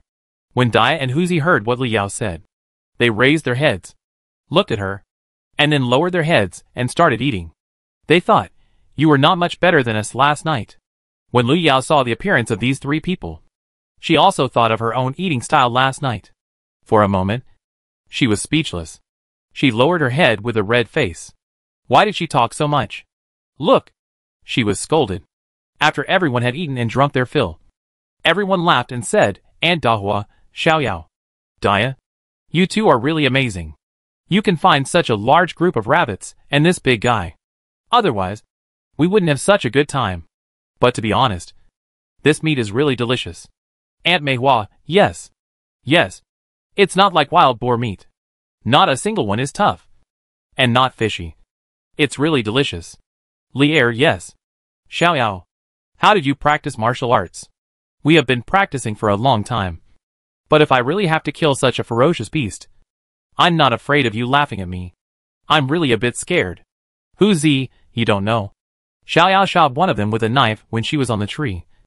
And then, they jumped down from the tree and fought for a long time. In the end, Xiaoyao just lay there and stabbed the animal with a knife. And the animal was injured. Later, Dia came to stab it again. And then Mu too, and I dared to come down from the tree. To be honest, if you hadn't stopped me and Mudu from getting down the tree, given the ferocity of the beast, we might have been injured. Huzi said, a little embarrassed. Lu Yao was a little embarrassed by the praise from several people and said, "Hey, I just practice makes perfect. I have been escaping from the famine and have stayed in the mountains for a long time. I have killed many animals, and this is how it is. It is useless to just practice this skill. The key is that you have to know how to use it and be brave." Huzi heard Lu Yao's words, thought for a while and said, "Then I will have nothing to do in the future. I will often go to the outskirts of the mountains. And when I have trained my courage, I will go into the mountains with you." Chapter 161, Going Up the Mountain Again. Lu Yao was a little embarrassed by the praise from several people and said, "Hey, I just practice makes perfect. I have been fleeing from the famine all the way here, and I have stayed in the mountains for a long time, and killed many animals. It is useless to just practice this skill. The key is that you have to know how to use it, and be brave." Huzi heard Lu Yao's words, thought for a while, and said, "Then I will have nothing to do in the future. I will often go to the outskirts of the mountain, and when I have trained my courage, I will go into the mountain with you." After this trip into the mountain, he found that he was really not as good as the little girl. When encountering things, he could only hide, and he could not help at all. So he decided not to go into the mountains with them again before he had trained his courage and skills, otherwise he would only be a drag. Of course, collective actions are excluded. Although he is not as good as Lu Yao and Dia, he is better than ordinary people. After a good night's sleep, the next morning, everyone processed the meat again. After it was done, Xiao Xian and Dia went to the main hall to learn to read and write with Uncle Wu. Originally, there were only their two families yesterday, plus the children of the village chief, Tongshen, Feng Lu, Li Shanhe, Tian Dong, and Wang Liang. But unexpectedly, early this morning, almost all the children in the village knew that they could read and write here. So they were called by their parents to learn. Lu Yao came out and saw, my goodness, there is not enough space for these 30 or 40 children to sit down in her house. Besides, if you all come to listen to the class for free, what will those families who paid for it think? And Uncle Wu relies on this to support his family. What will he do if you do this to him? I want to call them out, but they are just little kids, so it is not easy to do it. For a moment, Lu Yao and Wu Shicha could only look at each other, not knowing how to deal with it. Finally, there was no other way. Lu Yao could only blame the village chief. Uncle Wu, I think we can't have class for a while because of all the noise. I think you should go to the village chief's house now, and see what he says? When Wu Shicha heard what Lu Yao said, he also understood the reason, so he ran to the village chief's house in one breath. Village chief Lu, who was about to go out to work, saw Wu Shicha running out of breath and asked, Xiao Wu, what's the matter with you coming here so early in the morning? Or did something happen to the children? Wu Shicha waved to village chief Lu, indicating that the children were fine. After catching his breath, he said, Oh, village chief, I came here because my family is full of children. Dozens of big and small. I don't know who told those children that only with knowledge can you have a good life and food to eat. So they came to my house early in the morning and said they wanted to study. But you know my house is so small. There is no room for so many children. Besides, I used the money you gave me to buy paper and pens for our children yesterday. But when these children came in, they snatched the timid ones without saying anything. It's useless for me to say anything. And it's difficult to do anything. So I have no choice but to ask you to help me think of a solution. As soon as he finished speaking, Wu Shichao looked up and saw the unhappy expression on the face of Village Chief Lu. He thought to himself, Xiaoyao is still smart. Judging from the expression of Village Chief Lu, he must be angry. It seems that he must have heard something or knew something. Otherwise he would not look like this. What's wrong, Village Chief? Did I say anything wrong? Wu Shichao asked with a puzzled expression. Since the village chief didn't say anything, he would just pretend he knew nothing. No, it seems someone really takes themselves too seriously. Hearing Wu Shichao's words, Village Chief Lu was furious. He didn't expect the Bai family to be so capable. He heard some rumors last night. At first, he thought it was just a few kids talking nonsense. Now he sees that someone has red-eye disease. That old man Bai looks like a good person, but he didn't expect him to be short-sighted, and a villain who only knows how to hide behind women to make trouble. He can't do that. If there is no tacit consent from the old man of the Bai family, the rumors can be spread. Oh, I'm glad you're alright. I'm really sorry to bother you again. Village Chief, you go ahead and do your work. I'll go back first. There are a lot of kids at home. I'm afraid something might happen. Go back. Go back. I'll ask the adults to call the kids back. Village Chief Lu waved his hand. Today's incident really pissed him off. I don't know what these people are thinking. Village Chief, I'll leave first. Goodbye. Wu Shichao said as he rushed out again. People who didn't know him would really think he was afraid something might happen at home. When Village Chief Lu saw Wu Shichao leave, he returned to the yard and sat there without caring whether it was cold or not. He felt a little heavy at this time. He thought that the Bai family was a good family, but he didn't expect them to be so shady. Just because of Xiao Wu, a local, they were talking about other people's faults everywhere. It seemed that he had to give them a warning. At the same time, he thought that the Bai family was not a good family, and it was not easy to get along with them. It seemed that he had to talk to his family and stay away from that family in the future. Xiao Wu didn't often walk around the village, so he didn't know much about it, but he knew it very well. These words came from the women of the Bai family. Wu Shichao didn't know what the village chief had said to everyone. Anyway, only a few children came in the afternoon, and they all brought tuition fees. They said that their parents asked them to bring 2 taels of silver a year, and their families would buy the textbooks. Both of them were very satisfied with the result. At least after this incident, those scoundrels can be quiet for a while. However, she probably knew who was behind this. When they went to the river to fetch water these 2 days, the Bai family girls looked at them so hard that they wanted to eat them alive. Lu Yao was also puzzled. They were the last batch to come, and they didn't seem to have spoken to the Bai family. Why did they become so ruthless to them? But later she thought about it and understood. Maybe they stole the limelight from their family. After all, they were from a family of scholars and rich people. However, she could ignore it if it happened twice. But if it happened again and again, she would be sorry. Her people were not so easy to bully. The next day, after breakfast, Lu Yao saw that Dia and the others went to study with Uncle Wu after they finished their work, leaving her alone with nothing to do. So she said goodbye to everyone and walked towards the back mountain with her small backpack on her back. After entering the woods, Lu Yao raised her head and looked around. After finding that there was no one else but herself, she threw the backpack into the space, raised her feet, and continued to walk happily. It was much faster to walk alone without anyone following her. So before noon, Lu Yao arrived at the place where she hunted snow rabbits and snow wolves that day. But maybe she beat the people too hard that day. So when she came up today, she didn't even see a rabbit hare, let alone a rabbit. Lu Yao climbed 2 more hills without giving up. And then she saw the traces of snow rabbits again. But it was a pity that there were only 1 or 2 of them. And they were very alert. Before she got close to them, they jumped and ran away. Seeing this, Lu Yao gritted her teeth and chased after it. These 2 rabbits are also meat. Besides, the snow rabbit's skin is much better than the gray rabbit's skin. So just for the skin, she must catch it today. If you want to escape under her nose, I tell you, not only there is no door, but even the window has been nailed shut by her. Chapter 162 Paradise on Earth. What she didn't expect was that she followed the snow rabbit and watched it come to the foot of a cliff and crawl into the vines, and then it disappeared in a flash. Lu Yao walked over carefully and carefully dug up the ground where the snow rabbit had just disappeared with a long knife.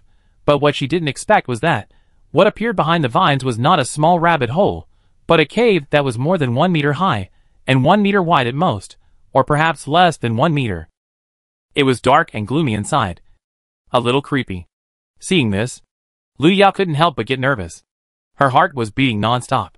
She wanted to leave, but she couldn't help her curiosity.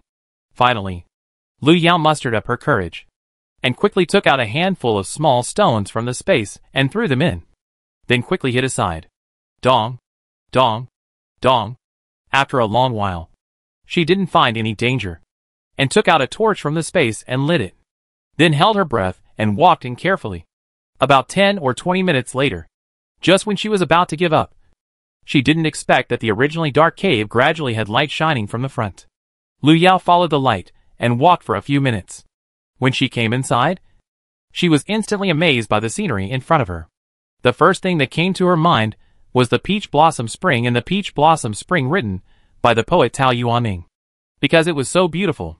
Now in front of her was a place of 4 or 5 acres in size, and there was a small pond in it.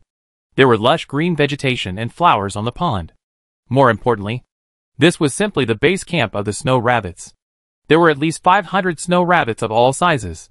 When Lu Yao saw this, she opened her mouth in surprise for a long time. The beauty here is almost as beautiful as her previous space. It is so beautiful. It would be great if she could move her home here. Then she would not have to worry about drinking water. And more importantly, it is freezing outside. But here there are so many flowers that she does not feel cold at all. The next time she comes, she will definitely stay for a longer time, so that she can bring some seeds to plant, and then build a fence to lock up the snow rabbits, so that she will have a constant supply of meat to eat. Moreover, the height from the ground to the top of the cave is at least 100 meters. So as long as the entrance is guarded, it is not easy to get in or out. Now it is more and more satisfied with this place. Even if it cannot settle down here, it is also very good to make a secret base. Lu Yao looked around and found that there was no one else except her and the rabbits. Seeing this, she immediately took off her clothes and planned to take a good shower. She had been here for so long, but she had never taken a good shower. She just wiped it with a cloth every time. Now her whole body was itchy. Moreover, even if she wanted to take a shower, the actual conditions did not allow it. She took a shower for more than 10 minutes. If it was not a bit cold, Lu Yao would have wanted to soak for a while longer. She looked at the time and found that it was getting late. She quickly put on her clothes and caught 4 or 5 snow rabbits and left. She did not plan to catch all of them. It was great to raise them with water and grass and reproduce them. Soon, Lu Yao returned to the cave along the same route, and blocked the entrance with stones, so that they would not run away, and it would not be easy for outsiders to find them. It was a 2 birds at a time victory. After making a good note, Lu Yao hurriedly left here and walked down the mountain. When Lu Yao returned home with the snow rabbit, Dai and the others had already prepared dinner, and there was a large bowl of green vegetables on the table, which was rare. After asking, she learned that it was brought by the village head and Nyonyo and the others in the afternoon. Maybe because of the vegetables. The meat was not completely eaten today, but the vegetables were eaten up, and Xiaoxian even ate the soup. After dinner, Xiaoxian and Xiaobao, you two take this rabbit to Uncle Li and his family, and I'll trouble Uncle Wu to take this one to the village chief's house. Okay, sister, I'll take it right away. With that, the two ran out with the rabbit. Wu Shicha heard Lu Yao's words, nodded, and took the rabbit to the village chief's house. Uncle Wu, be careful on the road. Lu Yao was a little worried. This place is not close to the village chief's house. To be more precise, they are located at the foot of the mountain, which is a bit remote. They are not afraid of others, but they are afraid of encountering someone who is blind and attacks them from behind. The village chief did not say it clearly, but it does not mean that she does not understand. Yesterday, so many children came to study for free. Someone behind the Qin family did it on purpose. Otherwise, how could it be so perfect? They just started school here. Those children and their families know that studying can lead to a good life. Why didn't the villagers think of it before? So she would never believe that there was no one behind the scenes. Okay. I got it. Your Uncle Wu has also learned Kung Fu. If anyone dares to mess with me, I will beat him to a pulp. He waved his hand while holding the rabbit, and walked away without looking back. Seeing him like this, Lu Yao shook her head. She knew he could fight. But to be honest, his fists and feet could only scare some people at most. If they really fought, he might not be able to beat those who worked in the fields all day. Seeing him walk away, Lu Yao pointed to the warehouse behind the kitchen and said to Dia and the others, Dia and Arya, I put all the food and meat in this small warehouse behind the kitchen. It's so cold anyway. It won't go bad. I put more at a time. You can get whatever you want to eat. But remember, after you get it, remember to lock the door and don't let anyone else in except us. Got it? I know. Miss, we will be careful. Seeing her young lady say this, Dia thought she was going into the mountains again. So she couldn't help asking, Are you going up the mountain again? Miss? No. I don't plan to go into the mountains these days. At most, I'll go to the chestnut forest to pick some chestnuts. Then miss, can you take us with you next time you go into the mountains? Why don't you like to study with Uncle Wu? Dia thought for a while after hearing her young lady say this and said, Studying is too difficult for me. Compared with this, I would rather go into the mountains with you. Well, since you don't like it, then follow me in the future. But you still have to continue practicing your calligraphy. Understand? Yes. Miss, I will definitely practice hard. Hearing this, Dia jumped up happily. As long as she didn't sit there all day without moving, she would do anything. Seeing her like this, Lu Yao shook her head with a smile. Because they had climbed the mountain all day today, Lu Yao also felt a little tired. So after telling them to rest early, she went into the room, took off her clothes, and went to bed early. Meanwhile, Wu Shicha avoided people and came to the village chief's house. Village chief, I'm sorry to bother you these days. This is what Xiaoyao caught today. Please accept it as a small gift. It's not a big deal. We are all from the same village. I'm happy if you come to sit with me. Why did you bring something here? Take it back to supplement the children. You just moved here and have nothing. The new year is coming soon. You can keep the rabbit and eat it slowly. It won't go bad at this time. Although Xiao Wu and his people had just moved here not long ago and had not been in contact for a long time, he could see that Xiao Wu's family was good, so he really didn't want to accept the meat that they had finally caught. Chapter 163 Winter Hunting. When the village head, Aunt in the inner room heard what her husband said, her face looked a little bad. She was almost angry to death. Actually, she was not the kind of person who was greedy for petty gains, but the children at home had not smelled the smell of meat for a long time. The wild boar meat they had distributed last time was only eaten twice. They were roasted into jerky by her. She kept them for future emergencies. Xiao Wu had already seen it. Why was this old man pushing it away? He didn't think about himself. He should also think about the children at home. This damn old man. Wait, and see how she will deal with him. Hearing what the village chief Lu said, Wu Shicha smiled and said, Uncle Village Chief, this is our honor to you as a younger generation. So don't refuse it. Xiaoyao was lucky today and caught 3. One was given to Uncle Li's family. And this one is sent to you. There are 3 in total. And we just need one for each family to satisfy the cravings of the children at home. So don't refuse it. Yes, old man. This is a little gift from Xiao Wu and his family. Just accept it. When the village chiefs and heard what Wu Shicha said, she was afraid that the old man would say something to refuse again. So she quickly pulled open the door curtain and walked out to say, You old woman. Why are you always so arrogant? Village chief Lu scolded his wife. Then turned to Wu Shichun and said, Xiao Wu, don't be angry with your aunt. She is short-sighted. In this case, I won't be polite to you today. After saying that, he glared at his wife fiercely and took the rabbit from Wu Shicha's hand. Uncle, this is your fault. You just said that we are family. Why should we be polite? If it tastes good, I will send you some next time. We don't have any other skills. But we have some skills. So I won't be polite. Besides, our aunt is not that kind of person. Today, she asked Nyo to bring us some vegetables. So I came here to thank her. When the village head and saw her husband accept the rabbit, she smiled and said something polite, and then left with an excuse. It was so cold in the living room, so she had to stay in the room. Tomorrow, she had to get up early to make some delicious food for the children at home. They were all so thin and shapeless, which made her feel so sorry for them. After Wu Shicha saw the food being delivered, he said goodbye and left. If he was any later, he would not be able to see the way back. Besides, he didn't want to stay outside in such a cold weather. It was so warm to lie on the Kong. The next morning, everyone went to school again. Lu Yao was the only one who was free at home. She didn't plan to go into the mountains today. She was free. So she went to the side and started to sort out her 1.5 mu of land.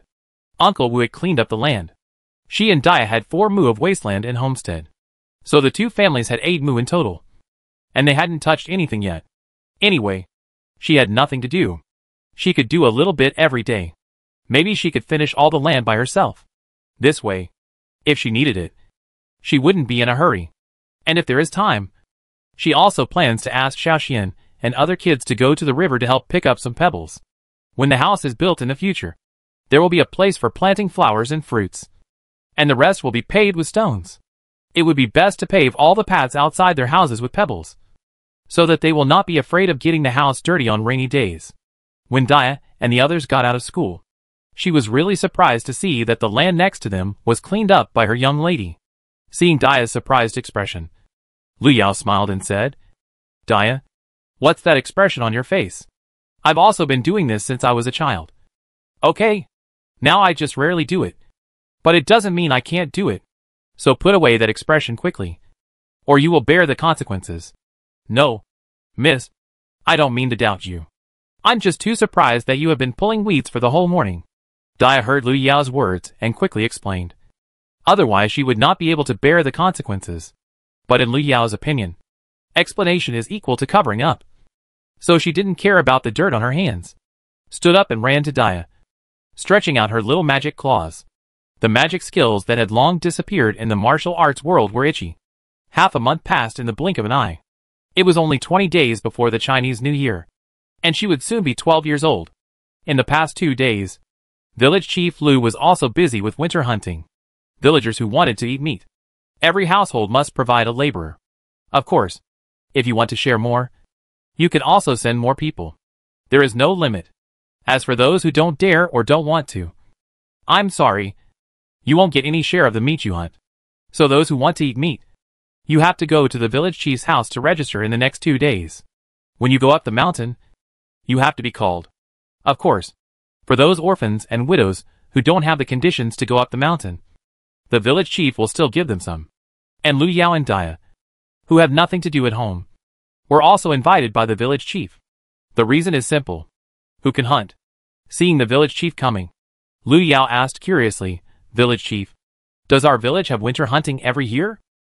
The village chief said, "We are backed by the Daqing Mountain. In fact, there is no annual hunting. In the past years, our village would organize at least 3 to 5 times every year. As long as there is nothing to do in the fields, everyone likes to run to the mountains. But in the past 2 years, due to drought, there are fewer and fewer animals in the mountains. So this year, including this time, there are only 2 times in total. But last time we went into the mountains, we got less than 2 kilograms of prey per family.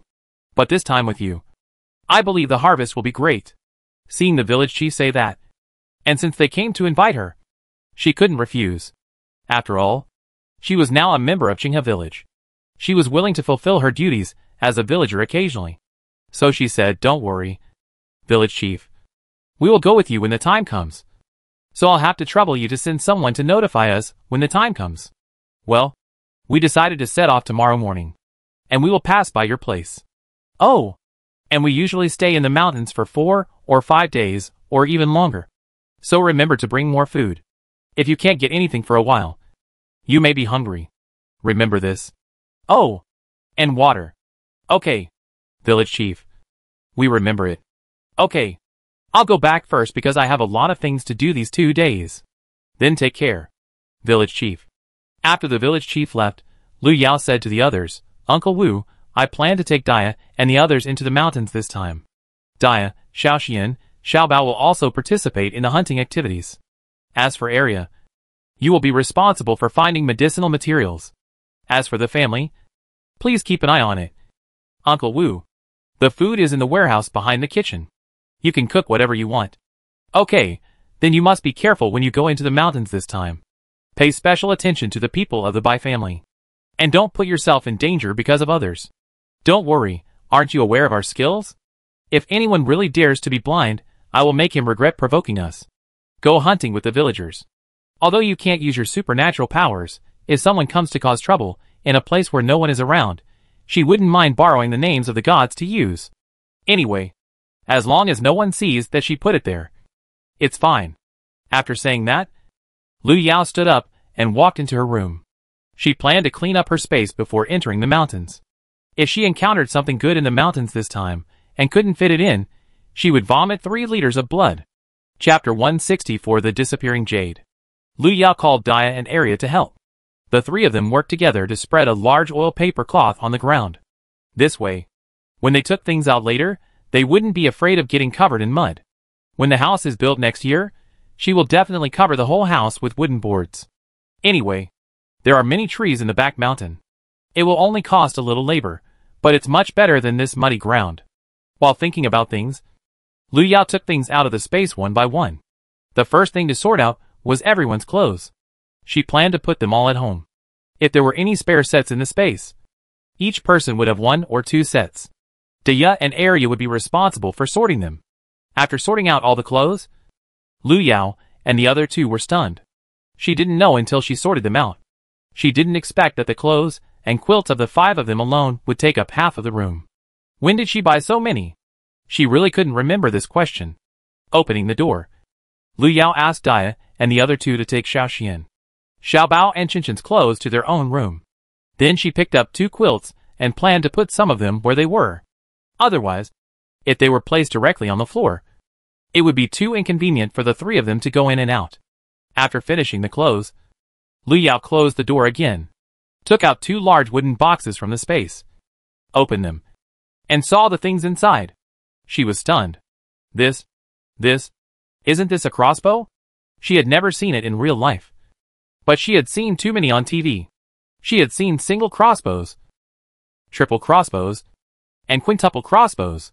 But she remembered that these 2 boxes seemed to be collected in the bandit's nest. How could they have such a super modern thing? Lu Yao took one out with trembling hands, and found that it was a triple crossbow, and the style was smaller than others. Even a child like her could hold it without any effort. It was very convenient, and the workmanship was very fine. She was a little impatient, and wanted to open the door and try outside. But when she thought about taking it out, it would be difficult to explain if someone saw it.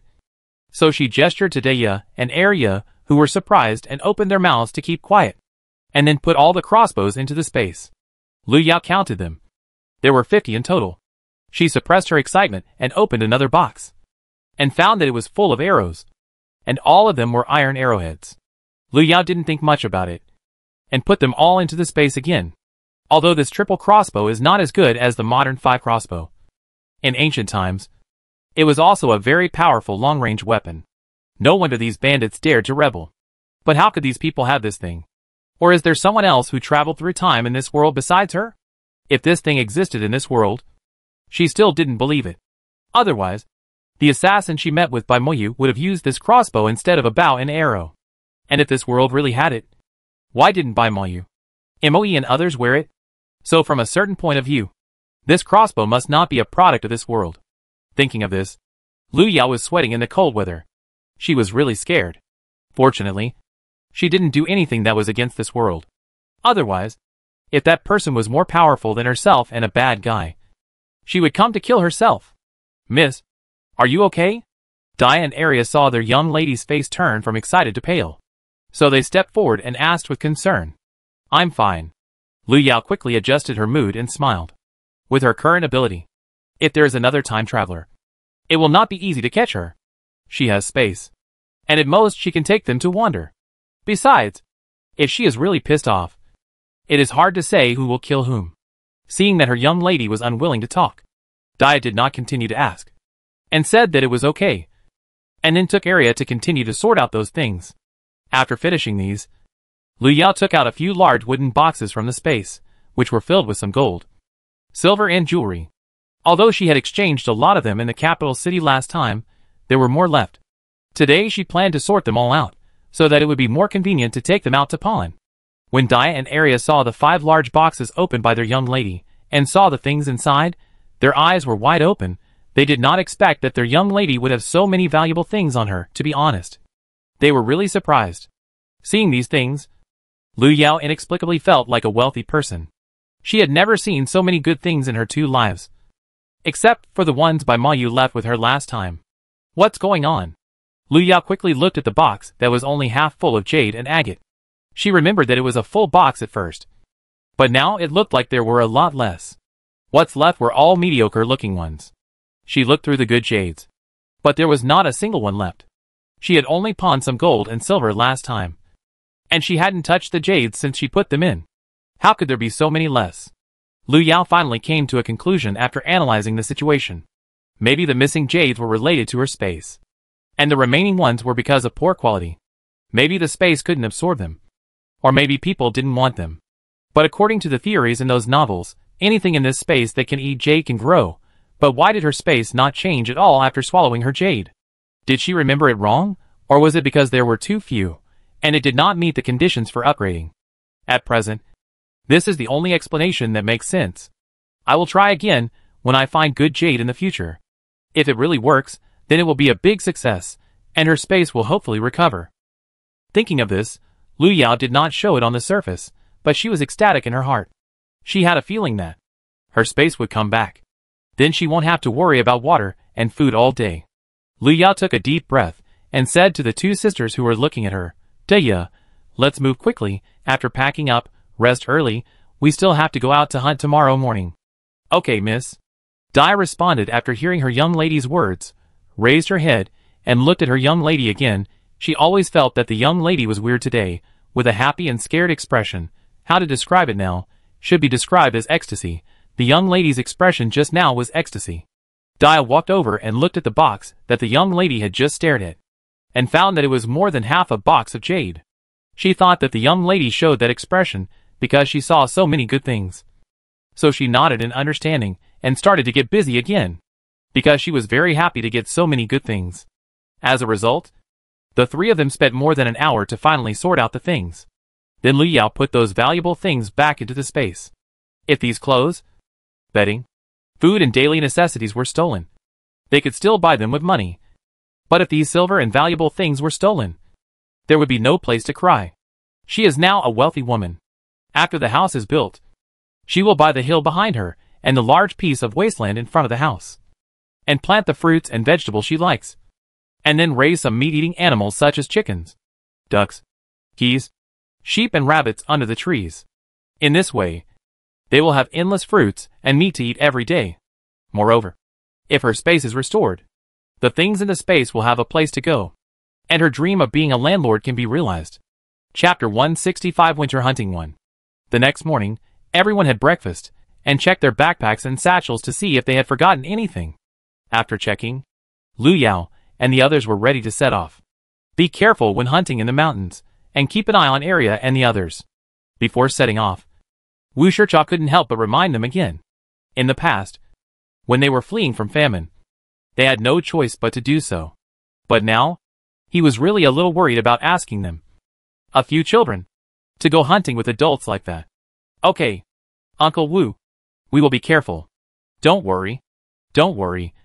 Xiao Wu, there are so many of us who will take care of these little ones.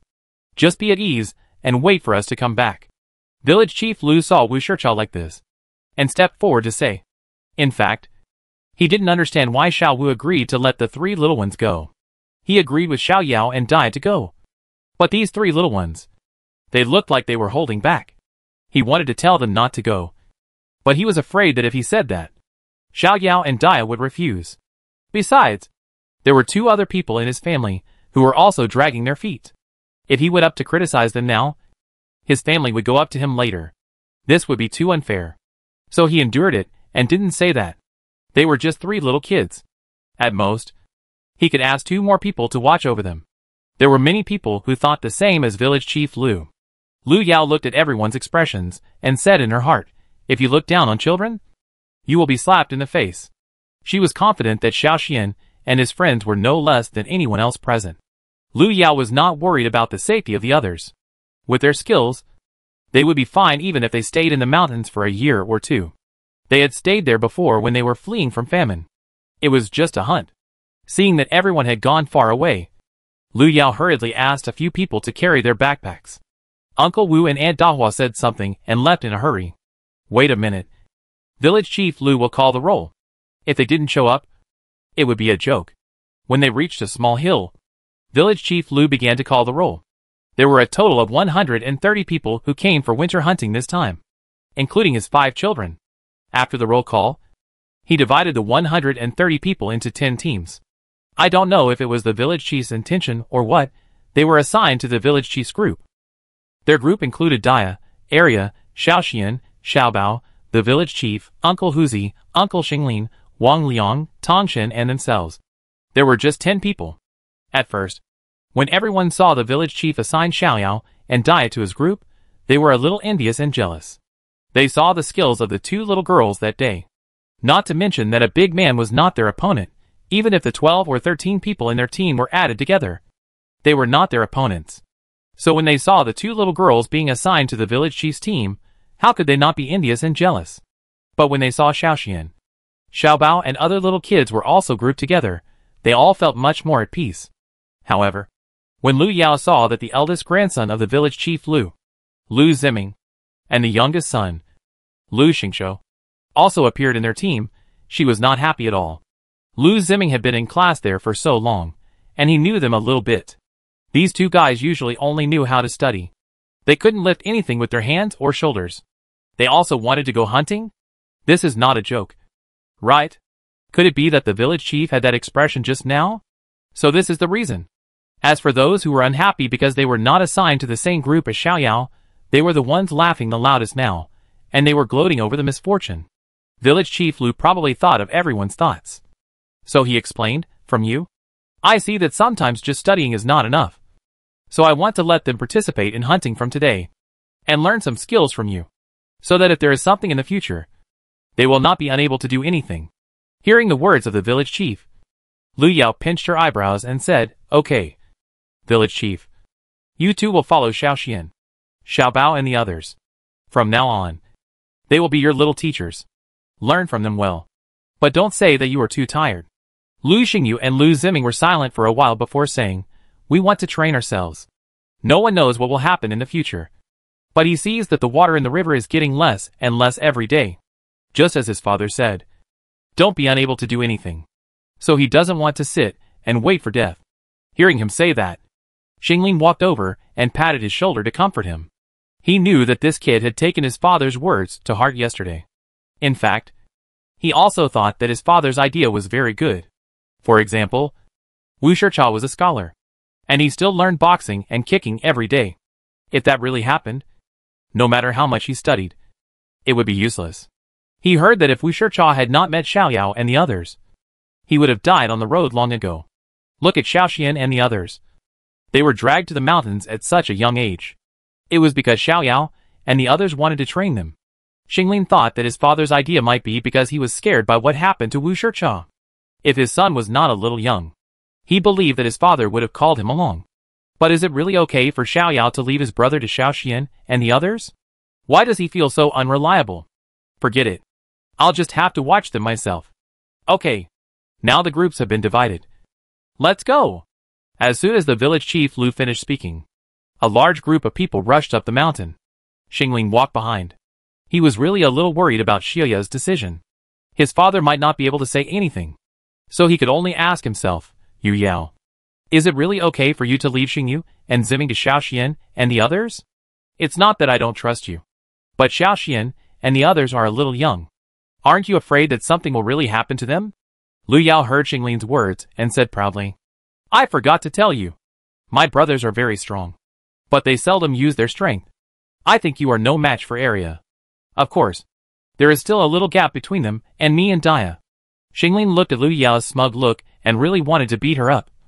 But he didn't dare to because he couldn't beat her. However, he didn't believe that Xiaoxian and his friends were powerful. Maybe this little girl had the same idea as his father.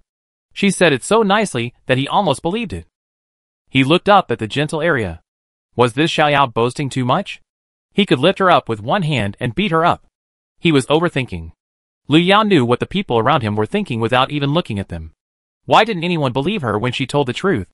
However, Aria's gentleness seemed a bit deceptive. But only they knew that this little girl's skills were not inferior to Xiao Xian and Xiao Bao. But she preferred medicine to martial arts. However, the village chief heard Lu Yao's words in front of him. And he believed it a little. If Xiao Xian and his friends were not really capable, Xiaoyao would not say so.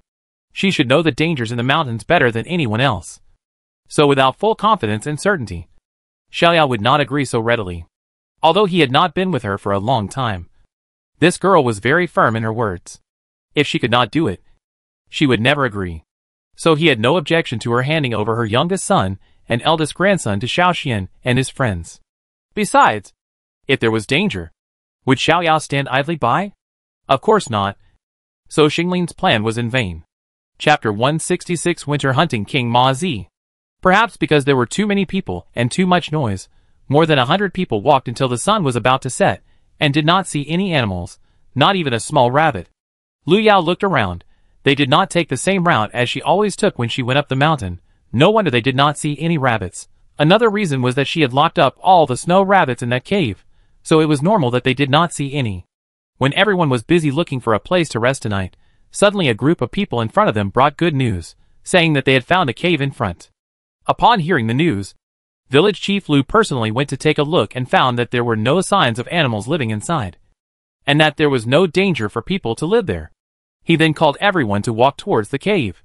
Lu Yao followed the village chief and went in to take a look.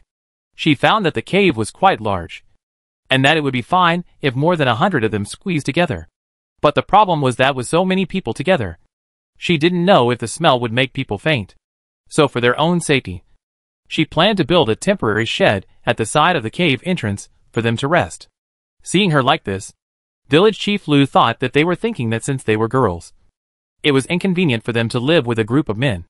So when they saw them building a wooden shed outside, they didn't say much. But what Village Chief Lu and others didn't know was that Lu Yao and the others didn't think about it at all. The reason they built a wooden shed outside was that they couldn't stand the suffocating smell. I don't know if Village Chief Lu and the others would faint when they knew the answer. When everyone gathered together, Village Chief Lu asked the captains to call out the names to see if anyone would leave the team. After the roll call, Village Chief Lu asked a team to go to the nearby area to pick up some firewood that could be burned immediately. As for the other teams, they went to try their luck nearby to see if they could find some food. What if a blind cat caught a dead mouse? Then he reminded everyone not to go too far and to return to the cave before dark. Otherwise it would be very dangerous. Last time they went hunting, someone left the team without permission at night, causing many people to be injured when they went out to look for him. They had to end the hunting activity early. After hearing this, Lu Yao finally understood why the village chief would take the trouble to call the roll again and again. It turned out that he was afraid that someone would leave halfway. However, this kind of person is really selfish. If you don't want to come, then don't come. But if you are here, just stay.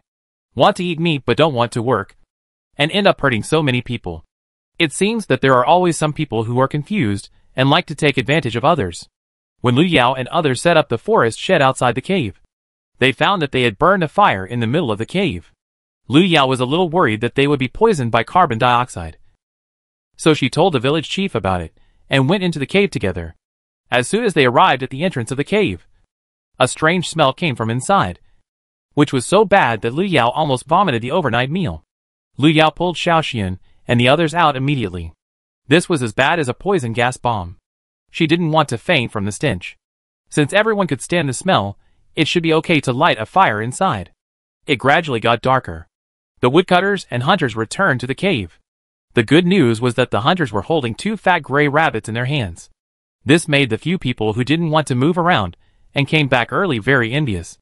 Looking at the 2 fat rabbits, Lu Yao secretly sighed at the man's good luck. It was rare for rabbits to grow so fat in the winter when there was no grass and it was so dry. Before going up the mountain, the village chief made it clear that the animals hunted by each team would be given to the team members first. As long as you can eat them, you can eat all the prey you hunted. Those that are too much to eat will be shared by everyone in the village. This is also to prevent everyone from being lazy. If you want to be lazy and can't even catch food for yourself, you can't blame others. Chinair, you guys are so lucky. You got 2 rabbits at once. Your team is lucky today, unlike us who didn't even get a single rabbit hair. Wang Matzi looked at the 2 rabbits and drooled. If there weren't so many people watching, he would have wanted to grab them and eat them all by himself. He hasn't had a fish in half a year.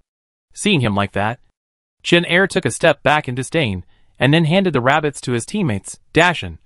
You guys take them and process them. We'll roast them and eat them later. Chinair said this and went back to the cave, sat down to rest. Everyone knew that the captain was a little exhausted from chasing the 2 rabbits, so seeing him like this, no one said anything. But the people in the team didn't say it. It doesn't mean others won't say it. Wang Matzi standing next to him didn't want anyone to live better than him. I say, Chinair, you are just a team leader. You are so arrogant. People who don't know you would think you are the village chief. You are waiting for food just by moving your mouth. If I were your team member, I would have quarreled with you long ago. Chinair opened his eyes and glanced at Wang Matzi. If you want to eat, go and fight yourself. Don't talk nonsense here. Be careful, I'll beat you so hard that even your mother won't recognize you. How come you forgot about the last time you went up the mountain so quickly? If it wasn't for your mother's face, do you think you can still come with us to hunt? After Chinair finished speaking, he closed his eyes again and continued to rest. Lu Yao, who was standing by, realized that the person who ran away was Wang Matzi. However, he looked like a bad guy. She learned from Uncle Xinglin that his partner was not a good guy. They were all good at stealing and playing tricks. They were together all day doing sneaky things. He also told Lu Yao to be careful of them in the future. Lu Yao counted them. There were 8 people in his team. At first, she thought they were the better ones. But it turned out that no one wanted to be in a group with him. Losing face in front of so many people, Wang Matzi's face turned green with anger, and he shouted to Chinair to wait and see. And then he left here angrily. The people around him kept silent when they heard Chinair's words. Everyone knew that Wang Matzi was a piece of shit. But few people dared to go against him, because this person had a strong sense of revenge. Wang Matzi, if you don't want to guard the hunting, just say it directly. I will send someone to send you down the mountain tomorrow. If you want to continue, just be quiet. Otherwise don't blame me for being rude.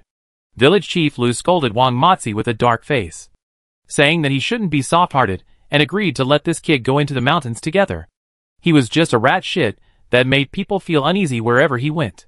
Wang Matzi, who had just grown up and looked like the boss of the world, was scolded by the village chief. He stood there quietly and didn't dare to make a sound. Don't think he was afraid of village chief Lu. He just didn't want to throw away the meat in his mouth.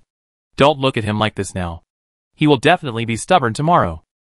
His popularity is not to the point of being abandoned by others, but among the more than 1,000 people in the village, except for a few people in his team, no one is willing to pay attention to him.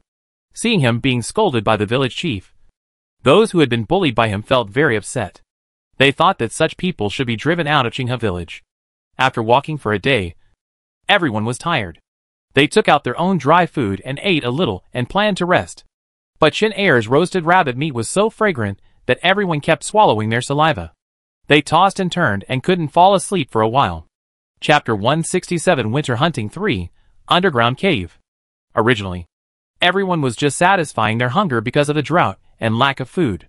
Now, after being treated like this by Chinair's team, everyone felt even hungrier. Probably only Lu Yao and her group were really full among the group. But she didn't dare to eat openly. Several people had packed a lot of dried meat and food in their bags before setting off. So when there was no one around, several people were like little hamsters, and their mouths never stopped. Master Xiaoxian occasionally gave some to the 2 new apprentices, especially Lu Ziming, whose eyes almost narrowed into slits when he saw food. He imitated the others and stuffed some food into his mouth from time to time. Chinair and his team ate the roasted rabbits in their hands without a trace of embarrassment on their faces, as if they were not the ones who kept everyone awake. Lu Yao was afraid that they would get cold in the middle of the night. So while everyone was asleep, she secretly took out their cotton jackets from the space and covered them with them, so that they would be much warmer. She would collect them again tomorrow morning. Seeing the chilblains gradually appearing on her hands, Lu Yao felt like crying. She would ask Dia to make her a few pairs of gloves when she got back. She must have lost her mind. How could she forget such an important thing when she got to the north? Lu Yao, who couldn't sleep, thought of the rabbits that Chinair and his friends had caught that night. She really couldn't understand why there were such fat rabbits in the mountains in the middle of winter and a severe drought. If it was a snow rabbit, she could say that it might have escaped from her peach blossom spring, the cave she had discovered before. But this one was a gray rabbit. Wait, could this place also have a cave similar to her peach blossom spring? That's why the rabbits are so fat. We'll know when we ask Chenair and the others tomorrow morning. The next day. Uncle Chenair, I want to ask, where did you find the 2 hares yesterday? The next morning, Lu Yao saw Chenair getting up and ran over to ask. When Chenair heard Lu Yao asking about the rabbits, he thought that the girl was greedy for meat and wanted to try her luck. So he said, Girl, do you want to eat meat? It's all your fault. I forgot about you guys yesterday. As for where it is, we looked around and didn't see any other rabbits except these 2. Uncle Chenair, just tell me. I'll be back after taking a look. Anyway, no one has set off yet. I run very fast and will be back soon. Chenair shook his head helplessly when he heard Lu Yao say that, then stretched out his hand and pointed to the left side of the cave and said, Go in this direction. It will take about a cup of tea, and you will see a very big tree there. After hearing what Chenair said, he called Dia and prepared to set off with a long knife. Xiaoxian and Xiaobao wanted to go together, but were persuaded by Lu Yao to go back because they couldn't run as fast as her and Dia. After hearing what his elder sister said, Xiaoxuan's face darkened. He thought, My dear elder sister, even if it is the truth, you don't have to say it in front of so many people. These people didn't believe that he was powerful. Now that you said that, they don't believe it even more. Looking at Lu Yao and Dia running away, Chenair and others all shook their heads. In such cold weather, they were very lucky to find 2 big fat rabbits yesterday. If these 2 girls want to find them again, their chances are 0. Wild rabbits are not found everywhere on the stones on the ground. If that were the case, they would not have caught 2 in one day. No matter how good they are at beating children, they are still children. Their ideas are naive. Lu Yao, who ran away, was a little excited at this time. Her intuition told her that she would definitely gain something from this trip. And it was not small. When Lu Yao and Dia ran to the place Chenair said, she saw a very big tree. And then the 2 of them searched back and forth nearby. God will not let down those who work hard. Finally, at the moment when they were about to lose confidence, Lu Yao really found a big cave underground. Dia, come here quickly. I found it. There is a cave here. Oh, really? Miss, you are so amazing. You found it. Dia heard Lu Yao's words and ran over in a hurry. Sure enough, there was a cave more than a meter high under a thorn bush. Well, Dia, you watch from above. I'll go down to take a look. Maybe there's really good stuff inside. Lu Yao said. Looking around to see if there was anyone around, she took out a torch from the space, lit it, and then climbed down carefully. Then be careful. Miss, call me if anything happens. Well, you should be careful up there too. After saying that, Lu Yao walked carefully towards the cave entrance. When she got inside, she found that the cave was quite large, 2 meters wide, but only a little over 1 meter high. She had to bend down when she walked, and if she were an adult, she would have to crawl. After walking about 5 or 6 meters at first, she saw that there was no one in the cave. She was a little disappointed and wanted to turn back. However, she thought about the scene when she first discovered the peach blossom spring, and she couldn't help but walk a little deeper with the torch. Hey, it's so cold. How can there be such green grass in this cave? Could it be that I really guessed it right? I accidentally discovered another peach blossom spring. If this is true, then I'm really lucky. Lu Yao continued to walk forward while muttering. But the further she walked, the more green grass grew in the cave, and the better it was. Although the temperature here was not as high as that in the peach blossom spring, it was much higher and warmer than outside. This discovery made Lu Yao extremely happy. It was good to have grass. The grass meant that her guess was not wrong. Lu Yao walked along the cave passage, but she found that she seemed to be going downhill all the time, which made her feel a little uneasy. She thought that she should have brought Dia with her earlier, so that at least she would have someone to talk to and relieve her stress. After walking for about 10 or 20 minutes, Lu Yao felt that she had reached her destination. She took out a few torches from the space and lit them in different places, and then she checked the surrounding scenery. But when she saw the scene in front of her, she was dumbfounded. This underground cave should be bigger than her peach blossom spring. When she got here, she felt that her breathing was echoing. Lu Yao looked around with the help of the firelight. Soon, in a bush, she found several very fat gray rabbits, like the ones Chen and his team had caught. Wow, this is really rich. These rabbits are so fat. They are enough to feed the 12 people in their team. Although she had a lot of food in her space, she couldn't help but drool when she saw so many lively rabbits. In such a large area, there must be more than one bush with rabbits. Lu Yao held the torch and looked around again. Sure enough, there were quite a lot of rabbits. In nests and nests. There were no less than 100 rabbits. Big and small. Seeing that she was the only one here, and she hadn't used her special ability for a long time.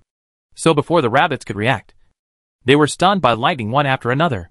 Lu Yao was having fun alone, and she almost killed all the rabbits by herself. After stopping, Lu Yao looked at the rabbits lying on the ground, and was very satisfied with her special ability. She didn't expect that she hadn't used it for so long, and she didn't get rusty at all. After showing off, Lu Yao put all the rabbits into the space. If you don't count them, you won't know. Once you count them, it's incredible. She killed 50 or 60 rabbits in one go. It seems that she has killed a lot of rabbits in this cave. Chapter 168 Winter Hunting for God's Gift. What made Lu Yao even happier was that she also found an underground river in the cave. Although the water level was very low due to the drought, compared to the river water in the village, which was only up to the knees of adults, and was particularly turbid. The water here was so clear that it made people want to cry. It was so clear that you could see the bottom. What she didn't expect was that there was a bigger surprise waiting for her. When she looked at the fish swimming in the water, Lu Yao really wanted to cry this time. She felt that this cave was simply a blessing from God.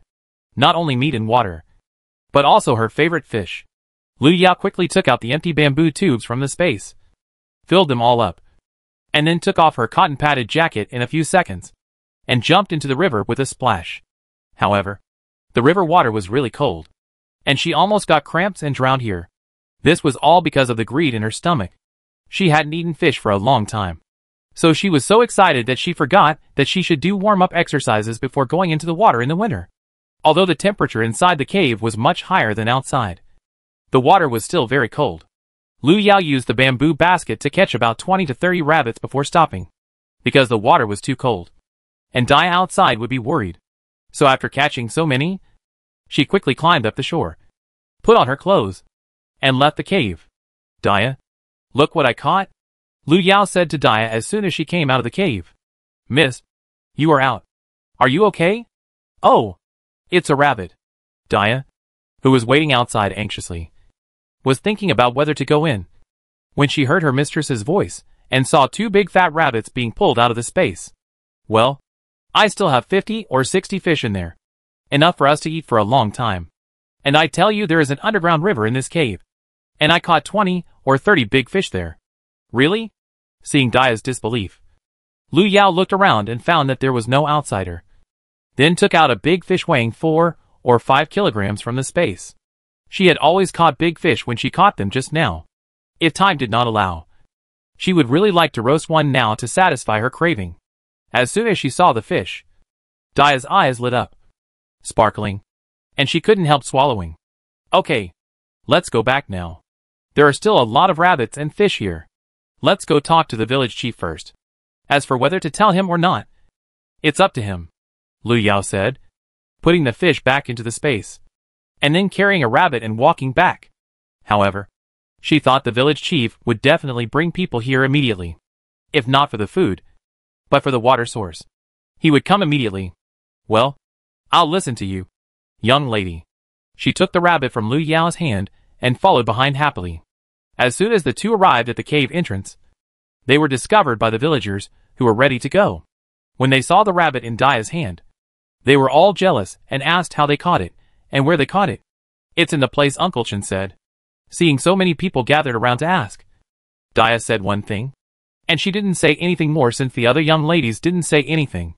Lu Yao walked up to the village chief and whispered to him, Really? Yes. The rabbit was caught in the cave, but because the water was too cold, I didn't go down to catch the fish. Hearing Lu Yao's affirmative answer, Village Chief Lu was so happy that he began to tremble. He was so excited that he couldn't speak. He was still calm when he heard about the rabbit, but when he heard her say there was underground water, he started to get uneasy. You know, Water is much more important than food now. Moreover, it only takes half a day to get here from the village. If the road is opened, it may only take half a day. So if it is true as Xiaoyao said, it is not far for them to get water here. Let's go. Take us to see. After calming down, Village Chief Lu said. When the village chief told everyone the good news, everyone was excited. This was more exciting than finding food. Soon, a group of people came to the entrance of the cave, because Lu Yao had been in before.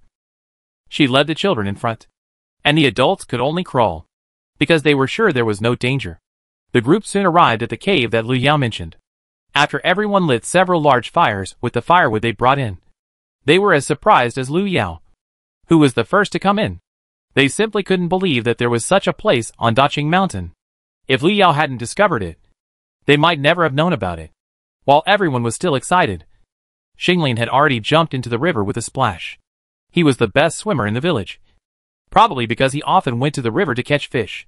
After a while, he was seen holding a big grass carp weighing 3 or 4 pounds, throwing it at his father's feet, and asking a few little kids to watch it, and then diving into the water again.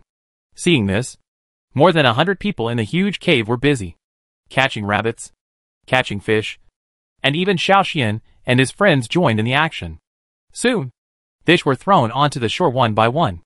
For a moment, no one knew which team caught them. Several teams almost fought over this matter. While Lu Yao was moving the fish, she collected more than 10 or 20 fish into the space. If she was not afraid of being discovered, she would have wanted to collect more. In this drought, it is not easy to find fish in her paradise, except for a few small fish. She didn't see any big ones. If it weren't for those small fish fry to expand the population, she would have caught them and boiled them into soup. In the end, there was no choice but Village Chief Lu to gather all the fish and rabbits together. They would eat them together this time, and eat as much as they wanted. After hearing this, everyone started to work again. However, as a result, the slackers appeared again. It was okay for others, but Wang Matsu's team, their movements were simply unbearable to watch. Not to mention others. Even Lu Yao wanted to kick him. He didn't understand how a grown man could be so lazy. But no matter how much she thought, she didn't want to get involved with such people. As expected, there is strength in numbers. Such a large cave was emptied by a group of people in a short time. At last count, they caught 136 rabbits in total, and more than 400 fish of all sizes. Seeing so many fish, the first thing that came to Lu Yao's mind was that she had taken too few just now. If others knew that she had more than 20 fish by herself and still complained that it was not enough, she would be drowned by everyone's spit. Finally, Village Chief Lu ordered everyone to clean up all the rabbits and fish while there was water. After they were all cleaned up, Village Chief Lu distributed 10 fish and 5 rabbits to each team. After eating, he called 10 or so fast runners to send the fish and rabbits down the mountain first, and then divide them up when they come back. Those who were still on the mountain continued to stay nearby and rest here at night. After those who set things down the mountain met up with them, everyone continued to set off. However, because the cave entrance was too low, everyone could only take a little each and gather together outside. Otherwise, there was really no other way. Chapter 169 Winter Hunting 5 Lost. Miss, is that the place where we caught snow rabbits last time? On the top of a mountain, Dia pointed to a place and said, It seems so, but when I went up the mountain alone last time, I went there to look for it. Maybe those rabbits were scared by us, so I didn't see any rabbits. Lu Yao looked in the direction that Dia pointed and nodded. Then do we still go there to check today? It's okay now that they are all back. No, this place looks close to that place, but if we really walk, I think it will take half a day to get there. It's a waste of time. So let's forget it, and we have a lot of people behind us. It's not very convenient. Lu Yao said, turning her head to look at the few people who were looking for things not far away from her, and said, Besides, those snow rabbits are locked up in her peach blossom spring. How can they get out? So how could she agree to something that she knew was impossible? They had searched all the places in the area, but they didn't encounter any wild animals. Not even a pheasant. Maybe it was because of the drought. They didn't find many medicinal herbs. Although it was possible that they didn't search carefully, the chances of finding them were not very high. So if they wanted to hunt more wild animals, they could only wait for those people to come up and continue to move forward into the mountains. I'll go ahead and take a look. You keep an eye on these people. If they're alright, take them back first. I'll be back soon, Lu Yao said as she set off with a backpack and a long knife. Dia nodded after hearing this, and told her to be careful, and then walked back to Xiao Xian and the others. Xiao Xian and Xiao Bao. Do you want to continue looking, or do you want to go back to the cave to rest? Dia walked over to the others and asked. If we leave now, what about Xiao Yao? Don't we have to wait for her to come back together? Lu Ziming and the others watched Lu Yao leave, so when he heard that they were going back to the cave, he couldn't help but stand up and ask. It's okay. Miss. Go over there, and see if there are any small animals or something. Besides, Miss knows the way. If she doesn't find any, she will go back by herself. Seeing that everyone agreed to go back, Dia took the lead and led them back. However, she used a knife to mark the tree trunks along the way. Although Miss knew the way, it was still necessary to make the mark, just in case. This is what Miss often said. Because the trees in the jungle are dense, the road is not easy to walk. As Lu Yao walked, she muttered in her heart, it would be great if I could find something edible like yam. I will get tired of eating meat every day. Lu Yao wanted to go higher and see the top of the mountain. Maybe this would help her in her future trips into the mountains. But after walking for a while, Lu Yao did not find anything valuable. Not to mention animals. She did not even see a hare. So she planned to walk a little further. And if she still did not find anything, she would go back to the cave. But after walking for a while, Lu Yao found something wrong. It seemed that she had not seen these plants when she came here, and she seemed to have forgotten to mark them just now. Lu Yao patted her head. She would mark every time she went to a new place. Why did she forget this time? She was really stupid. She thought she had a good sense of direction. But who knew she would fail this time? If she went up the mountain alone, she would get lost. Anyway, she had food and drinks in her space. At most, she would stay in the jungle for a while. But now she came with the village hunting team. If she didn't get out before dark, everyone would come out to look for her anxiously. If everyone got hurt, she would feel guilty. Lu Yao took a few deep breaths to calm herself down. She couldn't panic now. If she panicked, she would not be able to find the way back. Besides, she had been heading towards the top of the mountain just now. She had been separated from Dia and the others for at most an hour. So she shouldn't have walked far. Now, as long as she walked down the mountain first, she would definitely be able to get out. After Lu Yao walked down the mountain for 20 to 30 minutes, a big rock suddenly appeared in front of her.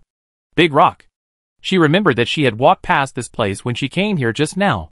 Lu Yao felt much better after seeing this big rock. For her now, it was very important to see a landmark. This meant that she was not going in the wrong direction. She might have just gone astray. Now she didn't have to worry. She was really a little panicked just now. She was not a person who liked to cause inconvenience to others. So she was very happy to find the way back. Now she just had to walk in this direction. She believed that Dia and the others would definitely mark it. On this point, Dia, the little girl, did much better than her. Unlike her, she always said nice things, but might forget them as soon as she turned around, just like just now. As soon as she relaxed, Lu Yao took out a piece of dried meat from the space and started to eat it. She was too nervous just now and consumed a lot, so she had to make up for it, otherwise she wouldn't have a chance to eat it later. About an hour later, Lu Yao finally returned to the cave. Miss, you are back. We just wanted to go out to look for you, because you haven't been back for so long. When Dia was about to go out, she saw her young lady coming back, so she couldn't help but step forward and said happily, It's just a small place. What's there to worry about? Don't you know my ability? Miss? When Lu Yao said this, she was calm and had completely forgotten who was the one who was so panicked that her palms were sweating in the winter. Now even she admired herself a little. After traveling here for so long, she didn't learn anything else. But her face became thicker and thicker. If she continued like this, it would probably be comparable to the Great Wall. But before Dia could speak, Lu Yao heard Lu Ziming's voice coming from the open space in front. Xiao Xian. You are too cruel. It's almost 1 o'clock. My legs are numb. Let's take a break, Lu Ziming said while panting. He wanted to die now. It seemed as if his legs were not his. If his grandfather hadn't been watching him, he really wanted to stop practicing. He didn't expect that practicing martial arts would be so tiring. He thought that he would just practice like Xiao Xian did at home. But he didn't expect that he had to squat first before practicing martial arts. This was really not something a human should do. Looking at his uncle next to him, he looked like he had no desire to live. He felt much more at ease. Hold on a little longer. You won't feel so tired tomorrow. Xiao Xian smiled when he heard Lu Ziming's words. When Lu Yao, who had just arrived, heard this, he couldn't help but mutter in his heart. Could it be that this ability to lie was inherited from his family? Doesn't this kid feel heartbroken when he said this? He won't feel tired tomorrow. Lu Yao believes that anyone who has practiced horse stance knows what their thighs will look like when they wake up the next day. It is so painful that they want to die. So if it weren't for the village chief's support, Lu Yao thought that this kid would definitely be beaten up by the uncle and nephew tomorrow. Did Xiao Bao and the others also practice this way? Of course. But they are much better than you. Xiao Xian heard Lu Ziming's words and poured a basin of cold water on him. At this point, Xiao Xian couldn't help but feel a little proud. He was also a master. Although he was not as good as his eldest sister, he had many apprentices. Look at him. There are 5 of them. Not bad. Chapter 170 Winter Hunting, Wild Boar Group. Xiao Xian, this is very discouraging. Can't you learn to speak more nicely from Dia and the others? Didn't Mr. Wu say that? People sometimes need encouragement. Anyway, Lu Ziming felt that he was already very capable. He was very satisfied with the first day of training. As for the fact that he couldn't beat Xiao Bao and the others, he didn't care at all. Xiao Bao and the others worked every day, so their physical strength must be much better than his. And because he and his uncle had to study, his grandfather basically didn't let them work, so there was no comparison at all. Stop talking nonsense. If you are not tired, stand for a while. Xiao Xian rolled his eyes when he heard Lu Ziming's words. Is that what Uncle Wu said? This kid would take it out of context. If Uncle Wu knew that he understood his class this way, he would catch up with him and slap him on the palm. Lu Yao stood behind and looked at this kid with amusement. She didn't expect that he could teach well. He looked like a master. He was much better at being fierce and aggressive. Hearing this, Lu Ziming refused in his heart. No. No. No. He didn't want to stand there at all. But with his grandfather's imperial sword, he didn't dare to speak again. Otherwise, if he stood there for a while longer, he would really be crippled. He had no choice but to look for help at Xiaoyao standing behind Xiao Xian. Only she could save him now. Lu Yao received Lu Ziming's signal, and said a few words to Xiao Xian before she let him go. If she wasn't afraid that he would overtrain on the first day and affect the training on the second day, Lu Yao really didn't want to care about it. If it wasn't troublesome, she wouldn't have handed the 2 people over to Xiao Xian.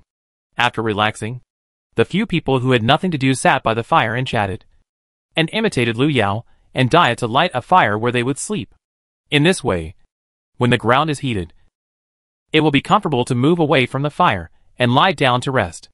Otherwise, if she lies down directly like those villagers, she is afraid that the humidity is too heavy, and she will definitely feel uncomfortable with backaches when she wakes up tomorrow morning. The next morning, the people who were delivering the food down the mountain came up. Everyone ate a little, and then set off again. In their group, Lu Yao took the lead, followed by Dia, Xiao Xian and the others. Everyone wanted to hunt quickly and get down the mountain as soon as possible. So they all sped up. When the group came to a big mountain, the village chief came over and asked Lu Yao to change direction. He told Lu Yao that they were rushing to the mountain not far away, and there was a black bear nearby. However, he had never seen it. But the old hunter told him before he set off, asking him to avoid the mountain. After hearing what the village chief said, Lu Yao said, I said that no matter how dry it is, there wouldn't be so few animals. It turns out there is a mountain king in this mountain. Well, the old headhunter broke his leg because of this bear. But it has been many years. I don't know if he is still alive. But safety is the most important thing. We still have to leave quickly. Okay. Listen to the village chief, Lu Yao said, and headed in another direction. The bear must be hibernating in the winter. As long as they can find its nest, they can kill it. Although she wanted to find its lair.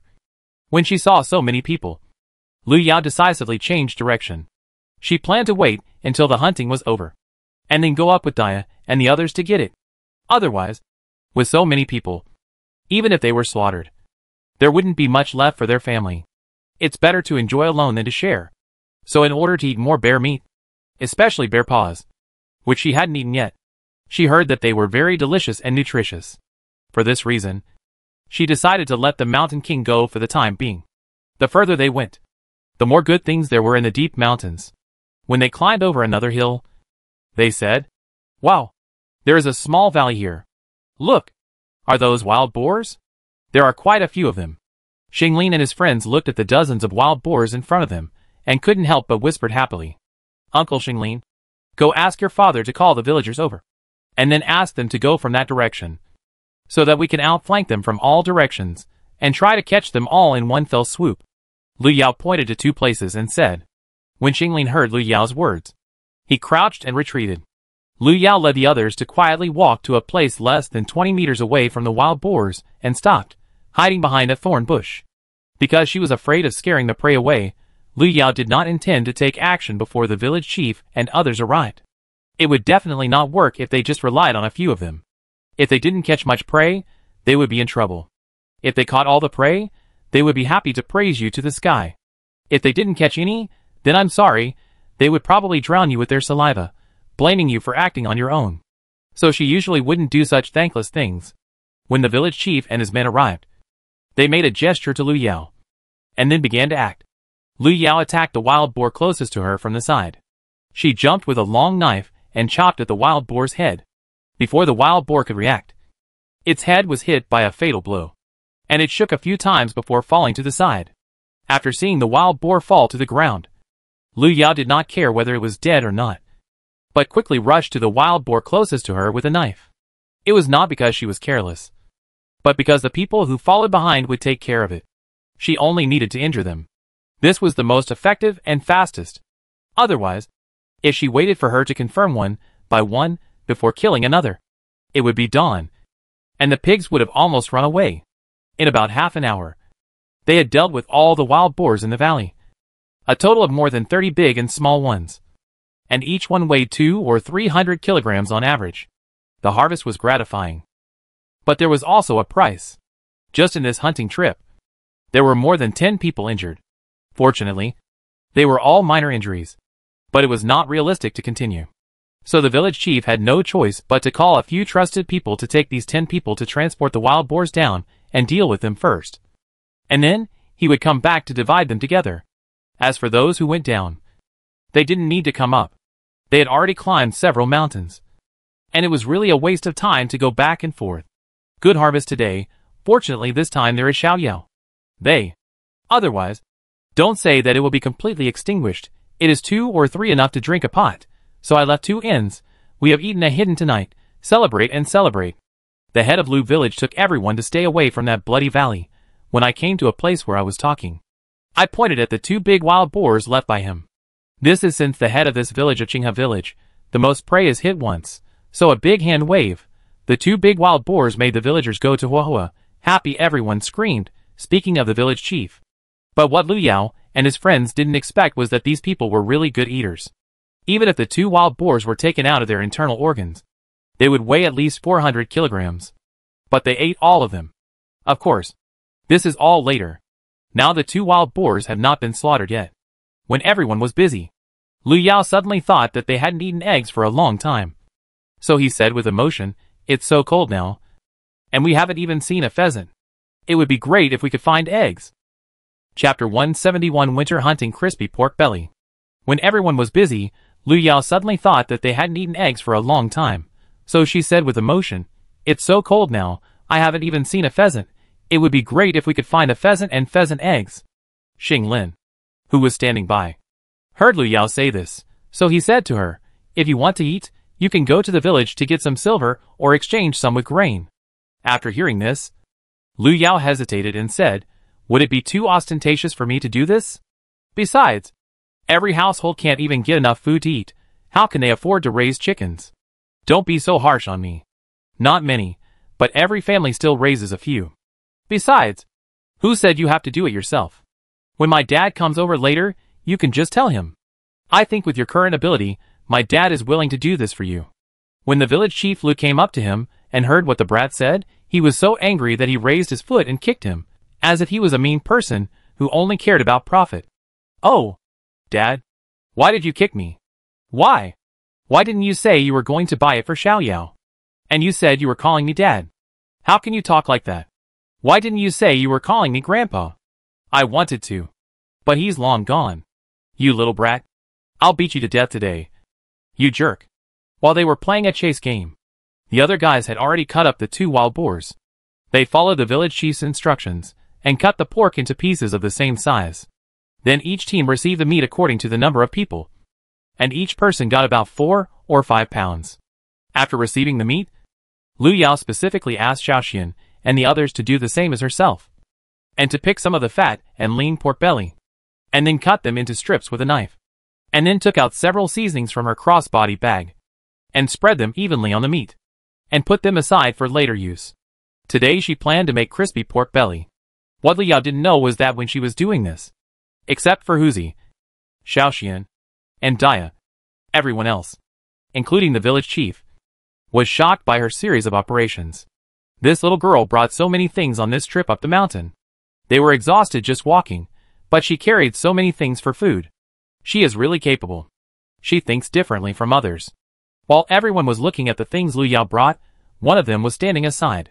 Bai Ji stood quietly not far away and stared at Lu Yao in the crowd, watching her methodically taking out various seasonings from the backpack one by one, and then carefully applying them one by one on the meat she was given.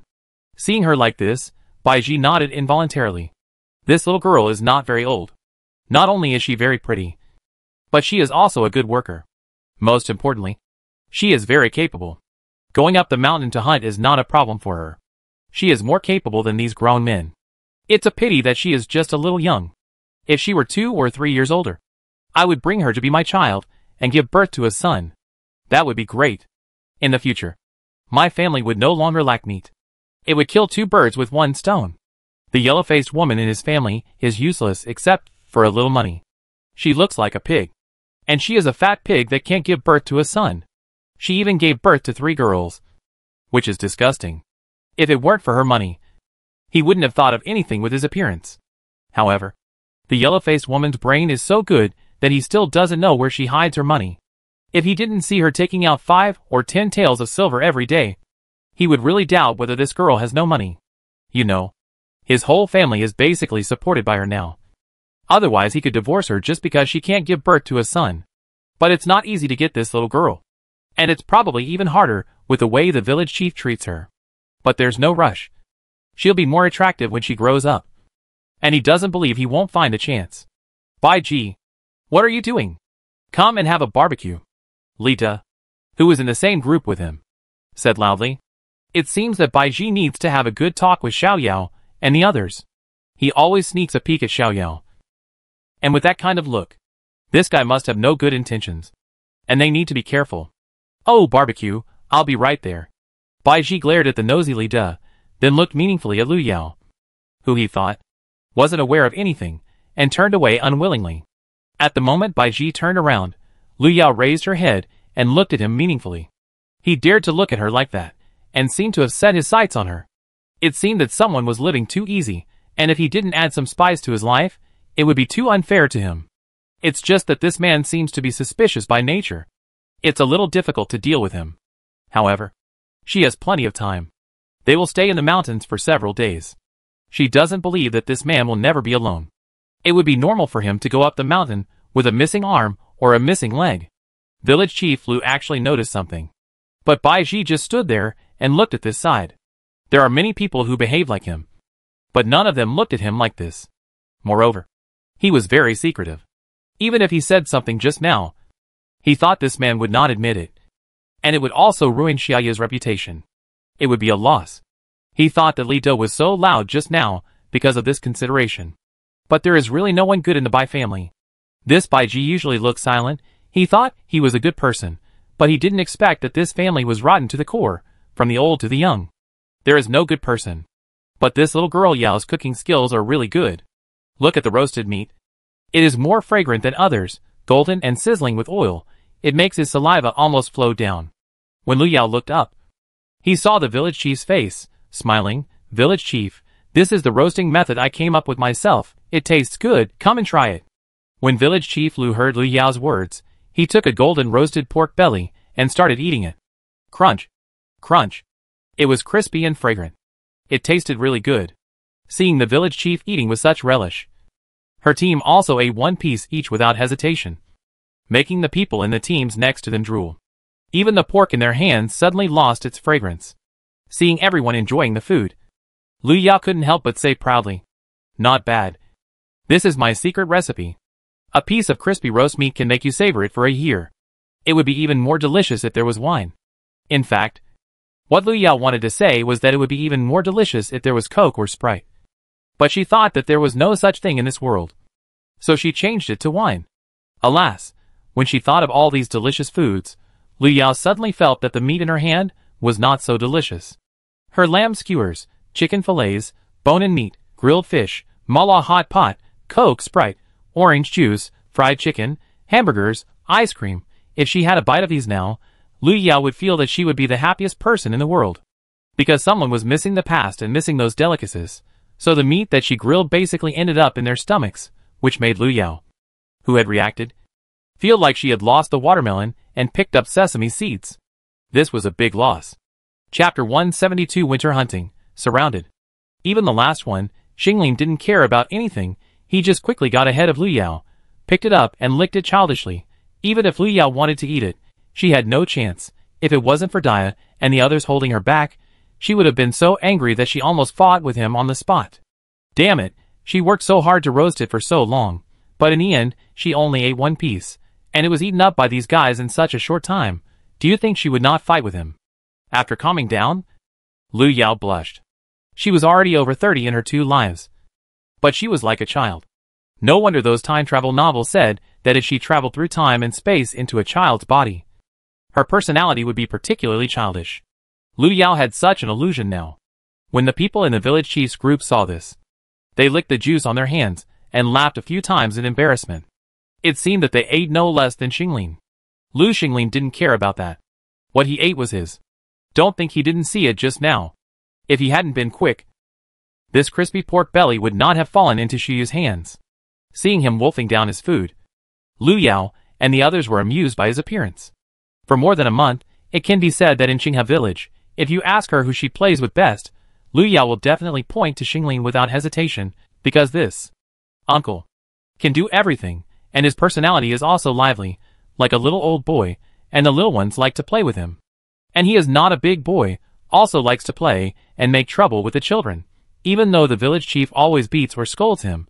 But in Lu Yao's opinion, he is the most favorite of the 3 sons of village chief Lu. While everyone was eating and drinking, Gao Daniu, along with 7 or 8 strong young men, had gone to explore the road ahead. Gao Daniu was the eldest son of the old hunter mentioned by the village chief. He had learned a lot from his father, and was very good at hunting in the mountains. He had a lot of experience. Gao Daniu and his men went to the front mainly to observe whether there were large wild carnivores around. If there were, they would have to choose another way. Sure enough, not long after everyone had eaten, Gao Daniu came back with his men, saying that they had found wild boar footprints on a hill ahead. And there were also a lot of wolf secretions. So it was not suitable to continue moving forward. This news made everyone present a little nervous. It was a wild wolf. A few timid ones said that they had killed enough prey and could go back.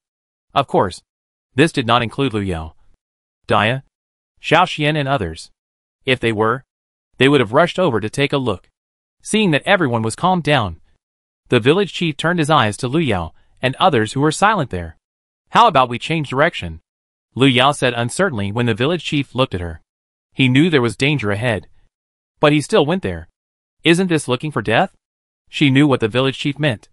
But there were only 5 people including her and Xiaoxian. It was totally unrealistic to protect so many people while hunting. She was a human, not a god. Little Yao, aren't you very powerful? Can't we just go over and kill them all at once?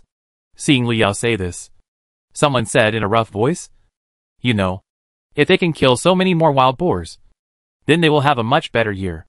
And if they get a lot, they can even take them to the county town to exchange for some coarse grains or something. Then they don't have to worry about going hungry for the next period of time. Bullshit. You're all in this together. Are you deaf or can't hear? Didn't you hear what Dania said? There are a lot of wild boars there. But there are also a lot of wolves. Do you want Xiaoyao to die? Lu Xingling was so angry when he heard what the other party said. He cursed loudly. His father was also confused. How could he ask Xiaoyao about such a thing? After all, she was just a child. And she had just settled down. Isn't this just putting them on the fire? No matter what the other party said. Li Daxinglan and others just didn't agree to take the risk. So, soon, the team was divided into 3 factions. One group wanted to go because it was a good opportunity.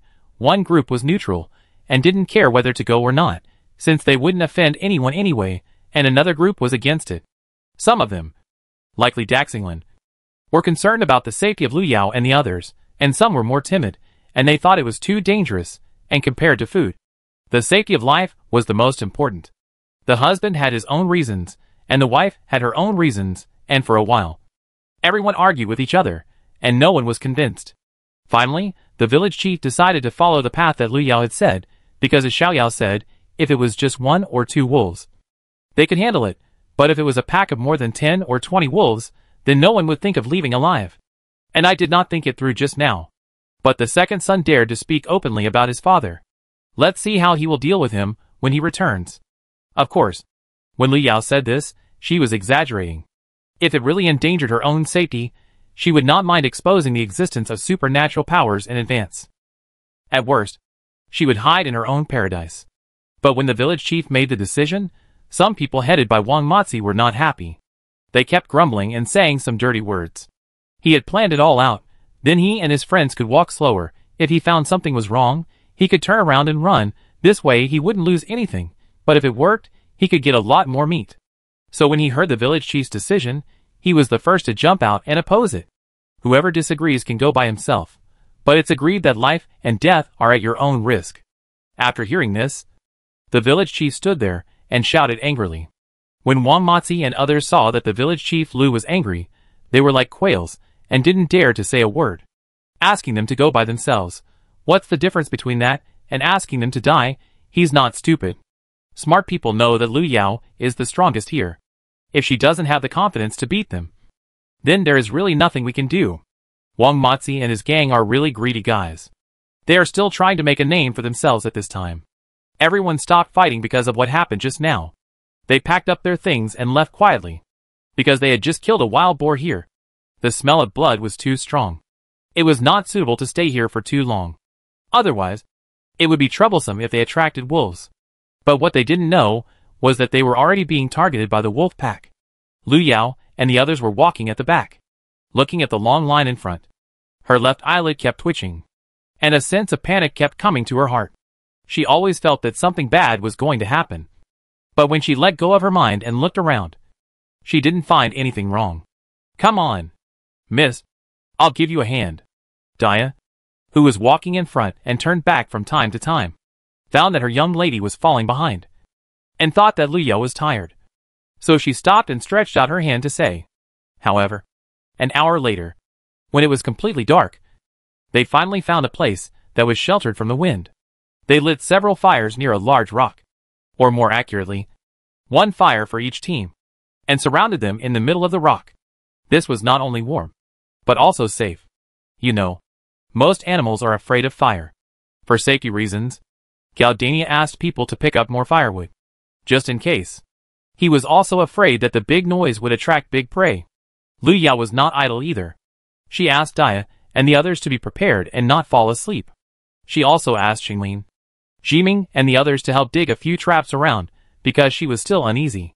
Except for Dia and the others. Everyone looked at her with a strange look.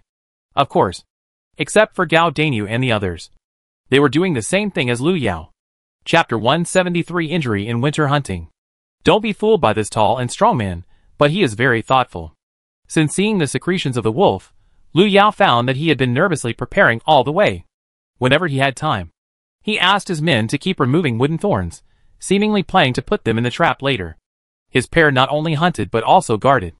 Of course, they did more work and divided the meat twice as much as others. So when the villagers saw them busy, no one came forward to help. That was human nature. But until everyone was about to fall asleep, nothing happened. Just when everyone breathed a sigh of relief, Lu Yao, who was always paying attention to the movements outside, saw a pair of green eyes suddenly appear outside the fire. This was a wolf. She had lived with the Wolf King for so long, and she was very familiar with such green eyes. At the same time, Gao Dania and the others also discovered this situation. He shouted and hurriedly asked everyone to gather together, and asked a few brave people to watch the fire, and add some firewood from time to time to prevent the fire from going out. Village Chief, we are surrounded by wolves. From what we can see so far, there are about 20 to 30 of them. It's too dark outside to tell exactly how many there are. I think it might be the wolf pack that Uncle Danu and his friends found. I think so too. Wolves are afraid of fire, so they won't gather around for a while. Everyone, don't panic. Once you find a wolf rushing over, use the nearby fire to attack it. Gao Danu, who had just walked over, heard Lu Yao's words and echoed. Did everyone hear Dania's words clearly? Yes. These farmers, Lu Yao didn't expect them to have much fighting power. As long as they didn't cause trouble, it would be fine. But when they saw so many wolves slowly surrounding them, everyone was scared. Ah! Wolves are coming. Wang Mozi screamed and rushed out of the crowd, and then, ignoring Gao Dania's advice, he quickly climbed up the big rock behind them. Wang Mozi, get down, that height is not a problem for wolves, get down quickly. Gao Dania shouted, but he ignored him, and continued to climb up.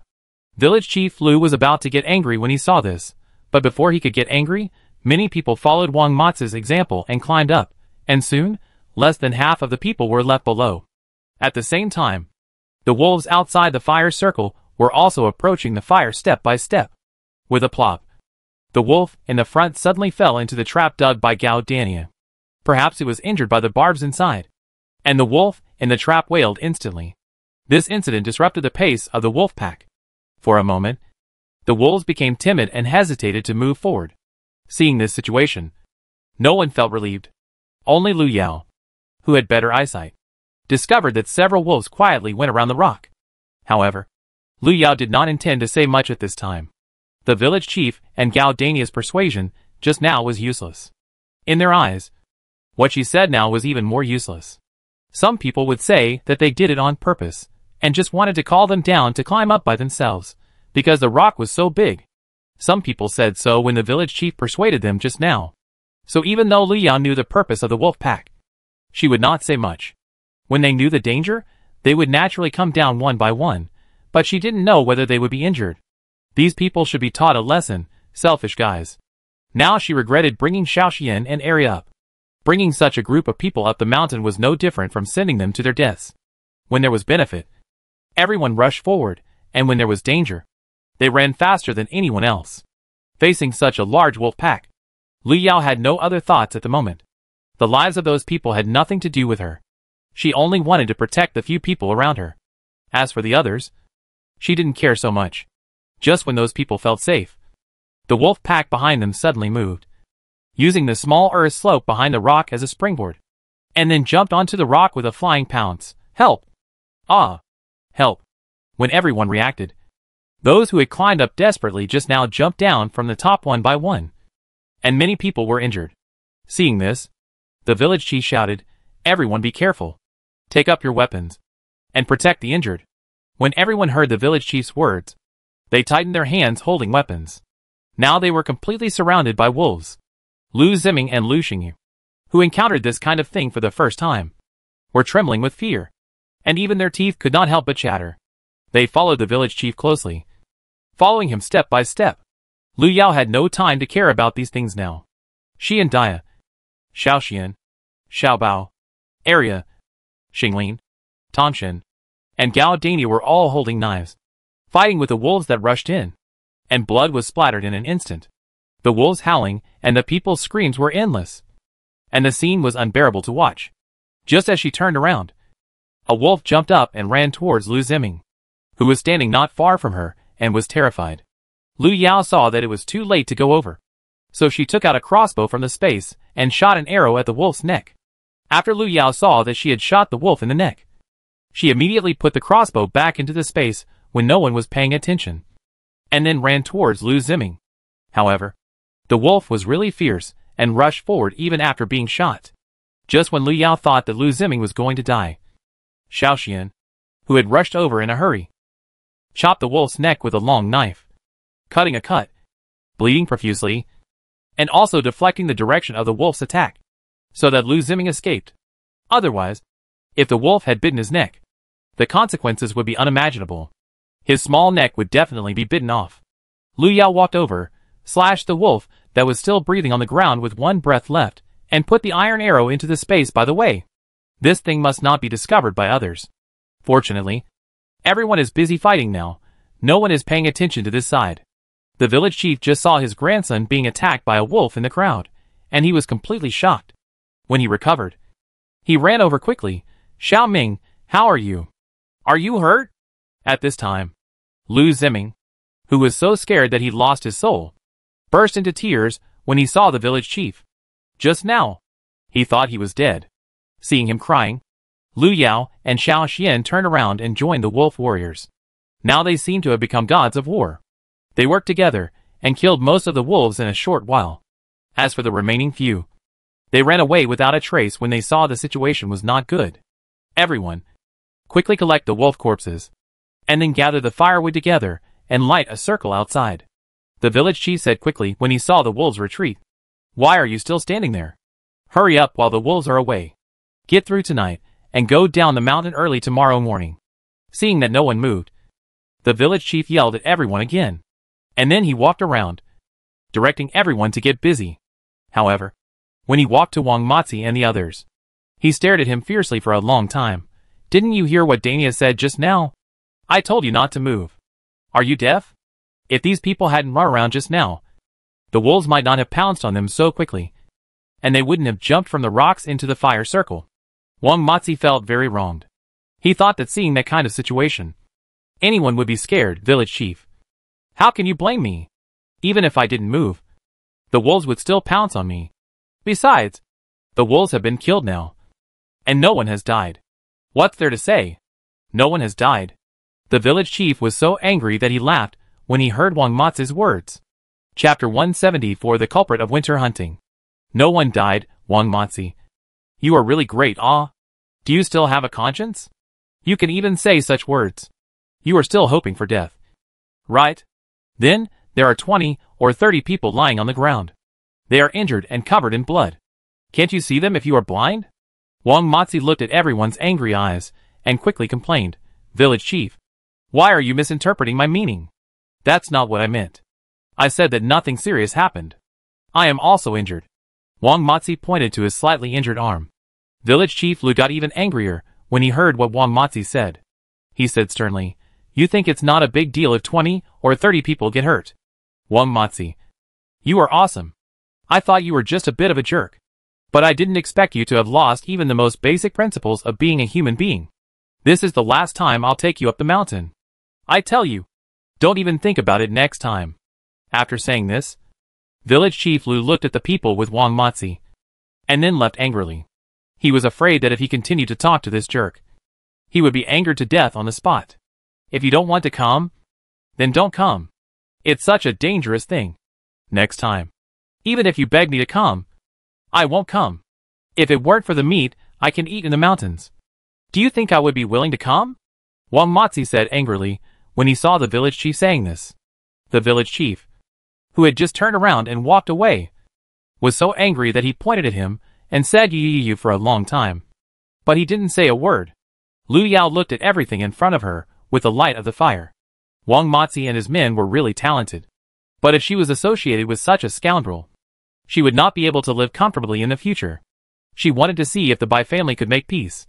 In fact, the reason why the wolves pounced so quickly may have something to do with Wang Ma. If he hadn't lost his composure and yelled loudly, the wolves might not have attacked so quickly with the fire and traps. You know, wolves are very cunning creatures, and they are very good at taking advantage of opportunities. But the real culprits are the three brothers of the Bai family. They thought they were very secretive, and no one noticed them. But she saw it just now. And she was not the only one. Lu Yao saw it clearly.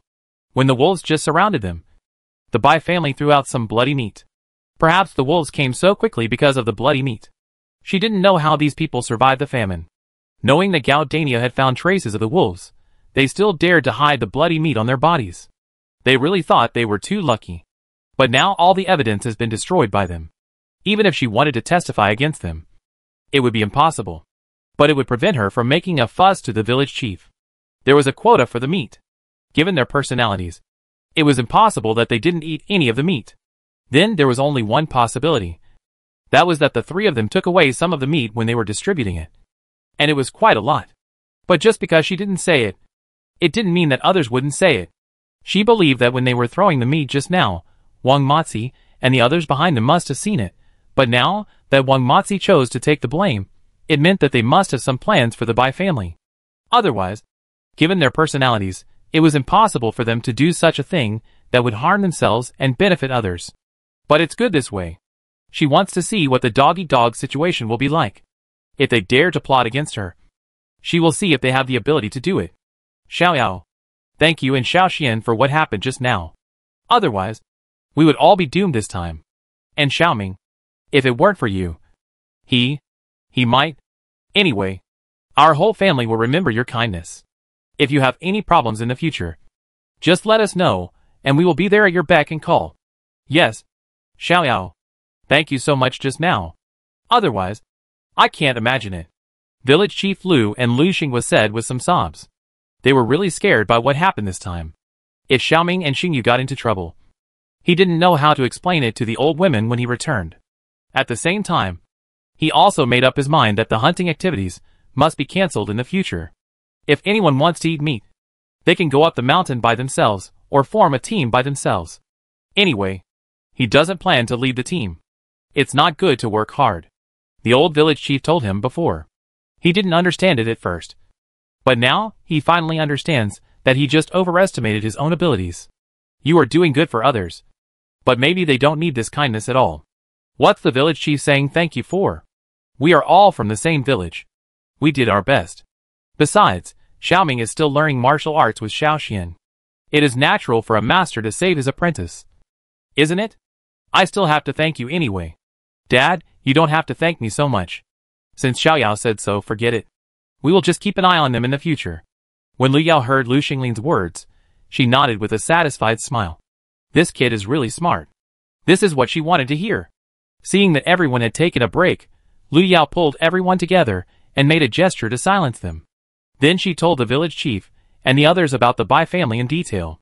Hearing Lu Yao's words, Village Chief Lu said in a deep voice, "Really? Yes. I saw them throw it. But I was busy dealing with the wolves that rushed up just now. And now the evidence has been destroyed by them." Xingling raised his eyebrows and said, "It doesn't matter if the evidence is destroyed. We can't do anything to them now. There will always be opportunities in the future. However, evil will be punished by evil. If it is true as you said. Wang Matzi and others also saw it. I believe these people will definitely use this as a raft to peel off a layer of skin from the Bai family. Let's just wait and see the show. Uncle Xingling still understands me. I mean the same thing. Dogs bite dogs and get a mouthful of fur. It won't be too late for the village chief to deal with them then. Yes. We will give them some more information then. So that they will be cruel." Seeing the smug look of the two of them, one big and one small, Village Chief Lu rolled his eyes. But how can the Bai family be so troublesome? He is everywhere. It is simply a replica of Wang Matzi's family. If there are two families in this village in the future, he will probably live a few years less. He is almost worried to death. After applying the eye drops, Lu Yao patted her butt and planned to go to rest. She had to get up early tomorrow to travel. Keep watch? Aren't Gao Dainu and the others here? She is still a child now. She must ensure the quality of sleep. Otherwise, she will not grow taller. Who will be responsible? The next evening. Xiaoyao de ya. You guys go and wipe your faces quickly, and then change your clothes. You are covered in blood. I am afraid that the inside will also be wet. When Lu Yao rushed home the next day, Aunt Dahua looked at them, and said with pity. Hearing Aunt Dahua's words, Lu Yao and the others looked down at themselves. Isn't it true? They looked scary with blood all over their bodies. It was too dark last night, and they didn't notice it. They were busy traveling early this morning, so they didn't pay much attention. In other words, even if they noticed it at that time, they couldn't take out clothes from the space to change. Otherwise they would be burned by others as monsters. Because all the meat that had been transported was here. The village chief didn't want to bother moving it around. And the land was big. So he decided to divide the meat here. And there were so many injured people waiting for him to deal with. And moving it around would waste time. When the villagers who came to divide the meat heard Aunt Dahua's words, they all looked at Lu Yao and the others. Chapter 175. seeing that the children were covered in blood. On their clothes, pants, hands, and even on their faces and hair. Lu Yao even heard a woman next to her say to her child, "These children are not simple. Your father said that most of the prey were killed by them. Don't mess with them in the future. Do you hear me?" Another woman came over and asked in a low voice, "Is it true? These little girls are so powerful. Why don't I believe it? How can it be false? My boss told me just now. If you don't believe it, your boss will go back later and ask yourself." Yes. Yes. Yes. I also heard from my boss. Did you see the long knives in their hands? Killing wild animals is like cutting melons. One knife kills one. They are very powerful. My goodness. These children look well behaved. But they are not. I thought it was so amazing. Of course. If it weren't for them, maybe they wouldn't be the ones injured. And they wouldn't be able to hunt so many prey. I'll send my boys here to learn tomorrow. They can not only learn to read, but also learn martial arts. Really? Then I'll send my boys here too. That Daya is not bad either. And she's about the same age as my Dajwang. If I can marry her in the future, our family will be blessed. She is about the same age as my Xiamu, so we will see how capable we are. Go. Go, who is afraid of who? I am Dajwang. How can I be better than your Xiamu? Lu Yao listened to the women talking about them as gods, and almost laughed out loud.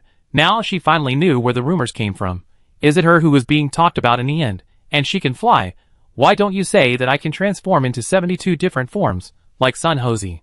Which is even more amazing. Who else told you that you can learn martial arts when you go to school? How come she didn't know that? And in the end, everyone talked about it more and more. And I didn't know where the building was. If they kept talking, Daya would get married and have children. Daya couldn't stand it anymore. And she blushed and stood up quickly and said, "I'll go boil some water for the young lady."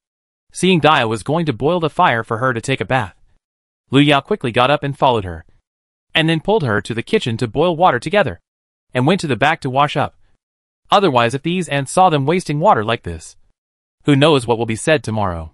Now Lu Yao has plenty of water in her space. She plans to wash with Daya and Arya later, and then ask Uncle Wu to go to the village carpenter to make a few large buckets tomorrow. It will be much more convenient for her to go to the cave to get water. Don't do these things in the future. There are so many men. They don't have the nerve to let you kids fight and kill. Seeing them coming out, Aunt Dahua sat on the Kong and muttered to Daya and the others. "Aunt Dahua, we don't want to. But there is no other way. If I don't help, if there is something in the future, how can the village chief stand on our side unconditionally? Don't you think this makes sense?" Lu Yao heard Aunt Dahua's words and smiled bitterly. She didn't want to live such a life of fighting and killing every day. But she had a family to protect. And she had to plan for the future. If she didn't work hard now, what would everyone eat and drink in the future? Alas, it's all because of the world. Otherwise, how could it be like this? Dahua also knew that Xiaoyao was also forced by life. And their family was no exception. Hearing Aunt Dahua's words, Lu Yao didn't agree with it. It was not because of the world, but the problem of this world. Before she came here, the little girl didn't have enough food every day, and she was starved to death on the way to escape famine. Just chatted with everyone. After washing, several people hid on the Kong and did not go out again. Just chatted with everyone. As for the distribution of meat, Uncle Wu and the village chief were there, so they would not be left out. So why should she join in the fun? Wouldn't it be nice to lie on the warm Kong? Maybe they were too tired in the mountains these days, or maybe they felt comfortable after washing. Anyway, Lu Yao and the others fell asleep on the Kong soon after lying on it. Aunt Dahua saw it, smiled and shook her head, gently closed the door and went out to work. It was already the next morning when Lu Yao and the others woke up. When Lu Yao woke up early in the morning, she saw Daya and Arya busy in the kitchen. They cleaned all the meat they got yesterday, cut it into strips, tied it with ropes, and hung it on the beams. This way, it can be dried and eaten for a long time, and it won't go bad in a short time. If it is stored well, it will be fine for a year and a half, and it will be very fragrant when fried. As for the others, Lu Yao secretly put them in the space. Anyway, Uncle Wu doesn't often go into the kitchen, and he, a grown man, doesn't know if there is too much meat or too little meat. Seeing that the two of them were busy with this, Lu Yao went forward to take a piece of good meat, cut it into slices, put it in the pan and fried it on both sides until it was slightly burnt. then sprinkled it with 5 spice powder, chili powder, and cumin powder. The kitchen was immediately filled with the aroma of barbecue, which woke up Xiaoxian and the others who were sleeping. When they got up, Lu Yao also prepared breakfast. In addition to 2 large pots of barbecue, there were also more than a dozen pancakes, and each person had a small bowl of millet porridge, which Dia had cooked early in the morning, and it was just right for eating now. When Wu Shicha and Qinchin came in, they both swallowed their saliva unconsciously when they saw such a rich breakfast, and then quickened their pace. The father and son sat down without hesitation and immediately put a piece of food into their mouths. It's better for you to be at home. There are so many delicious foods. You don't know how we have survived these days. I can't even swallow the rice I cooked. Qinchin, who was standing aside, listened to his father's words and nodded, indicating his agreement. He has lost weight these days. Seeing Qinchin behave like this after not seeing him for a few days, Lu Yao and the others were very happy, as long as they could interact. Wu Shicha was also very pleased to see this. With Xiaoxian and the others around, this kid would be much more cheerful. He was very unhappy these days, and ignored his father. After breakfast, because there were no classes today, Dia and Arya took out their needlework and planned to make 2 more sets of clothes for their daughter. When Lu Yao saw this, she walked away. She really didn't care about this, not to mention that it was tiring for her eyes, and she felt dizzy just looking at the dense needlework. She might as well earn some money to buy ready-made food. Anyway, she would try not to do housework if possible, so according to the ancient standards for women, she could only do cooking. Seeing the 2 of them busy, Lu Yao took out her biggest hobby, which was reading storybooks. Although it was a bit tiring to read the classical Chinese texts, she found it much more interesting than doing needlework. And to be honest, some of the stories in it were really good, just right for killing time. She had never thought that there were such stories between poor scholars and rich ladies in this world. But to be honest, Lu Yao didn't like reading them very much. She liked more strange stories. But there were so few books of this kind. So far, she had only found 2. So she had no choice but to read these love stories. Chapter 176, Buying a Bucket. After dinner, Lu Yao was bored at home, so she went to the village carpenter's house with Uncle Wu and Qinchin to buy a bucket. As soon as they arrived at the carpenter's yard, Lu Yao and the other 3 saw that the yard was full of various woods and semi-finished products, and in a corner of the yard there was a man in his 50s, who was busy with his head down, and he was unaware of their arrival. Seeing this, Wu Shicha could only cough lightly and said, "Sorry to bother Uncle Mao." Before they came, they had already inquired that the family surname was Mao, and the head of the family was the man in front of them, Mao Jin, but the villagers were used to calling him Mao the carpenter. This man looks about 50 years old, but he is actually in his early 40s. He has 2 sons and a daughter. His wife died of illness a few years ago, and he owes a lot of debts for treating his wife. His 2 sons are now 20 and 17, and they still haven't married. His daughter is only 12, about the same age as him. So there are only 4 people in this big family, because of the winter hunting in the mountains. His second son Mao Mulan was injured and is still lying in bed. This undoubtedly makes the family, which is already in debt, even worse. So Carpenter Mao worked day and night, hoping to take these things to the town to buy some medicine for his son. But who would have extra money to buy these things that couldn't fill their stomachs in this natural disaster? Because of this, the Mao family is almost dying of worry. So when Carpenter Mao heard that someone was coming to his house, he immediately raised his head and looked at Lu Yao and others with hope and asked, "What do you want?" Because Wu Shicha also knew about his family's situation. He didn't say much nonsense and said directly, "Uncle Mao, we are a family that just moved to the village. My surname is Wu. I want to buy a few big buckets from you. I wonder if you have any ready-made buckets here." Lu Yao heard Wu Shicha's words and added, "If you have, we also want 2 Kong cabinets, a cupboard, 2 vegetable washers, 2 larger laundry washers, and 8 face washers that are better to be bigger than others. We need 8 buckets, the bigger the better. Do you have any of these?" When Carpenter Mao heard what Lu Yao said, he looked at the 3 people in surprise. Then he said happily immediately, "Yes, yes, yes, these things you want are common ones. I have them all here. If you want them now, I will go to the field and ask my eldest son to come back to help you pull them back." Wu Shicha heard Carpenter Mao's words and said, "It's all right, if he doesn't have time. It's the same if he pulls them over after work. Then uncle, please calculate how much silver is in total." "It's okay, we have time.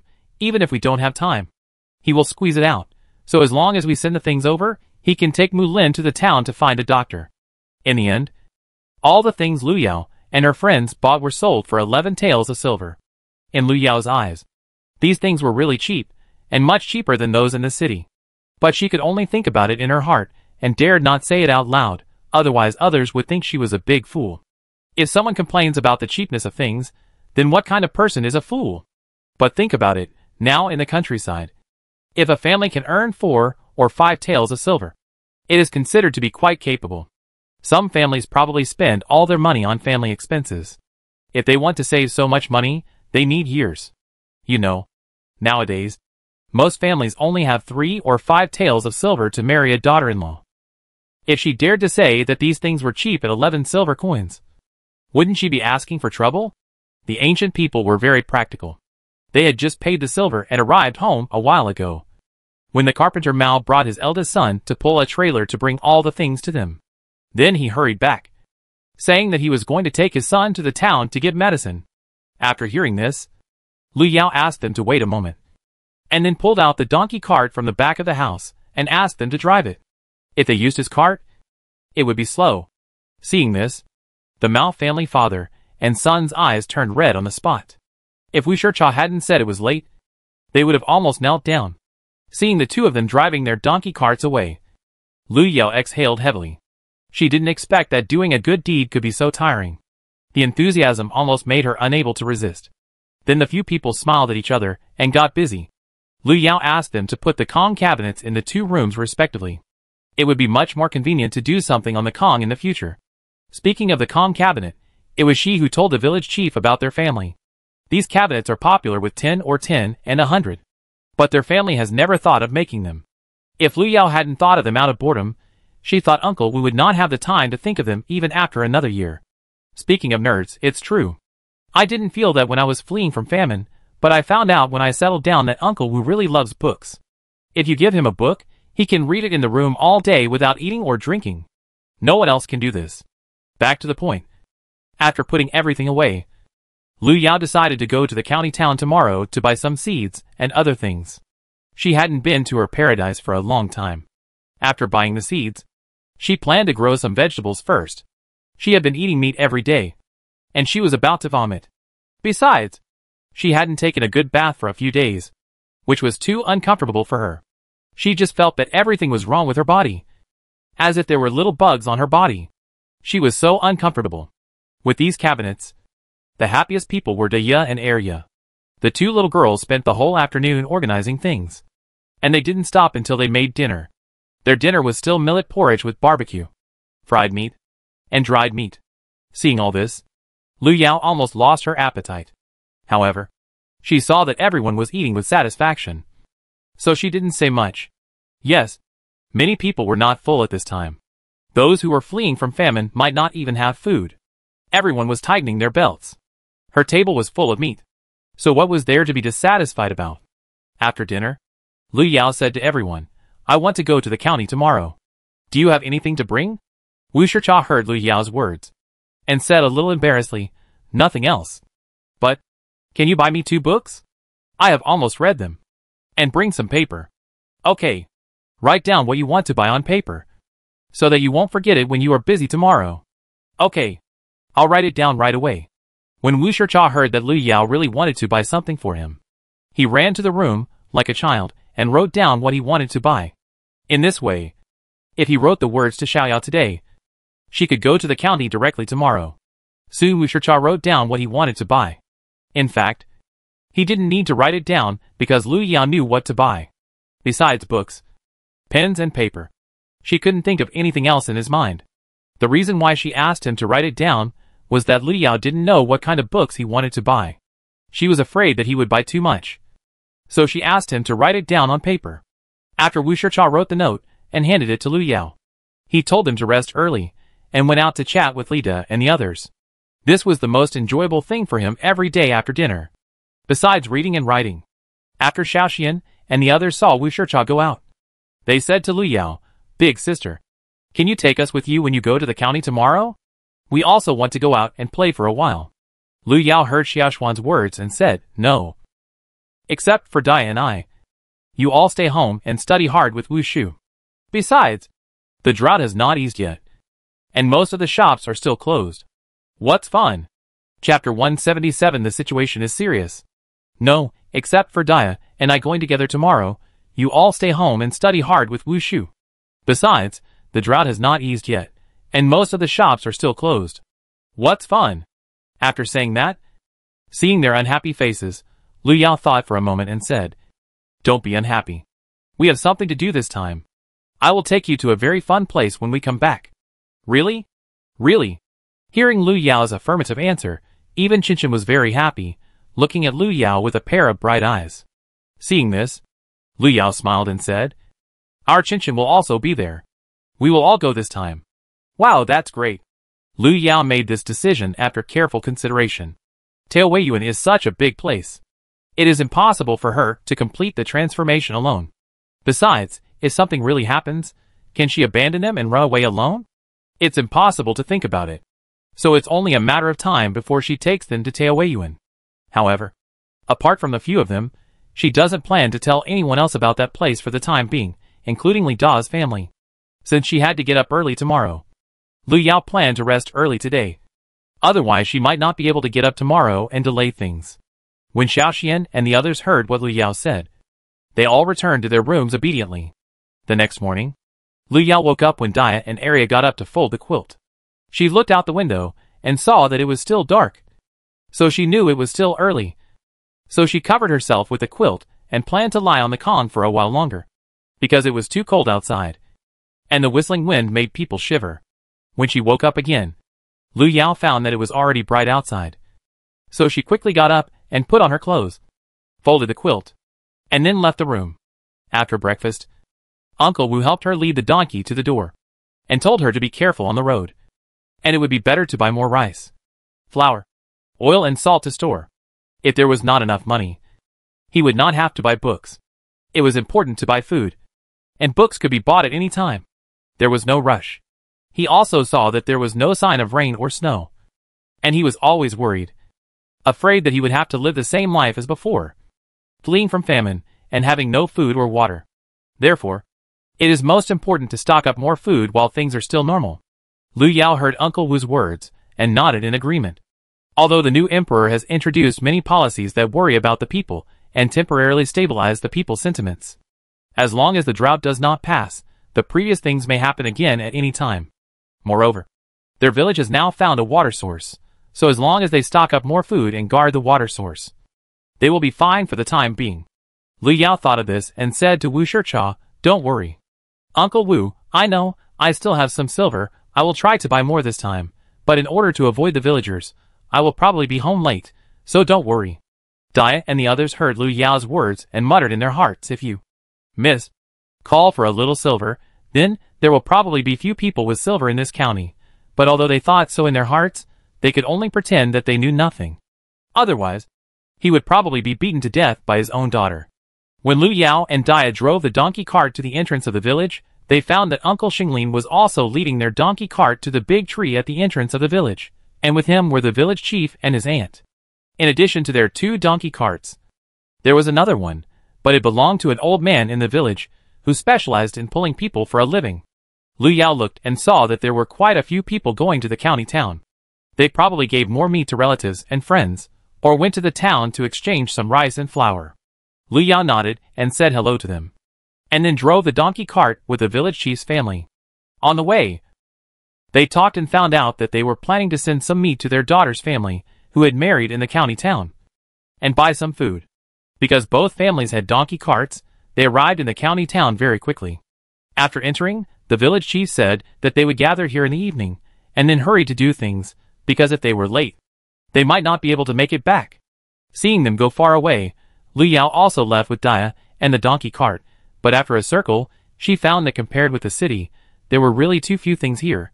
Many things were not available. And it was just as she said at home, most of the shops were closed, and it was deserted. But now that we are here, we can only buy whatever we see. In the end, Lu Yao and Dia only bought 5 caddies of sugar cubes, 10 caddies of salt, and 10 caddies of oil. As for oil, they didn't buy any. As for food, they only bought some miscellaneous noodles. but not much.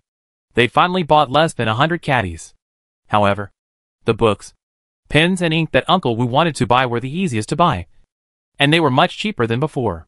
Seeing this, Lu Yao bought 20 or 30 different books and 500 pieces of paper in one go. If the store hadn't run out, she would have bought more. There are many people studying in this family, and the paper is used up quickly. As for pens and ink, she also bought a lot. As for seeds, they were even more pitiful. Except for a few inedible vegetable seeds like cabbage, radish, spinach, etc., the edible grain seeds were not bought. It seems that I have to ask the village chief if there is any left. Otherwise, if this continues, the grain will really be eaten up. And she can also suggest that the village chief plant some in the big cave. Otherwise, only her family will have food. If they really run out of ammunition and food, it would be strange if they don't come to rob her. Only a fool would do something that only one family can dominate, which would cause public outrage. Lu Yao looked at the things she bought on the donkey cart, sighed, entered the donkey cart alone, and put 1/3 of these things into the space, then drove the cart to the place where she had just separated from the village chief and others. Especially the papers. Except for 20 or 30 pieces, the rest were all put into the space. But what she didn't expect was that she had just waited there for a while, and saw Uncle Xinglin driving the donkey cart towards them. Uncle Xinglin saw Lu Yao, and immediately stepped forward and said, "Xiao Yao, are you buying anything?" Hearing Lu Xinglin's words, Lu Yao jumped off the donkey cart and said, "Yes, I bought 20 to 30 kilograms of mixed noodles. It was not easy to snatch them. If we hadn't split up, we might not have been able to buy so much." After that, he turned to the village head aunt and said, "Then aunt, did you buy anything?" "Yes, there are 3 of us. We bought a little more than you did, but only 70 to 80 kilograms. Fortunately, we didn't delay much when we arrived at Xiaoyan's house. Otherwise, we wouldn't have been able to snatch even this much. You came back early, so you didn't see that there was almost a fight in the grain store. So when we saw that something was wrong, we immediately came out, and now the water sources in the county are controlled by soldiers. Each person has a daily quota, but I heard from my son-in-law who works in the county government that the water source is still sufficient, so we don't have to worry too much, and because he works in the county government, he gets more than the average person. Otherwise, I really want to take them to the village." The village head and said a lot of things. If she hadn't been urged by the village head to leave, she would have wanted to continue. When Dia Xinglin and the others heard what the village head said, they immediately drove out of the city. Lu Yao was also a little upset when she heard what the village head and said. She hadn't been out for a while. She didn't know the situation outside was so serious. It seemed that they had to prepare early. But fortunately, there was still some water here. Otherwise, there would be chaos. She didn't know what the situation was like in other places. Chapter 178 News. When Lu Yao and her friends returned to the village entrance, they saw many people standing under the big tree at the entrance chatting. The cold wind was biting. She didn't understand what these people had to talk about outside in such a cold weather. Wasn't she cold? She didn't know whether others were cold or not. Anyway, she knew that she and Dia were almost freezing to death. So they both wanted to get home quickly, so that they could hide in the quilt and warm themselves up. But some people are so annoying, and they always think they are stupid, and always like to pretend to be nice no matter what. Just when Lu Yao and Dia were passing by them with their donkey cart, they heard one of the girls, about 15 or 16 years old, say to the other girls, "Some people are just not good at their young age. Every day they go into the mountains and forests with a group of grown men, or they run to the city, as if someone is waiting for them. They are not like girls at all." When Lu Yao heard this, she knew that the people the girl was talking about were them. But she went her own way and ignored them, as if she was talking nonsense. Who is this person? It seems that she has not come out many times since she came to Qinghe village. Why do people always dislike her? But Dia didn't want to do that. Seeing her young lady was about to leave, she asked, "Young lady? Dia is leaving. If you were walking outside and heard a mad dog barking, would you bark too? But? No buts. It's so cold. Only a fool with nothing to do would come here to blow the cold wind. Wouldn't she feel better sitting by the fire and eating snacks at home? Let's go!" When Lu Yao said this to Dia, she didn't even look at them. But she raised her voice deliberately. She wanted everyone to listen. But they couldn't do anything about her. Anyway, no one dared to confront her face to face. In fact, if she could, She really wanted to go up and slap her twice. She was idle all day long, acting like an old woman at such a young age. She was so dirty. But she didn't want to cause trouble when she first came. So she was angry with you. Bai Zhaodi was angry when she heard what Lu Yao said just now. She was breathing heavily. She felt that the mad dog Lu Yao was talking about was her. And she didn't even look at her. She felt that she was not only scolded but also despised. But she didn't dare to go up and do anything to her. That day in the thorn forest, she saw them killing wild boars. And she heard from her father that if it weren't for them, they might not come back. She didn't dare to step forward and take action. So she stared at the direction where Lu Yao and Dia left with her eyes, as if she wanted to eat them alive. Lu Yao could feel the malicious gaze even without turning back. So she planned to go out for a stroll tomorrow and chat with people, and learn about the situation of the village from others, in case she encountered something again and was completely in the dark. As if she didn't know who the person was when she was talked about today. She had to try her best to know herself and the enemy, so that she could fight 100 battles without losing, which would be convenient for revenge. When Lu Yao saw that they were almost home, she asked Dia to lead the donkey and keep an eye on it, while she got into the donkey cart and took out some of the things she had bought before from the space. These were the things she needed on a daily basis. She had put them in the space when they set out, and this time she took them out, so that she would not have to explain them for a long time. When she saw that she had taken almost all the things, she was about to get off the car. But after thinking about it, she took out 10 kilograms of flour and 10 kilograms of rice from the space. If she didn't take some out now, even if Uncle Wu didn't come into the kitchen and saw that the rice and flour were not eaten up, he would be suspicious. So she had to do what she should do. When the two of them drove the donkey cart back home, they saw Xiaoxian and Xiaobao squatting on the ground at the gate, writing pictures on the ground with branches in their hands. She knew that Uncle Wu asked them to write on the ground for half an hour every day in order to save paper and ink. This not only helped them practice calligraphy, but also save paper and ink, killing two birds with one stone. When Xiaoxian and his friends were practicing calligraphy on the ground, they suddenly heard the sound of a donkey. When they looked up, they found that their elder sister and elder sister Dia had returned from the county town. They immediately threw away the branches in their hands and ran quickly towards Lu Yao, saying as they ran, "Eldest sister, you are back. We have been waiting for you outside for a long time. Why are you so slow? Uncle Wu just said that you may not come back until after dinner."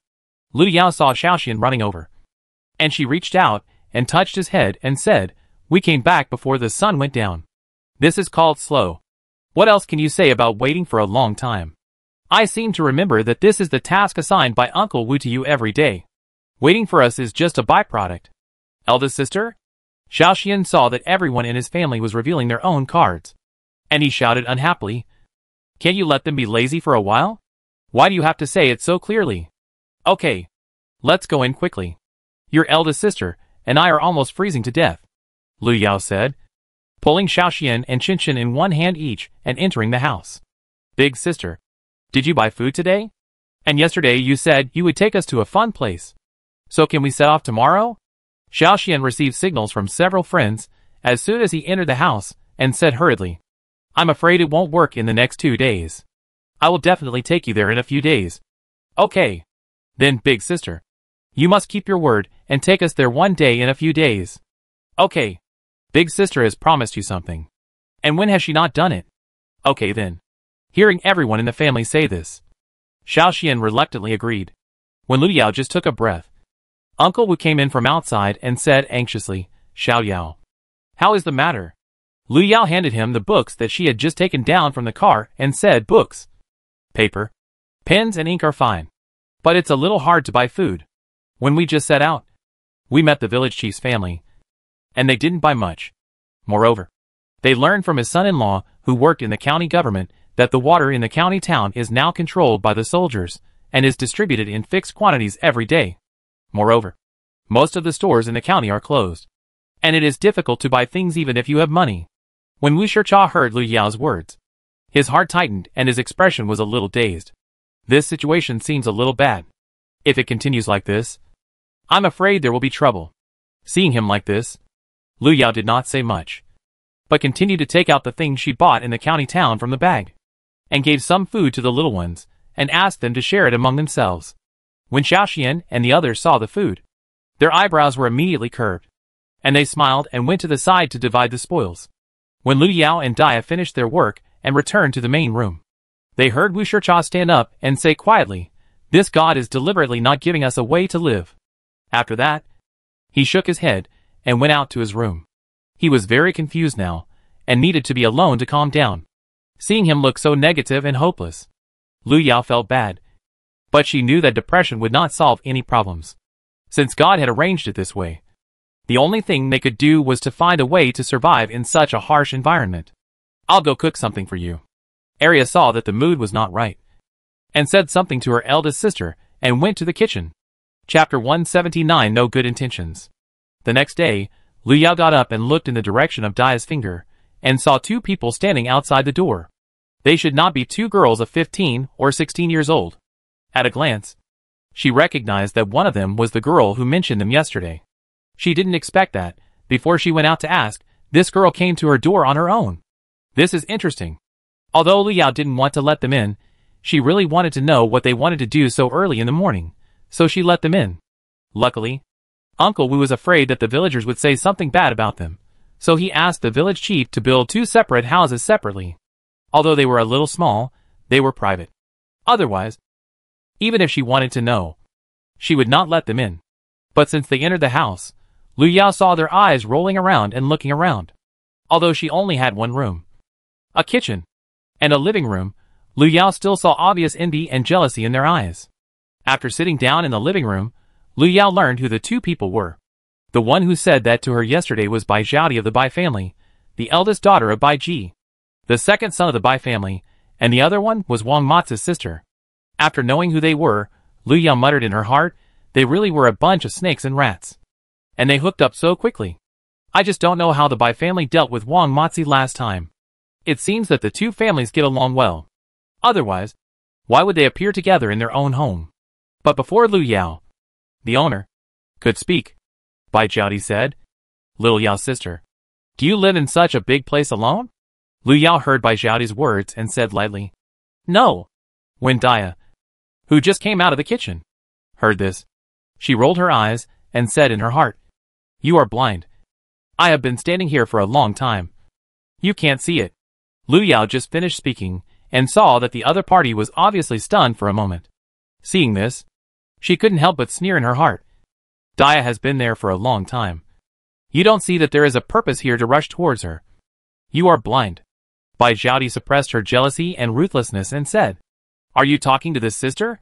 You must not know many people when you first arrived. I will talk to you later. If you two are afraid, tell me, and I can come to accompany you. I will tell you that I am a powerful sister."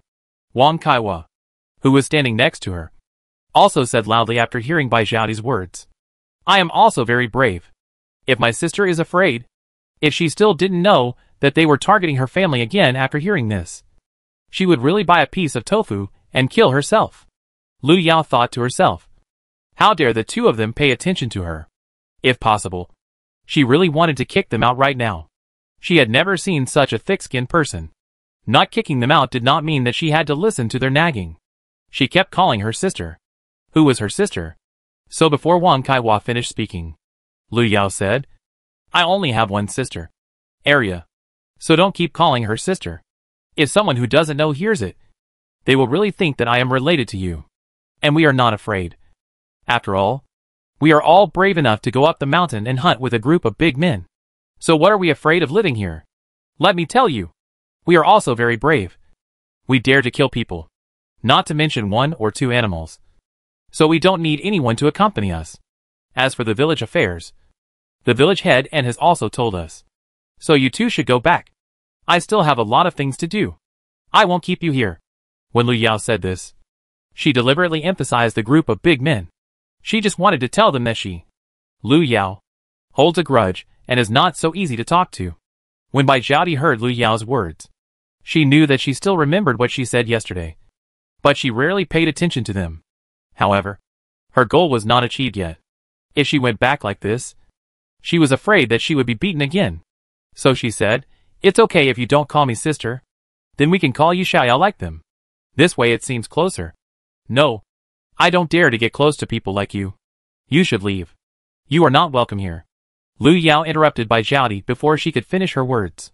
Clothes? In her opinion, this was just a weasel paying a New Year's greeting to a chicken with no good intentions. She must have been kicked in the head by a donkey just now. So she let them in. Bai Zhaodi stood up with a dark face and left angrily after hearing what Lu Yao said. Before leaving, she did not forget to say, "Come and play with her again in 2 days." Dia quickly closed the door after they left, as if the two were sick. The action almost made the two people faint after just a few steps out of anger. The two saw that their purpose was not achieved this time. And when they thought about their behavior just now, they became more and more angry. So they walked away and did not get together. After Lu Yao saw the two of them leave, she felt more and more wrong. She had no intersection with these two people on weekdays. But why did they suddenly become enthusiastic about her after she went to the county town? There must be something going on. Lu Yao thought so. And she decided to go to the Bai family tonight to find out. Otherwise she would feel uncomfortable. So after dinner, Lu Yao said something to Dia and quietly went to the back of the Bai family's house. If someone is too nice to you, he is either a traitor or a thief. She didn't believe that someone who had scolded her yesterday would suddenly change his attitude for no reason. Lu Yao chewed on some dried meat and patiently sat in the corner. It would be better if the wind wasn't so strong. Lu Yao rubbed her numb body and took out a thick cotton jacket from the space and put it on. But is this Bai family member sick? Obviously a helper of a landlord, who was lucky enough to learn a few words in the landlord's house.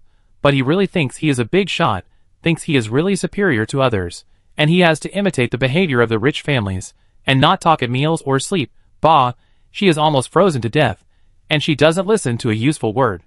Just when Lu Yao was about to lose her patience, she finally heard the voices of their family members talking. Zhao Di, tell me what you found at her house today, and what they did when they went to the county town with the village chief yesterday. Grandpa, you don't know? Lu Yao is very smart. But after the cooperation of Wang Kaiwa and I, we still found out something. Bai Zhaodi saw her grandfather speaking, and she spoke immediately. This was the word she and Wang Kaiwa had discussed. The purpose was to make the two families focus on Lu Yao and Dia, who told them to be prettier than themselves.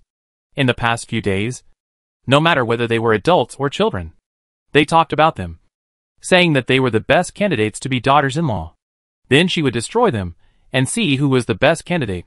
Then tell me what you found out. Old man Bai asked after hearing what Bai Zhaodi said. Lu Yao, who was outside in the cold wind, also wanted to know. She seemed to have barely spoken to her. So how could someone find out about her? Master, you didn't see that although her house was small, she had a lot of good things. Yesterday, I went to the county town with the village chief and heard that she bought a large cart of grain and a lot of books, all of which were placed in the hall. And I also heard from the children in her family that they had a lot of silver. They said that they had robbed the rich people when they were fleeing from famine. It was a large wooden box, and it seemed that there were several gold ingots and other things in it. Chapter 180 telling. Bai Zhaodi gnashed her teeth as she spoke the words the two of them had prepared yesterday, because she knew her grandfather and father's personalities too well, and knew that the more hatred and envy and jealousy she showed, the more they would believe what she said. Dad, what do you think? When Baiji heard his girl's words and saw her expression, he believed 90% of it, because only he knew how small-minded his girl was, and she inherited this from him, and she couldn't stand seeing others living better than herself, even her closest relatives. Old man Bai knew the personalities of the family members very well, so when he heard what his granddaughter said, he believed most of it, but he still had a little doubt. However, when he heard that there was a big box of gold and silver, he began to be tempted, and even the little doubt was thrown behind his mind. So he said bitterly, "What should we do? For Hao Tian, and for the future of our family in this village, you should go to the county town to report to the authorities, and say that village chief Lu colluded with the Wu family to commit murder and robbery. Now they have a box of gold and silver as evidence. When you go tomorrow, remember to mention this box of gold and silver. I don't believe that the county magistrate will not be tempted." "Yes, Dad, I remember." Hearing Bai Zhaodi was already laughing in her heart at the old man's words. "Lu Yao, from now on, I don't want to see how you can compete with me. Dad, this won't work. If we report to the police, then we won't have a share of the money. In another year, our Hao Tian will take the exam for the scholar, and there are many places to use the money. When the eldest son of the Bai family heard what his father said, he immediately objected, saying that this was pure silver. Was his father getting old and confused? Besides, it was too hasty to act just based on Xiaodi's words. When old man Bai heard what his eldest son said, he was so angry that he tapped the table with his pipe and said, "Don't you think that if we don't report to the police, with just a few of us, you think we can beat those little girls? And they are now protected by the village chief. Do you think we can touch him? Also, don't forget, our goal is the position of village chief. And then the whole village will be ours. And we won't have to worry about not having money to spend. But before things are done, if I find out that someone dares to say anything, don't blame me for being resentful. If you really can't help it, think about On's wife." When hearing old man Bai talking about On's wife, everyone couldn't help but shiver, and didn't dare to breathe. Only they knew how cruel the men of the Bai family were. And they really made the best use of them. At the beginning, because her wife On would rather die than eat human flesh, they tied her up and cut off pieces of flesh from her body. Not only did they make her eat, but they also forced their whole family to eat it. They still cannot forget that scene. Now thinking about those days of fleeing famine, it was really hard for a human to live. They were often awakened at midnight. Bai Wen heard his father's words and laughed. "Dad, don't tell me that the 3 girls in that family are really good looking, with delicate skin and tender flesh. It makes people itch when they see them. No one can compete with me for the girl called Dia." "Yes, Dad. Why don't we catch those little ones and bring them to our family as child brides? Hao Tian and his family are more than 10 years old and have never touched a woman."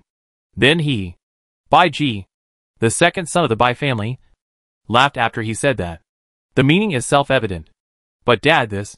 The eldest of the Bai family wanted to say that it was not certain whether there was any silver, but when he saw his father's gloomy face, he held back the words he wanted to say. Lu Yao leaned against the wall and squinted her eyes. To be honest, at this moment, she really wanted to rush up and chop up this family. She didn't expect that she had underestimated human nature. The Bai family was 100 times more shameless and vicious than she had imagined. And this was not a home, it was simply a den of beasts. Not to mention that the old man and the boy slept with the same woman, they even dared to put their own flesh and blood in their mouths. It seems that only their family can do such a thing. And they said it so openly in front of the children. Lu Yao thought it was unbelievable. She didn't dare to think that if this family succeeded, she didn't know how many people would be killed by them. If a person loses his humanity, then this person is not qualified to live in this world and waste resources. So from this moment on, Lu Yao sentenced their family to death in her heart, regardless of whether they were willing or not. From the moment they touched human flesh, they were not worthy of being called human beings. Lu Yao didn't listen anymore. She left quietly. Now she felt sick to breathe the same air as the Bai family. Along the way, she was thinking about how the Bai family died. If she killed them directly, she would dirty her hands. The best way was to let the family slowly despair in fear, and then kill each other in despair. Lu Yao didn't go back directly, but walked all the way to the village chief's house. This family wanted to replace him, so she had to be a good person and tell him. Besides, as the head of the village, this is also his duty. When the head of the village opened the door and saw Lu Yao outside, he was a little surprised that she came here so late at night. Did something happen? So before Lu Yao could speak, he hurriedly said, "Xiao Yao, what happened?" Lu Yao heard the words of the head of the village, nodded and said, "Head of the village, let's go in and talk." Oh.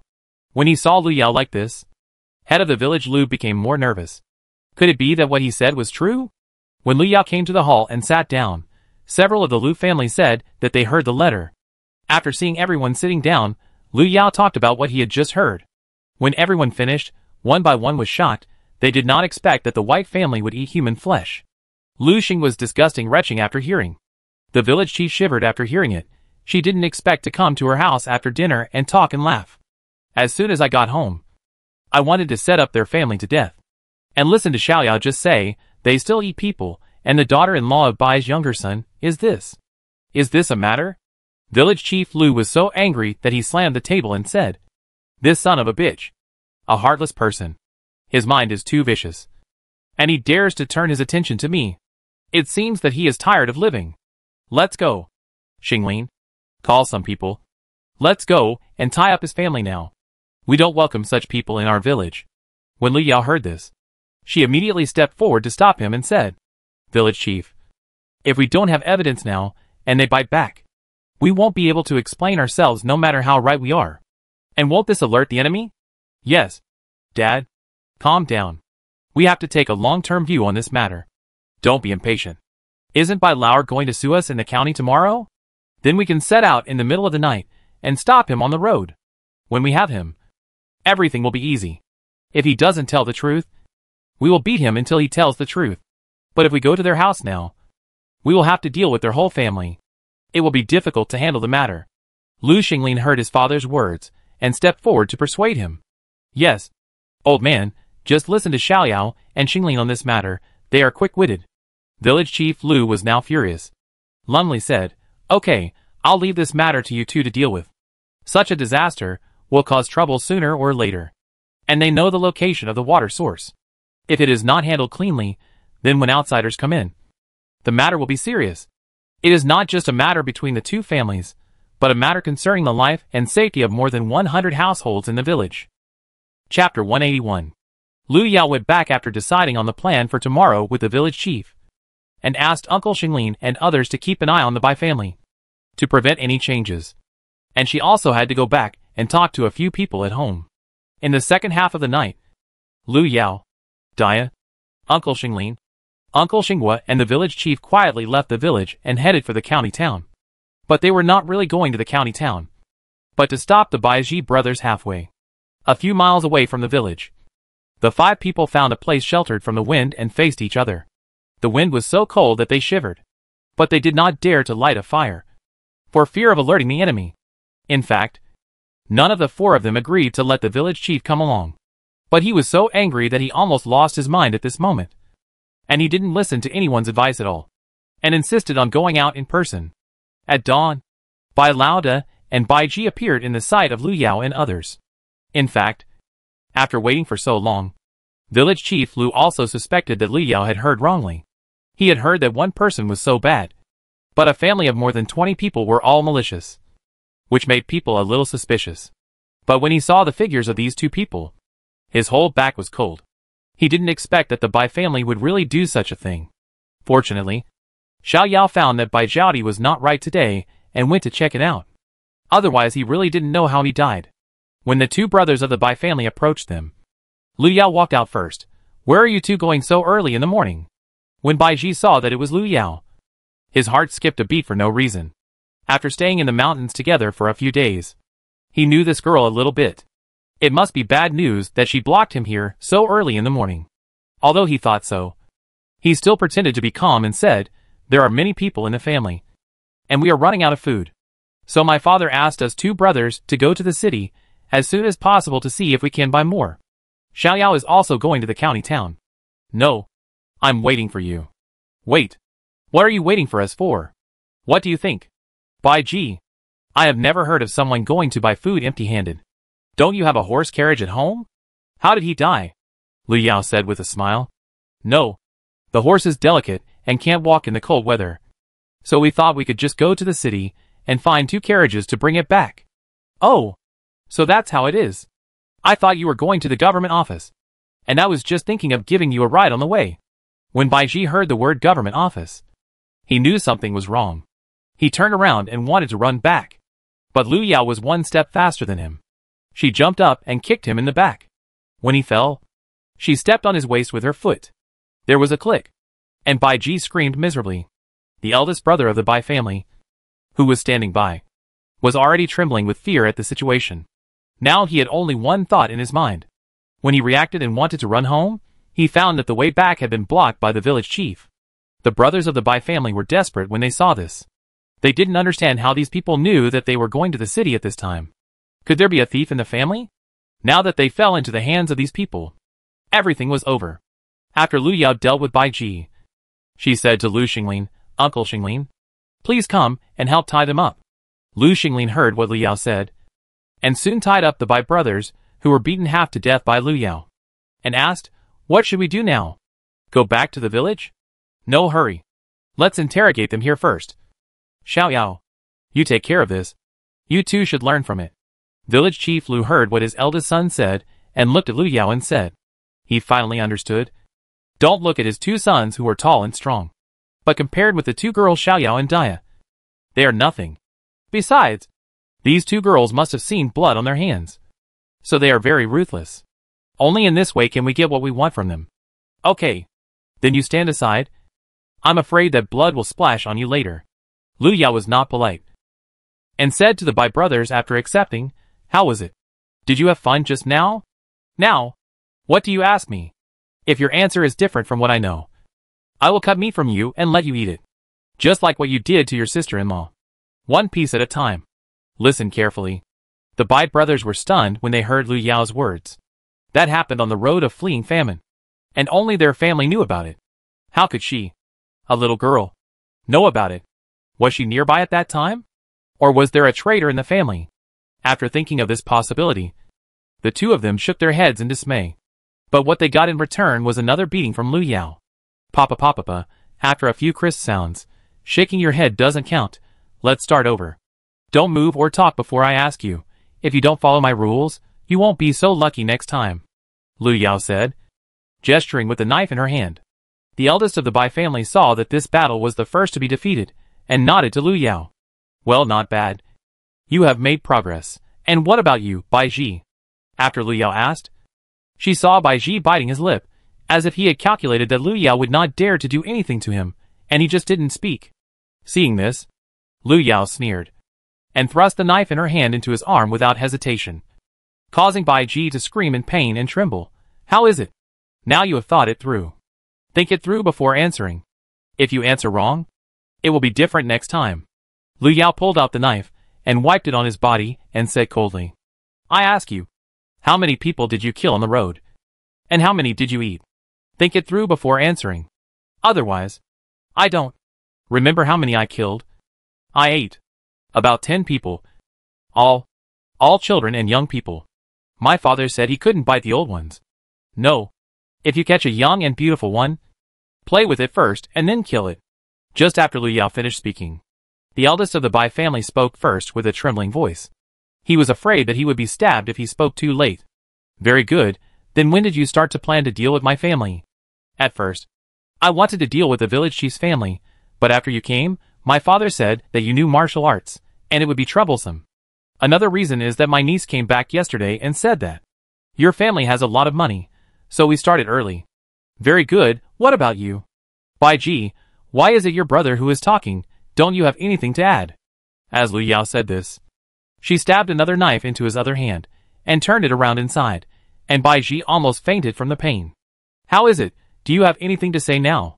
Bai Ji looked at Lu Yao with a devilish look, and then nodded. Very good, then let's continue now. Did the village chief write it down? Half an hour later, Lu Yao stopped and asked the village chief, who was busy writing down. This was something she had thought of long ago, so before she came out, she asked Dia to put it in her bag. And the two brothers Lu Xinghua and Lu Xingling were now worshipping her. Amazing, this Xiaoyao was really amazing. No wonder his father asked them to learn from him. This method, if they really had to do it, they would definitely not be able to do it. Seeing the bloody arms of the two brothers of the Bai family, they immediately remembered in their hearts that even if they offended their father, they must not offend Xiaoyao. This girl was too cruel, and they felt pain just watching from the side. Chapter 182 Anger. When the village chief and Lu Yao escorted the Bai brothers, who were tied up like rice dumplings by Lu Xingling and Lu Xinghua, to the big tree at the entrance of the village. The villagers of Qinghe village had already heard the sound of the big bell hanging on the tree, and came to gather. This has always been the rule of their Qinghe village. Anyone who hears the bell, as long as you are still a villager of Qinghe village, no matter what you are doing, must rush to the entrance of the village as quickly as possible to gather. But when the villagers came to the square, seeing that the two sons of the Bai family, who had just arrived not long ago, were not only tied up like this, but also beaten to a bloody mess, they all whispered to each other under the stage, and talked about what mistakes they had made to become so miserable. But before they could figure out what was going on, everyone saw the Bai family. A total of 20 people, also being forced to the square by several young men in the village. When the whole family was pushed onto the stage, Village Chief Lu waved his hand to signal everyone to be quiet, and then said in a serious tone, early this morning, the eldest and second sons of the Bai family went to the county to report me, saying that I killed people and robbed people, and that there were too many forbidden silver treasures in my house to store.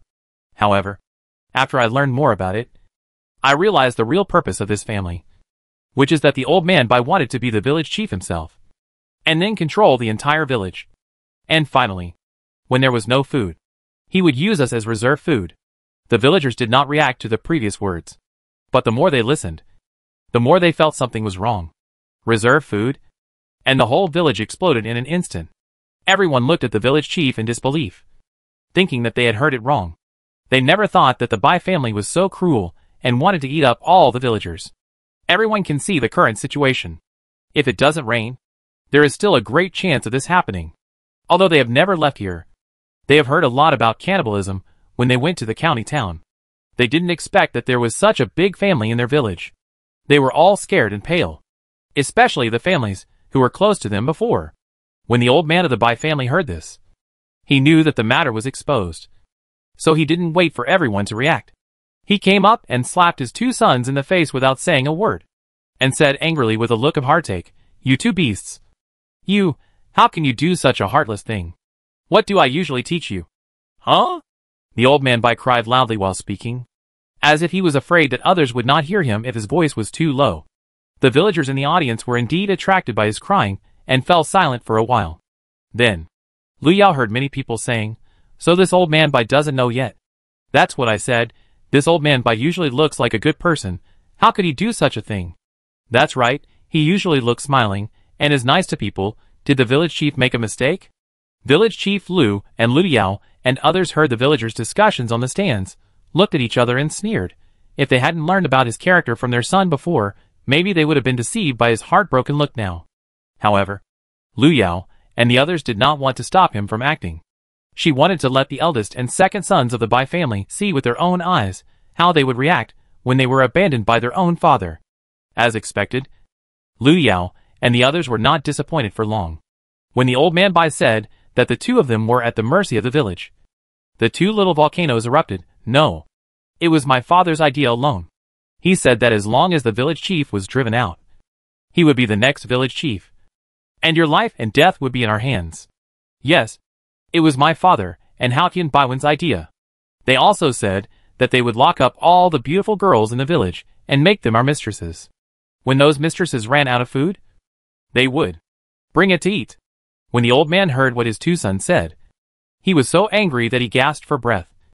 And then he rushed over and beat them up. "You two conscienceless bastards! I have raised you for nothing. How can you wrong your father like this? Ah! You two unfilial sons! I will beat you to death today." When Lu Yao watched the old man really want to beat them to death, she knew what the old man wanted to do. So she walked up and kicked him away. "You said their words were false, then what about theirs?" When Lu Yao walked to the side of the eldest daughter-in-law of the Bai family, she whispered coldly in her ear while pulling her out, "If you want to live, tell me the truth honestly, or else you will end up like them. If you don't tell the truth, I will cut off your flesh piece by piece like you did to your sister-in-law, and then let you eat it yourself." Ugh! When Bai Yang heard Lu Yao's words, she trembled all over, and even an unknown liquid flowed down her trouser legs. Seeing this, Lu Yao took a step back and handed her over to the village chief. After receiving Lu Yao's signal, Village Chief Lu said in a clear voice, "Bai Yang, tell me, is what they said true? Did you really eat more than a dozen people on the road, including your brother's wife?" At this time, Bai Yang was already trembling with fear from Lu Yao's words. After hearing the words of the village chief, she held her head and screamed in fear, "It's true! It's true! What they said is true! Everything is my father-in-law's idea. Our whole family ate a lot of children and young people. Because my father-in-law said that the old ones are sour and smelly, and he can't bite them. We didn't dare to eat it at first, but he said he would kill us if we didn't eat it. But An's wife said she wouldn't eat it. So my father-in-law asked them to tie her up and cut off her flesh piece by piece." Many villagers below vomited before Bai Yang finished speaking. Hearing Bai Yang's words, the village chief turned to the old man who was kicked to the ground by Lu Yao and said, "Do you agree with what your eldest daughter-in-law said? If not, don't worry. I think they still have a lot to say." At this time, the old man lowered his head and was in despair. He knew it was too late for him to say anything now. The villagers below had nothing to understand after seeing the family's reaction. At this time, they shouted angrily, "Kill them! Kill them! Yes, kill them. We don't want people like this in our village. Kill them. Yes. Yes. Yes, kill them. If you leave such a family behind, then we won't know how we died. Lu Yao heard the villagers' roars below the stage, walked to the front of the stage, and said loudly, "Villagers, can you listen to me? It's not worth dirtying our hands for such people. If you trust me, teach these people to me, and then call a few strong men to join me, drive these people to the mountains, and let them fend for themselves." After Lu Yao finished speaking, he glanced at the village chief. This was what they had discussed on the way back. After seeing this, village chief Lu stepped forward and said, "Everyone has seen Xiaoyu's ability. I feel relieved to leave her to her.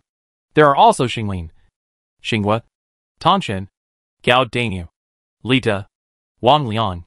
You guys, stay with Xiaoyao and Dia. Remember to throw them away. Whether they live or die depends on God's will." "Okay. I'll listen to the village chief." In this way, Lu Yao and others led the Bai family members, who were tied up like brown dumplings all the way to the deep mountains. At first, everyone was unwilling, crying and shouting, saying that they would not leave no matter what. But after seeing Lu Yao and Dia's hands clench several times, everyone was obedient and did not dare to resist. Chapter 183 ending. Lu Yao walked behind, playing with the dagger in her hand and pointing it at the old man Bai, who seemed to be procrastinating, said in a cold voice, "Old man Bai, I don't have the habit of respecting the old and loving the young for a beast, so you'd better be honest, and leave quickly, or Bai Ji and the others will be your fate."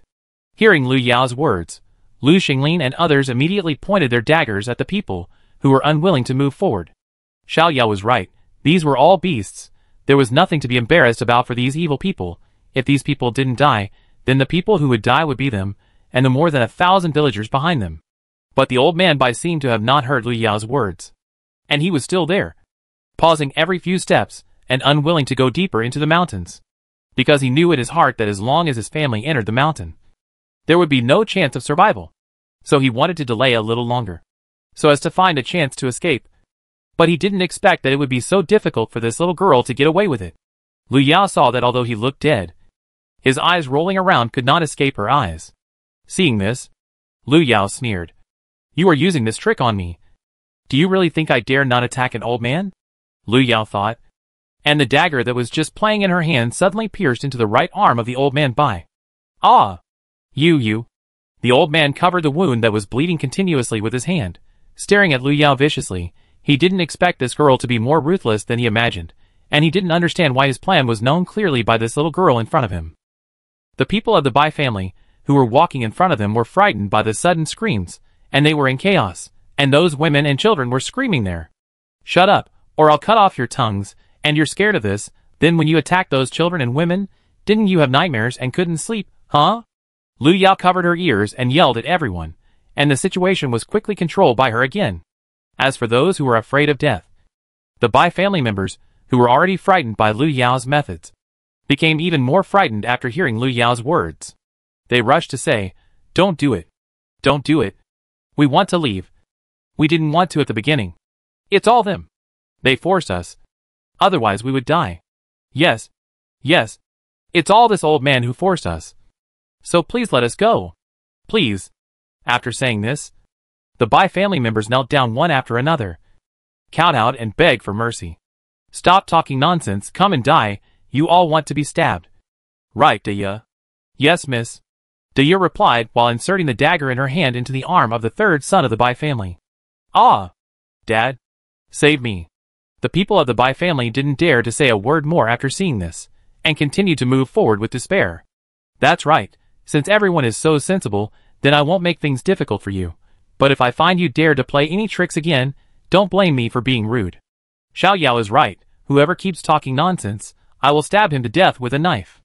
Gao Danyu, who was walking in front, heard Lu Yao's words, and pointed the hunting knife in his hand fiercely, and said, "In fact, if it were ordinary people, Lu Yao would not treat them like this. But this old man Bai's family is not ordinary people. It can be said that this family has been brainwashed from the young to the old. Take Bai Haotian for example. He is a student, but what he does is human. He thinks about his sister all day long. And, alas, she is embarrassed to listen to some things. Being born in such a family is also the sorrow of these girls. However, if you say that they are good people, That is not the case. It can be said that there is no good person in this family. Even the 6-year-old kid can treat human life as worthless and play killing for fun. You can imagine how perverted this family is. And this family has a strong desire for revenge. If she doesn't cut the Gordian knot quickly and leave trouble, then there will be endless trouble. Yes, the moment Lu Yao heard their family's conversation, she sentenced them to death. The reason why Lu Yao drove these people into the mountains before taking action was that there were deeper considerations. Although many local governments are not doing anything now, they still represent the laws of this world after all. If she and others really killed this family in front of so many people today, then if someone reports it, then everyone in Qinghe village will be punished. This is a result that no one wants to see. So after catching the two brothers, several people began to discuss. In the end, after discussing it over and over again, only this method is the safest. In this way, in the eyes of outsiders, they were just driven into the mountains to fend for themselves. As for whether they would die or not, only they knew. So since they had done it, they had to kill it all. Now they did it for another reason, which was to leave a way out for themselves and the villagers of Qinghe village in the future, which was the cave they found before. For this reason, these people could not survive in this world. In this way, Lu Yao led Lu Xinglin and others to continue to go deep into the mountains with the Bai family. At noon on the third day, Lu Yao looked at a cliff in front and said, "Let's go here." After that, Lu Yao's dagger in her hand slashed across the neck of the old man of the Bai family without hesitation. Immediately, blood spurted out of the old man's neck. He opened his eyes in disbelief, staring at Lu Yao, and then fell to the ground. And he stopped breathing instantly. Almost at the same time, Dia and the others also started to fight after hearing what Lu Yao said. When the Bai family members reacted, they were shocked by the sudden situation and hurriedly ran into the forest. Some even wanted to jump off the cliff, thinking that this would at least give them a chance of survival. Bai Haotian, who had been silent since being captured, was unusually brave at this time. "You cowards! There are only a few of them. And there are so many of us. Stop and rush up to kill them all." After saying that, he took the lead and rushed over. But when he ran out, he found that except for himself, everyone else had already lay on the ground motionless. This time he was really furious. No matter what, he thought he would get into trouble. However, he overestimated his own strength, and his hands were tied. So before he rushed over, he felt a pain in his chest. He looked down and saw a dagger stuck in his chest. He looked up and said "devil" in astonishment, and then fell to the ground. Seeing that everyone had been dealt with, Lu Yao walked towards the people of the Bai family who had fallen to the ground without any signs of life. She wanted to confirm whether they were really dead. Lu Xinglin and his friends were still trembling as it was their first time to kill someone. If they hadn't thought about what these people had done and what the village chief had said before leaving, they really wouldn't have been able to do it. So when they saw Lu Yao and Dia dare to step forward to check, their admiration for them was like a torrent of water. Endless. "Get up. Bai Jiaodi. Don't make me say it again." Bai Jiaodi, who was lying on the ground pretending to be dead, saw that he was discovered. Knowing that he had no chance, he got up quickly and started to curse Lu Yao and the others loudly. The dirty words kept coming out, which was simply unbearable to watch and hear. Lu Yao just smiled at Bai Jiaodi, who was like a clown. Cursing is the right of losers. But she didn't have time to listen to her dirty words. She turned the dagger in her hand and stabbed it directly into her chest. Seeing that she was dying, she clapped her hands and walked down the mountain first. Chapter 184: The Snow Squirrel That Became a Spirit. Lu Xinglin and the others watched Lu Yao and Dia leave, and then looked at the dead bodies behind them, and they hurriedly chased after them. To be honest, they were a little scared. Even in the middle of winter, their backs were still wet. They walked in a clumsy manner. Lu Yao glanced at them with her peripheral vision, and pretended that she saw nothing. It was much better than the first time she killed someone. At least she didn't vomit. Lu Yao wiped the dagger in her hand, and put it in her bag. Then she continued to head into the mountains with the long knife. Since she had come up here, if she didn't bring anything with her, wouldn't it be a wasted trip? When they walked for another 2 hours, the people behind saw Lu Yao stop under a big tree, and asked, "What's wrong with Xiao Yao? Did you find something good?" Lu Yao ignored them, and slowly squatted down. "This looks like a squirrel?" Lu Yao lowered her head, and looked at the small ball in front of her, which looked very beautiful and cute, and muttered there, "Gao dang you. who was closest to him, heard what Lu Yao said and looked in the direction she was looking. Isn't this a snow squirrel? Snow squirrel? Yes. Don't you see that it has a bunch of brown hair on its head? It's easy to recognize. There are a lot of them. But because of the drought in recent years, I haven't seen it for a long time. Squirrel. It's so cute. Miss, let's take it back. Look at how small it is. It looks listless now. It must be so hungry because it has nothing to eat. Dia, who was following behind, squeezed forward and saw it when she heard Gao Dania's words. She liked this little thing. Lu Yao also liked it very much. So when she heard Dia's words, she nodded and agreed. At the same time, she carefully reached out her hand to grab the little thing and put it in her hand. When Lu Yao saw it staying in her hand obediently and looking at her with a silly and cute look, she liked it even more. Gao Daniel, who was standing next to her, looked a little puzzled. He looked at the obedient snow squirrel in Lu Yao's hand. Isn't this little thing always afraid of people? So it is rarely seen in places where people are active. But how could this little squirrel not run away when it saw people? And now it is even more obedient in Shiyu's hand. It's really strange. Just when Gao Daniel was confused, he saw it avoid Dia's touch and run to Shiyu's shoulder. It squeaked at Dia, and even the hair on its body stood up. It looked fierce, which made Dia feel even more itchy. But she didn't want to pay attention to her. Seeing this, Gao Daniel became more curious. It looked very timid just now, and didn't like being touched by others. But why was it not afraid of Xiao Yao? He often heard his father say that humans and animals are different. They are very sensitive to good and evil. Could it be that Xiao Yao is kind-hearted? But he and Dia are not bad people either. Why does it not want others to touch it? Gao Daniel, who couldn't figure it out, continued to focus his eyes on the little squirrel. In response to everyone's curious eyes, Lu Yao shook her head and told everyone that she didn't know why. But what happened next almost made everyone drop their jaws in surprise. Seeing Dia's sad look, Lu Yao said to the little squirrel in her arms, "Don't be afraid. She and I are together. We won't hurt you. Let her hold it for a while." Okay. In fact, Lu Yao also wanted to give it a try. But she didn't expect that after she finished speaking for a while, the little squirrel in her arms took the initiative to jump into Dia's hand. Not to mention Gao Daniel and the others. Even Lu Yao herself rubbed her eyes in disbelief, and said to everyone, "Am I seeing right? Can it understand what I say?" Lu Xinghua and the others nodded after hearing what Lu Yao said. It seems that she can really understand. Why don't you try again, Xiao Yao, and ask it to return to your hand? Well, then I'll try. Little guy, come back soon, Lu Yao said and stretched out her little hand to it. When the little squirrel heard Lu Yao's words and looked at her, it seemed to be really thinking about it. Just when everyone thought that it was just an accident, something strange happened again. The little squirrel looked at Dia, then looked at Lu Yao, and then decisively chose the latter. Can this squirrel really understand human language? I've heard that cats and dogs can understand human nature. My dog Huang is very obedient. But this squirrel understands human nature. This is the first time I've seen it. It's amazing. It's not just the squirrel that's amazing. It's Xiao Yao and the squirrel that are equally amazing. Didn't you see that Xinglin and Dia have been talking to it for a long time, but it didn't even look at me? Oh, it seems to be true.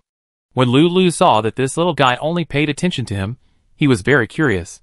In the past, the Wolf Kings were close to him because of the spiritual spring water, but what's going on now? Originally, he felt a little depressed because of the affairs of the Bai family, but because of the affairs of this snow squirrel, he felt a lot more relaxed. Everyone's attention was attracted by it. Lu Yao reached out and touched its head and said, "In that case, I'll take you back." What surprised everyone was that the little squirrel actually nodded to Lu Yao this time, indicating its agreement. Lu Yao understood and happily picked it up. Lu Xingling was speechless when he saw this. Could it be that this little guy has really become a spirit? When Dia, who was walking by the side, saw the little squirrel and her young lady playing so harmoniously, her teeth almost fell out. She puffed up her cheeks and arms like another little squirrel, making Lu Yao and the others laugh. Seeing the people laughing, Lu Yao exhaled lightly, touched the little squirrel's head, and muttered in her heart, "Luckily you are here. Otherwise I'm afraid these weird uncles will be depressed. But now they are fine. So thank you, little squirrel." Lu Yao pretended to take out a piece of food from her bag. "Little guy, this is a reward for you. It's delicious.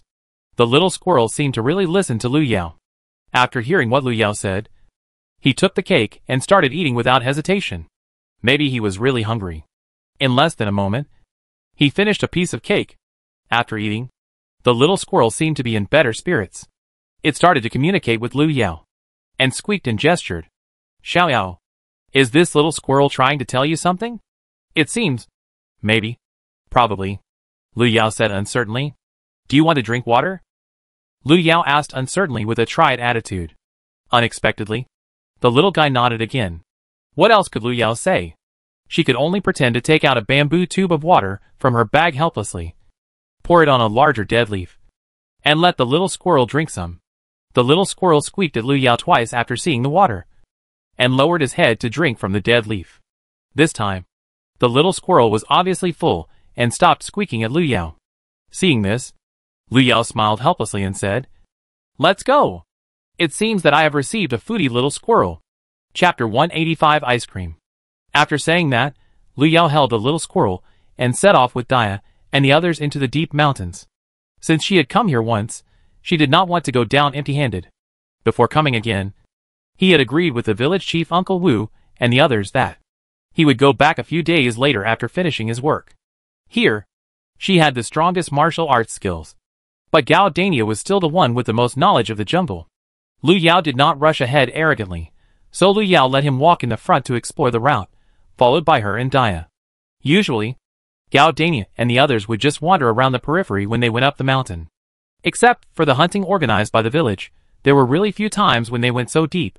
Moreover, they usually go up the mountain on the trails explored by the old hunters, and the familiar roads that Gao Dania's father had taken him on before. There are too many poisonous insects and beasts in the deep mountains and old forests. Generally, they don't go to unfamiliar places. It's not that they don't dare, but the elders don't allow it. However, this time with Xiao Yao and Dia, they are skilled and brave, as if they have obtained Sun Wukong's Dinghai Shenzhen, and they keep drilling into the deep mountains without fear. Of course, Gao Dania will not run around without a clue. His means of tracking the whereabouts of animals are not inferior to his father at all. It didn't take long for him to track the scent of wild wolves that had stayed nearby. Just when everyone was thinking about whether to get involved, they heard a few wolf howls not far from them. When they heard the wolf howl, Lu Xinghua and his friends, who were so excited just now, might have thought of the last experience. They became a little flustered. Even the little guy who was sleeping soundly in Lu Yao's arms became uneasy. He slipped into Lu Yao's bag and never came out again. Seeing this, Lu Yao could only comfort several people and let them rest on the spot. The wolf howl was still a little far away from them, so there was no need to worry for the time being. Besides, it was getting late now. If they really wanted to do it, they would have to wait until tomorrow. And as long as there were not too many people, there would be no problem. Just now she listened carefully, and there were only a few wolf howls, which meant that the wolf pack was not large. Hearing this, Lu Xinglin and his companions were not so panicked. In fact, if they were more confident, this situation would not be difficult for them to deal with. Unfortunately, the good times did not last long. After they had eaten something and rested, Lu Yao, who was in charge of the night watch, found that they were surrounded by the wolf pack silently. Seeing this, Lu Yao hurriedly asked everyone to get up and prepare for battle. Because when everyone decided to rest here, Lu Yao thought of this possibility. So she looked relatively calm. But Lu Xinglin and his companions were different. They still remembered the last time they were surrounded. So now they suddenly saw so many wolves again. They seemed a little nervous. Their hands holding the knives were shaking. Seeing this, Lu Yao shouted to everyone, "Why are you panicking? There are only 7 of them. What's there to be afraid of? You try to hold them back. Dia, Gao Daniu and I will deal with them. Wang Liang, you are responsible for the fire. Watch it and make sure it doesn't go out. If possible, add more fires. Now there are only 2 fires, which is a bit too few. It's a little hard to see around." Okay. Wang Liang also knew how important the fire was to them in the dark forest, so he nodded heavily in response. As Lu Yao spoke, she jumped up and rushed towards the guy who was obviously the Wolf King. To catch a thief, you must first catch the king. Only if you kill the big one first, then the remaining ones will be scattered and much easier to deal with. But this Wolf King obviously has a high IQ. Seeing Lu Yao rushing over, it was not stupid enough to confront her head-on, but kept moving to create opportunities for its brothers. But it obviously underestimated the fighting ability of Lu Yao and Dia. After a few rounds, the Wolf King had several wounds of different sizes, and at this time, the balance of victory had already tilted towards Lu Yao and his friends. At first, Lu Xinglin and his friends were a little hesitant, but seeing Xiao Yao and Dia fighting in the wolf pack, they all plucked up their courage, shouted and stabbed the wolves in the vitals with their knives. After a quarter of an hour of fighting, they finally killed all 7 wolves. Obviously, this battle gave the jungle rookies a shot of adrenaline, and greatly improved their self-confidence. After the knives were raised, they seemed to be a little disappointed. But not long after the battle, the few who had calmed down felt very tired, and they were all panting. Although they were very tired, they were still afraid that the smell of blood would attract other animals, so they did not dare to rest here for long.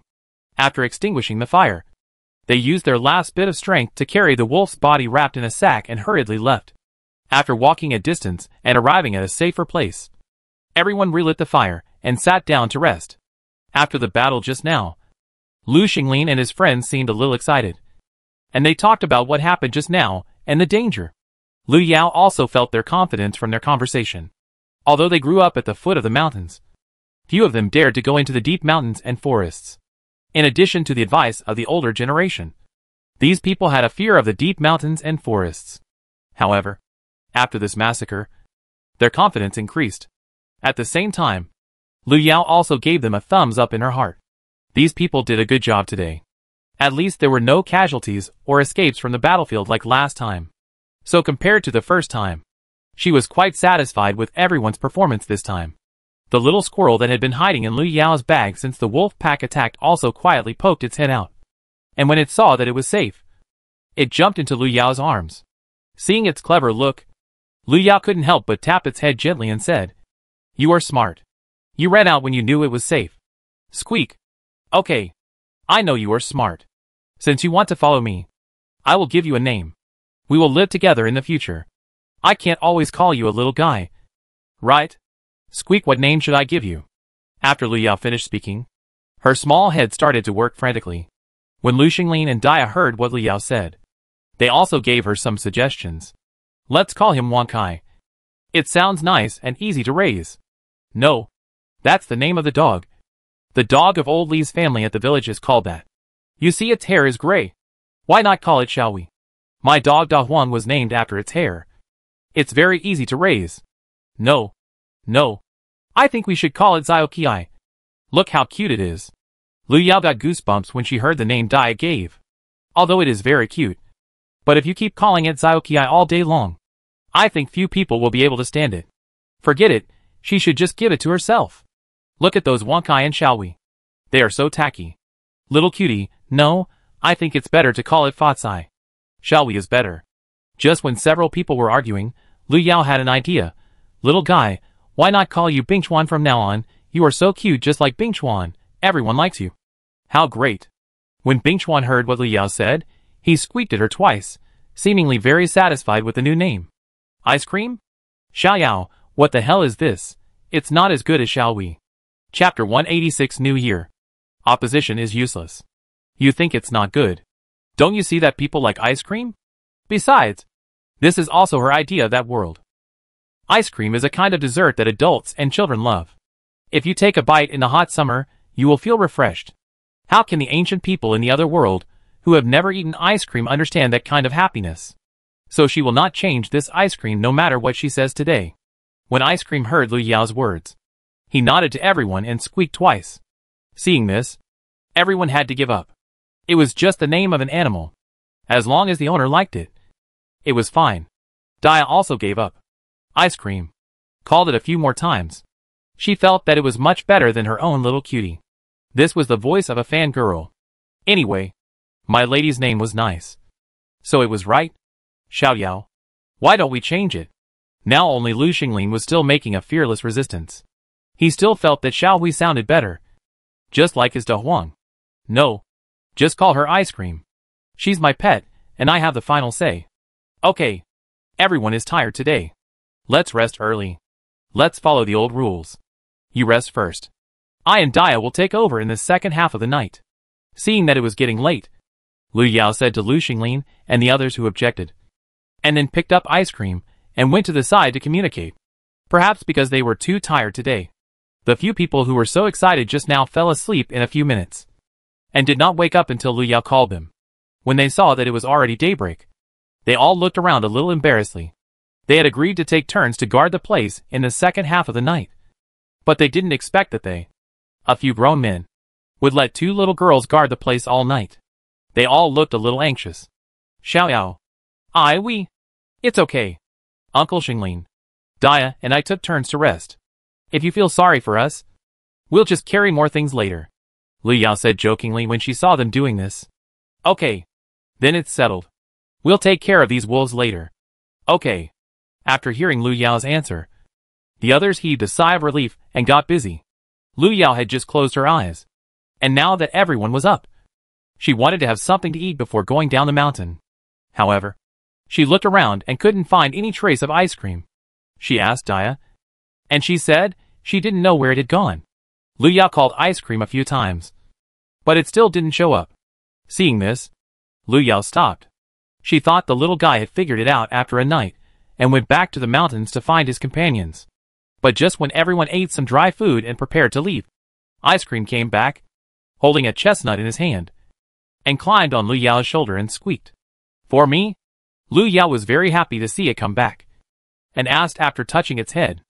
Ice Cream nodded to Lu Yao, and Dia, who was standing next to him, said, Miss, I feel sour. What should I do? If you feel sour, go home and drink some vinegar, or make some pickled fish. Just don't put vinegar. Save some. Mississippi. I know. Put more chili? You like spicy food. Ha. Lu Yao laughed after she finished speaking.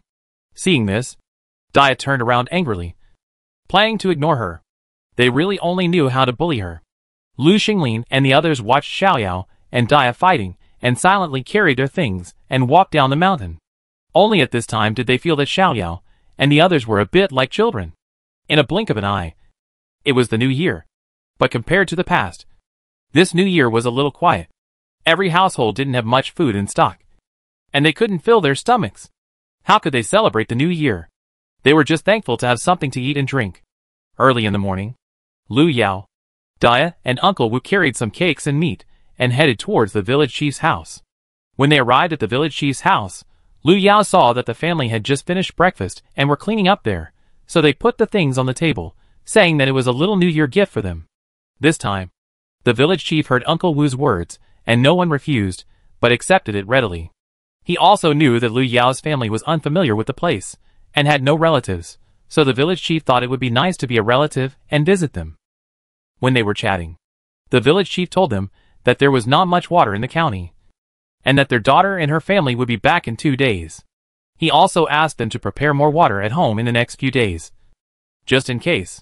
After hearing what the village chief said, they were all worried, and they were not in the mood to do anything. So they said goodbye to the village chief and hurried back. Dia, go and ask Uncle Li and his family to come over, and tell them that I have something to discuss with them. Okay, Uncle Wu, I'll go right away, Dia said and ran to Li's house. When he got home, Wu Shicha asked Dia to call Li Da's family to discuss what to do next. Xiao Wu, you called us here early in the morning. Did you find something? Li Da asked Wu Shicha, who was sitting on a chair, as soon as he entered the house. If it was a small matter, this kid would have come to him and told him by himself. So when he asked Dia to come and call his family, he knew something had happened.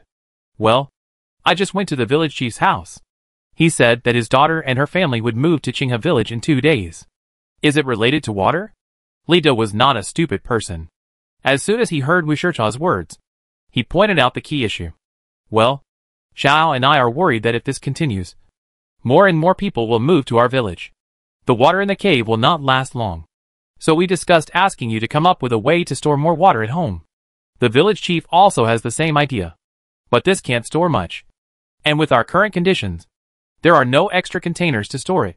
After listening to Wu Shicha's words, Li Da and his friends frowned and said, he thought that not only his family didn't have it, but there were not many families in the village who had the conditions. But if he didn't store more, he would feel uneasy and uncertain when thinking about the past. Yes, that's why I asked you to come up with a solution. Everyone, give some ideas. After discussing for a whole morning, they finally came up with a solution, which was to go to the back mountain to cut more bamboo before the chaos, make more bamboo tubes, and then dig a bigger cave at home to hide these bamboo tubes filled with water, and not take them out unless it was absolutely necessary. I think it's okay, but we all have to keep this a secret. Otherwise we will all become the target of everyone's scramble. Well, Wenlin, Xiaoxian, Xiaobao, you must remember not to let it slip. Do you hear me? I heard you, big sister. The children all followed the adults to escape the famine, and the experience of being so thirsty that their throats were smoking was still vivid in their minds. So when they heard what the adults said, they all nodded in response. Especially the children of the Li family. They wanted to go to the cave to transport the water down at this moment. In comparison, Xiaoxian and the others who knew that Lu Yao had a magic weapon seemed much calmer. But the water still had to be stored, and the big sisters was kept for life. Chapter 187 being blackmailed. After discussing the matter, Lu Yao decided to take Dia to the county town tomorrow.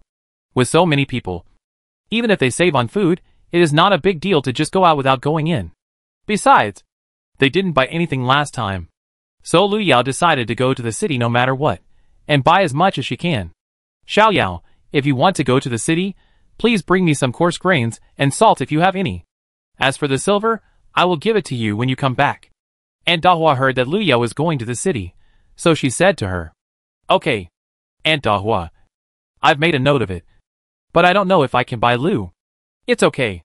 Buy some if you can. We still have some dried meat and burrs at home, which can last for a while. Besides, your Uncle Li and his friends have been going to the mountains every day these days, so they can bring back some food. Lu Yao knew that she wouldn't get much from going to the city based on her last experience, but she still wanted to try her luck anyway. Maybe everyone wanted to run away, and maybe they had good things that they were eager to sell. The next morning, they split into two groups. Uncle Wu, Xiaoxian and Li De went to the bamboo forest to cut bamboo to make bamboo tubes, while she and Dia went to the county town to buy things. In the morning, Lu Yao and her friends had a quick meal and hurriedly set off on the donkey cart. After arriving in the city, Lu Yao went straight to the place where she bought salt and bought 10 kilograms at a time. Then she got into the donkey cart, changed her clothes, and went into the salt shop. She thought that she could buy more, and she would have to give some to Aunt Dahua and her family. But as soon as Lu Yao walked in, the shopkeeper saw that she was the generous girl from before. After all, there were only a few restaurants that could buy so much at one time, and this time she was a little girl, which made him a little impressed. So he noticed Lu Yao as soon as she walked in. But the shopkeeper didn't say it. This thing was originally for people to buy. In the past, the salt government was more strict. No one could buy more at one time. But now it's time. Who has the time to take care of this matter? Can't you see that the city is in chaos? So he just turned a blind eye. Anyway, he just wanted to make money. It didn't matter who bought it. Once the salt was sold, the store would be closed. When Lu Yao saw the strange look in the shopkeeper's eyes, she knew that he had discovered her. But when Lu Yao saw that he didn't say anything, she just pretended not to know. Seeing the shopkeeper's attitude of giving it a try, Lu Yao did not hide her feelings and asked to buy a jar, which was 100 kilograms. She wanted to give it a try, but she did not expect that the shopkeeper only twitched his lips after hearing it and sold it to her. Lu Yao raised her head and looked at the shopkeeper with surprise, then paid the money and ran out of the salt shop with the salt jar on her shoulder, and asked Dia to drive the donkey cart away quickly. Fortunately, there were not many people on the street. Otherwise it would be too conspicuous. After getting away from the salt shop, Lu Yao entered the car and put the 100 kilograms of salt and the jar into the space. Lu Yao didn't expect to have such a big harvest this time. Now that she had the most important salt, she had nothing to fear. As for seeds, she had exchanged a lot with people in the village these days. She only needed to plant them in the Peach Blossom Spring. Speaking of the Peach Blossom Spring, she had promised to take them there last time, but was delayed by some things. So she never went there, which made several people complain about her. After buying the salt, Lu Yao was inspired by the salt jars and took Dia to the grocery store to buy more than 20 jars of different sizes. These were much more useful than the wooden barrels, and they could also pickle some sauerkraut. After buying these, Lu Yao took Dia around the city, but it seemed that their luck had run out. After that, they bought nothing but some small things, so they decided to go back first. But when they arrived at the village, they found someone standing in the middle of the road, blocking their way back. Lu Yao looked up and saw that it was Wang Matsu's mother, Old Lady Wang. Lu Yao was very confused. What did this old lady want to do? With the appearance of this family, she would not want to rob them in broad daylight. Just when Lu Yao was wondering and wanted to ask her to make way, Mrs. Wang said, as a matter of course, "Little Yao, my family is out of food now, and we have to live on tree roots every day. So see if you can borrow 100 or 80 kilograms of food from me to help me out first." Lu Yao almost laughed when she heard her words. 100 or 80 kilograms. She said it out loud. Borrow? She thought it was robbery. When are you going to return the food you borrowed? We are new here, and we don't have any money, so we are also waiting for food. Besides, didn't your son get a lot of meat last time? How come you have nothing to eat? Oh, did he not give you any food? If that's the case, then we'll go to the village chief and let him settle the matter. How can a son not take care of his mother? Does he have any conscience? Lu Yao said, as she glanced at Dia, telling her to go to the village chief quickly. This old lady is very cruel, and even worse than her son. If she really does something for this bite of food today, then she won't be able to explain herself even if she is right. After seeing her young lady's actions, Dia quietly left the crowd and ran towards the village chief's house. The villagers who heard the noise and came to watch the excitement also pointed at the old lady Wang. Everyone lived in the same village, so everyone knew who knew each other. So everyone knew that this old lady had set her eyes on the things in the two girls' car. However, this old lady Wang was also courageous.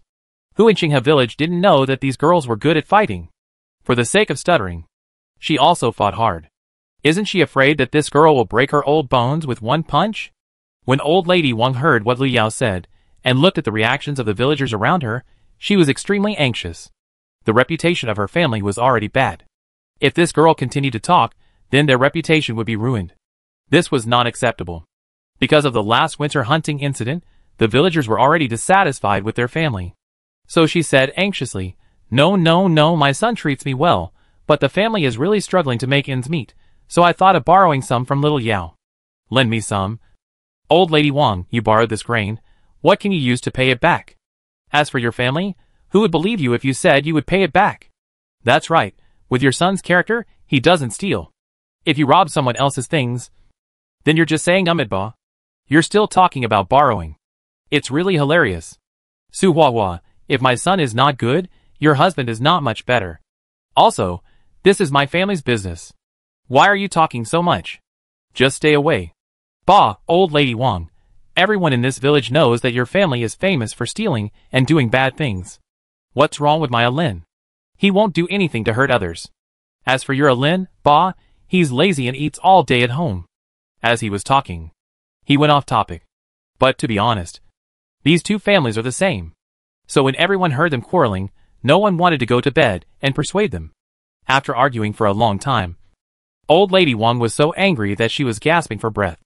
When she saw Lu Yao next to her, she remembered her purpose today, so she glared at Su Huahua fiercely, and then turned her attention to Lu Yao again. Chapter 188 Riding a Tiger, and it's hard to get off the ground. As they were talking, they got off topic. But to be honest, these two families are the same, so everyone heard them quarreling, and no one wanted to go to bed and persuade them. After quarreling for a long time, old lady Wang was so angry that she was gasping for breath. When she saw Lu Yao next to her, she remembered her purpose today, so she glared at Su Huahua fiercely, and then turned her attention to Lu Yao again. Then he stretched out his hand and pulled, and held the donkey cart tightly. Xiao Yao, please be kind. Lend me some food. I beg you. Let go. Mrs. Wang, don't say we didn't buy food. Even if we did. Who are you to me? You can lend me food if I say so. And you are too lazy to lend me food. Right? I'm telling you. Don't even think about taking a grain from me today. If you make me angry, I can't do anything to you because you are old. But you have a son. I will beat him. Every time I see him. Lu Yao stared at Mrs. Wang with disgust, and said in a loud voice, This, Why are you so unreasonable? I'm the one who asked you to borrow grain. What does it have to do with my son? Old Lady Wang felt a bit trapped at this moment. It was all her fault that she had narrowed her eyes when she saw them driving a donkey cart back from the county town just now, which was why she did such a thing. She felt a little uneasy when she thought of what the girl said, but she was unwilling to give up the benefit that was about to be in her hands. Now her family really didn't have much grain. Even if she couldn't borrow a lot, it would be good if she could get 30 or 50 kilograms for free. So the old lady Wang made up her mind. And she held the donkey cart and cried out, intending to blackmail her. Anyway, her family's reputation was like that. So what was she afraid of? People with bare feet were afraid of people with shoes. She didn't believe that this little girl could really do something to her. An old lady. Now the old lady Wang was completely blinded by the food. And she forgot how badly Lu Yao had been unlucky in the thorn forest. But she forgot. But some villagers nearby didn't forget. So they saw her looking for death, and retreated one after another. Some people who were not afraid of trouble secretly ran to inform Wang Matzi. Seeing her expression, Lu Yao was so angry that she laughed. Your fraud is too unskilled. Compared with the frauds in the previous life, it's really nothing. What's wrong? Old lady? You want to blackmail me because you can't borrow the food. There are so many people watching. I didn't touch you. If you insist on doing this, I'll tell you here today that you are blackmailing the wrong person. I, Lu Yao, am not someone that anyone can bully. If you don't want to see your son go back with a black eye tomorrow, I advise you to go to the side. I'm in a hurry to go back. She was almost frozen to death standing there for a long time. If she wasn't an old lady, she really wanted to kick her. What kind of person is she? Xiao Yao, you've wronged me. I just haven't eaten for a long time, and I'm a little out of breath. I don't care whether you're real or fake. Anyway, if you don't let go, I'll beat your son tomorrow. Believe it or not. Lu Yao looked at the time. The old lady should have invited the village chief. If the old lady didn't let go, it would be great. She could take this opportunity to beat Wang Matzi. Since the last incident, she wanted to beat him. He dared to join forces with the Bai family to frame her. If it weren't for the old lady's action today, she almost forgot that the main culprit was caught. What else could she do? Hearing this, Mrs. Wang's eyelids twitched. But she was still very stubborn and didn't let go. It seemed that she had made up her mind not to let go until she got something for nothing. Just when the situation was deadlocked, Daya brought the village chief and others to the scene. Before everyone could react, the village chief's aunt squeezed into the crowd. Xiao Yao, I heard Daya say that you were bullied. What's going on? Who bullied you? Auntie will take care of it for you, the village chief's aunt said while scanning the surroundings. When she saw Mrs. Wang holding the donkey cart, she glared at her fiercely. When she saw the shameless old woman, she knew that it must be her fault. No one in this family is worry-free. When Mrs. Wang heard what the village head said, she rolled her eyes and muttered in her heart. Are you blind? Didn't you see she was standing there? With her skills, who would dare to do anything to her? She just wants to take advantage of me. Lu Yao was stunned when she heard the words of the village head aunt, and then said, Aunt, why are you here too? Isn't this Daya? I was busy at home. She ran in and said that you were bullied at the entrance of the village. I was so angry when I heard it. Didn't she throw away her things and run over with your village head uncle? Daya smiled embarrassedly when she heard the words of the village head aunt. She was also afraid that her young lady would suffer. So she started shouting before entering the door. On the way, everyone was anxious, and she forgot to explain. So, it's okay, Aunt. It's just that this old lady Wang saw me driving a donkey cart back from the county town, and thought we were buying some good things. So she blocked our way and insisted that we lend her some food. I just went to check the situation today and didn't buy anything. So I said I didn't have any, and if I had any, I would lend it to her. But when I asked her when she would return the grain, the old lady refused to tell me and just kept asking me to lend her some. But I didn't have any extra grain to lend. She just pulled my cart and wouldn't let me go. So I asked Daya to ask the village chief to help me. I couldn't be violent with her. Right? Lu Yao said as she stepped forward and lifted the curtain of the car, revealing the things inside. Seeing this, everyone stretched their necks, wanting to see what was inside. But since Lu Yao dared to do this, she had the confidence to do so. Because except for 10 kilograms of salt and 2 small jars, she had already put those things in her space. Everyone knew that Mrs. Wang's plan today had failed. Everyone was holding their breath to see her laugh. Others saw it clearly. And Mrs. Wang, who was standing closest to the donkey cart, also saw it clearly. When she saw that there was nothing inside, she shook her body and muttered to herself, "Why are you driving a donkey cart with just 2 broken jars? You are such a hypocrite. I say, old lady Wang, you are already an old woman. How can you do such a thing as blackmailing a young girl? If it weren't for Xiaoyao, your son would have been fine during the winter hunt. You should have just gone to her house to say thank you. But now you are still doing this. Do you have any conscience?" When the village head heard Lu Yao's words, no matter what old lady Wang's mood was, the little flame in her heart suddenly came up. What kind of person is this? She is already old and still attacked a young girl. If she is not treated harshly this time, she will learn her lesson. Otherwise, the Wang family will be so shameless that they think they are so powerful. Do they still take her husband? The village head. Seriously, every day? He has warned her family several times. But he still comes out to cause trouble. Village chief, I really didn't want to blackmail Xiaoyao. I just couldn't make ends meet at home, so I wanted to ask her to lend me some food for emergency. Old lady Wang knew how powerful the village chief's aunt was, and she also knew that she had worked in vain today, so she said to the village chief standing beside her with tears in her eyes and infinite grievance on her face. Not a little bit, she asked me to lend her 180 kilograms, but our family has been fleeing from famine. How can we have so much money to buy food? So I said no, and she grabbed the donkey cart and wouldn't let us pass. When Lu Yao heard what old lady Wang said, she also said with a face of grievance, "Who doesn't know how to cry poor, and she wants to get away with it just because Xilao didn't move. There's no way." Chapter 189 dealing with Wang Matzi. 180 kilograms? When the people around heard this, they took a breath, and thought that this old lady Wang was crazy. Who can afford so much food now? Annie Wang, is what Xiaoyao said true? The village chief asked with a dark face after hearing Lu Yao's words. This is not borrowing, this is looking for trouble. I. When old lady Wang saw the look on the village chief's face, she couldn't say a word. She dared to offend anyone in this village, but she was a little scared of the village chief. Everyone knew what she was talking about. This old lady Wang was really too much. Isn't she looking for trouble?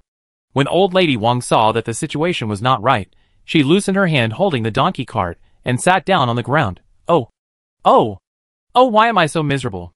I have nothing to eat and drink every day. I am about to run out of food at home. How can we live? Old man, how can you be so cruel? You leave us here to suffer. No one in the big village is willing to lend a hand to help us. If I had known this, I should have taken the baby and you with me. Oh, what old lady Wang said really shocked the whole village. You are a lazy family, and you are still complaining that others don't help you. It seems that only you, old lady Wang, can say this. The people around heard the noise and gathered around. The originally blocked path was now completely blocked and almost impossible to pass. However, as so many people gathered around and watched old lady Wang sitting on the cold ground, no one stepped forward to help her. This showed the relationship between the Wang family and everyone in Qinghe village. Annie Wang, if you have something to say, you will suffer if you get frozen in this cold weather. Yes, I said.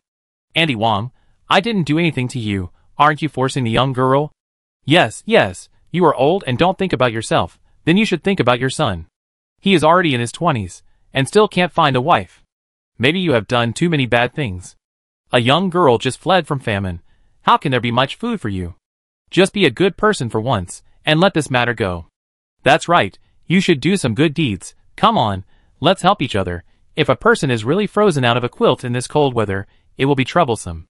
Seeing that old lady Wang's face was ashen, and she looked like she couldn't get angry, everyone was very happy. They lived in the same village. Who hasn't eaten her kueh in these years? So now seeing her like this, everyone wanted to give her a hard time, so as to get revenge. Everyone came forward to help old lady Wang. The sharp-eyed Lu Yao even saw some people secretly attacking old lady Wang in her hiding place. Now old lady Wang kept groaning and groaning, and she couldn't say anything.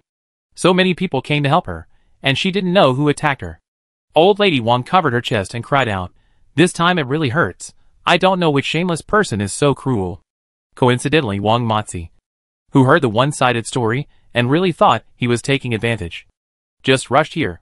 When he heard her mother's voice, he really thought something was wrong. He immediately got angry. He didn't care about anything else.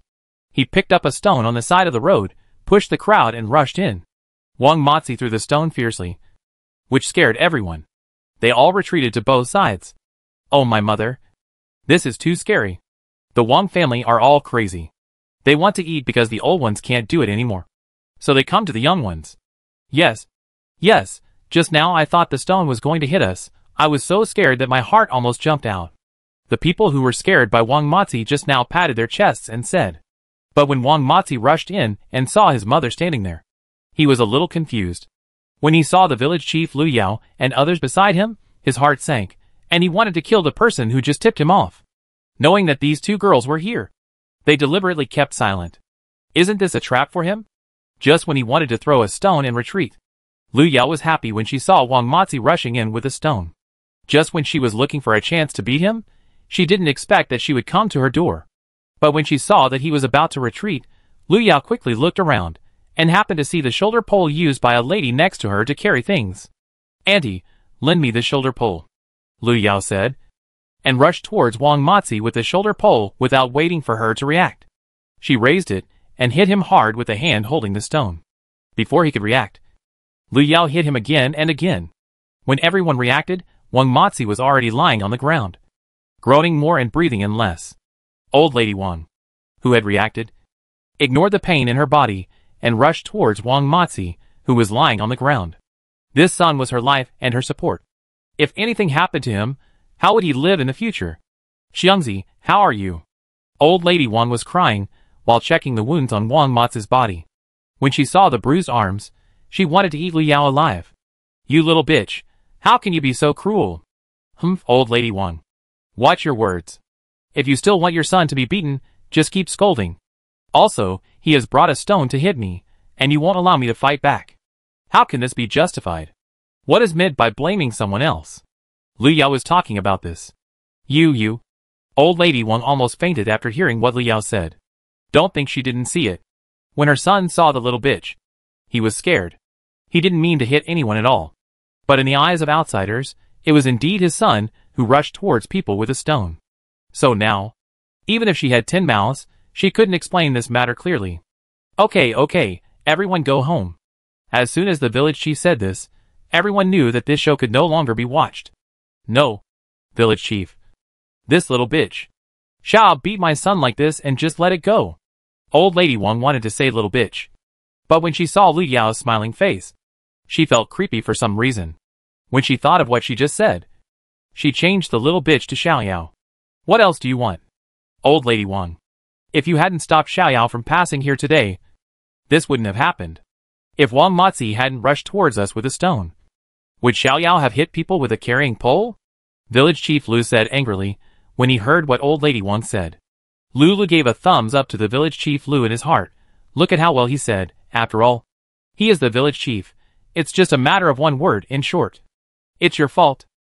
And lying on the ground, he looked fiercely at Lu Yao and the others who were laughing there. He remembered this grudge. But this Old Lady Wang is also a talent, seeing that things have come to this point.